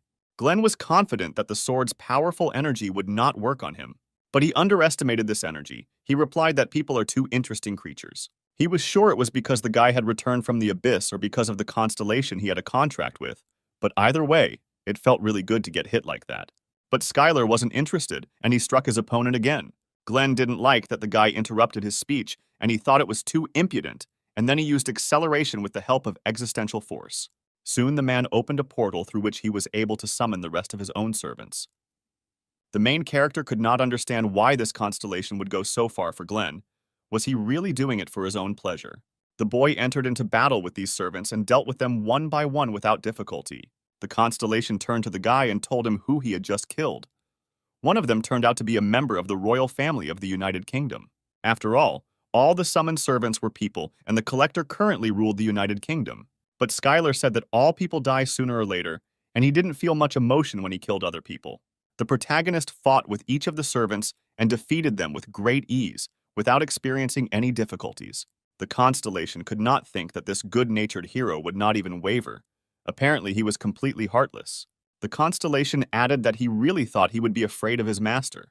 And then the main character saw something extraordinary, because he clearly could not have expected such an outcome of events. Right in front of him was a giant of such size that it was larger than the stadium where the competition was taking place. All the hunters who were outside the stadium saw a healthy giant, but then they looked closer and realized that it was Glenn. And all this was because the forces of his servant were gathered together. The giant shouted menacingly that today this land would clearly hear his name and immediately struck his fist straight into the ground. The man outside screamed for help and asked the hunters to stop him right now. Otherwise, there would soon be no living place left here. The hunters were not against helping, but even they did not understand what they could do with a giant of such size. Suddenly, Skylar came running to them and asked if everything was safe. The protagonist turned to the hunters from the School of Masters and asked them for help, but warned that they could refuse because he was not forcing anyone. The request was that they go with him to finish off this evil giant. The girl immediately shouted that of course they would all help him because they were waiting for him. Then Anthony turned to Skylar and asked if he needed them, and he replied that no one asked them, and they were going with him by default. And at that moment, all the hunters rushed towards the giant as one. Skylar commanded the hunters from the Master School to construct the Azure Prison Sword. Skylar created the Azure Prison Sword system specifically for martial arts users, as it increased the strength of the weak several times over so that they could fight the strong. The guys both attacked and defended together, because it was not so easy to break this giant, and sometimes they were not enough to win. The entire team continued to maintain formation and use martial arts in battle. Suddenly, Skylar broke through under the leg, and with a sharp blow of his sword, cut off half of the right leg. Then the protagonist gave the next command for the second attack, led by Iris, and they attacked from the other side of the leg. After these attacks, the giant fell to the ground and could no longer rise on his own. The constellation didn't understand how this happened and why simple martial arts could create so many problems for him. The moment for the final phase had arrived, and the Ikaros clans began to use magic for the next attack. At that moment, the guy rushed right behind the giant and tried to get through to Glenn so that he wouldn't listen to this evil constellation of a collector. But the giant did not want to listen to him, because he believed that Skylar was performing some kind of trick again, and his servant should not hear it. The guy made another attempt and turned to Glenn, asking what he thought his master would have done to him if he really were him, and whether he would not have helped him much earlier. Wasn't Glenn upset that he had gotten involved with some strange constellation, because someone like him could most likely achieve greater success if he signed a contract with another constellation? The constellation understood that it was becoming more and more difficult for him to control Glenn with each passing minute, and he ordered him to obey only him and no one else. After all, if he continues to use this power in this way, He may lose all the glory that he has earned and worked for so long, and the time will be wasted. And then Glenn realized that it was true, and it was not too late to get everything back, because the collector was just using him, and Skylar was right that he was a victim. At one point, the giant screamed that he had regained control of his body and asked not to attack him anymore, because he was not going to destroy anything anymore. The protagonist could not believe that his words had worked, and the constellation of the demonic god disappeared. Glenn added that all this time his mind was controlled by the constellation and asked not to beat him anymore because he would pay for his own sins for the rest of his life. The hunter has earned quite a good reputation over the years, and now he will have a chance to justify himself by placing all the blame on the constellation of the god. But Skylar wasn't impressed by these words, and he delivered a powerful punch to the jaw. Because did the giant really think that everyone would forget what he did with a snap of his fist? The boy beat the giant until he turned back into his previous form. Suddenly, a demonic spirit began to emerge from Glenn, which gradually began to get rid of this body. Everyone who stood nearby did not understand what was happening, because it turned out to be very strange for them. They had never seen the expulsion of a spirit from a body. Suddenly, Skylar saw a constellation that was next to Glenn and turned to the guy, saying that from Jeju Island until now, he would never forget what happened today. After these words, the constellation left the earth, as well as the hunter's body, but it believed that one day it would definitely finish off the guy. The next day, already at Sam's mansion, everyone happily congratulated Skylar on becoming an A-rank hunter. All this seemed too early for the guy to be rank A, but he still thanked the guys for the holiday. But Sam explained to Skylar that this is usually the case, but this time the scale of the incident was too great, and if it were not for the main character, a great misfortune would have happened. A government official showed up to present the guy with a certificate of promotion to rank A as a hunter, and was happy to inform him about it. The man handed the boy a new hunter's card and documents and asked him to look at them. But because of the large number of pages, the guy replied that he would definitely read it all. But later, because he didn't see any pleasure in it. The man left and said in closing that he hoped that Skylar would continue to serve humanity and civilization in the future. When the civil servant left, Sam turned to the guy and said that he couldn't believe how quickly he got rank A and that he would soon become a real hunter because there are two dreams. The first of them is to return all the territories of the earth captured by the constellations. The guy doubted this because despite all this, the land was teeming with servants of demonic gods and it seemed completely impossible to win these lands back. Then Sam added that there was a battle of the constellations that he wanted to talk about because now Skylar became an A rank and people would ask him to participate in the Battle of the Constellations, and if that happened, he would have to refuse at any opportunity. The main character did not understand why he should do this, and then the man replied that most of these proposals were garbage, and while he was away from Earth, quite a lot of crazy people had been added to the world. Sam decided to give an example and reached for Skylar's phone and asked to look at the Knights of the Sacred Temple. After the demon god constellation took over the United Kingdom, the exiled royal family and their hunters founded this group, where the main goal was to take back the United Kingdom. The main character didn't see anything wrong with that, and then Sam added that they kidnapped the US president and tried to fire nuclear missiles at Great Britain. He asked the guy to be careful, because now they would be attacking him from all over. Skylar heard the request and replied that he would be careful and asked what the second dream was. It was a trip to the gates of the abyss, because the first gates appeared in the middle of the earth, which were connected to the abyss, and most of the trips there failed. This abyss gate is one of the businesses that their company has previously invested heavily in. But the expedition there completely failed, and there was almost no information left, and Sam demonstrated everything they managed to get. Among all the territories of the abyss that are watched over, the first will be the Kingdom of the Abyss. When the guy looked closely at the picture, he realized that this was the territory of a warrior of sweat and blood. One evening, quite a lot of hunters gathered near the Icaros clan. All this seemed a little strange to the others from the Icarus clan, because they did not understand why they were all here. The girl then suggested that most likely the people were waiting for the hunter Skylar, who had been promoted to rank A. Then in the distance, the guys saw Skylar running towards them. The main character did not understand what the commotion was about near the stadium. And then the guys asked him if he had really left the car and run here on his own. Skylar felt like he was relaxing a little and decided to practice a little. The clan colleagues were happy to congratulate the main character on receiving a new rank. Skylar was incredibly pleased to receive congratulations from everyone, and he sincerely said thank you.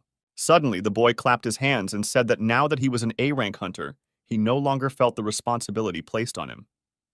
The protagonist will do everything he can to help other hunters of the Icaros clan become stronger, but in exchange, they will strictly follow the protagonist's commands. Because from this moment on, Skylar will rule the Icaros clan. Sam handed over all powers to him, and now he becomes the main one, and warned all his clanmates to prepare for consequences from now on if they do not show up when he asks them to. When the main character was leaving the hunter's dormitory, a man met him and said that he had a guest. A man appeared in front of the guy, who looked many times bigger than him, and said that he was waiting for him with impatience, because he really wanted to meet him no matter what, and introduced himself as Westham. West was one of America's top A-ranked hunters, nicknamed Ominous Rock. The man asked for help, and then Skylar suggested going to his room and discussing everything there. When they entered the room, the man congratulated the main character, because he had heard about how he became the manager of the dragon artifact, and added that he was now working with the Parker family. It doesn't matter how good the hunter is. What matters is the power in the hands of the company. Skylar agreed with these words, but asked why he started this conversation. West added that he also wants power, since he never received the company shares that he was promised. One day, Sam walked by and threw the phone right into Skylar's hands. The main character saw the company's shares because they were absolutely his. But despite all this, the guy didn't need it. The main character replied that this story is not about him. He has had his shares for a long time. The man grabbed his head and said that Park Energy should have given him all the shares and made him work for them. And now they are simply paying him hundreds of millions of dollars so that he has no claims, and the guy thought it was a little too much. That's why the man wanted to work and fight with the main character, but he never thought that he would be treated so well. He immediately offered half of his shares from Parker if the guy would help him, and Skylar saw absolutely no reason to refuse. Then the main character asked how he was going to convince the chairman. The man took out a folder with paper and added that, although it would be difficult, he had a way to negotiate with him. In his hands, the main character held information about the White Dungeon. All dungeons are divided into two large categories.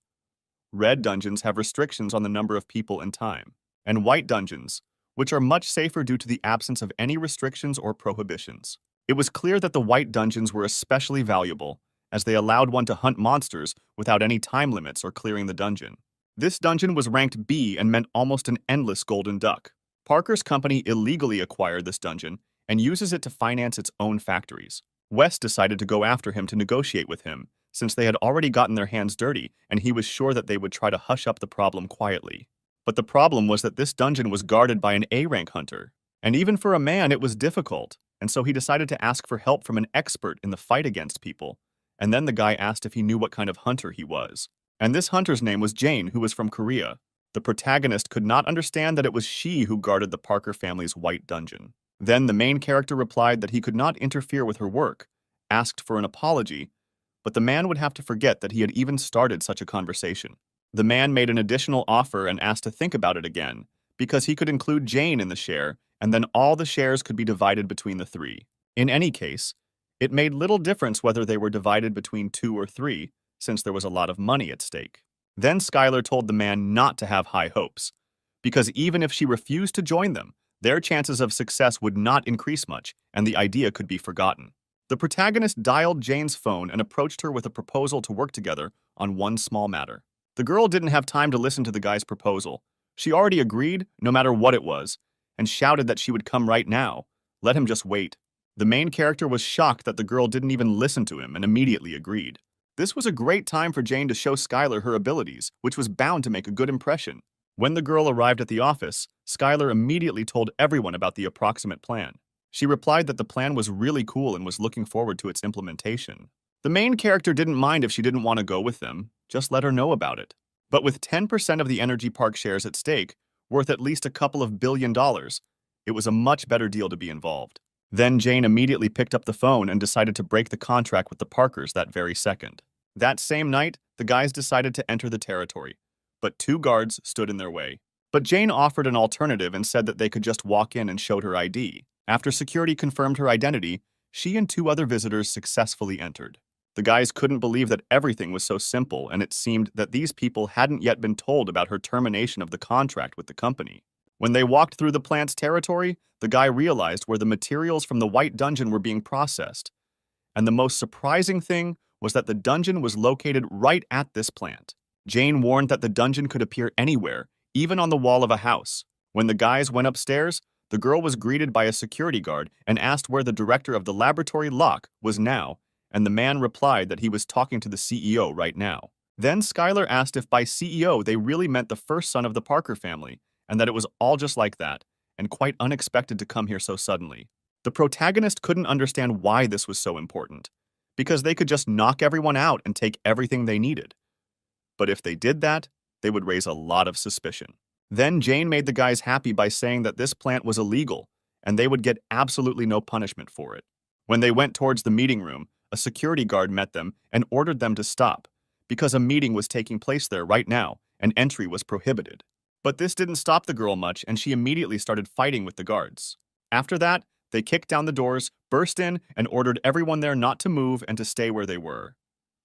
But at that moment, there were already other hunters there, who had already tied up all the company representatives and were ready to leave the plant.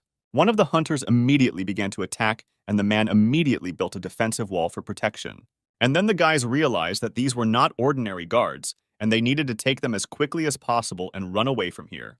Jane screamed that they weren't going anywhere and cast magic on one of them, and the man in the wardrobe on his shoulders flew into the air. Then the man took one of the company's chairmen hostage and threatened to kill him. But the girl did not appreciate such a threat, because she did not care about some two old men. Then Skylar joined the conversation and asked why they needed this closet. But as it turned out, it was a dungeon, and the spatial gates were in this closet. The guy assumed that there were industrial spies in front of him, and he said that he would spare their lives if they handed him the cabinet. Skylar said that they also came here for him and said to do with them whatever he wants, because they only need the dungeon here. Suddenly, at that very second, a powerful explosion thundered throughout the entire territory of the plant. The guys shouted that it was the work of those hunters, but they denied it, because they were going to get out of there quietly. They had no need to cause such a powerful explosion. Skylar noticed a strange slime running down the windows, and he thought it was a monster, and asked how they ran the factory to have such creatures there. And it was really a monster, and the main character shouted that he was coming after them and ordered everyone to follow to the exit. When they successfully got out of the building, they were a little shocked, because he could not have expected liquid slime. Jane decided to attack first and summoned an advanced wolf, which immediately rushed at the monster. The girl couldn't believe it, but there wasn't a scratch on the monster. She didn't want to embarrass herself in front of the guy and warned him that she wasn't that weak and wanted to try again. But at that moment, Skylar screamed cautiously and miraculously managed to save her from the poisonous slime. The main character told the girl to concentrate. He himself did not understand who it was, because even in the abyss, he had never seen him. Then he assumed that this was another attempt by another constellation to cause a catastrophe for the city. This monster absorbed energy from the core of the refinery and became stronger and stronger with each passing second. At that moment, West approached Skylar and said that something terrible had happened, because all the nuclear factories around the world were attacked at the same time. The protagonist didn't know who was behind all this, but this person was very smart, because the summoned monsters became stronger if they were summoned to the nuclear factories, and something had to be done about this. But to do this, it was necessary to finish with this monster as quickly as possible. Then the main character decided to cut him until he died. Skylar immediately rushed straight towards the slime to deal him crushing blows. Unexpectedly, other hunters came running to help, but they were too late, because the guy had dealt with him long ago, and for him it was surprising, because in the other regions there was a fierce battle. Jane approached the main character and showed the main news at the moment, and it said that all factories in China, Korea, and other countries were attacked by monsters. At that moment, Sam called Skylar and asked if the guy knew anything about these monsters, but no one really knew where they came from, and the man suggested that some idiot could have done it, and the stock prices went into some kind of abyss. Sam was simultaneously talking and fighting with the slime, and he realized that in order to defeat them, it was necessary to burn them until they stopped regenerating, and asked the guy if he had tried it. The man then asked where Skylar was fighting now, but was told that he was a little busy and would call back a little later. Jane suggested that the guy go to Korea, and he thanked her for her help, and added that he would send her share as soon as he finished sorting out all this mess. The girl was embarrassed by this, and she replied that she was not there for the reward, but would gladly accept it. As the boys loaded the closet into the pickup truck, Skylar said he never thought there could be a dungeon in a closet. Then the men heard some mooing from the side, and it turned out to be those hostages, and then they remembered that the representatives were still not untied. The representatives asked how they knew this would happen. Skylar replied that they quickly received the information through their own sources and arrived to help for a joint defense. The man was glad that West had saved him. He was truly sorry that he had been so late and promised that he would definitely be able to convince the other directors to give him all the shares. But Skylar whispered to him that it was most likely just smoke and mirrors, because there was not an inch of sincerity. And it was all true, because Skylar was a constellation, and he was able to recognize Jacob's lie as soon as he said those words. After all, advanced martial arts users were able to read the thoughts of their opponents, and this seemed amazing. West then turned to Skylar and said that they were done here and needed to move on, and then they drove off in the pickup truck. And the company representatives remained in the same place, because everyone had completely forgotten about untying their hands, and they had no choice but to simply watch the car drive away. After all these events, Skylar returned to the Union of Minor Constellations and greeted the girl and the cat. The main character was called here because there was a great commotion among the constellations. The kitten added that a reward had been placed on the head of the constellation that had caused all this chaos. Skylar briefly dreamed that soul stones might not be so easy to get, and it would be great if he could catch this constellation. The main character asked how they were going to look for him, or whether he would have to search for him himself. But there was no need for this, because the constellations participating in the agreement sent him invitations to the Battle of the Constellations without interruption. But the constellation avoided these battles for too long and risked losing the chance to remain on Earth. Skylar thought at that moment about fighting him head-on, but in the abyss that was too rare. After all, no one would agree to put their own life on the line, which would be a great stupidity, and the constellation would not be impudent or reckless. Then the girl introduced the guy to some information. It looked like one of the most cruel constellations, and for a monster, the guy thought he knew the Earth too well, and assumed that perhaps there was some constellation from the Earth helping him. Then the guy decided to try to look through some information through the constellation channels and saw that everyone was only talking about him. And unexpectedly for the main character, an invitation to meet with the goddess of scales was received, and he was a little surprised, because why did she suddenly decide to meet? At this time, the goddess of scales tried on another dress and asked the servants how it looked on her, and once again heard that it looked perfect on her. Daniela, who returned after searching for Skylar for thousands of years, was delighted with the dress and said that it was truly magnificent. The goddess of scales asked if Daniela would be able to take part in the Battle of the Constellations now, and she happily agreed to compete for the goddess. She warned the servant that she would still have a training avatar with her, and that she would have to give it her all.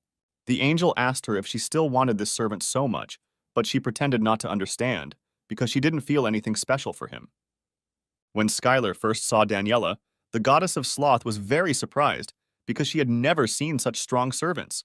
The goddess was not surprised if other constellations tried to get her, but this could only happen if the angel wanted it.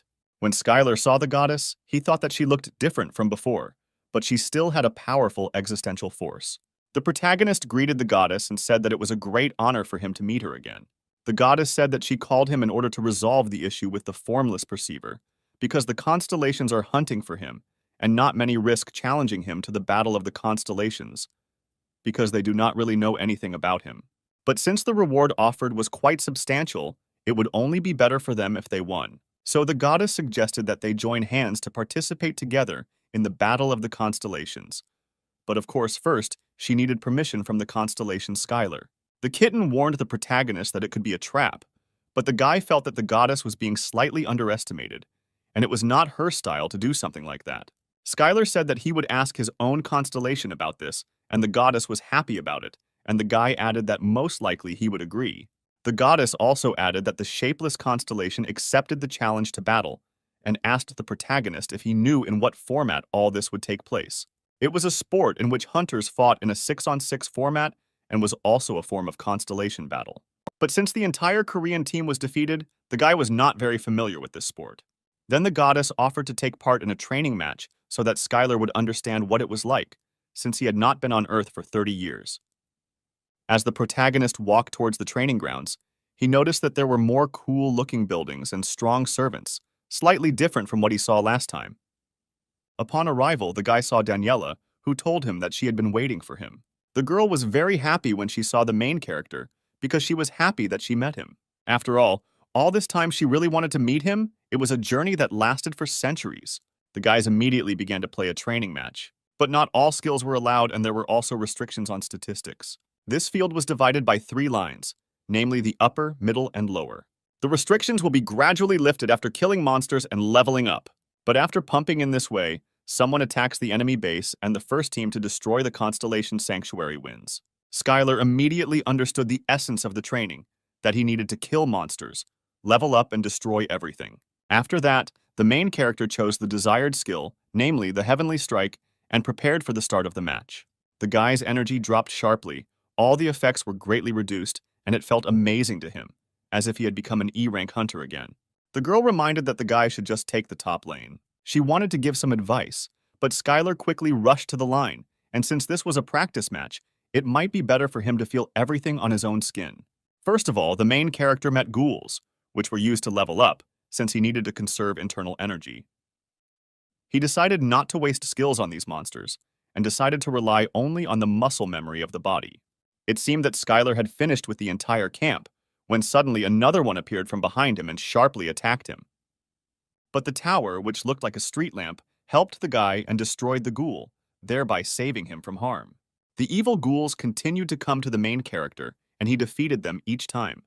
But he did not understand whether he was making progress from this, since he had absolutely no experience. He could not even understand whether everything was good for him or not. On the other line, the main character's opponent was leveling up by killing ghouls, and he was doing quite well at it. His strategy was that since his opponent was a human, and a complete newbie at that, he decided not to linger long, gain as much experience as possible, and go into battle. But at that moment, Skylar appeared right in his line, thanked him for the experience points, and delivered a punch right to the jaw. The blow was so strong that he died instantly and was reborn right on the sanctuary. The guy didn't understand what happened because he was unable to do anything to Skylar. Even though he was very relaxed, this man was clearly not a newcomer to him. At some point, Danielle decided to contact Skylar because it was his first time in the Battle of Servants. The guy replied that he was fine. Right now he was defending himself from a ghoul, and recently he had killed some angel. The girl screamed in horror. How could he kill an angel so early? But it was not against the rules, but rather the opposite. And the main character decided to continue in the same spirit because the positive feedback about his training from the angel gave him relief. Suddenly, the angel returned and stood right in front of Skylar. The main character considered him fearless, since he came back so quickly, although he seemed like a weakling. But the angel replied that he was not going to run away with his wings tucked in, because a couple of blows would not solve anything in this training. The angel tried to provoke the protagonist and shouted at him to try hitting him again and see if he could do anything critical this time. Skylar became curious about where the guy got such a skill of provocation and headed straight for him. The angel understood that in any case he had no chance in close combat, and he decided to simply lure the guy into a trap and limit his movement. He placed a magical speed-reducing trap right in the protagonist's path and waited impatiently for the guy to step on it. The guy looked at it like a little child and couldn't wait for the guy to step on the trap. But this never happened, because instead of provoking so stupidly, he should have learned to control his emotions. And then the main character used the spell of the Heavenly Finger, and the guy did not understand, because only recently he was waving his fists, and now he is attacking using long-range attacks. In the middle line of the training battle, two angels were also dealing with ghouls. Suddenly, their friend flew into them and asked for help on his line. They asked why he wasn't on the top lane and what was wrong with that new guy who was supposed to be on it too. At this time, Skylar was already moving towards them and said that it would be difficult for him to answer this, because when he asked him to show him the way, he refused him. The main character was here because he had already captured the top lane and was moving on to the next one. The angels didn't understand why the guy was emitting such crazy energy, because it was impossible to reach a high level so quickly. The guy didn't wait for the fight to start, and in that case, he started it first. But as Skylar approached the angel to strike, a notification suddenly appeared, stating that the training match had ended with the consent of both parties and that they would soon be teleported out of the arena. Suddenly, a servant of the goddess of scales appeared, and the main character asked him why the training match ended so abruptly and what happened. Then the angel showed a notice that the formless perceiver who pierces everything had surrendered. The guy asked if this could really happen, and the angel replied that no, and most likely it could be some kind of plan of the goddess because she is the best at this. No one could have expected such an outcome, but suddenly, Skylar received a notification that the formless perceiver was requesting a meeting, and the guy did not understand what he had planned and what he needed. The kitten suggested that this might be an attempt to negotiate due to feeling cornered, but the protagonist did not think so. When Skylar arrived at the meeting place with the Libra goddess, she suspected something strange, why the training avatar sent him instead of coming in person. Skylar didn't lose his composure and replied that his constellation trusted him in many ways. At one point, the boys saw a huge rock, but it was a formless comprehender piercing everything, who greeted both constellations. The main character was not going to spare him once he surrendered, because he was aware of the damage he had caused to the Earth. The formless perceiver replied that he had no other choice but to contact the constellations that had established themselves on Earth. He added that it was unfair, because he had not planned all this alone, and the goddess of scales screamed that it could not be, that the monster had not done this alone. The protagonist asked who was in the deal with him, and the comprehender replied that he was not going to hide anything, and that the collector of noble crowns had persuaded him to do so. Skylar realized it all, because he had set him up big time in order to use him to anger the other constellations. The seeker replied that he had guessed as much, and said that the other constellations were no longer speaking to him, and began to beg the protagonist for help. Skylar thought he was being stupid, but whether it was because he was a monster. But still, if the guy could get revenge on this collector like this, then it would be great. And the main character decided to help him with this, and then everyone around was shocked by such an answer. Because the goddess of scales said that he did not even need to help him. And if he got into the battle of constellations with the collector, then it would definitely not be better. But the boy replied that the goddess should not worry about it, because he was not going to participate in other people's battles. He added that he was going to ask a kitten he knew for help, and at that moment the kitten, stunned, asked if they were talking about him. When the guy returned back, his rank at the moment was 98%, and he was glad that he finally had a double-digit number and would soon be able to target high-ranking constellations. The goddess of laziness warned the guy not to rush to get ready for Olympus, otherwise the other constellations would not be delighted with this, and it would be better to take a short break. And the guy really thought about it, and therefore decided to take a look at the territories that belonged to him. When the guy arrived in these territories, he was very surprised, because it seemed to him that a lot had changed here, and he immediately noticed the cow that he had brought. Suddenly, the chicken he had recently brought here appeared, but they didn't even raise birds. The golem of the fantastic rock greeted the main character and said that he was glad to see him in this territory. Skylar replied that these territories had changed greatly, and was it really he who had done all this? But the golem replied that it was not him, and that most of it had been done by the orcs. The guy had a hard time believing it, because to be honest, if he had been told earlier that the orcs were an agricultural tribe, he would not have believed it. The orcs were very happy that their master had finally returned and immediately offered to let him see what they had achieved. The guy noted the orcs for their good work, because while he was flying here, he saw what a colossal job they had done. He also asked if they really raised the cows and chickens that he gave them, and that everything was correct. The protagonist wanted to cook something from them, but the orcs thought otherwise and raised them so that they would be strong and fit the protagonist's reputation. But as soon as they heard that they could kill them, they quickly became filled with berserker rage, and all their efforts went down the drain. This was not very normal, because soon they would eat all the cattle that they had raised for such a long time. But this did not stop them in any way, and after a few minutes they were already eating the most delicious bull and thanked the owner for such a divine taste. But at some point, the main character suspected something strange with the orcs, because they began to emit stronger energy than before and did not understand what was happening here. The guy decided that it was all because they were his servants, and under his influence they became stronger while they worked and ate delicious food. But he was not a farmer, although this was not bad, but still a little strange, and unexpectedly a portal formed. It was a traveling merchant selling destinies, and he was looking for a meeting with the main character, and also congratulated him on his victory in the Battle of the Constellations. He added that to celebrate his victory, he could buy something that would give him a new building and showed him a golden box of buildings. But there weren't many soul stones. And then the goddess of scales reminded him that it was time for him to take care of the defensive territory anyway, and it would be nice to buy some kind of building. But the guy was short a few thousand stones to complete the deal, and so he asked for a discount, but the traveling merchant was unhappy with him for constantly trying to lower the price. The trader realized that it would be difficult to make a deal with this guy, and said that next time it wouldn't work, and with tears in his eyes agreed to it. This chest looked quite sinister, considering that the guy gave away all the money he had, and perhaps he was in a hurry with the purchase. The protagonist decided that he had already bought it anyway, and would soon find out, and threw away the chest, and now his fate is being decided as chaos flows out of it. And suddenly, a barrier of a great warrior appeared from the chest, which shone with a bright golden light right above the head of the main character. The great warrior's barrier protected from the storm in the abyss and granted strength to all servants, and there was also the ability to pass this skill on to followers. This barrier was really good and useful because thanks to it, the main character could protect his own territories even when he was not around. The goddess of laziness added that what could be better for her busy successor, who constantly feeds off other constellations from the Earth? And for the guy, it felt like she was insulting him. But in any case, it was a sin to complain about a good subject. At this time, Sam was sitting in the office and watching the prices of cores rise, despite the fact that the prices of his shares had dropped quite a bit because of the stupid slug. Skylar said that maybe that would calm him down, but he's getting the full treatment from the other constellations right now. The protagonist helped him, but it was only because they were using the monster against the collector's constellation.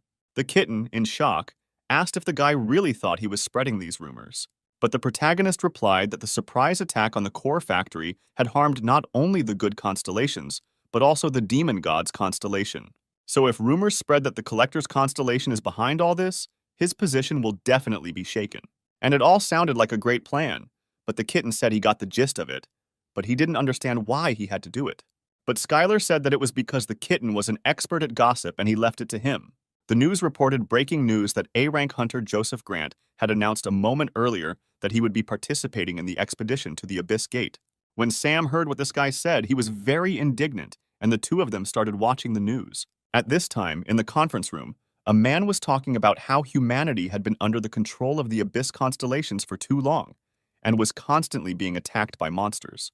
The reasons for all this are hidden in the hands of the Abyss, and for quite a long time, out of fear, they avoided the truth in every way. But perhaps it is too late. But the guy decided to fulfill his own duty as an A-rank hunter.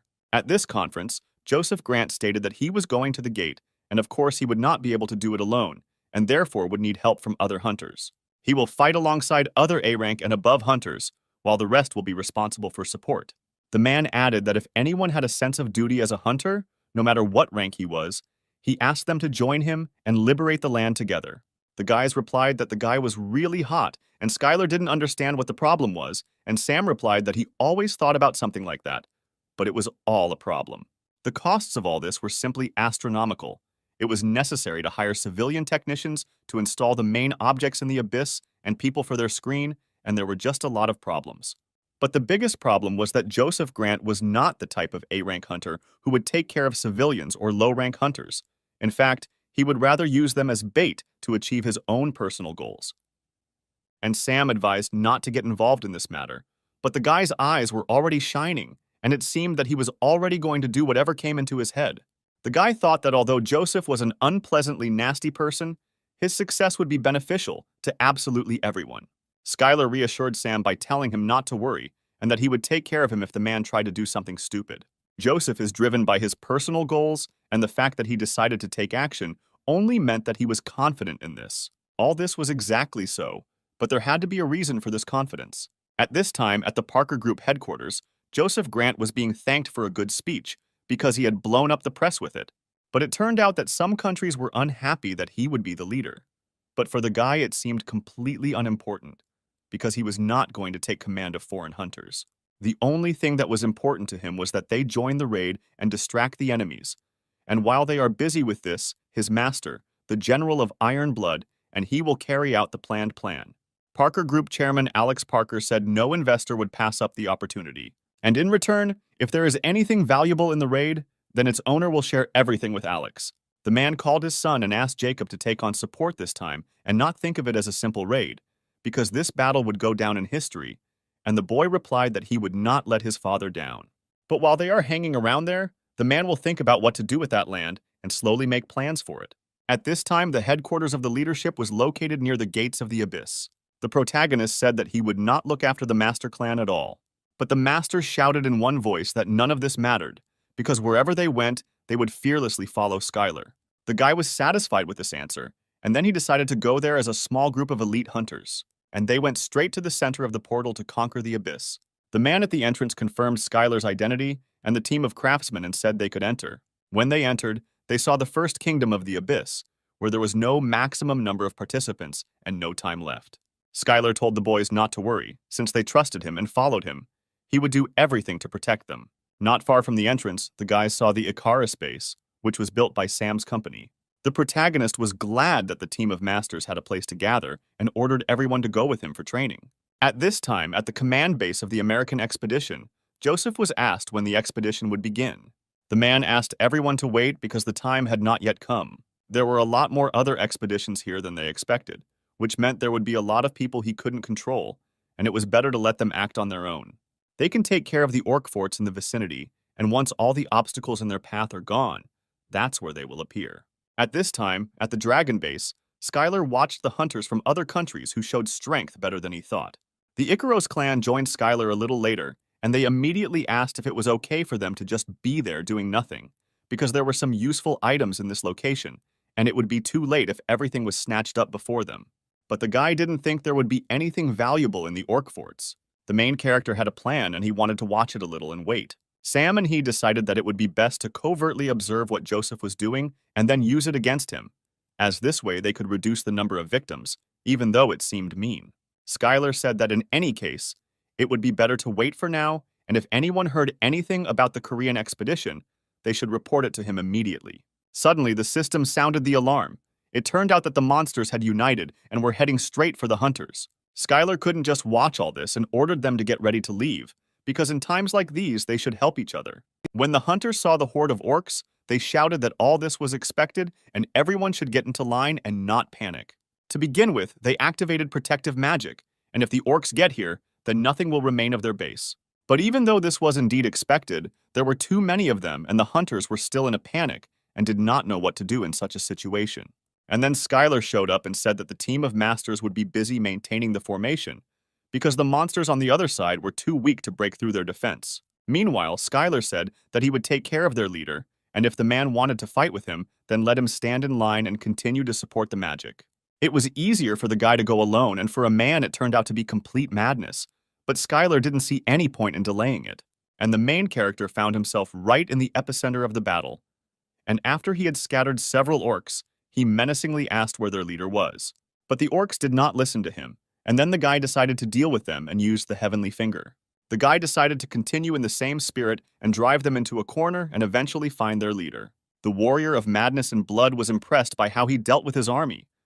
At that moment, the guy realized whose territory it was. Skylar came across a huge orc and asked him if he was the leader, because you could tell by his size. The main character praised the orc for his positive attitude to kill him, but unfortunately it was not this time, and he cut off his head.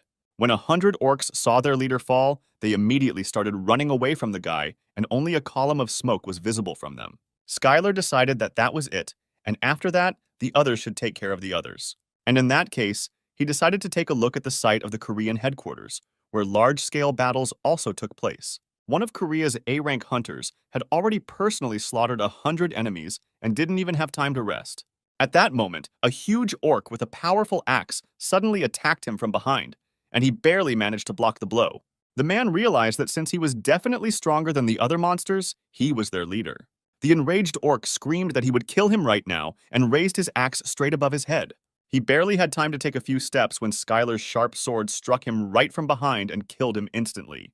The hunter was happy when he saw Skylar, because the guy came to their aid to help sort out all this. And the hunters immediately entered the battle because Skylar killed the leader of the orcs, and it should be much easier with the rest, and all the hunters had to take advantage of this moment and push the orcs back. After some time, Skylar successfully helped the Korean hunters in this location. The man generously thanked the main character and could not believe that he personally came to their aid. Soon the protagonist recognized this guy, because he was part of the representatives of the fighting team in Korea, and he had seen him before, because he always got punched in the face. The Korean base was heavily damaged, but the hunter said it wasn't that bad, and there was no need to worry about it. Suddenly, another hunter came running, shouting that they now had a big problem, but the guy did not understand what problem they were talking about. Did they really find some more orcs who were hiding? But all this was not so. But to their great surprise, the gates of the abyss connected to the earth were completely blocked. Skylar couldn't understand how this happened, because when he tried to enter the portal, he was immediately pushed back. The Korean hunters assumed that while the orcs were attacking their base, several of them secretly entered here and they cast some kind of spell. But Skylar did not believe that they blocked the gates of magic and how it was even possible, and the goddess of laziness added that of course if it is temporary, then some magic is able to block them for quite a long period of time. The main character thought that a warrior of blood and madness was most likely involved here, and this definitely could not be ruled out. The guy thought that the warrior was just a fanatic obsessed with battle, and did not think that he was capable of such tricks. The goddess of laziness said that using force to break through is also not worth it, because no one knows what could happen to the guy in this case, and in this case it is better to either defeat the creator of the spell or lead the warrior out of this territory. After talking with the goddess, the guy decided to go back to the base to think everything over, and when everything gets back to normal, get together and solve this matter. At the dragon base, the guy shocked everyone by revealing that the gates were blocked. Eliza was very surprised by this. It was necessary to resolve the issue of food. After all, despite the fact that they had hunters and technicians here, there were too many people to feed.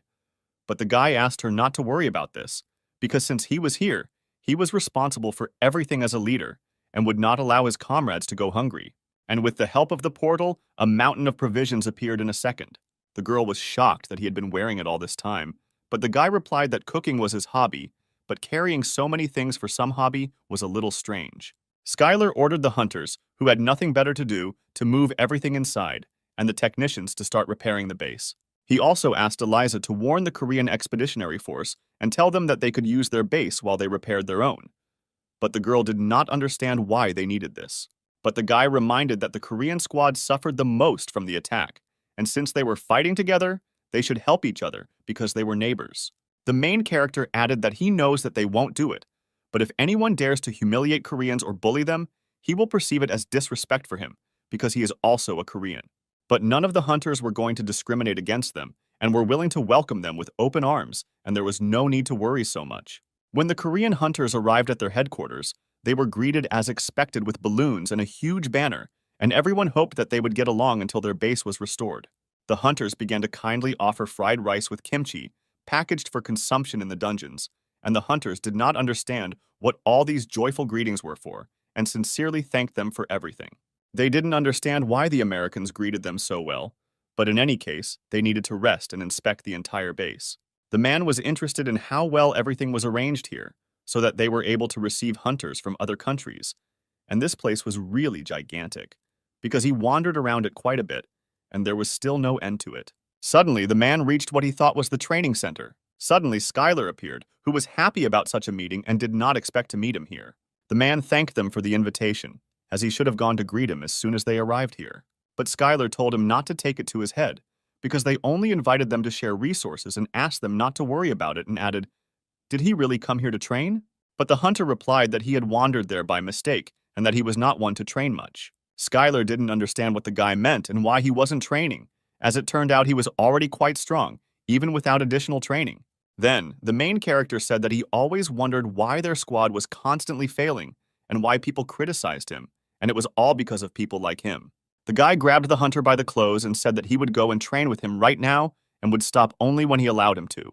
At this time, at the American base, people were seeing how cunning the orcs were. After all, they moved in small groups to steal supplies and were much smarter than usual, and at this rate, the American hunters would quickly run out of provisions. Joseph then ordered that the expeditionary force of each country be contacted and informed of the proposal to begin preparing for the final attack on the organs. The man added that if they promised to follow their orders during the operation, they would hand over all the supplies. It didn't matter to them at all, despite the fact that they themselves were short of supplies, but they needed to reduce the number of mouths to feed in the form of low-ranking hunters and civilians. But they had one goal. As long as there was at least one worthy hunter, they were obliged to conquer the orc fort located in the center. At this time, Skylar was training the hunter. Did he really think that his opponent would just stand there and wait for his high-level magic to fly at him? The boy added that he should learn to force him to open up in order to keep his opponent under control, but the hunter had no experience in one-on-one fights, and the main character left him no choice but to train every day until they returned to Earth and go through a special training with him. Suddenly, Eliza ran into the training room with urgent news from the American base and wondered what the two of them were doing there. The girl said that in order to get supplies from them, they would have to join the final attack and follow their orders without question. And all this sounded more like a reminder of a threat slipped in the guise of an offer. Skylar decided that they were probably being slightly underestimated, because he would never have thought that he would be so openly treated as a non-entity. The protagonist turned to Eliza and said that since an offer had been made, it was worth giving a respectful answer, and asked to make sure that all the words were conveyed exactly as he said, word for word, and to send someone to observe him for reconnaissance. At this time, at the American base, the men were accepting positive offers from teams from other expeditions. It seemed like everyone was seriously hurt and responded to the offer almost immediately, and the offer to help worked perfectly. Even hunters from Germany and France, whom they contacted through a special channel, accepted their special offer and everything went just fine. But they did not receive a response only from China, Korea, and the Dragon Company, but for them, this was absolutely expected. Suddenly, the dispatcher said that they had just received a response from all of them, and everyone immediately rushed to see the response to their offer. Schuyler recorded a video message where he said that they would join the final attack, but since they already had enough supplies, they would not listen to orders from someone like them. The guy also added that if they do not want to follow them, they will show mercy and consider such an opportunity. The man was skeptical about their offer and said that they could do whatever they wanted, because nothing would change if someone like them refused to join them. He also added that the dispatcher should tell all the expeditionary group who accepted their offer to gather and bring all the hunters here. And once everyone is gathered, they will begin the final attack. The main character noticed the orc fortress and realized that they had quite a lot of people. Then he looked at the exhausted hunters and realized that they would not be able to fight in such a state. The protagonist's team said that everyone had finished preparing and were ready to move out.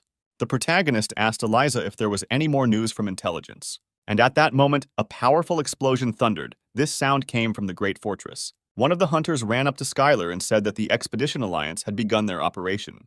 But the guy didn't understand how they could start the operation if they hadn't even moved out yet. But it turned out that this was a bait-and-switch strategy, and the low-ranking hunters that made up the vanguard would lure the orcs. And once the orcs are surrounded, everyone else will deal with them at once, and they will soon move out to set up an ambush. But with such a strategy, most of the vanguard hunters would die, but that was their own choice and there was nothing to talk about. The orcs were fairly simple creatures, so it might work, but they were also too quiet despite the fortress gates being under such attack. The protagonist suggested that it felt like there was no one inside, and everything was exactly like that. On a high mountain, the main orc watched all this and laughed at the stupid people because their master had said that they would all gather at one point. And the great warrior Org shouted about the beginning of the operation, and the loyal servants of his master ran after him to kill every single hunter. At this time, the vanguard of the hunters heard a loud stomping on the ground. When they turned around, they saw a horde of orcs who were rapidly approaching them. They couldn't understand why the orcs were there, and after a few seconds, they realized that it was an ambush, and the orcs had already arranged it for them. The constellation watched all these battles and did not understand how stupid people were, that they could think so about the orcs, that they were lying in ambush so openly, and had relaxed their vigilance so much. After all, no one could even guess that among them there were a bunch of spies of the constellation of warriors of blood and madness. But for the constellation it was even better, because in any case, the more deaths they bring, the stronger he will become. Suddenly, another squad appeared among the crowd of people, which greatly surprised the god of blood and madness. He saw the main character and immediately recognized him and realized that now everything would not go according to plan. In this situation, it would have been reasonable for everyone to retreat. But then all the hunters who were in the ambush were lying, and Schuyler began to move forward with the squad. The guys walked around the battlefield because since ancient times, a house should be stormed while it is empty. The hunters did not understand why the barrier was so strong, and they could not get inside. After all, if they fail or escape, then the squad will not only not receive supplies from Joseph, but will also be obliged to issue compensation for disobedience and breach of contract. It was necessary to destroy at least the gates of the fortress, since they could not lure the orcs out. At that moment, Schuyler appeared and asked the hunters why they still couldn't break through the fortress gates. The man said they attacked as much as they could, but the barrier was too strong. Then the main character thanked them for their efforts and suggested that they rest while he finished everything here. Gathering his mighty strength into one fist, he delivered a heavenly blow that destroyed the barrier in one blow. The main character said to follow him, because now they had to destroy the gate and quickly break inside, and in comparison with the barrier, it was nothing. The guy asked not to worry about the other hunters, because he was also going to help them so they could rest. At this time, on the battlefield, Joseph was already fighting a large army of orcs, and did not understand how they learned about their plan. Retreating might not work because their base was too far away, and by the time they got there, they would all die and no one knew what to do. But thanks to Schuyler, who used existential power and captured the great fortress, he was able to reach out to everyone below. He shouted that those who wanted to live quickly ran to the fortress. The man couldn't understand what he was doing and when he managed to get there, because he wasn't even there. At the same time, all the orcs were shocked by the conquest of the great fortress and were also slightly stunned. Then the orc leader shouted for them to stop standing there like a pillar, because they would easily win it back after they killed a few hunters. The orcs were not particularly smart and asked various questions about what they would do if the owner got angry because they gave up the fortress and what they should do. First, recapture the fortress or kill these people. And the man made a strong-willed decision and gave the order for everyone to immediately stop fighting and retreat to the great fortress before the orcs came to their senses. When everyone arrived at the fortress, Joseph was glad to meet the hunter Skylar. He thanked the boy for the fact that while they were fighting, he was able to stealthily and brilliantly capture the great fortress. But he was content with just gratitude, because at such times and in such situations, everyone needed to help each other. The man asked what they would do next, but the boy replied that he had nothing to do with it, and that he would assign a region to each country and asked him to make sure that they protected their own well. The man was furious, because Skylar really wasn't going to take control of the fortress, despite the fact that he had captured it. But he didn't need it at all, because no one here wanted to listen to him. But the protagonist also added that he needed something from Joseph. Namely, he heard from the hunters in the vanguard that the reason they were risking their own lives was because he threatened them with astronomical fines. But the man replied that someone had dared to set him up and that this operation had been fully coordinated. And then Skylar warned that if he tried to deceive him in any way, he would immediately throw the man out of the fortress. Then the guy shouted for everyone to get back to their places. He knows it was hard, but he doesn't think there is time to rest now. But at that moment, the whole earth shook, and this meant only one thing: the advance of the orcs, who decided to attack with everything they had. None of the hunters had any strength left for the next attack of the orcs. They had been fighting nonstop all day and had not even eaten anything. Skylar approached the boys and asked if anyone here was hungry. The protagonist used a portal where he kept his always prepared food and offered to try the rice balls that he made all the time as a hobby.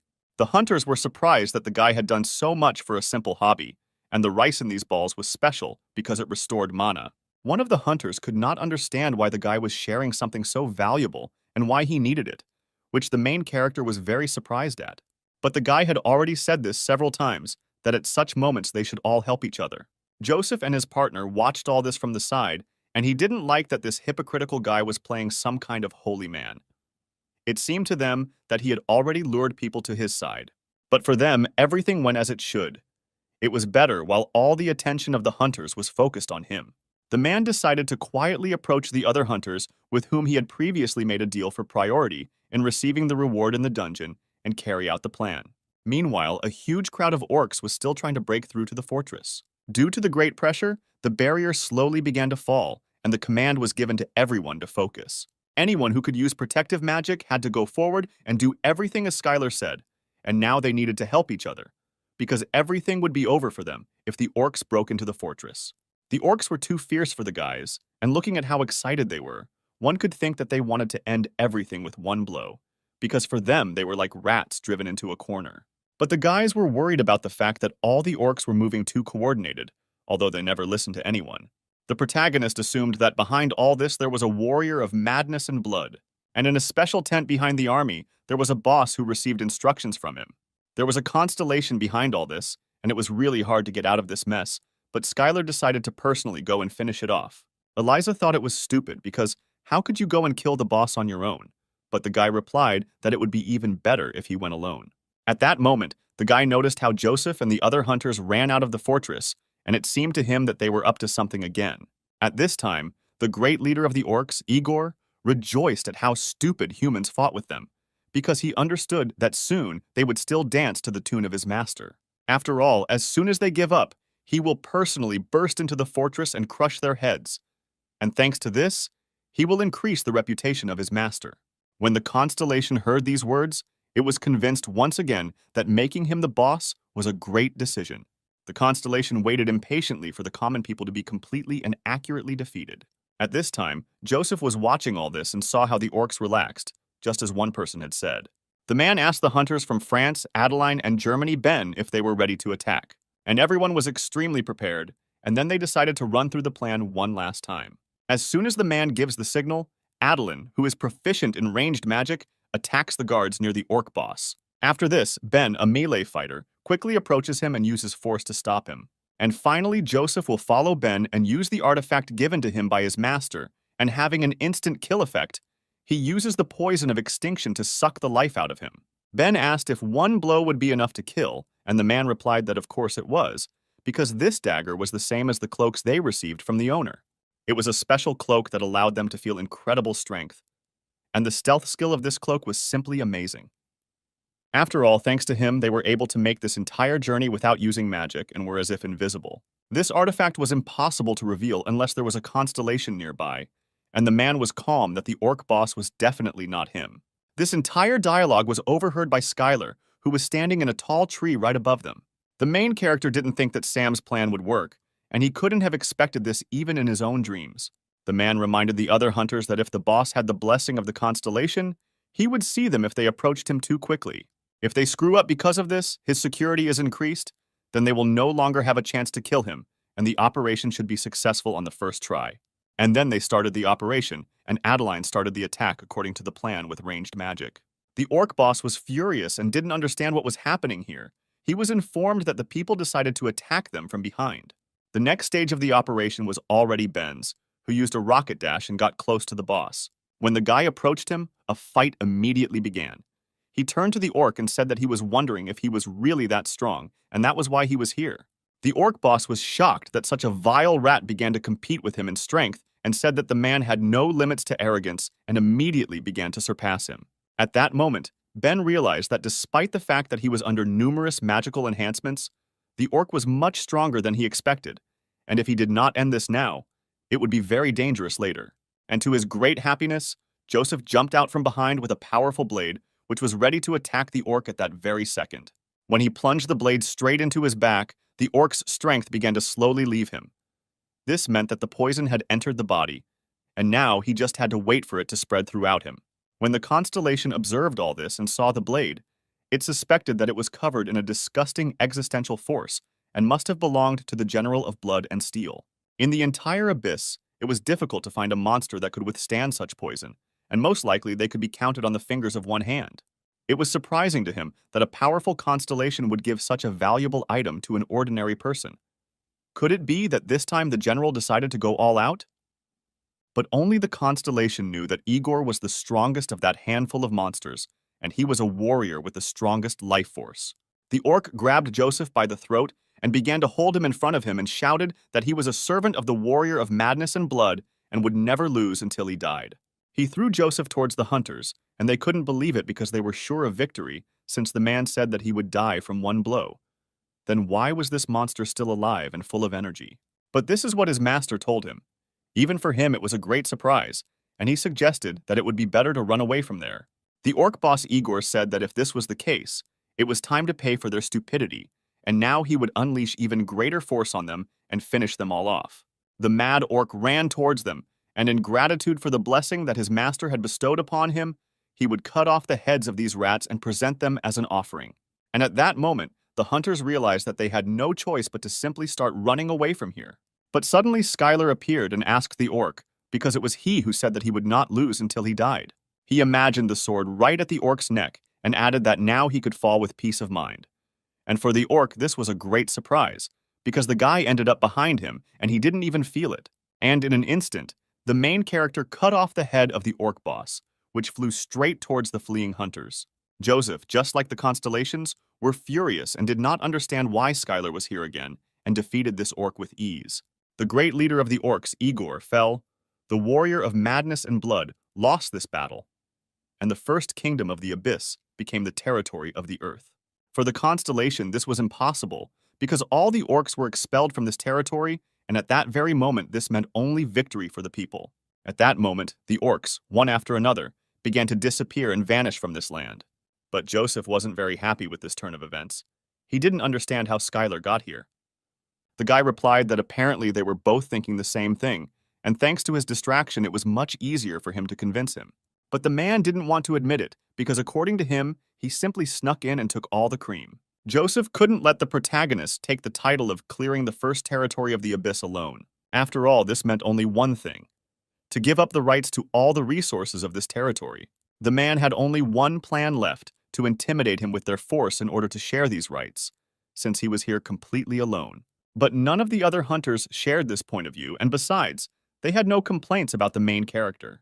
Then Ben reminded them that because of the irresponsibility of Joseph's master, they were screwed badly, because if it weren't for him, they would all be dead already.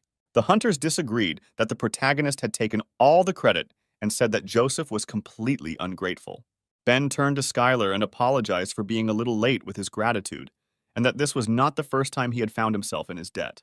The main character was surprised why it wasn't the first time, because had they really met before? But it turned out that the man ate one of the rice balls that he shared with him, and thanks to this, he was able to significantly replenish all his energy. Also, a large number of Adeline's comrades survived only thanks to this food. The man wanted to repay when the opportunity presented itself, and he was incredibly happy that he could help him right now. Joseph was puzzled that Ben was really ready to give up the rewards for the dungeon expedition for some rice ball. But the man was categorically against cooperating with someone who threatened others with supplies. He added that if Joseph was unhappy about something, he should have prepared better for the boss fight instead of blaming others for it. The man could not believe that this whole game of kindness and mutual assistance was only needed for something more. It was precisely up to this moment that he considered Skylar a cunning boy. The main character didn't understand why they were fighting with each other, but for him, everything went as it should. A few days later, in the Icaros clan, Laura read the news report that Skylar had saved everyone in the dungeon, causing a lot of commotion around. When she entered the training hall, she saw the main character training again, not resting. Because for him, training was already rest. The guy asked what the girl was doing there and whether she shouldn't be doing business, but she came to him to invite him to lunch. Skylar wondered if she was lonely because she was eating alone, but as it turned out, the dinner was not meant for just the two of them. It was about an ordinary banquet where the directors of the Dragon Company gather. And since Skylar was one of the SEOs, she hadn't invited him until now, because she wasn't sure that he and such meetings were a good combination. But he did one of the greatest feats, and because of this people became more interested in their company's artifacts. But the protagonist thought it was an opportunity to see whether he could be an SEO or not.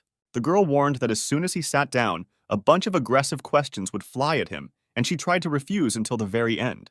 But Skylar calmed her down and said that everything was fine, and he would start preparing right now. He already had everything planned out, and Laura didn't have to worry about it. At the banquet, one of the SEOs of the company congratulated the chairman on his successful march to the gates of the abyss. Sam suspected that all they were doing was just raising the issue of efficiency and disagreements and calling it all business advice. But today, they had suddenly become quiet, and were they all on the same side? The man added that the recent successful campaign is a truly huge opportunity, and they will now be able to dominate the market for the next 20 years. And one cannot but agree that the hunter Skylar contributed the most to this. It was incredible to think that such a hunter could do this for them, and he was delighted by it. But the man was also interested in whether his skills would be useful in business, and they should find out, since they were his colleagues, and everyone knew what happens to a business when people trust the reputation of a famous hunter and hire him as an SEO. Sam replied that this is what happens with small and medium-sized businesses, and it is very different from their situation. After all, their branch was the main one responsible for the equipment needed by other industries. They needed a professional. And if something happened to the company, it could cause serious damage to the entire corporation, and they asked Sam to think again. But at this time, Skylar was busy in someone else's kitchen, preparing another masterpiece. The chefs didn't understand what was going on here. They knew who was in their kitchen, but they didn't understand why an A-rank hunter was cooking here. Suddenly, there was a knock on the banquet hall, and they said that the food was ready, and they could set the table, and Sam was surprised that they had prepared everything so quickly. Everyone was a little excited because they hadn't eaten anything yet, and the man suggested continuing the conversation after eating. One after another, the men said that they had no appetite, or that the chef's skills were not so good, and that the food here, to put it mildly, was not to their liking. When the cooks were allowed in, they rolled in large cast-iron pots. Sam asked the chef why he suddenly decided to bring them, since he asked to cook some Western dish, but the man replied that he was not the one who cooked all of this. Then Skylar came into the room and shouted that it was he who prepared all these dishes, because it seemed to him that it would be completely wrong to come empty-handed. Sam was shocked to see the main character here and loudly asked what he was doing here, as if hinting that he shouldn't be here. The man asked why he was preparing this when he had not asked for it to be done, but should have just come here straight away. But the main character replied that it was all because of the directors who had gathered there. But they didn't understand why Skylar was late because of them. Then the guy started listing various illnesses, such as anemia, hypertension, chronic fatigue, insomnia, and asked if there was anyone who didn't have at least one of them. The directors were surprised that the guy named these diseases and did not understand where he learned all this from, because information about their health and diseases was strictly classified. But there was nothing surprising about this because when you study martial arts, it becomes easier to get information about the environment and people with just one glance. But since he found out all this, he simply couldn't leave it as it was, because the future of the company directly depends on their health. And so, to capture the first meeting, the main character prepared dishes that could help with their problems, and it was a spicy beef soup, which could be called a unique medicine. After all, bracken helps with insomnia and heart problems, and bean sprouts remove toxins from the body, while beef strengthens the immune system and prevents anemia. And if you add rice to all this, which the main character specially grew, then this will create an ideal combination with spicy beef soup. The main character recommended to hurry up before the food gets cold and to let them know if anyone wants more. One of the directors thanked Skylar for his concern, but they weren't here for the food. Skylar understood what kind of person had approached him and advised him that since he occupied such an important position, he should first and foremost take care of his own health. The guy continued to convince the man that if something happened to him, their company would suffer huge losses, and he hoped that he would eat everything and that they were doing all this to continue living and eating. Even though the director loved Korean cuisine, he smelled an unusually pungent odor that began to fill his nose, and the aroma simply made the man's mouth water. He replied that it smelled really good, and even though he had no appetite, he would eat it because the guy had put a lot of effort into it. Having eaten one spoonful of spicy soup, he screamed from the taste because the vegetables were incredibly soft, and the tender beef complemented this charming aroma. And all this, together with the hot soup, went straight into his mouth and caused an explosion of unprecedented spiciness. It was really spicy, and so the man decided to wash it all down with rice so that it wouldn't be so noticeable, and it was incredibly delicious, because his other colleagues couldn't tear themselves away either. Their reaction was much better than Skylar imagined, since he knew that the cows and plants that the orcs grew had a mana-restoring effect. But just think that they also help ordinary people restore energy, and most likely the taste was really excellent, since even picky rich people ate it with great pleasure. Thanks to all this, the guy had a lot of useful information, and it was great that he prepared all this and was able to learn something. Sam thanked the guy for the delicious food, because he hadn't eaten like that for a long time, and the main character was glad that everyone liked everything. One of the directors said that the guy is the director of the dragon artifact, and for this, he lacks simple cooking skills, and so they decided to find out about his future plans. Then Skylar replied that of course they were all worried that the company would go down in value if it was headed by an ordinary hunter like him. And if they delved deeper and deeper into the details, then the rest would be pointless, and so he would promise one thing. If the new artifact they are about to release does not take first place in sales, he will personally resign from his post. And for everyone, this turned out to be a very bold decision, because no one thought that the main character would be indifferent to business. Sam couldn't have suspected that this guy had an ace up his sleeve, because he didn't think he could convince them otherwise. But still, the first place in this industry is not so easy to get, and he didn't understand what Skylar was thinking. At this time, a meeting was also held in Parker's office, and they discussed Joseph Grant's failure in the dungeon. They proposed to discuss some countermeasures that they had prepared in advance and were based on research into Parker Company artifacts. Recently, the number of walker hunters has been steadily increasing in order to gain combat experience. Representatives assume that there will be a high demand for artifacts soon, and therefore, based on this information, they are going to release new products. Parker was intrigued by all this and asked what exactly they were going to create, and his colleagues were in the process of discussing this issue. There was no exact time to give. There was also no information about the advertising strategy, when everything would be ready, and what about the production time, and there were still too many factors to consider before they could all come to a common decision. Then Parker couldn't stand it any longer and asked that they were all idiots, because discussing the plan without a single detail was their countermeasure. The man no longer had the patience to listen to the rest, since the plan of the one who had volunteered to speak first was so bad. And with that, they ended the meeting and hoped to collect a little more of some valuable plans by the next meeting. Each of his colleagues knew what would happen if nothing worked out, and he immediately ordered everyone to get lost, because he no longer wanted to see anyone. All the directors did not understand why they had to take the rap, because the contract with Joseph was signed by the chairman, and now it seems that the team of artifacts of today will have to work night shifts, and they began to walk on thin ice. Suddenly, one of the men saw Odaigan, who asked him why the meeting had ended so quickly. The man asked why he was standing like that. Odaigon said that he did not know how much longer he had to protect him, despite the fact that his master had ordered him to be watched, because so many days had already passed, and the man screamed in horror that he could not just leave, because who knew when the traitor would come for him? Odaigon was appointed as Jerry Cooper's bodyguard after he betrayed the traitor holding the poisonous dagger. The goblin wanted to follow Skylar everywhere and was very unhappy, but could not disobey the order of the master, because for him, it was simply unthinkable. The man was ready to steal all the company's top-secret files just so the guy wouldn't leave him alone. And Odaigon only agreed that he would leave him alone because he had to participate in great battles with his master, but was forced to stay here. Meanwhile, in Sam's office, Skylar said that the whole poignant speech to the directors was just a bluff. The guy simply shared his ambitions because he strives to become better, but he didn't have a plan for this yet. But Sam was sure that this guy already had some sketches in his head, and he completely trusted him and told him to do whatever he thought was necessary. But the only thing the guy thought about was that if nothing worked out, he would just leave. But as we know, the main character was not a complete newbie in creating objects and believed that something would work out. Then they came to another topic about how many hunters began to visit the abyss, and they had many opportunities. Because on the ground they can't just get into the dungeon, and basically people go there to raise their capabilities. But in the end, they get stuck there and die. On the other hand, there is an abyss, where the entrance is always open to them, so much so that they can only fight with those monsters that are within their power, and this is the best environment for hunters to gain experience. And if they show their skills well, they may even be noticed by some constellation, and not a single ambitious hunter will refuse such a thing.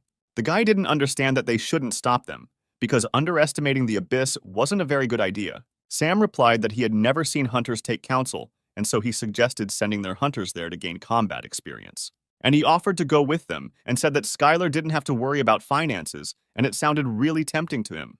But first, the main character needed to check something, and he saw 99 unread messages. These were the messages where the warrior of madness and blood complained several times that he lost because of other constellations that taught people magic. The protagonist wondered if the constellation would be wary after his defeat, but it seemed they didn't care much. Suddenly, the kitten's rumors began to take effect, and the six-winged angel hunting dragons asked the collector to explain the rumors that he was behind the attack on the nuclear plants. After all, it was one of the most powerful good deities of the constellations, who had an aggressive character, and he really swallowed the bait. The collector tried to come up with an excuse and said that he knew nothing about it, but the angel asked him not to avoid the question and to answer clearly. The main character was waiting impatiently for them to start a fight, because at this rate the constellations would fight each other. And at that very moment, the angel said that he could not stand it any longer and replied that he would immediately attack the collector's territory on Earth. The protagonist was surprised that he would attack his territory on Earth, which meant that their servants would fight right in the middle of the cities, and this was very bad. As Skylar expected, the war between the constellations had serious consequences, and first of all, his shares fell in price again. At this time, anxiety was growing on Earth, because at this rate the Earth could be destroyed. Many problems bordering on a global crisis occurred. But the worst thing about this situation was that because of this, no one went on dungeon expeditions between the constellations. And the monsters that came out of them began to rage and attack peaceful people. The first sparks of this general catastrophe were in England, on the territory of the Collector, against whom war was declared. Many people thought so, but in fact they started in France. At this time, the president of France could not understand what was happening here, and why the monsters that came out of the dungeons of England attacked their territory. He ordered the Minister of Defense to explain himself immediately, but according to his analysis, the monsters felt threatened by the conflict between the two constellations and fled to the territories closest to them. That's why they sent all the hunters to the sea, and fortunately these monsters were all only C rank, and so they had no trouble dealing with them. But the problem was different, because they sent all the people there, and at the moment there was no one to defend the city. If an A-rank monster appeared and broke through their line, things wouldn't go too well in that situation. And so they contacted various clans overseas and asked them to send hunters to help with the defense of their territory, and to prepare for the worst, they also asked for A-rank hunters to be sent out of the country. The president didn't understand why they needed their help if they had 3 A-rank hunters. The only one they kept in touch with was Adelina. These people lived in the most luxurious conditions for hunters, but at the same time, when it was necessary, it was impossible to contact them. Then the Minister of Defense pleased the president by saying that despite the fact that their hunters were not listening to them at all, One hunter did not refuse to help them and happily agreed. They received a report that he would be arriving soon, and he happily agreed to help them. This was a man who had achieved great success, who combined competence and excellent character, and who was now more popular than ever. At the airport, Skylar was eagerly awaited and thanked for the long journey he had made, and he really did get there comfortably since they paid for his business class ticket.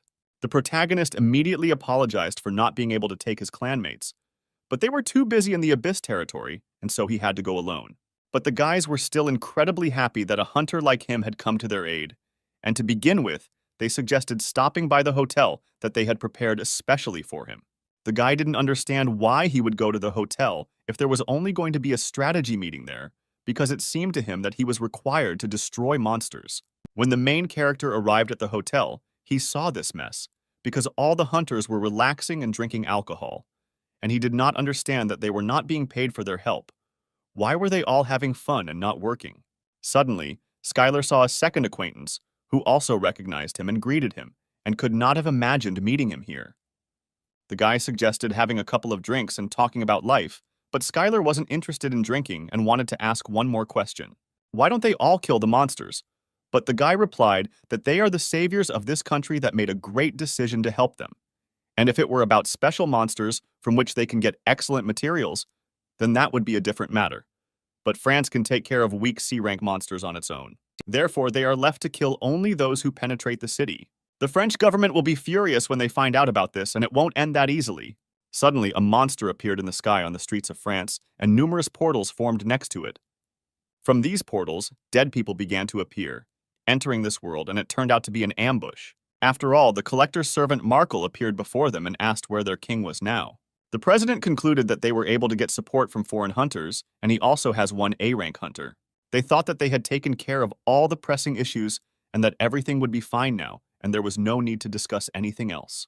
The president wanted to end the meeting as quickly as possible because his head was bursting at the seams from all these thoughts.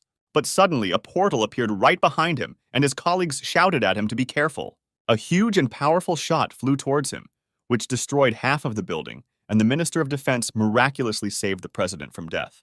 And right in front of the King of France, there appeared a servant who addressed him and said that his master had business with him, and it would be excellent if he humbly listened to him. As the guard ran into the room where the hunters were, he shouted loudly that an emergency had occurred and all hunters needed to prepare for battle. But they weren't inspired by this, because they understood that it wasn't worth it to arrange all this farce because of C-rank monsters, and now monsters weren't a problem at all. Then the man couldn't take it anymore and shouted that their president had been taken hostage by the collector's servant. This excited the hunters a little, and they decided that now was the time not to fool around and began to quickly get ready to return back to the country as quickly as possible. The presidential aide began tearfully begging them to stay, because before they left, they first had to save the president. But the hunters understood that they were doomed to failure, because he himself said that there was a servant sent by the constellation, and there was no way to fight him, since he was on a completely different level. The hunter added that if they wanted to send someone, then let them send their own, and left, because it was no longer his business. And suddenly their savior appeared. It was Skylar, because he had an A rank. For him, it was not a problem. Then the main character asked if he was on the front lines. Would they be able to fight him? And the second hunter did not believe that he was going to sort out this situation. The hunters thought that even an A-rank fighter would be in danger of confronting the servant of the constellation, because they did not come here to give their lives. Then the main character realized that these guys were even more shameless than he thought, and he needed people to take care of the little monsters. And unexpectedly for everyone, an angel appeared in the air, who asked people to fight and not run away, because her master saw with his own eyes the hard work of these lands, and personally sent her here. It was the servant of the six-winged angel hunting dragons, and on the orders of the master, she came to them to help deal with the servant of the collector. And then the hunters realized how extensive this battle would be, since the constellation sent a second servant here. She asked the hunters to take care of the little ones, and in the meantime, she would fight the collector's servant herself. But the hunters were not very happy about this, because even though she was a servant of the constellation, she could not give orders to do anything. And then the girl told them not to worry, because she had prepared an impressive reward for them for their help. And at that very second, she filled the room with the most precious artifacts, and all the hunters felt mana from just one look at them. And for each artifact, you could buy an entire building. She invited them to join, and then she would give these treasures to her owners. The servant added that in exchange, she would choose who would be the first to choose the items in the order in which they would swear to fight her. And after a few seconds, all the hunters immediately swore allegiance to the servant, because they were already ready to save France, since they were here. The servant thought that the people were too simple, just like her master had said, because those who joined were blinded by their own greed. And if she used these people to get rid of the collector's servants, then they would be able to greatly reduce the enemy's ranks without much loss. And at that moment, he asked one question: what exactly was the angel going to do? Because the president was being held hostage by the collector. He asked what the plan was, since she was so actively inviting hunters to join, and the servant was worried that the man was too calm in front of all the master's treasures. She saw that this man was too different from everyone else here and always remains human. And then the soldier said that there was no need to worry about it yet, and that it would be easier for her to show everything rather than explain it in words. This was the current situation at the Elysee Palace, where a barrier had been erected by the collector's servant. He needed it to use the return magic, because he absorbed a lot of mana to connect the earth and the abyss, so he uses it to buy some time. And then Skylar said whether he wanted it or not, he would have to stay here. Suddenly, the president's assistant ran into the room and shouted that new monsters had appeared in the city. The crazy dead attacked the entire city, and the main character did not understand where they came from, and most likely they were brought by the collector's servant. The guy decided to get rid of them first, and not go to the Elysee Palace, because if he left things as they were, there would be numerous victims. And the servant screamed at him not to make her laugh, because it was much more important to get rid of the collector's servant than to protect anyone. At one point, Skylar couldn't take it anymore and turned to the angel, saying that she was a servant of the six-winged angel, and he was an avatar of training, and he was not going to listen to her orders, and asked her to get lost for a while, because she was starting to get on his nerves. And then the angel began to feel pressure from an ordinary person, because his aura was very strong. The other hunters couldn't believe their eyes that Skylar had just defeated an angel that the constellation had personally sent to Earth. The main character asked everyone to get ready, because from now on the hunters will exterminate the dead in this area and move towards the Elysee Palace. The guy will distract the dead, and at this time others will just need to support him with magic. The hunters didn't understand why an A-rank hunter had to do such a mundane job, but Skylar was the type who hated people who shied away from their own work. And he added that if something similar suddenly came to someone's mind, he advised them to quickly change their mind. The hunters immediately began to listen to him in everything and follow his commands, and the guy was glad that everyone decided to work together. Skylar screamed at them to take advantage of this moment and end it quickly. But the hunters had not yet managed to conjure up an increase in magical power when the main character had already burst into battle. Skylar rushed past them like lightning, because these damn corpses should have stayed on the ground, and now it was their turn to go back to their own graves. At that moment, the main character was attacked by the local boss. It was a huge wolf, who immediately received a heavenly blow. After a few minutes, all the opponents were ready, and although from the outside it looked like recklessness, Skylar defeated them all almost single-handedly. The hunters were inspired by this moment, suddenly gathered themselves together, and entered the battle to kill every last one of the dead. At this time, in the Elysee Palace, a servant believed that everything people possessed was simply low-grade trash. But while he was collecting mana for the magic circle, this alcohol brought him true pleasure, and people no longer seemed so bad. The servant rarely and not so often praised people so strongly, and they could consider it as something great that happened to them in life. The French president screamed at the demonic god because he couldn't just leave after causing all this destruction in France because they didn't deserve him to do that to them. And then the servant replied that if he only wanted, he would seize their country, because they were pathetic little people who could only maintain their own autonomy thanks to the generosity of his master. And how dare they show ingratitude and take the side of the good gods? After all his master wanted was to simply talk to the king of these lands and brainwash him to rid him of these indecent thoughts. The president of France was surprised by what it meant to rinse, and in that case the servant gave him a little taste of it. The servant asked to stop resisting and just accept this magic, because the effect is still incomplete, because he temporarily borrowed power from his own master, and this is how he will become much quieter. The president tried to say that he wouldn't get away with it that easily, because right now, the hunters and servants of the constellations of their allied countries were already heading here. But the servant didn't care how many pawns came here, because the barrier covering the palace drew on the existential strength of its master. And within this barrier of the ominous night, he possessed absolute power, and even he was interested in what kind of warrior would come to his aid. After all, be it low-grade hunters or servants of arrogant gods, You can call them here as much as you like. Until a real constellation of the current servant appears here, no one will be able to defeat him. At that moment, Skylar was fighting with the dead, and something itched in his ear, and according to an old sign, he thought that someone was remembering him right now. The regional news channels broadcast urgent information for the residents of Paris that the Élysée Palace was currently closed by a barrier installed by the collector's servant. Presidents and other important people are being held hostage, and new monsters are emerging from this place and are attacking people right now. If anyone is in the danger zone, they must evacuate immediately, and if they cannot get out on their own, they must wait for hunters to rescue them. Luckily for the civilian, Skylar arrived just in time and managed to protect him from the attack of the ferocious monster. The main character turned to the man and said that it was too dangerous to walk the streets now and recommended that he go into the building, and he immediately ran there. At that moment, other hunters ran up to Skylar and reported that they had studied the whole situation here. It was a great surprise to the guy that they followed his instructions perfectly because he considered them much lazier. And then the hunter replied that they had initially followed because they were a little scared. But killing monsters and saving people without counting the profits and losses was not so bad. And the guys were optimistic about this situation. That is, since they got involved in this matter, they should lead it to the end as professionals. Angel didn't understand what was going on here because just recently they were drooling over her treasure. She couldn't believe that people didn't put their own comfort above others, and yet they followed Skylar, doing useless things, and didn't even complain about this man. Then the girl flew up to the guy and asked how much more time he was going to waste, because she did not feel the energy of the dead in this area at all. Skylar replied that she had too nasty a character for an angel, and he heard her and asked her to calm down. He would begin to follow her master's instructions. Soon the barrier of the ominous night was discovered, and everyone felt a strong existential force from this barrier. The goddess of sloth felt that it would be more difficult than she expected, because in order to defeat the servant inside this barrier, the protagonist needs to use existential power, and quite a lot so that people can understand that he is a constellation, and this will put him in a difficult situation.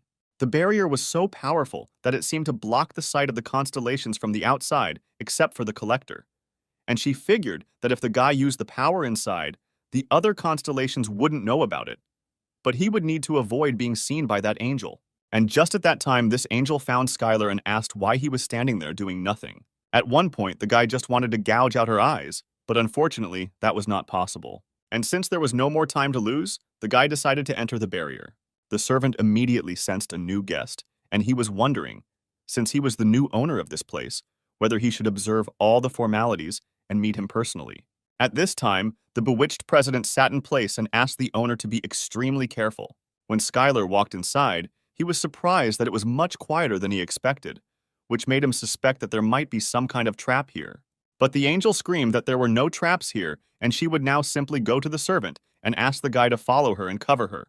The servant suspected the vile Manna because she was one of the servants of the six-winged angel, and he decided to get rid of her first. The girl did not even feel the presence of the servant's power, and first decided to get rid of it as quickly as possible, and tried to fly higher. But the servant was not so weak and could not allow her to simply fly away. The angel couldn't move, and at that moment the main character shouted for her to duck immediately, because he was ready to deliver a powerful blow. And the collector's servant shouted loudly that he, as an ordinary human being, dared to challenge him. He couldn't believe that he was losing in strength to some person, and it was completely impossible. When Skylar threw him back into the distance, it was time to use a ranged attack, as it was the perfect distance for the heavenly finger. And to avoid this, Markle used the shadow of the collector of noble crowns. He couldn't believe that such a person existed, because in addition to incredible strength, he also had an excellent sense of combat and was not at all open to attack. For him, the angel's servant was not a problem at all. It was all too unexpected, and the collector's servant had to retreat. And in one moment he disappeared. Skylar realized that he quickly assessed the situation and fought very well, and it really would not be easy to deal with him as expected from a servant of the abyss. But at the moment there was a more difficult problem, because something was wrong with the angel. The servant's mana was rapidly absorbing her mana, and although he was much stronger than she expected, this ominous energy was exactly the necromancer's control magic. If this continues, she might become a puppet of this servant, and all the hunters around will be scared because of this. One of the hunters approached Skylar and suggested that if she was right, then maybe it would be better to kill her right now. After all, if she becomes a dead person, then they will have one more problem. The angel heard this and added that the man was right and asked to kill her, and she said this in all seriousness. She is a servant serving the six-winged angel, and she will die if necessary. But she will never become a toy of the demonic god constellation. The guy was happy because it was cool that she made an incredibly strong-willed decision. But as he said, he did not intend to obey her orders and would do as he saw fit. He suggested using even more power to erase that bastard's mana from her body. Angel thought that it wasn't that simple, because even she couldn't do anything with this mana. And then the main character began to use his own internal energy and try to do something. He warned that there would be a clash of completely alien forces in her body, and therefore she could experience excruciating pain. But in any case, it was better than dying, and she should just endure it. The collector's servant was watching all this healing, and was shocked that this man was refining his mana. Even though it was only a part of his master's power, it still contained his existential power. He needed to have a strong body to use the Dark Knight, and he didn't believe that someone like that could exist, because Skylar was just a mortal, and he would do anything to get him.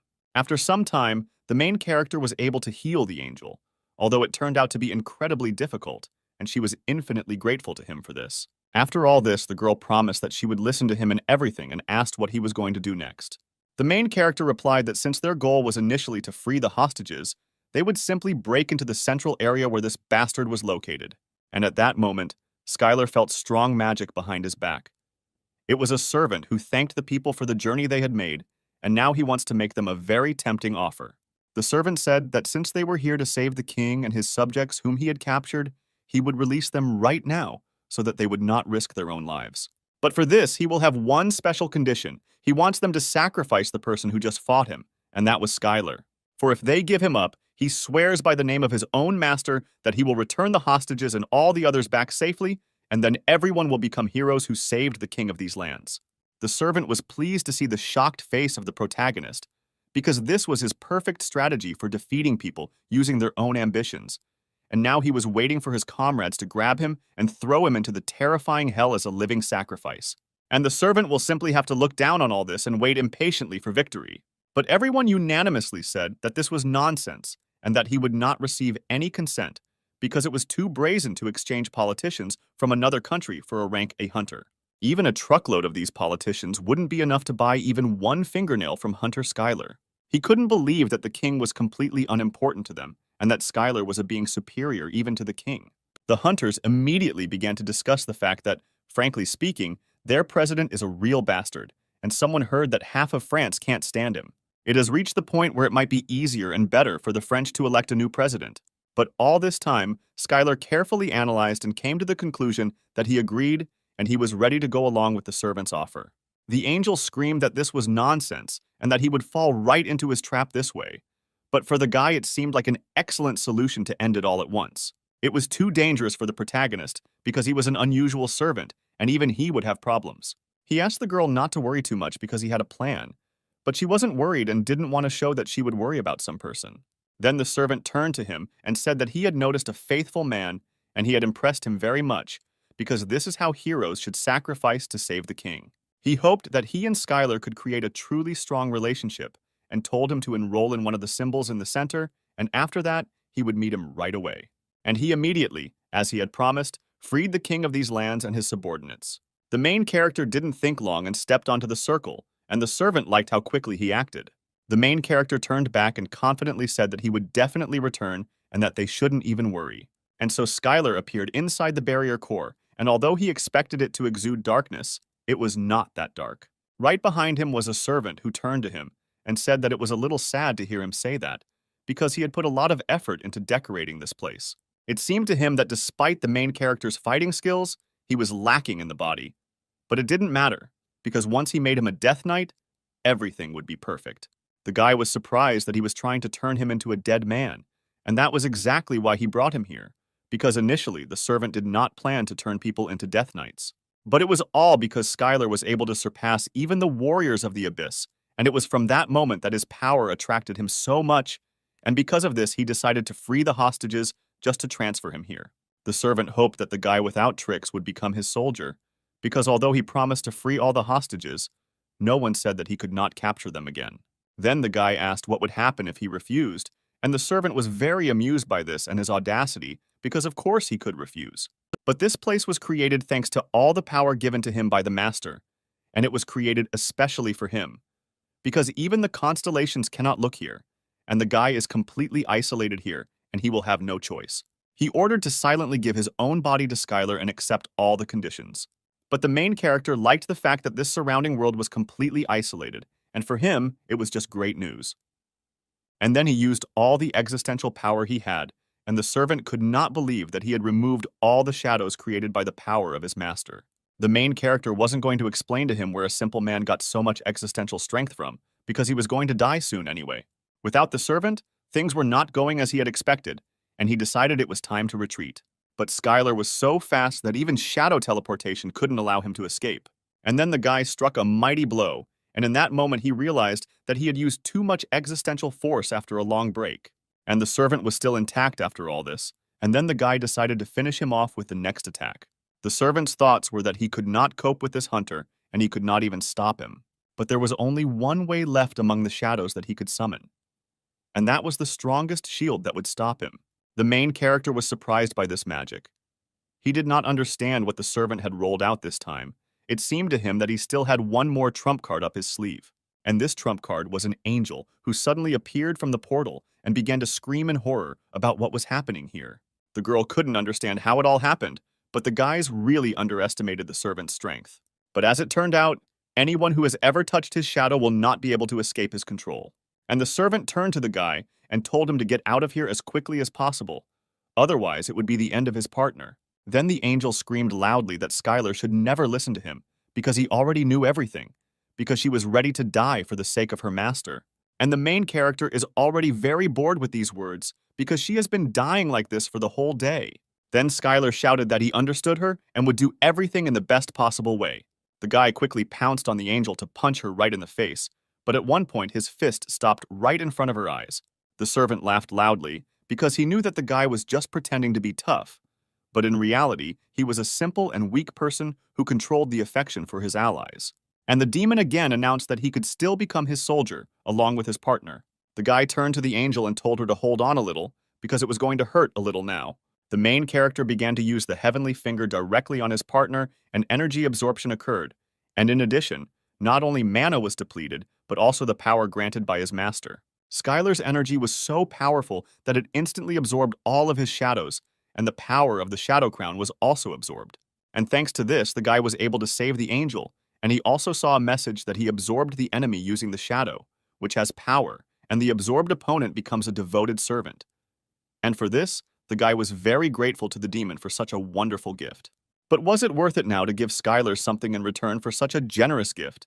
And it seemed to him that it was worth it. And he dealt a crushing blow directly to him, and the servant could no longer do anything without the power of the master, and did not have a single chance of victory. And then he decided that he needed to somehow escape from here and called the elite warriors of his shadow army from the portal. The servant ordered them to stop this brutal man who was threatening their master. But all this was useless, because it was only a pathetic attempt to buy some time to escape. And if the main character's assumption is correct, then he can no longer play the master for them. The servant could not understand what the main character was talking about, because these were his soldiers who had just been called up.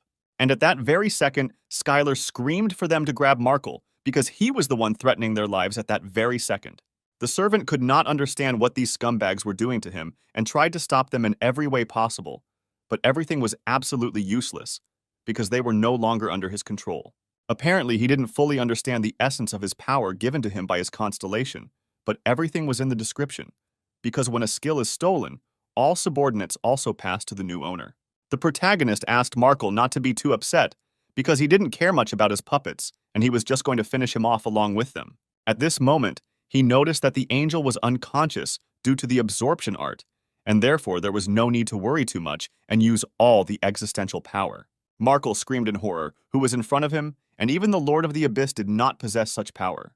And Skylar told him that he had already told him before that he was not going to explain this to someone who was going to die anyway. And the owner of power, Markle, was killed.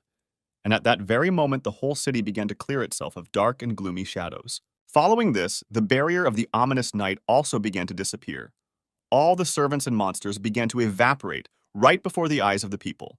Suddenly, a man came out of the palace holding a girl in his arms, and all the hunters paid attention to this and looked there. As soon as the silhouette approached, they saw that it was Skylar, and they joyfully shouted that the main character had returned, and whether he alone could defeat the servant of the abyss. At that very moment, the angel woke up and started screaming that she remembered something had happened to her, how the collector's servant had grabbed her and the main character had calmed her down and asked her to relax because he had already defeated him. But the girl did not relax and asked the guy to let her go right away because she could walk on her own. One of the hunters was glad that the guy was okay and that he had returned to their ranks safe and sound. The protagonist reciprocated and asked if they had returned all the hostages, and the man replied that he had kept his promise, since it was quite unexpected for the servant of the demonic god. The hunter added that only the president was still in a strange state, but this was quite expected, because he almost died. All this could not be denied, because it was the greatest success. But the main character was worried about another question. What kind of cannonballs were lying all over the earth? These cores fell from the dead they killed while the protagonist was away. They didn't pick them up due to the commotion, so there should be a lot more of them out there. The main character asked everyone to look for these cores for him, because even though they were of so-so quality, it was just a shame to throw them away. Angel thought about why people are so greedy, and they need these simple cores, and at that moment when Skylar asked to find them and bring them to him, something seemed to click in her head. She snatched one core right from the hunter's hands and said that it belonged to her. It seemed to her that her body moved of its own accord and did not obey her in any way. She approached the guy and offered to take this core, and the main character was very surprised that this was happening to her. Why was she giving it to him? Skylar was wary of this, because it might have been because of the power he stole from that bastard. But when Markle used it, the effect was not as strong. Then the goddess of laziness told the guy that this was all because of the change in the user's power level, and he had taken possession of a very useful power, and while she could not observe him from behind the barrier. Most likely, this contract only worked at full power when the constellations used it. This is probably why the collector tried to drag the president into the abyss, because brainwashing cannot be done by contract alone. His goal was to bring back the brainwashed president and use him to drag France into a war against the six-winged angel. But he could never have imagined that Skylar would eventually steal this power from him, and now he can only wait until this effect wears off. The goddess advised to first take this core, and then the girl would come to her senses, because she had fulfilled his order. And at that very second, the angel seemed to wake up and asked the guy what just happened. Skylar replied that all this was because he absorbed his power, and in the process, power over her also passed to him. And in other words, her body was no longer hers, but his too. The angel was horrified by what she heard and asked to stop it immediately, but the main character did not know how to remove this effect, because it can only pass with time, and asked her to calm down. And the girl immediately screamed for him to stop giving her orders and not force her to calm down. After this, the angel flew into the sky because she could not believe that this man had seen her in all her worst states, and now he was also commanding her. Skylar watched as the angel moved further and further away from him and thought that the distance between them was a great way to solve the problem, and they would definitely see each other again. At that moment, the president's advisor ran up to the main character and said that the president was behaving a little strangely because he was collecting every core he came across. And it seemed to him that his behavior was similar to that angel, and he came to the conclusion that the servant of the demonic god could do something to their president. And now the guy could control the president of France, and if he said something wrong, an international conflict could start. And in order not to create problems for everyone, Skylar asked them not to worry, because everything will be fine and he will just keep it a secret. The protagonist had no intention of ordering the president to do anything, so he should be fine and this A-rank hunter should be trusted. At that time, Skylar had no idea that the Shadow Crown had an additional effect, and it created strong feelings around the user among her servants. And all this could become the starting point for unprecedented decisions that will go down in French history for a long time. A few days later, restoration work began on the Élysée Palace building, and builders began actively repairing damaged areas. The French president read the news that a true miracle had occurred, and there were only 0 casualties thanks to the achievement of the American hunter Skylar. This incident was very serious for this country, and everyone realized how useless the selfish hunters of France are. And all this time, the president said that it was pointless to treat hunters with care. The presidential aide understood that he was starting to complain again about the uselessness of the hunters, but with each passing second it was getting worse and worse. Although it made sense, considering that besides Adeline, no other A-rank hunters showed up. The French president admired Skylar because he came from another country to protect civilians and risked his life to defeat the servant of the demonic god and is a true hero. And so he ordered the preparation of the most honorable medal of France, which would be higher than the Legion of Honor. To give away a simple medal when he had saved the president and the representatives of the nation was a disgrace to all of France. At that moment, another assistant knocked on the door and said that all preparations for the medal ceremony were completed, and the hunter Schuyler had already arrived at the scene. The French president proudly proceeded to present the medal to Schuyler as a thank you to all the foreign hunters who protected French citizens. From the monsters that happened in the incident, they awarded the representative of the hunter Schuyler with this medal. The president did not have enough words to describe the guy's character and brave act. But despite all these words, the main character was just doing his job. The president added that the guy is very modest because he cannot be compared with the hunters from France, because now the entire internet is teeming with such comments and texts. And the main character felt it too, because now he is famous throughout France, and therefore his existential strength has increased several times. The president added that this incident was about the inferiority of his country's hunters, and he had decided to offer Schuyler a business on which the future of France would depend. The man wanted the boy to take responsibility for building a French base in the abyss. All the reporters and journalists were shocked by such a statement, because how could a foreigner be responsible for a base in the abyss? It was complete madness. And although Sam asked not to create problems, things already smelled like kerosene for the main character. Building a base for any country in the abyss was of great importance, be it a clan or a business. And all this not only because it required the best people and machines and guaranteed fabulous money, but also because those responsible for construction receive privileges for more convenient trips into the abyss. This is why bases in the abyss are always entrusted to a national clan or enterprise to represent the power of the nation. When Sam heard the news, he realized that Schuyler had broken that tradition and had gotten the contract to build a French base in the abyss. And this news pleased Sam very much because he had done something that would bring so much profit.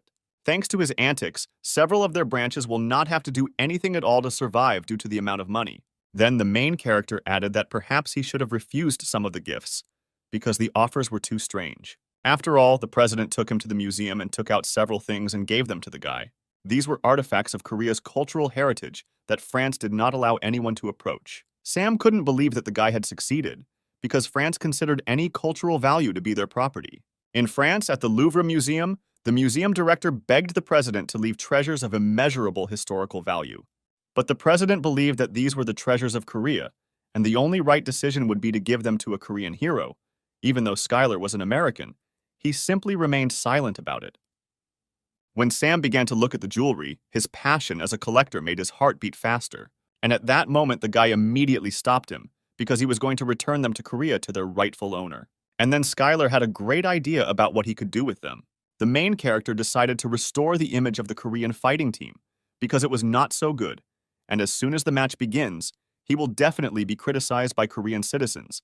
And thanks to this, all this criticism will at least fade away a little. The man didn't like this idea, because the guy knew how much he loved antiques and did everything to keep them out of his hands. The guy added that he did wrong considering how much profit was made from the station in the abyss. And then he thought about going to another company, but Sam stopped him and said that his side, which valued relationships, truly made him look good. Then Schuyler was glad that Sam didn't mind him giving everything to the Korean clan. Speaking of the station, the outpost of their base was already finished, and the man invited him to take a look at it. At the entrance to the station, the man checked Schuyler personally, and it was an honor for him to meet him, because it was his first time arriving at the temporary station. This was the first station where one could use a teleport, and to do this one simply had to go into the magic circle and then name the place where he wanted to be sent. When the guy stepped onto the teleporter, he asked to be transferred to the Dragon Company outpost. And then, at that very moment, teleportation from one place to another occurred. When the main character saw the new outpost, it reminded him more of an entire city. Elizabeth and her team of craftsmen were already there, and they greeted the hunter with pleasure. The main character asked why she was here, and not with the Ikaros clan. But as it turned out, the others had gone to scout the territory, and were already quite far from this place, and there was no one else here. So Elizabeth was in charge. This station was very cool, especially everyone was impressed by the barrier, which could constantly withstand protection and use the accumulator of mana and company. The lava and magma kitten was impressed by the technology, as it was truly amazing even for a blacksmith from the abyss. The main character became interested in how strong the people here had become, and he noticed that the entire team was trying to become B-rank hunters, and their internal energy had noticeably increased. Schuyler expressed his pride in him, because after training with him, they should have become at least that much stronger. And since everything was fine with the station, and he didn't see any problems, he asked why they needed him here. But as it turned out, the problem was not with the station at all, but with the visitors coming to see it. The problem was the abyssal inhabitants who came here, although traveling through the lands of the abyss was difficult, but not impossible. And since they were seeing human civilization for the first time, there was nothing surprising in their curiosity. But the problem was not this at all, but that they were constantly getting into fights and were at odds with Earthlings. Not long ago, they secretly entered some establishments and tried to rob them, and if it were up to her, she would completely forbid them to leave. But this would deprive them of the opportunity to learn about the abyss and their technologies. In truth, the brawlers and robbers weren't as big a problem as the information brokers and scammers. There were too many of them here. At first, they purchased information about the location of the dungeon from the inhabitants of the abyss at a rather high price. And when they came there was nothing there at all. And now, although they don't fall for such tricks, they still feared deception. Then the guy asked her not to worry about it anymore because he knew one person for such a problem. He promised that she would see him soon, because he was the best who knew the abyss than anyone, and also very obedient. At this time, Odagon did not understand what he was doing on Earth, because he had to travel through the abyss with his master and participate in endless battles. He couldn't believe he had to defend this pathetic fool. At this time, the director did not understand why he had to do all this alone, because how could it be his fault? The financial hole arose due to stupid embezzlement of funds and accounting fraud. But the guy understood that it was his fault, because he was the one stealing all this money, and he did not understand how this man could become the owner of this company. Suddenly, Odaigon received a message on his phone from the main character, asking if he was busy right now. The guy was delighted and turned to the director and said that it had been very difficult until now, but of course not for him, but for the man. And the guy at that very second broke the glass and said that from that moment on it was all over and he was leaving. The man tearfully cried out where he was going without him, but Odaigon replied that he had already said everything and he needed to hurry.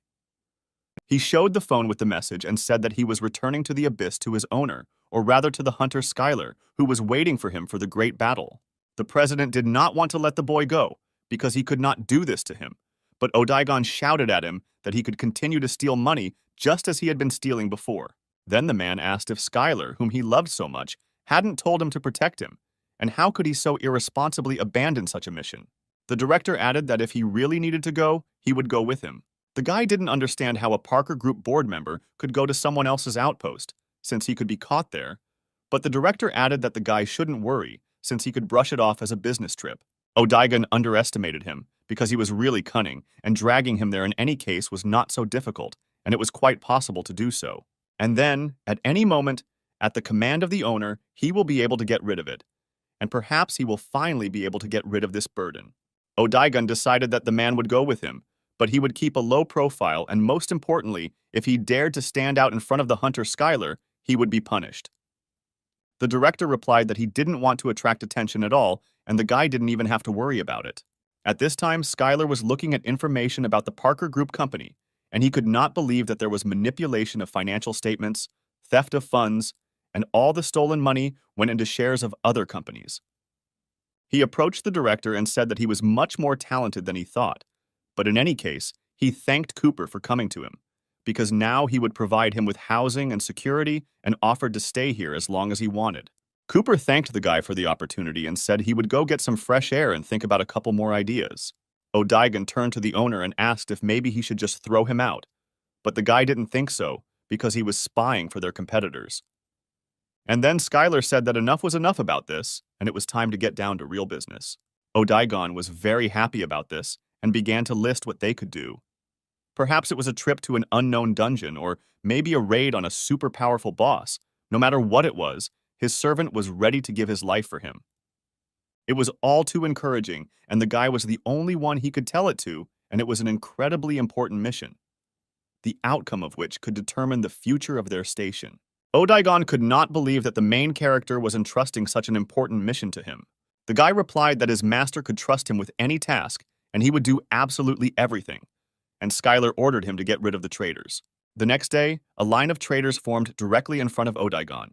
One of the sellers convinced the guy that this was a fire spirit crystal buried here, and that he really didn't need it, and in return he asked to give him their mana accumulator, to which the guy replied that it was just funny. After all, how could a spirit crystal be underground? And all this was similar to the ordinary gallstone of fire lizards, which is worth nothing. The merchant was very surprised that such a simple man could know such a thing. And then Odaigan took a stick and hit him hard on the head with it and ordered this swindler to disappear. The guy ordered to immediately throw him out and put him on the blacklist and ban him from entering here. He did not understand how it was possible that everyone who came up with great offers turned out to be scammers, since he had about 42 of them on his account. Odaigan already had a trigger for the word offer, which got him going. And when once again a new merchant approached him with an excellent offer for Skylar, and it was about the possibility of mutual assistance. But the guy couldn't stand it and didn't even listen to him and hit him right on the head, because to him they all seemed like idiots from the abyss who decided to show up here, and he didn't understand why there were so many of them. But the man started shouting that he was a fraud, and that he was an official from China, and he was an ordinary person. Odaigan immediately stopped and apologized for all this, because he thought that the man was simply disguised as a human and should have reported it earlier. But he did not have the opportunity, because the guy did not even let him start a sentence. As Skylar walked towards him, he wondered what the Chinese official was doing here. The main character apologized for his subordinate's disrespect towards him and asked him to take it normally, since he had overworked himself a little. But the man started shouting that the guy had attacked him, and he would file a complaint with the American government. Then the guy replied that perhaps this would not be enough and suggested talking about his proposal over a cup of tea. The conversation was about how they had made a deal with a distant tribe and received information about a B-rank dungeon, and they were going to raid it with him and share the rewards. The man added that this is all exactly how it is, and that the contract is very profitable, since they bear all the losses. But for the main character, all this was too suspicious, because the Chinese Hunters Association, which he knew, would never have incurred personal losses. And at that moment, Skylar became incredibly curious about what these bastards were up to. In today's hunting world, there is a customer whose requests will be rejected by even the most money-obsessed hunters, starting with false information to attract ignorant newcomers and ending with a contract leaving them with nothing. The infamous and strange requests coming from the Chinese Hunters Association. The Chinese government is behind all this, and they still go along with this proposal, and there was a whiff of something strange here. But it would be a shame for the guy to just give up on the B-rank dungeon without any evidence. Besides, it was a good opportunity to find out how strong the team of masters has become. And the main character accepted his offer, but warned that if he tried to pull something off, he could immediately prepare for the worst. The man replied that they couldn't do that to an A-rank hunter because it was simply unthinkable, and asked them not to worry, because something like that would never happen. At Skylar's request, the entire team of craftsmen gathered in one place. They discussed how to go on a campaign, and the girl suggested that they were plotting something against them or the elves. And this was also possible in principle, but in that case they would create enemies and a chain of first-class American hunters, and therefore they would be afraid to take such a step. That is why the main character asked the girl and the whole team to focus on gaining real experience. Suddenly, the boys heard the sound of buses, and Chinese hunters arrived at this place, who practically represented all of China. They were the hunters of the Shaolin clan, and they would unconditionally carry out any order that came to them from above. They were like the watchdogs of the Chinese government. One of the guys approached the girl and said that they hadn't seen each other in such a decent way, and she was spreading such vile rumors about her former comrades, and all this only because she left for America and turned her back on her homeland. The guy added that he was very surprised that she had achieved some success, considering that she had been included in such an important mission. The girl replied that she was doing great, unlike the government dogs who combined some kind of pseudo-magic and fake martial arts. The guy didn't like these words very much, and he replied that such a policy had been a great help for them for quite a long time. And thanks to it, they were able to learn both magic and martial arts. The protagonist had never seen Iris so agitated, as if they were each other's worst enemies. Skylar decided to intervene in the dialogue and told them to stop their idle chatter, because they needed to get to work, and the man apologized for being so rude because an A-rank hunter shouldn't see that. The young man introduced himself as the leader of this expedition and added that their client was not far from here and they could discuss all the details on the way. And as it turned out, their clients from the Abyss are elves because they recently arrived from another territory and planned to settle in this forest. But they realized too late that there was a dungeon in the center of the forest, and although they wanted to go there, they didn't have the resources to do so. But it was hard for them to refuse such a good place, and they decided to hire them. For now, their camp is located on the outskirts of the forest because they have no access from the center, and they want to finish the hike as soon as possible. But the Shaolin clan also had something to do, and there were not enough hunters for this, and that is why they turned to the main character. It was strange to the guy that they were trying so hard to please others. Maybe they wanted to make an alliance with the elves. After all, the elves were one of the strongest races, given their vast knowledge and excellent magic. And if China could form an alliance with them, thanks to this opportunity, then the reward for the dungeon will seem like child's play. Skylar wondered how reliable this information was, because he had heard a lot that there were a lot of scammers among the inhabitants of the abyss. The guy replied that it was true and that they had to work hard because of them, so they usually don't take requests from the inhabitants of the abyss unless it is 100% reliable like this time. It was strange for the protagonist that they were too sure about him, because there was some reason for all this, but as it turned out, they had already talked about it before. It turned out that their clients were elves, and Skylar was very surprised at this, because did they really not know anything at all? The guy added that the elven race values honor above all else, and they definitely wouldn't lie and everyone knew about it. Skylar was perplexed and did not understand what this guy was talking about, because among all the elves he met in the abyss, you can count the honest ones on the fingers of one hand. Because the true appearance of elves without a drop of doubt can deceive any other races, just as they deceive foreign hunters. The head of the clan said that it was nothing special, and for the hunters of the Chinese Republic it was absolutely nothing, and asked everyone to hurry, because he was sure that the elves already knew that they were here. And the main character knew that not all elves were swindlers, so he could relax a little, although this situation made him a little nervous. At this time, the elven camp received information from a patrol that human hunters had arrived in their forest. The head of the elves was delighted by this and asked to greet them personally, because they were very important guests. After all, for the sake of the home of their new tribe, they will enter the dungeon on their behalf. And they would sacrifice their own miserable lives, and therefore these guests had to be regarded as very important. Upon arrival at the camp, the tribal leader greeted the entire Shaolin clan.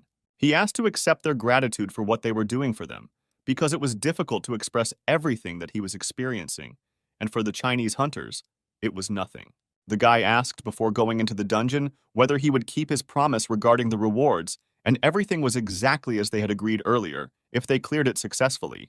The main character still found the elves too suspicious, and continued to wait for the guy from the moment he said that he would go and introduce them. The guy found that the warriors near the elder were quite strong, at least comparable to B-rank hunters, and there were several of them, so were they really asking for help from other races because they themselves lacked the strength to clear a B-rank dungeon? All this led to the thought that this dungeon concealed something more dangerous. In any case, it was a great opportunity to train a team of masters. The elder elf asked the boy who the man standing in the distance was, and he was told that he was reinforcements, and they shouldn't worry about him. The elf noticed how this man had incredible energy, because even in the abyss, it was not always possible to meet such a person, and therefore everything would go better than he thought. Soon the elf added that when they explored the dungeon, they discovered something, as they said earlier, mostly beast-like monsters lived there. For the most part, they liked to attack from the rear, and although they turned out to be ordinary monsters, they made very cunning ambushes. And so the elder warned them that as soon as they went into the dungeon, they should put the Chinese hunters in the vanguard so that everyone could conserve their strength and succeed in the campaign. The guy thanked the elf for the advice and promised that he would never forget his help, and added that they were going to the dungeon and told the elves to prepare to move to the center, because they would soon return. One of the elves asked why the chieftain had told about attacks from the rear, since usually these dogs attacked straight from the front.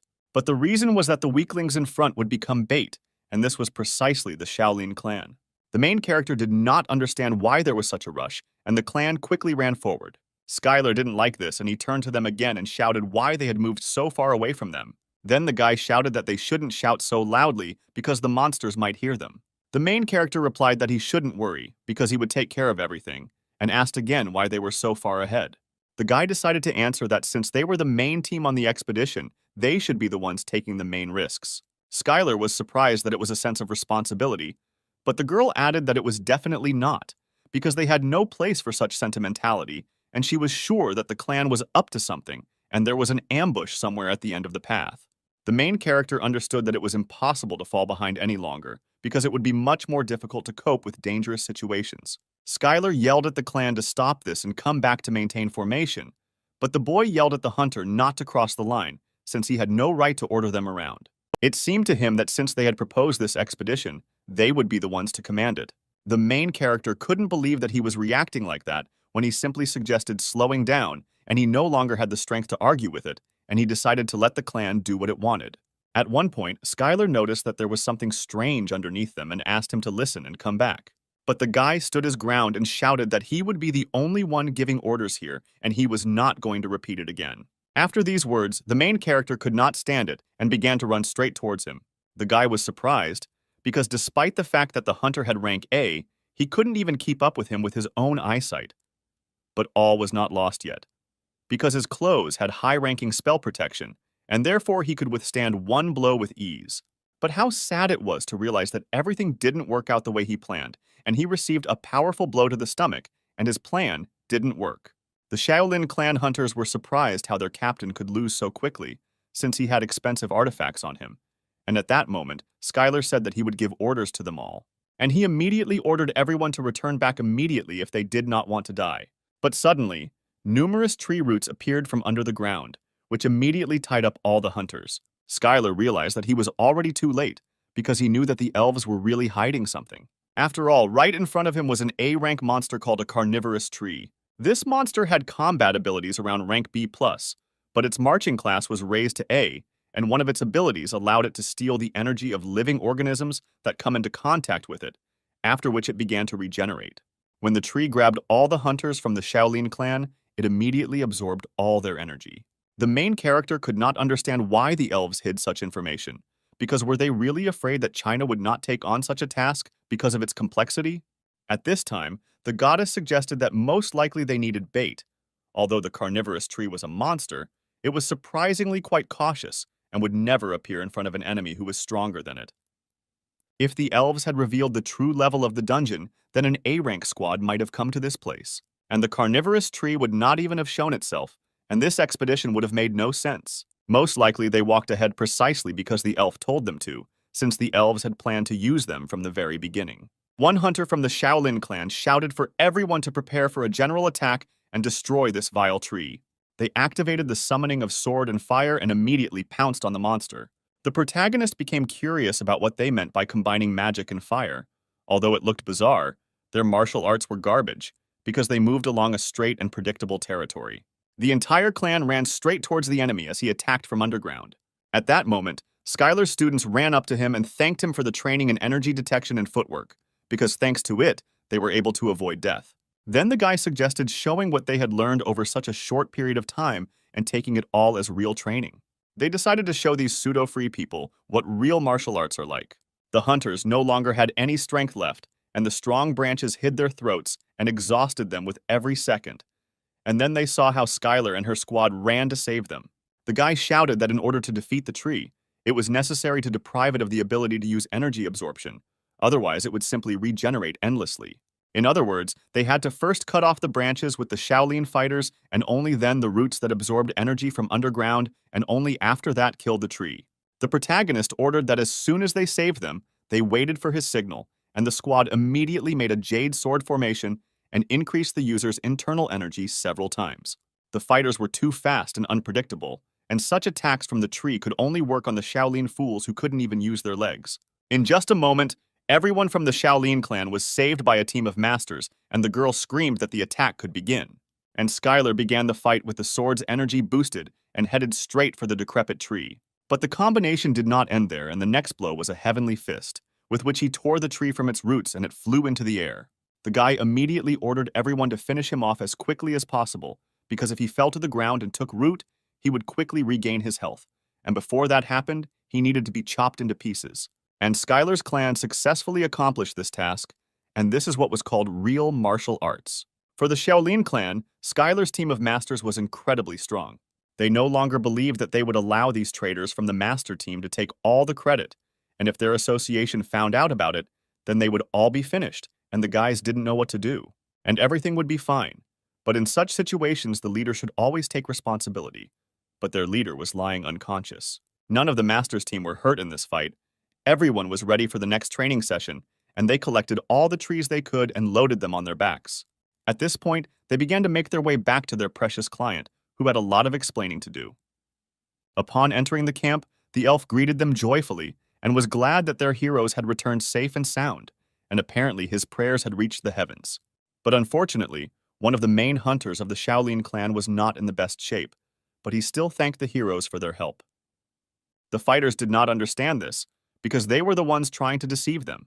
But now their reaction turned out to be quite sincere, and they assumed that perhaps the elves did not know about the carnivorous tree. Skylar couldn't believe that a bunch of hunters had fallen for these words again, and he understood why the elves had decided to trick them. But that was none of his business.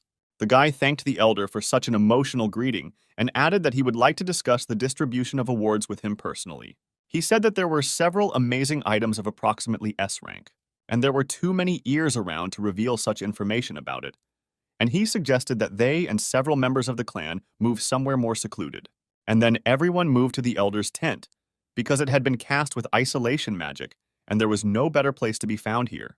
The elf was incredibly happy that they not only managed to clear the dungeon, but also got hold of S-rank treasures, and it was necessary to get the most out of this situation, leaving them with a couple of unnecessary treasures. When they entered the tent, the elf invited them to sit down at a table, since the conversation was not going to be short. The elder was looking forward to hearing them discuss the S-rank treasures, but the boy interrupted him and said that he had lied about it.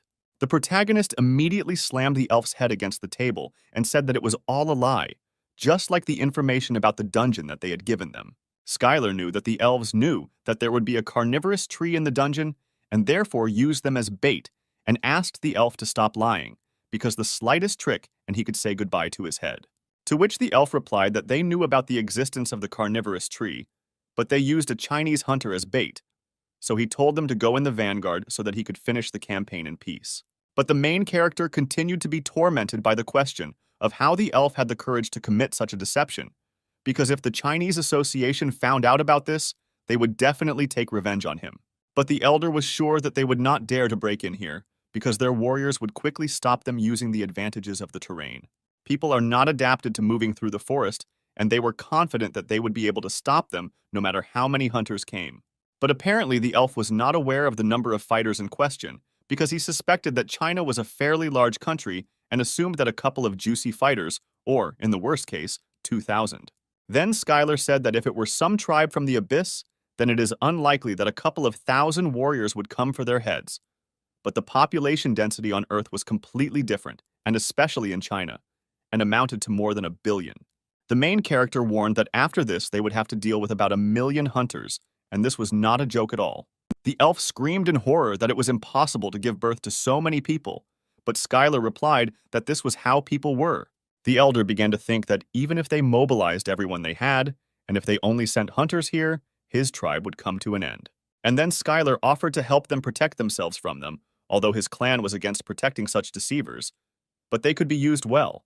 After all, if they could monopolize their knowledge of magic and artifact production, they would be an extremely useful asset.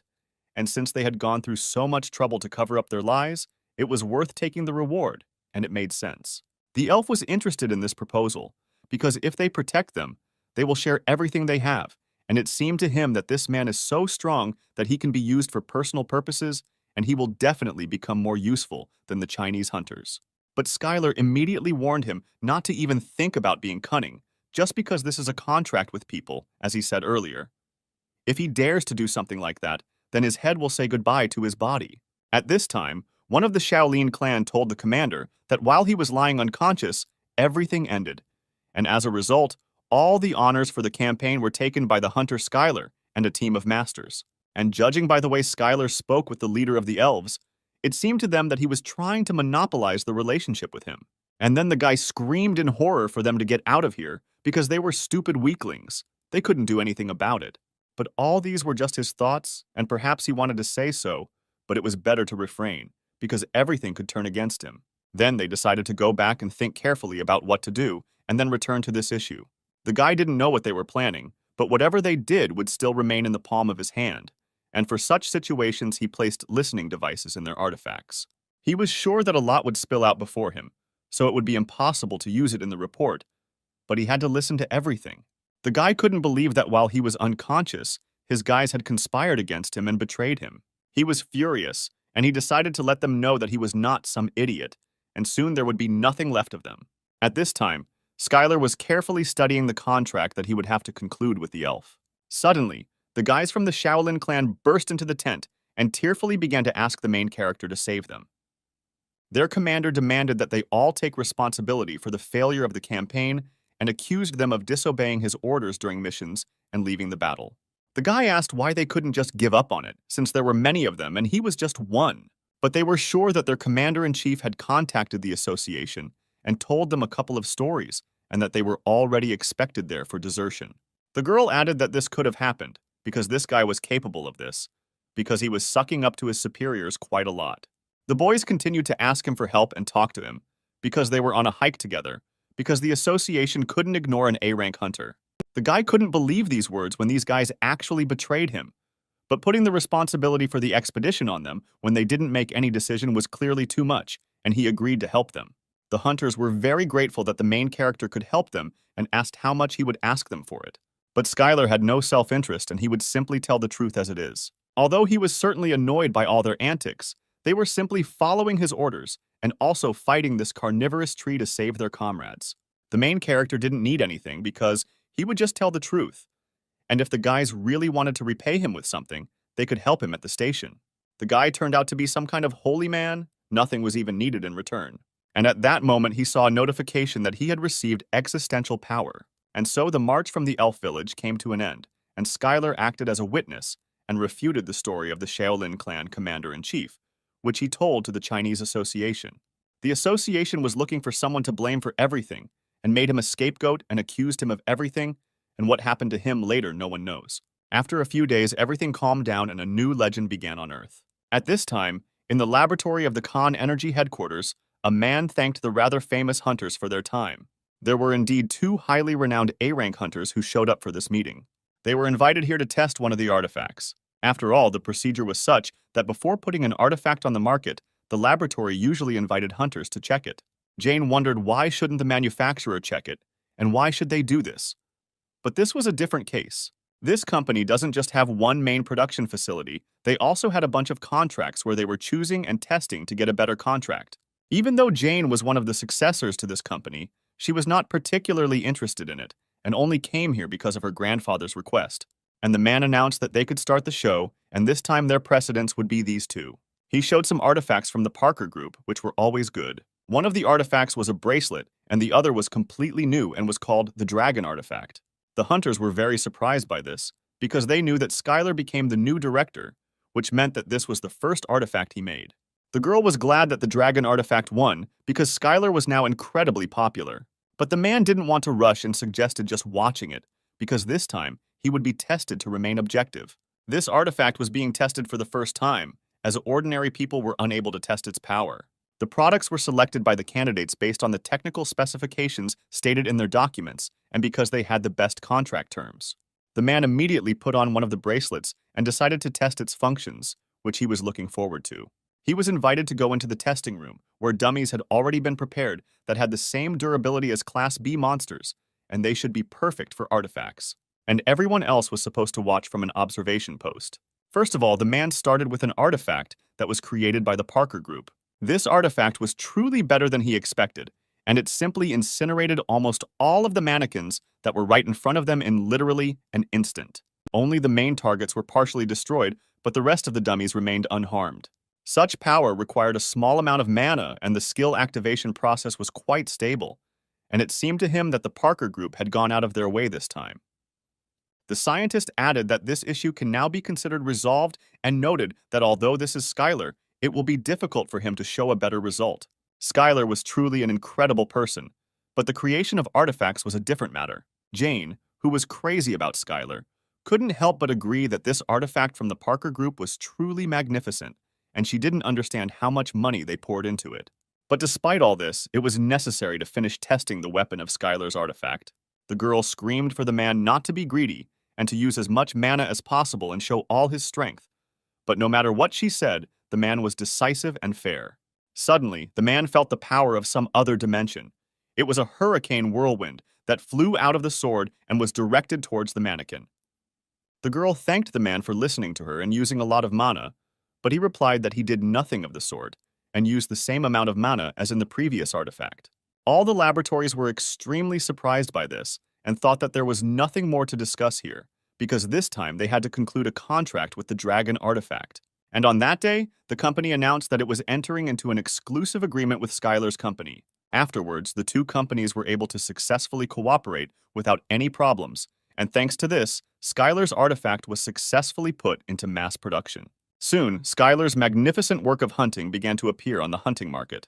At this time, at headquarters, Skylar was reading the news and was not particularly sure that in the end, they were dealing with a company that had always occupied the first place in the artifact market, namely, the Parker Group. When they received the exclusive contract, he was already pleased with the result, but his artifact ended up being the top seller with a stunning result. The guy became interested in why this happened and whether someone had bought a bunch of artifacts without his knowledge, but the girl replied that of course not. And if he really wanted to know the truth, then she would assume that 80% of the matter depended on him. After all, many hunters left reviews on social networks, and this was an incredible case, because usually hunters do not share their opinions unless they are sponsored, and so they carefully studied this issue, and the reason turned out to be Skylar. From those he shared food with during the last expedition to the Shaolin clan hunters, everyone who left a review were hunters who fought alongside him. It might sound a little strange, but all his good deeds bore fruit. But the protagonist still wasn't very proud of it, because it was most likely a huge pile of money, and he knew that she would have a similar reaction, and so he moved on to the next question. And then there was an urgent call from Ikaros, where Eliza screamed where Skylar was now. Despite the important meeting, she interrupted it by saying that something had happened, and there was a warning about the discovery of a large wave of monsters. And this location was in his homeland right in Korea. When abyssal monsters invade the Earth through a crack in the dimension, the phenomenon is similar to a dungeon breakthrough. The only difference was that the monster emerging from the cracks was at least S-class. And one of these signs of such a wave was discovered in the Yellow Sea right in Korea. The Korean government has promised to generously reward every corner of the world that sends them hunters. All this only led to a huge wave of foreigners just because a monster showed up in Korea. But as it turned out later, most of them were here because of monetary rewards from the state or because of a thirst for fame. But Skylar came here even before the government made a request, and even gathered the elite of their clan and brought them here. The girl assumed that he was most likely doing everything possible because this was his homeland. But this was not the case, because he was simply taking part in the cleanup. He wanted to take advantage of the opportunity for the boys to gain experience. Suddenly, other hunters appeared on the beach, one of whom was Jane, who was incredibly happy to see Skylar, and he reciprocated. The girl ran to Skylar in her arms to announce that the artifact he had released onto the market was simply amazing. She was crazy about him, and even in this business he was good, and she gave him 5 stars when no one asked for it. She also took a photo and uploaded it to social networks, and made all her hunter friends buy him. Her partner couldn't understand that this was the same Jane who fought like a dog when she was even a little upset, and beat all the anger out of everyone who caught her eye. She had changed since the last time we met and was no longer a mad dog, but rather a tame one. Then she turned to her partner and said that if he dared to do something stupid and get in the way of the hunter Skylar, then he would not leave her even in Class A. The main character also recognized the second hunter, and he was very surprised that he came to him without permission, because he was a little guilty before him. After all, if you look back, he was too rude to him, so he assumed that he would be uncomfortable when they met. But if he came himself, it means he liked the main character's methods of education. But in the end, everything was not as Skylar thought. In the Six-Eyed Demon Clan, the boys attached themselves to Skylar in this monster wave. The CEO of the company and his father did not understand why his son was so surprised by this. He wanted the boy to fight alongside the most competent hunter class of the modern era. He didn't forget how the boy had complained about how difficult Skylar's hunter training had been during his last foray into the abyss. The guy wanted to prove that he was not a weakling and was not afraid to go through these training sessions again, and he promised that he would try. He added that after the last time he went through his training course, he realized how lazy he was. That's why he wanted to be with them and watch them fight and learn how to do it. And Skylar thought that Chuan would be happy to hear something like that. Suddenly, the boy saw bets on the monster wave, and it looked like a competition to see which of the servants participating in the campaign would make the biggest contribution. And since all the servants of the constellation will be involved this time, it will be a big event, because they want to take the opportunity to see whose servant is the strongest. The protagonist didn't understand that they were bored with life, although it was not bad considering how passionate they were about this bet. They bet quite a large number of soul stones, and the invincible training avatar also joined the bet. The rare opportunity to get a bunch of soul stones was not to be missed. He suggested that everyone gather here, but now they have more people and so they need to discuss strategy again. Suddenly, the main character had a vision that one of the monsters would appear during this wave. But all this was rather strange, because this place was not even close to the sea. And if this is Korea, then why were people on the ground? And as it turned out, they were Chinese hunters. When the guy returned to his normal state, everyone around was scared and did not understand what had happened to him. But he said that he had just seen something. And at that moment, a sharp earthquake occurred on the beach, and there was no longer time to be distracted by extraneous things. After all, a truly huge turtle monster appeared, which no one could have expected here. It was a mountain tortoise with an extremely strong shell that covered all of its vital organs. It had a huge body that could destroy a building and was a Class A monster. She wasn't a C-class monster because she didn't have any special attack skills and moved quite slowly. But anyway, all the hunters who fought her complained about her category due to her incredible size. It was quite difficult to fight her at close range, so they tried to attack her with long-range magic. And by joining forces, they tried to do it at the same time. But unfortunately, this method did not work. At most, it could buy some time for further attacks, and the turtle began to attack people. After this magic, there was not a single scratch left on her, and besides, monsters lived in the holes of the shell, which pounced on the frightened prey. The hunters were not prepared for such a development of events and began to run away from the monster. The protagonist heard that when she appeared before, even hunters blessed by the constellations and leading the attack experienced difficulties. But they didn't have the fighting power comparable to this, and the hunters of higher classes began to play it safe and run away from the monsters. It was important for Skylar to study the situation at least a little more, but at this rate, everyone would die. The guy ordered the clan members to deal with the birds. This could lead to colossal casualties. And the Class A monster will be dealt with by hunters of the appropriate rank. Everyone fought with these idiotic pigeons with all their might and did not know how to stop this turtle. Skylar and his team of Class A hunters helped them with the birds, and they went straight to the main boss. On the one hand, the hunters were glad that Class A had started to move somehow, but on the other hand, they didn't understand what the three of them could do against such a monster. But the protagonist knew that killing the mountain tortoise was easier than it seemed, because the source of energy moving its huge body was a vital organ that was hidden deep in the shell. And after the legs stop moving, they will deliver a powerful blow to one point and break through the defense. The guy wanted each of them to take a leg and immobilize it for a while, and he would take care of the rest. Everyone understood Skylar's order, but the guy didn't understand how he was going to break through the turtle's shell alone.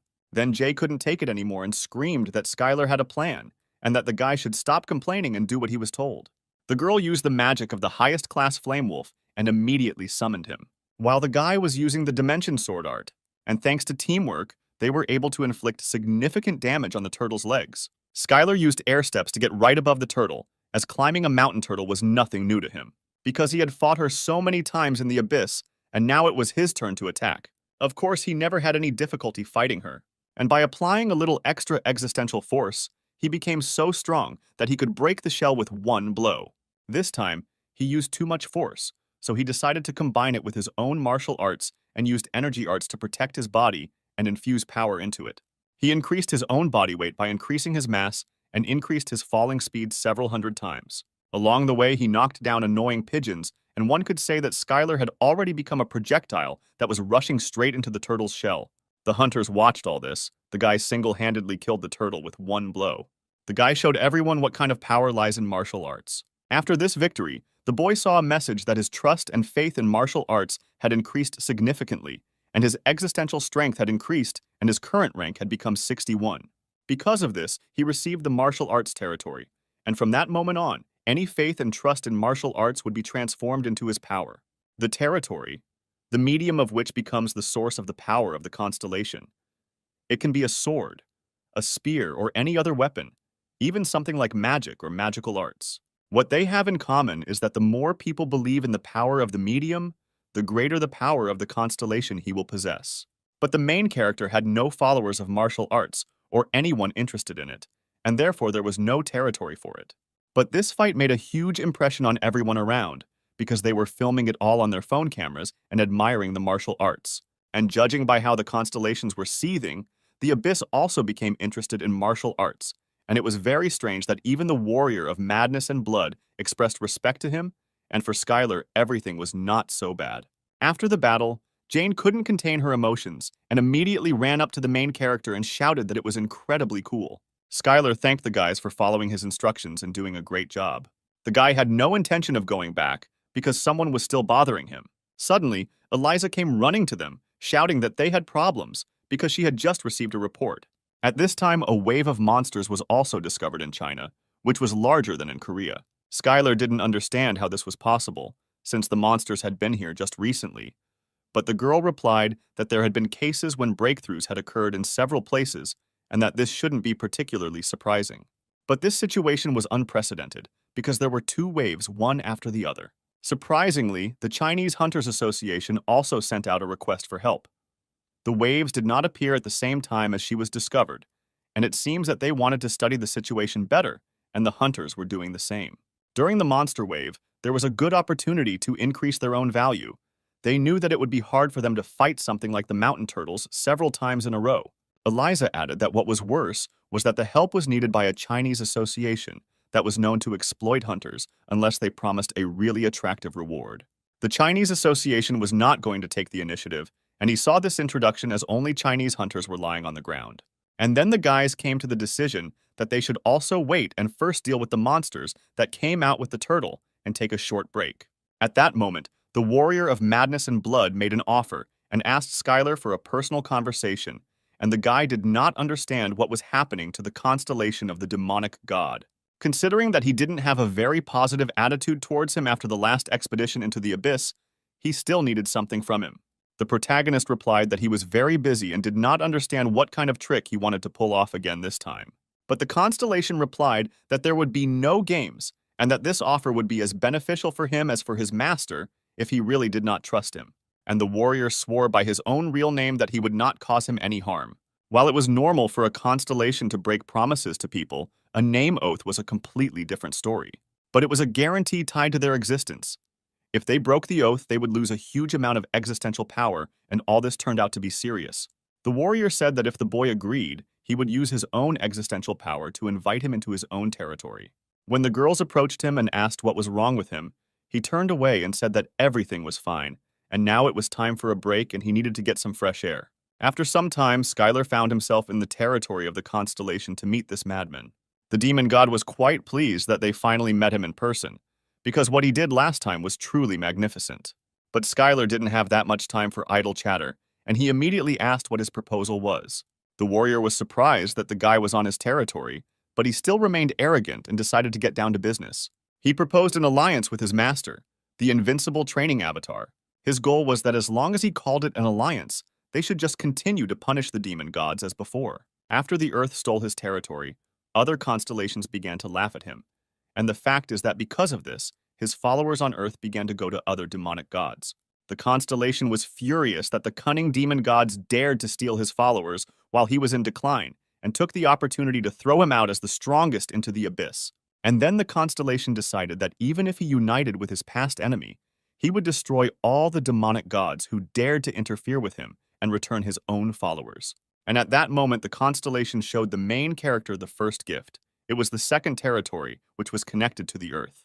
After the Earth gained its first territory in the abyss, another gate was discovered on the outskirts. The countries soon sent experts to analyze the energy of these gates. And a little later, they announced that the gate was another passage connected to another territory of the abyss, like the one on Earth. Because of this news, the society was wondering who would be the first to be sent to the territory. As a result, the pioneers were those who were already in the territory of the abyss and observed the others, and no one dared to take the initiative into their own hands or act too aggressively. Because going into the abyss is not something so elementary that you would go there without any information, and everyone has long since learned this well from the last expedition. And the main character thought that if he wants to get more territory of the abyss, then first he needs to collect data, and this is already the business of hunters. But no one could have imagined that he would be able to obtain these lands in this way. Most likely he created this landscape with the help of magic, and it was incredibly amazing. It was truly the territory of the second abyss of the earth behind the second gate. What was curious to all earthlings, it was the territory of the demon of contracts and orders. It was a powerful constellation of a demonic god that ruled the African contingent, and it turned out that this time the territory was very difficult. Skylar was surprised and said that for the land of the demon god, everything turned out to be quite normal, because he expected something like burning sulfur. Then the demon suggested the guy to take a closer look at the jungle and pay attention to the demon in the suit, who was a servant and collected contracts from monsters. With one condition, to give permission to drink from the pond, because all demons loved the contract. But this one was really obsessed with them, so everything on his territory had to be sealed with a contract. And then the constellation added that his first gift would be this spectacle, because he had already spent a lot of energy on the next one. He provided the identities of the other constellations of demon gods that they had made contracts with complete information from their contracts. There were a lot of them. The main character even recognized a class a hunter from China, and no one would have thought that such a famous person served a demonic god. And this knowledge about another territory was already a lot for him, and he could not believe that the demon shared this with him as well. Apparently, no one expected him to betray his own colleagues to such an extent, and the mere thought of other demon gods going through something similar already made him nervous. The guy was sure that this demon was a complete psycho, but despite this situation could play into his hands. A few moments later, the main character returned back to Earth and was immediately greeted by Eliza. She asked what was wrong with his face and whether he had been hiking alone or something. But the guy replied that he had been at a meeting that had drained all the energy out of him. Skylar asked who was standing next to her, and the girl added that they were guests who came because they wanted to talk to him about something. These were the servants of the six-winged angel, and the guy was interested in what business they might have with him. The guy asked what happened to Jane's hair. Did she really get gum in her hair, and what was she doing here among them? But it turned out that it was her twin sister, Class B hunter, Sayla.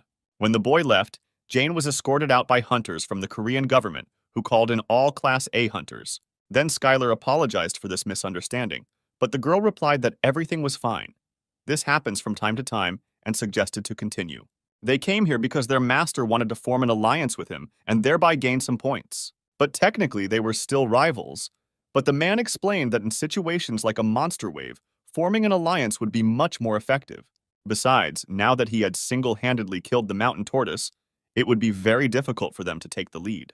And in this situation, the gentleman decided that it would be better for them to unite with the first number and guarantee the second place, and added that the angel also trusted him and praised him very much.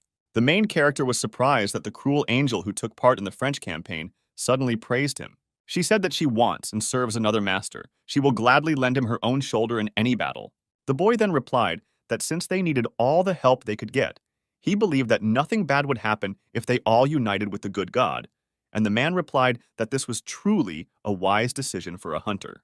He said that in that case, they would form a 4-man patrol and deal with the hidden monsters on the islands along the way to China. And all that remains is to wait until they receive information about a wave of monsters in China, and this plan sounded great and everyone supported it. Skylar needed everyone to communicate with each other to form squads, because that was necessary. The guy brought him here to negotiate for him, but he turned out to be completely useless. There was nothing to be done, and when he asked questions to find out what topics would be interesting to her, she only nodded or shook her head, remaining silent. They had no choice if they continued to force her, because the situation could become even more awkward, so they decided to forget about it. After the last meeting, Leia became much more capable, and the guy did not know who her master was, but he was probably very proud of her. She wanted to keep it a secret, so the guy didn't really ask what clan she was from. But the energy emanating from her was not like that of a demonic god, so he was not entirely sure about it. But another ship began to sail to the same island, and the hunter was very surprised that they were late, and asked the hunter Jerry what they should do. The man was very surprised that someone had gotten to where he was going before him and ordered everyone to get ready for a fight. When the hunters began to approach the shore, they realized that, judging by the tower, it was the ship of the Icaros clan. The sponsors of their clan, the Parker Group, were very upset when they lost the dragon artifact. If they defeat the scoundrels associated with them, they will be in good standing with them. Then the guy asked what if the hunter Skylar was there, and Jerry immediately grabbed him by the throat. He was sure that he would never give in to this stupid jock. Jerry told the little hunter to shut up and do as he was told, and if he continued to get on his nerves, he would be sent to be food for the fish. One of the hunters asked Skylar if they could move to another place, because it seemed to them that they were a little late here. But Skylar still felt the presence of many monsters here. Suddenly, the main character saw several ships that were about to dock at the island. There seemed to be a chance that they would collide with their ships, and apparently these hunters were unfamiliar with the rules of hunting ground etiquette. These were the Western Shieldmen, a large American guild sponsored by the Parker Group, and therefore they were often in conflict with them. And the one at their head was an A-class hunter, Jerry Gilbert. He was a high-class assassin with powerful buffing and recovery skills. The man could control his colleagues with his own incredible support abilities, and was also infamous for forcing them to fight until they were on the brink of death, earning him the nickname the Puppeteer of Death. The guy asked the main character what they should do if they got into a conflict with him, because it would be hard with this guy. And to begin with, they decided to try to establish a dialogue with him. When the ship's crew landed on the shore, Jerry immediately said that he knew there was someone there because there were ships moored near the shore, but he did not expect to meet such big shots. The man began to get acquainted with Skylar and began to introduce himself, but the main character asked without self-introduction because he was not interested in it. He wanted to hear the reason why they had landed on this shore, even though it was obvious that they were here. But Jerry replied that they didn't need reasons, because they were rivals and it was normal for them to steal each other's prey. The man added that it would be nice if they even crossed paths by chance and they could contain them. Skylar asked what kind of trick it was, but Jerry asked him not to worry, because they would just hold them off, as he said, only until they dealt with the monsters on the island. They were only interested in the smallest thing. They wanted to get all the points on this island. Although Skylar could have scattered them all, Jerry added that they were broadcasting live, which was transmitted directly to headquarters, and if they attacked first, he would send this video to the media. They will edit it so well that no one will ever guess how it all really was, and if this material is made public, the reputation of the main character will be tarnished, and he will no longer be able to become a hero. The boys couldn't believe how this hunter dared to threaten them so filthily. They asked Skylar what they should do, since he could very well do it, and then they would be at a disadvantage if they acted rashly. But the main character didn't think so, because they would be the ones who would end up in deep trouble if they did that. And at that very second, they began to attack the unfriendly clan. The hunter couldn't believe that Skylar didn't care what happened to his reputation. He replied that if he was asked, he would say that he dealt with the servant of the demonic god and his subordinates. But to the man, this sounded like some kind of nonsense. To the boss's surprise, their secret was revealed, and Skylar pointed to his partner, who served the demon. The hunter could not believe that he had been discovered, because he was sure, as the master had told him, that no one would ever guess. But fortunately, the main character had a bird that sang all this to him. Although she was a little eccentric, her abilities were quite useful. And he even knew that his master was the greedy master of the treasury. It was a constellation that owned the territory of greed. But after the abyss became connected to the earth, it absorbed the greed of the crowds of capitalist society and began to grow at a frightening rate, becoming a powerful constellation of the demonic god. Unlike other demonic gods who loved destruction and dominance, this one preferred to wreak havoc in the world of money through economic crises, and was also known as the constellation of capitalism. And after that, the guy realized that his way back was cut off, and he took out the magic sword of the fallen Avenger, because he had no other choice but to immediately begin to carry out the plan. And then the guys grouped together to turn on the defense and fight this hunter. But to the main character's surprise, this guy didn't come for him at all, but for Jerry, and his commander was shocked by this outcome of events. The man didn't understand what was wrong with this bastard and what he was doing, because had the guy really forgotten how Jerry had taken care of him all this time? But the guy didn't agree with this opinion, because he called it care that he made people work for him during the hike without stopping. The hunter wanted only one thing, the death of Boss Jerry, and was already ready to launch a close attack with his sword. The main character didn't understand what was going on, but he ordered the guy to stop it immediately. The guy was angry about this because Skylar interfered in their affairs, although he knew that the man was also his enemy. But the main character had no goal to help him, and he decided to simply subjugate the servant of the evil god standing in front of him. But the guy didn't care much about that, and since it came down to it, he brought down the full power of the treasury master right on them. Skylar said that he had received a lot from the master. But among these gifts, there were certainly no artifacts that would grant him additional life, and immediately dealt a heavenly blow. The rest of the hunters stood in horror, because the guy defeated this monster with one blow and no one even had time to stop him. At that moment, Jerry realized that he had disgraced himself in front of his own subordinates, and now he was completely helpless in comparison to him. The man was safe and sound, and he added that thanks to the main character they avoided a catastrophe, although of course he could have figured it out on his own, but he still thanked him. Hearing the words of gratitude, the guy was glad that everything went exactly like that, and after that he told him to get lost, because this was their place, and threw him straight into the sea. Skylar turned to the other hunters and said that if they ever got in his way again, he would suck the brains out of them, just like he did with their leader. The guy was glad that everything ended well for them, and his team thanked him for once again dealing with everyone cleanly. The protagonist was interested in the question of whether Sayla was interested in how he saved them, but the hunter answered that not really. She only asked why he was helping these bandits. But when he threw Jerry away, she seemed to be a little pleased, because when he helped them, she was very upset. But now she is better. The guy knew she wasn't like Jane, but they really were completely different. The main character decided to deal with the remaining monsters and quickly return, because they needed a rest. But the man replied that most likely the guy would not have time for both, because there was an urgent call on the radio. He added that China had finally contacted the overseas clan and other countries, and they had promised a very attractive reward and wanted them to send them Class A hunters. At this time, in the office of the head of the Chinese Hunters Association, the head of the Tao Association could not believe that they had to bow to other countries because of some monster. It was a great shame for them, but there was nothing they could do, because the monster that appeared during the wave was none other than a dragon monster of Class S. This dragon torch had already destroyed more than 10 villages and was not going to stop there. And if that were all they had, they could have handled it without any problems. But the real headache was that he was heading to where the foreign corporations were. The talk was about the heart of the Chinese market, Suzhou, which was famous in the economic market and was among the top 10 cities in the world. If it weren't for that, they would have allowed him to destroy as many villages as he wanted and head to other countries. But everything was getting worse with each passing minute. The man asked what the countries and clans they had contacted had responded with, and whether they had sent out Class A hunters. The countries were willing to accept the proposed reward, but wanted them to show sincerity first. Since they were sending out A-class hunters, everyone wanted them to level the playing field and send him out. And in this situation they had no choice, and the head asked to convey to the countries that put forward such a demand that if they send hunters, they will reciprocate. And they will send the strongest hunter, who was the symbol of the first-generation hunters, the S-class hunter, Chan.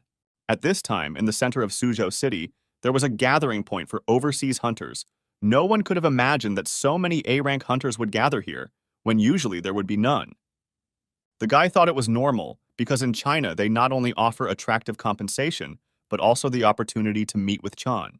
Jane wondered if he was really that good, since she had only heard his name, and the guy added that this hunter was exceptional among all the first generation.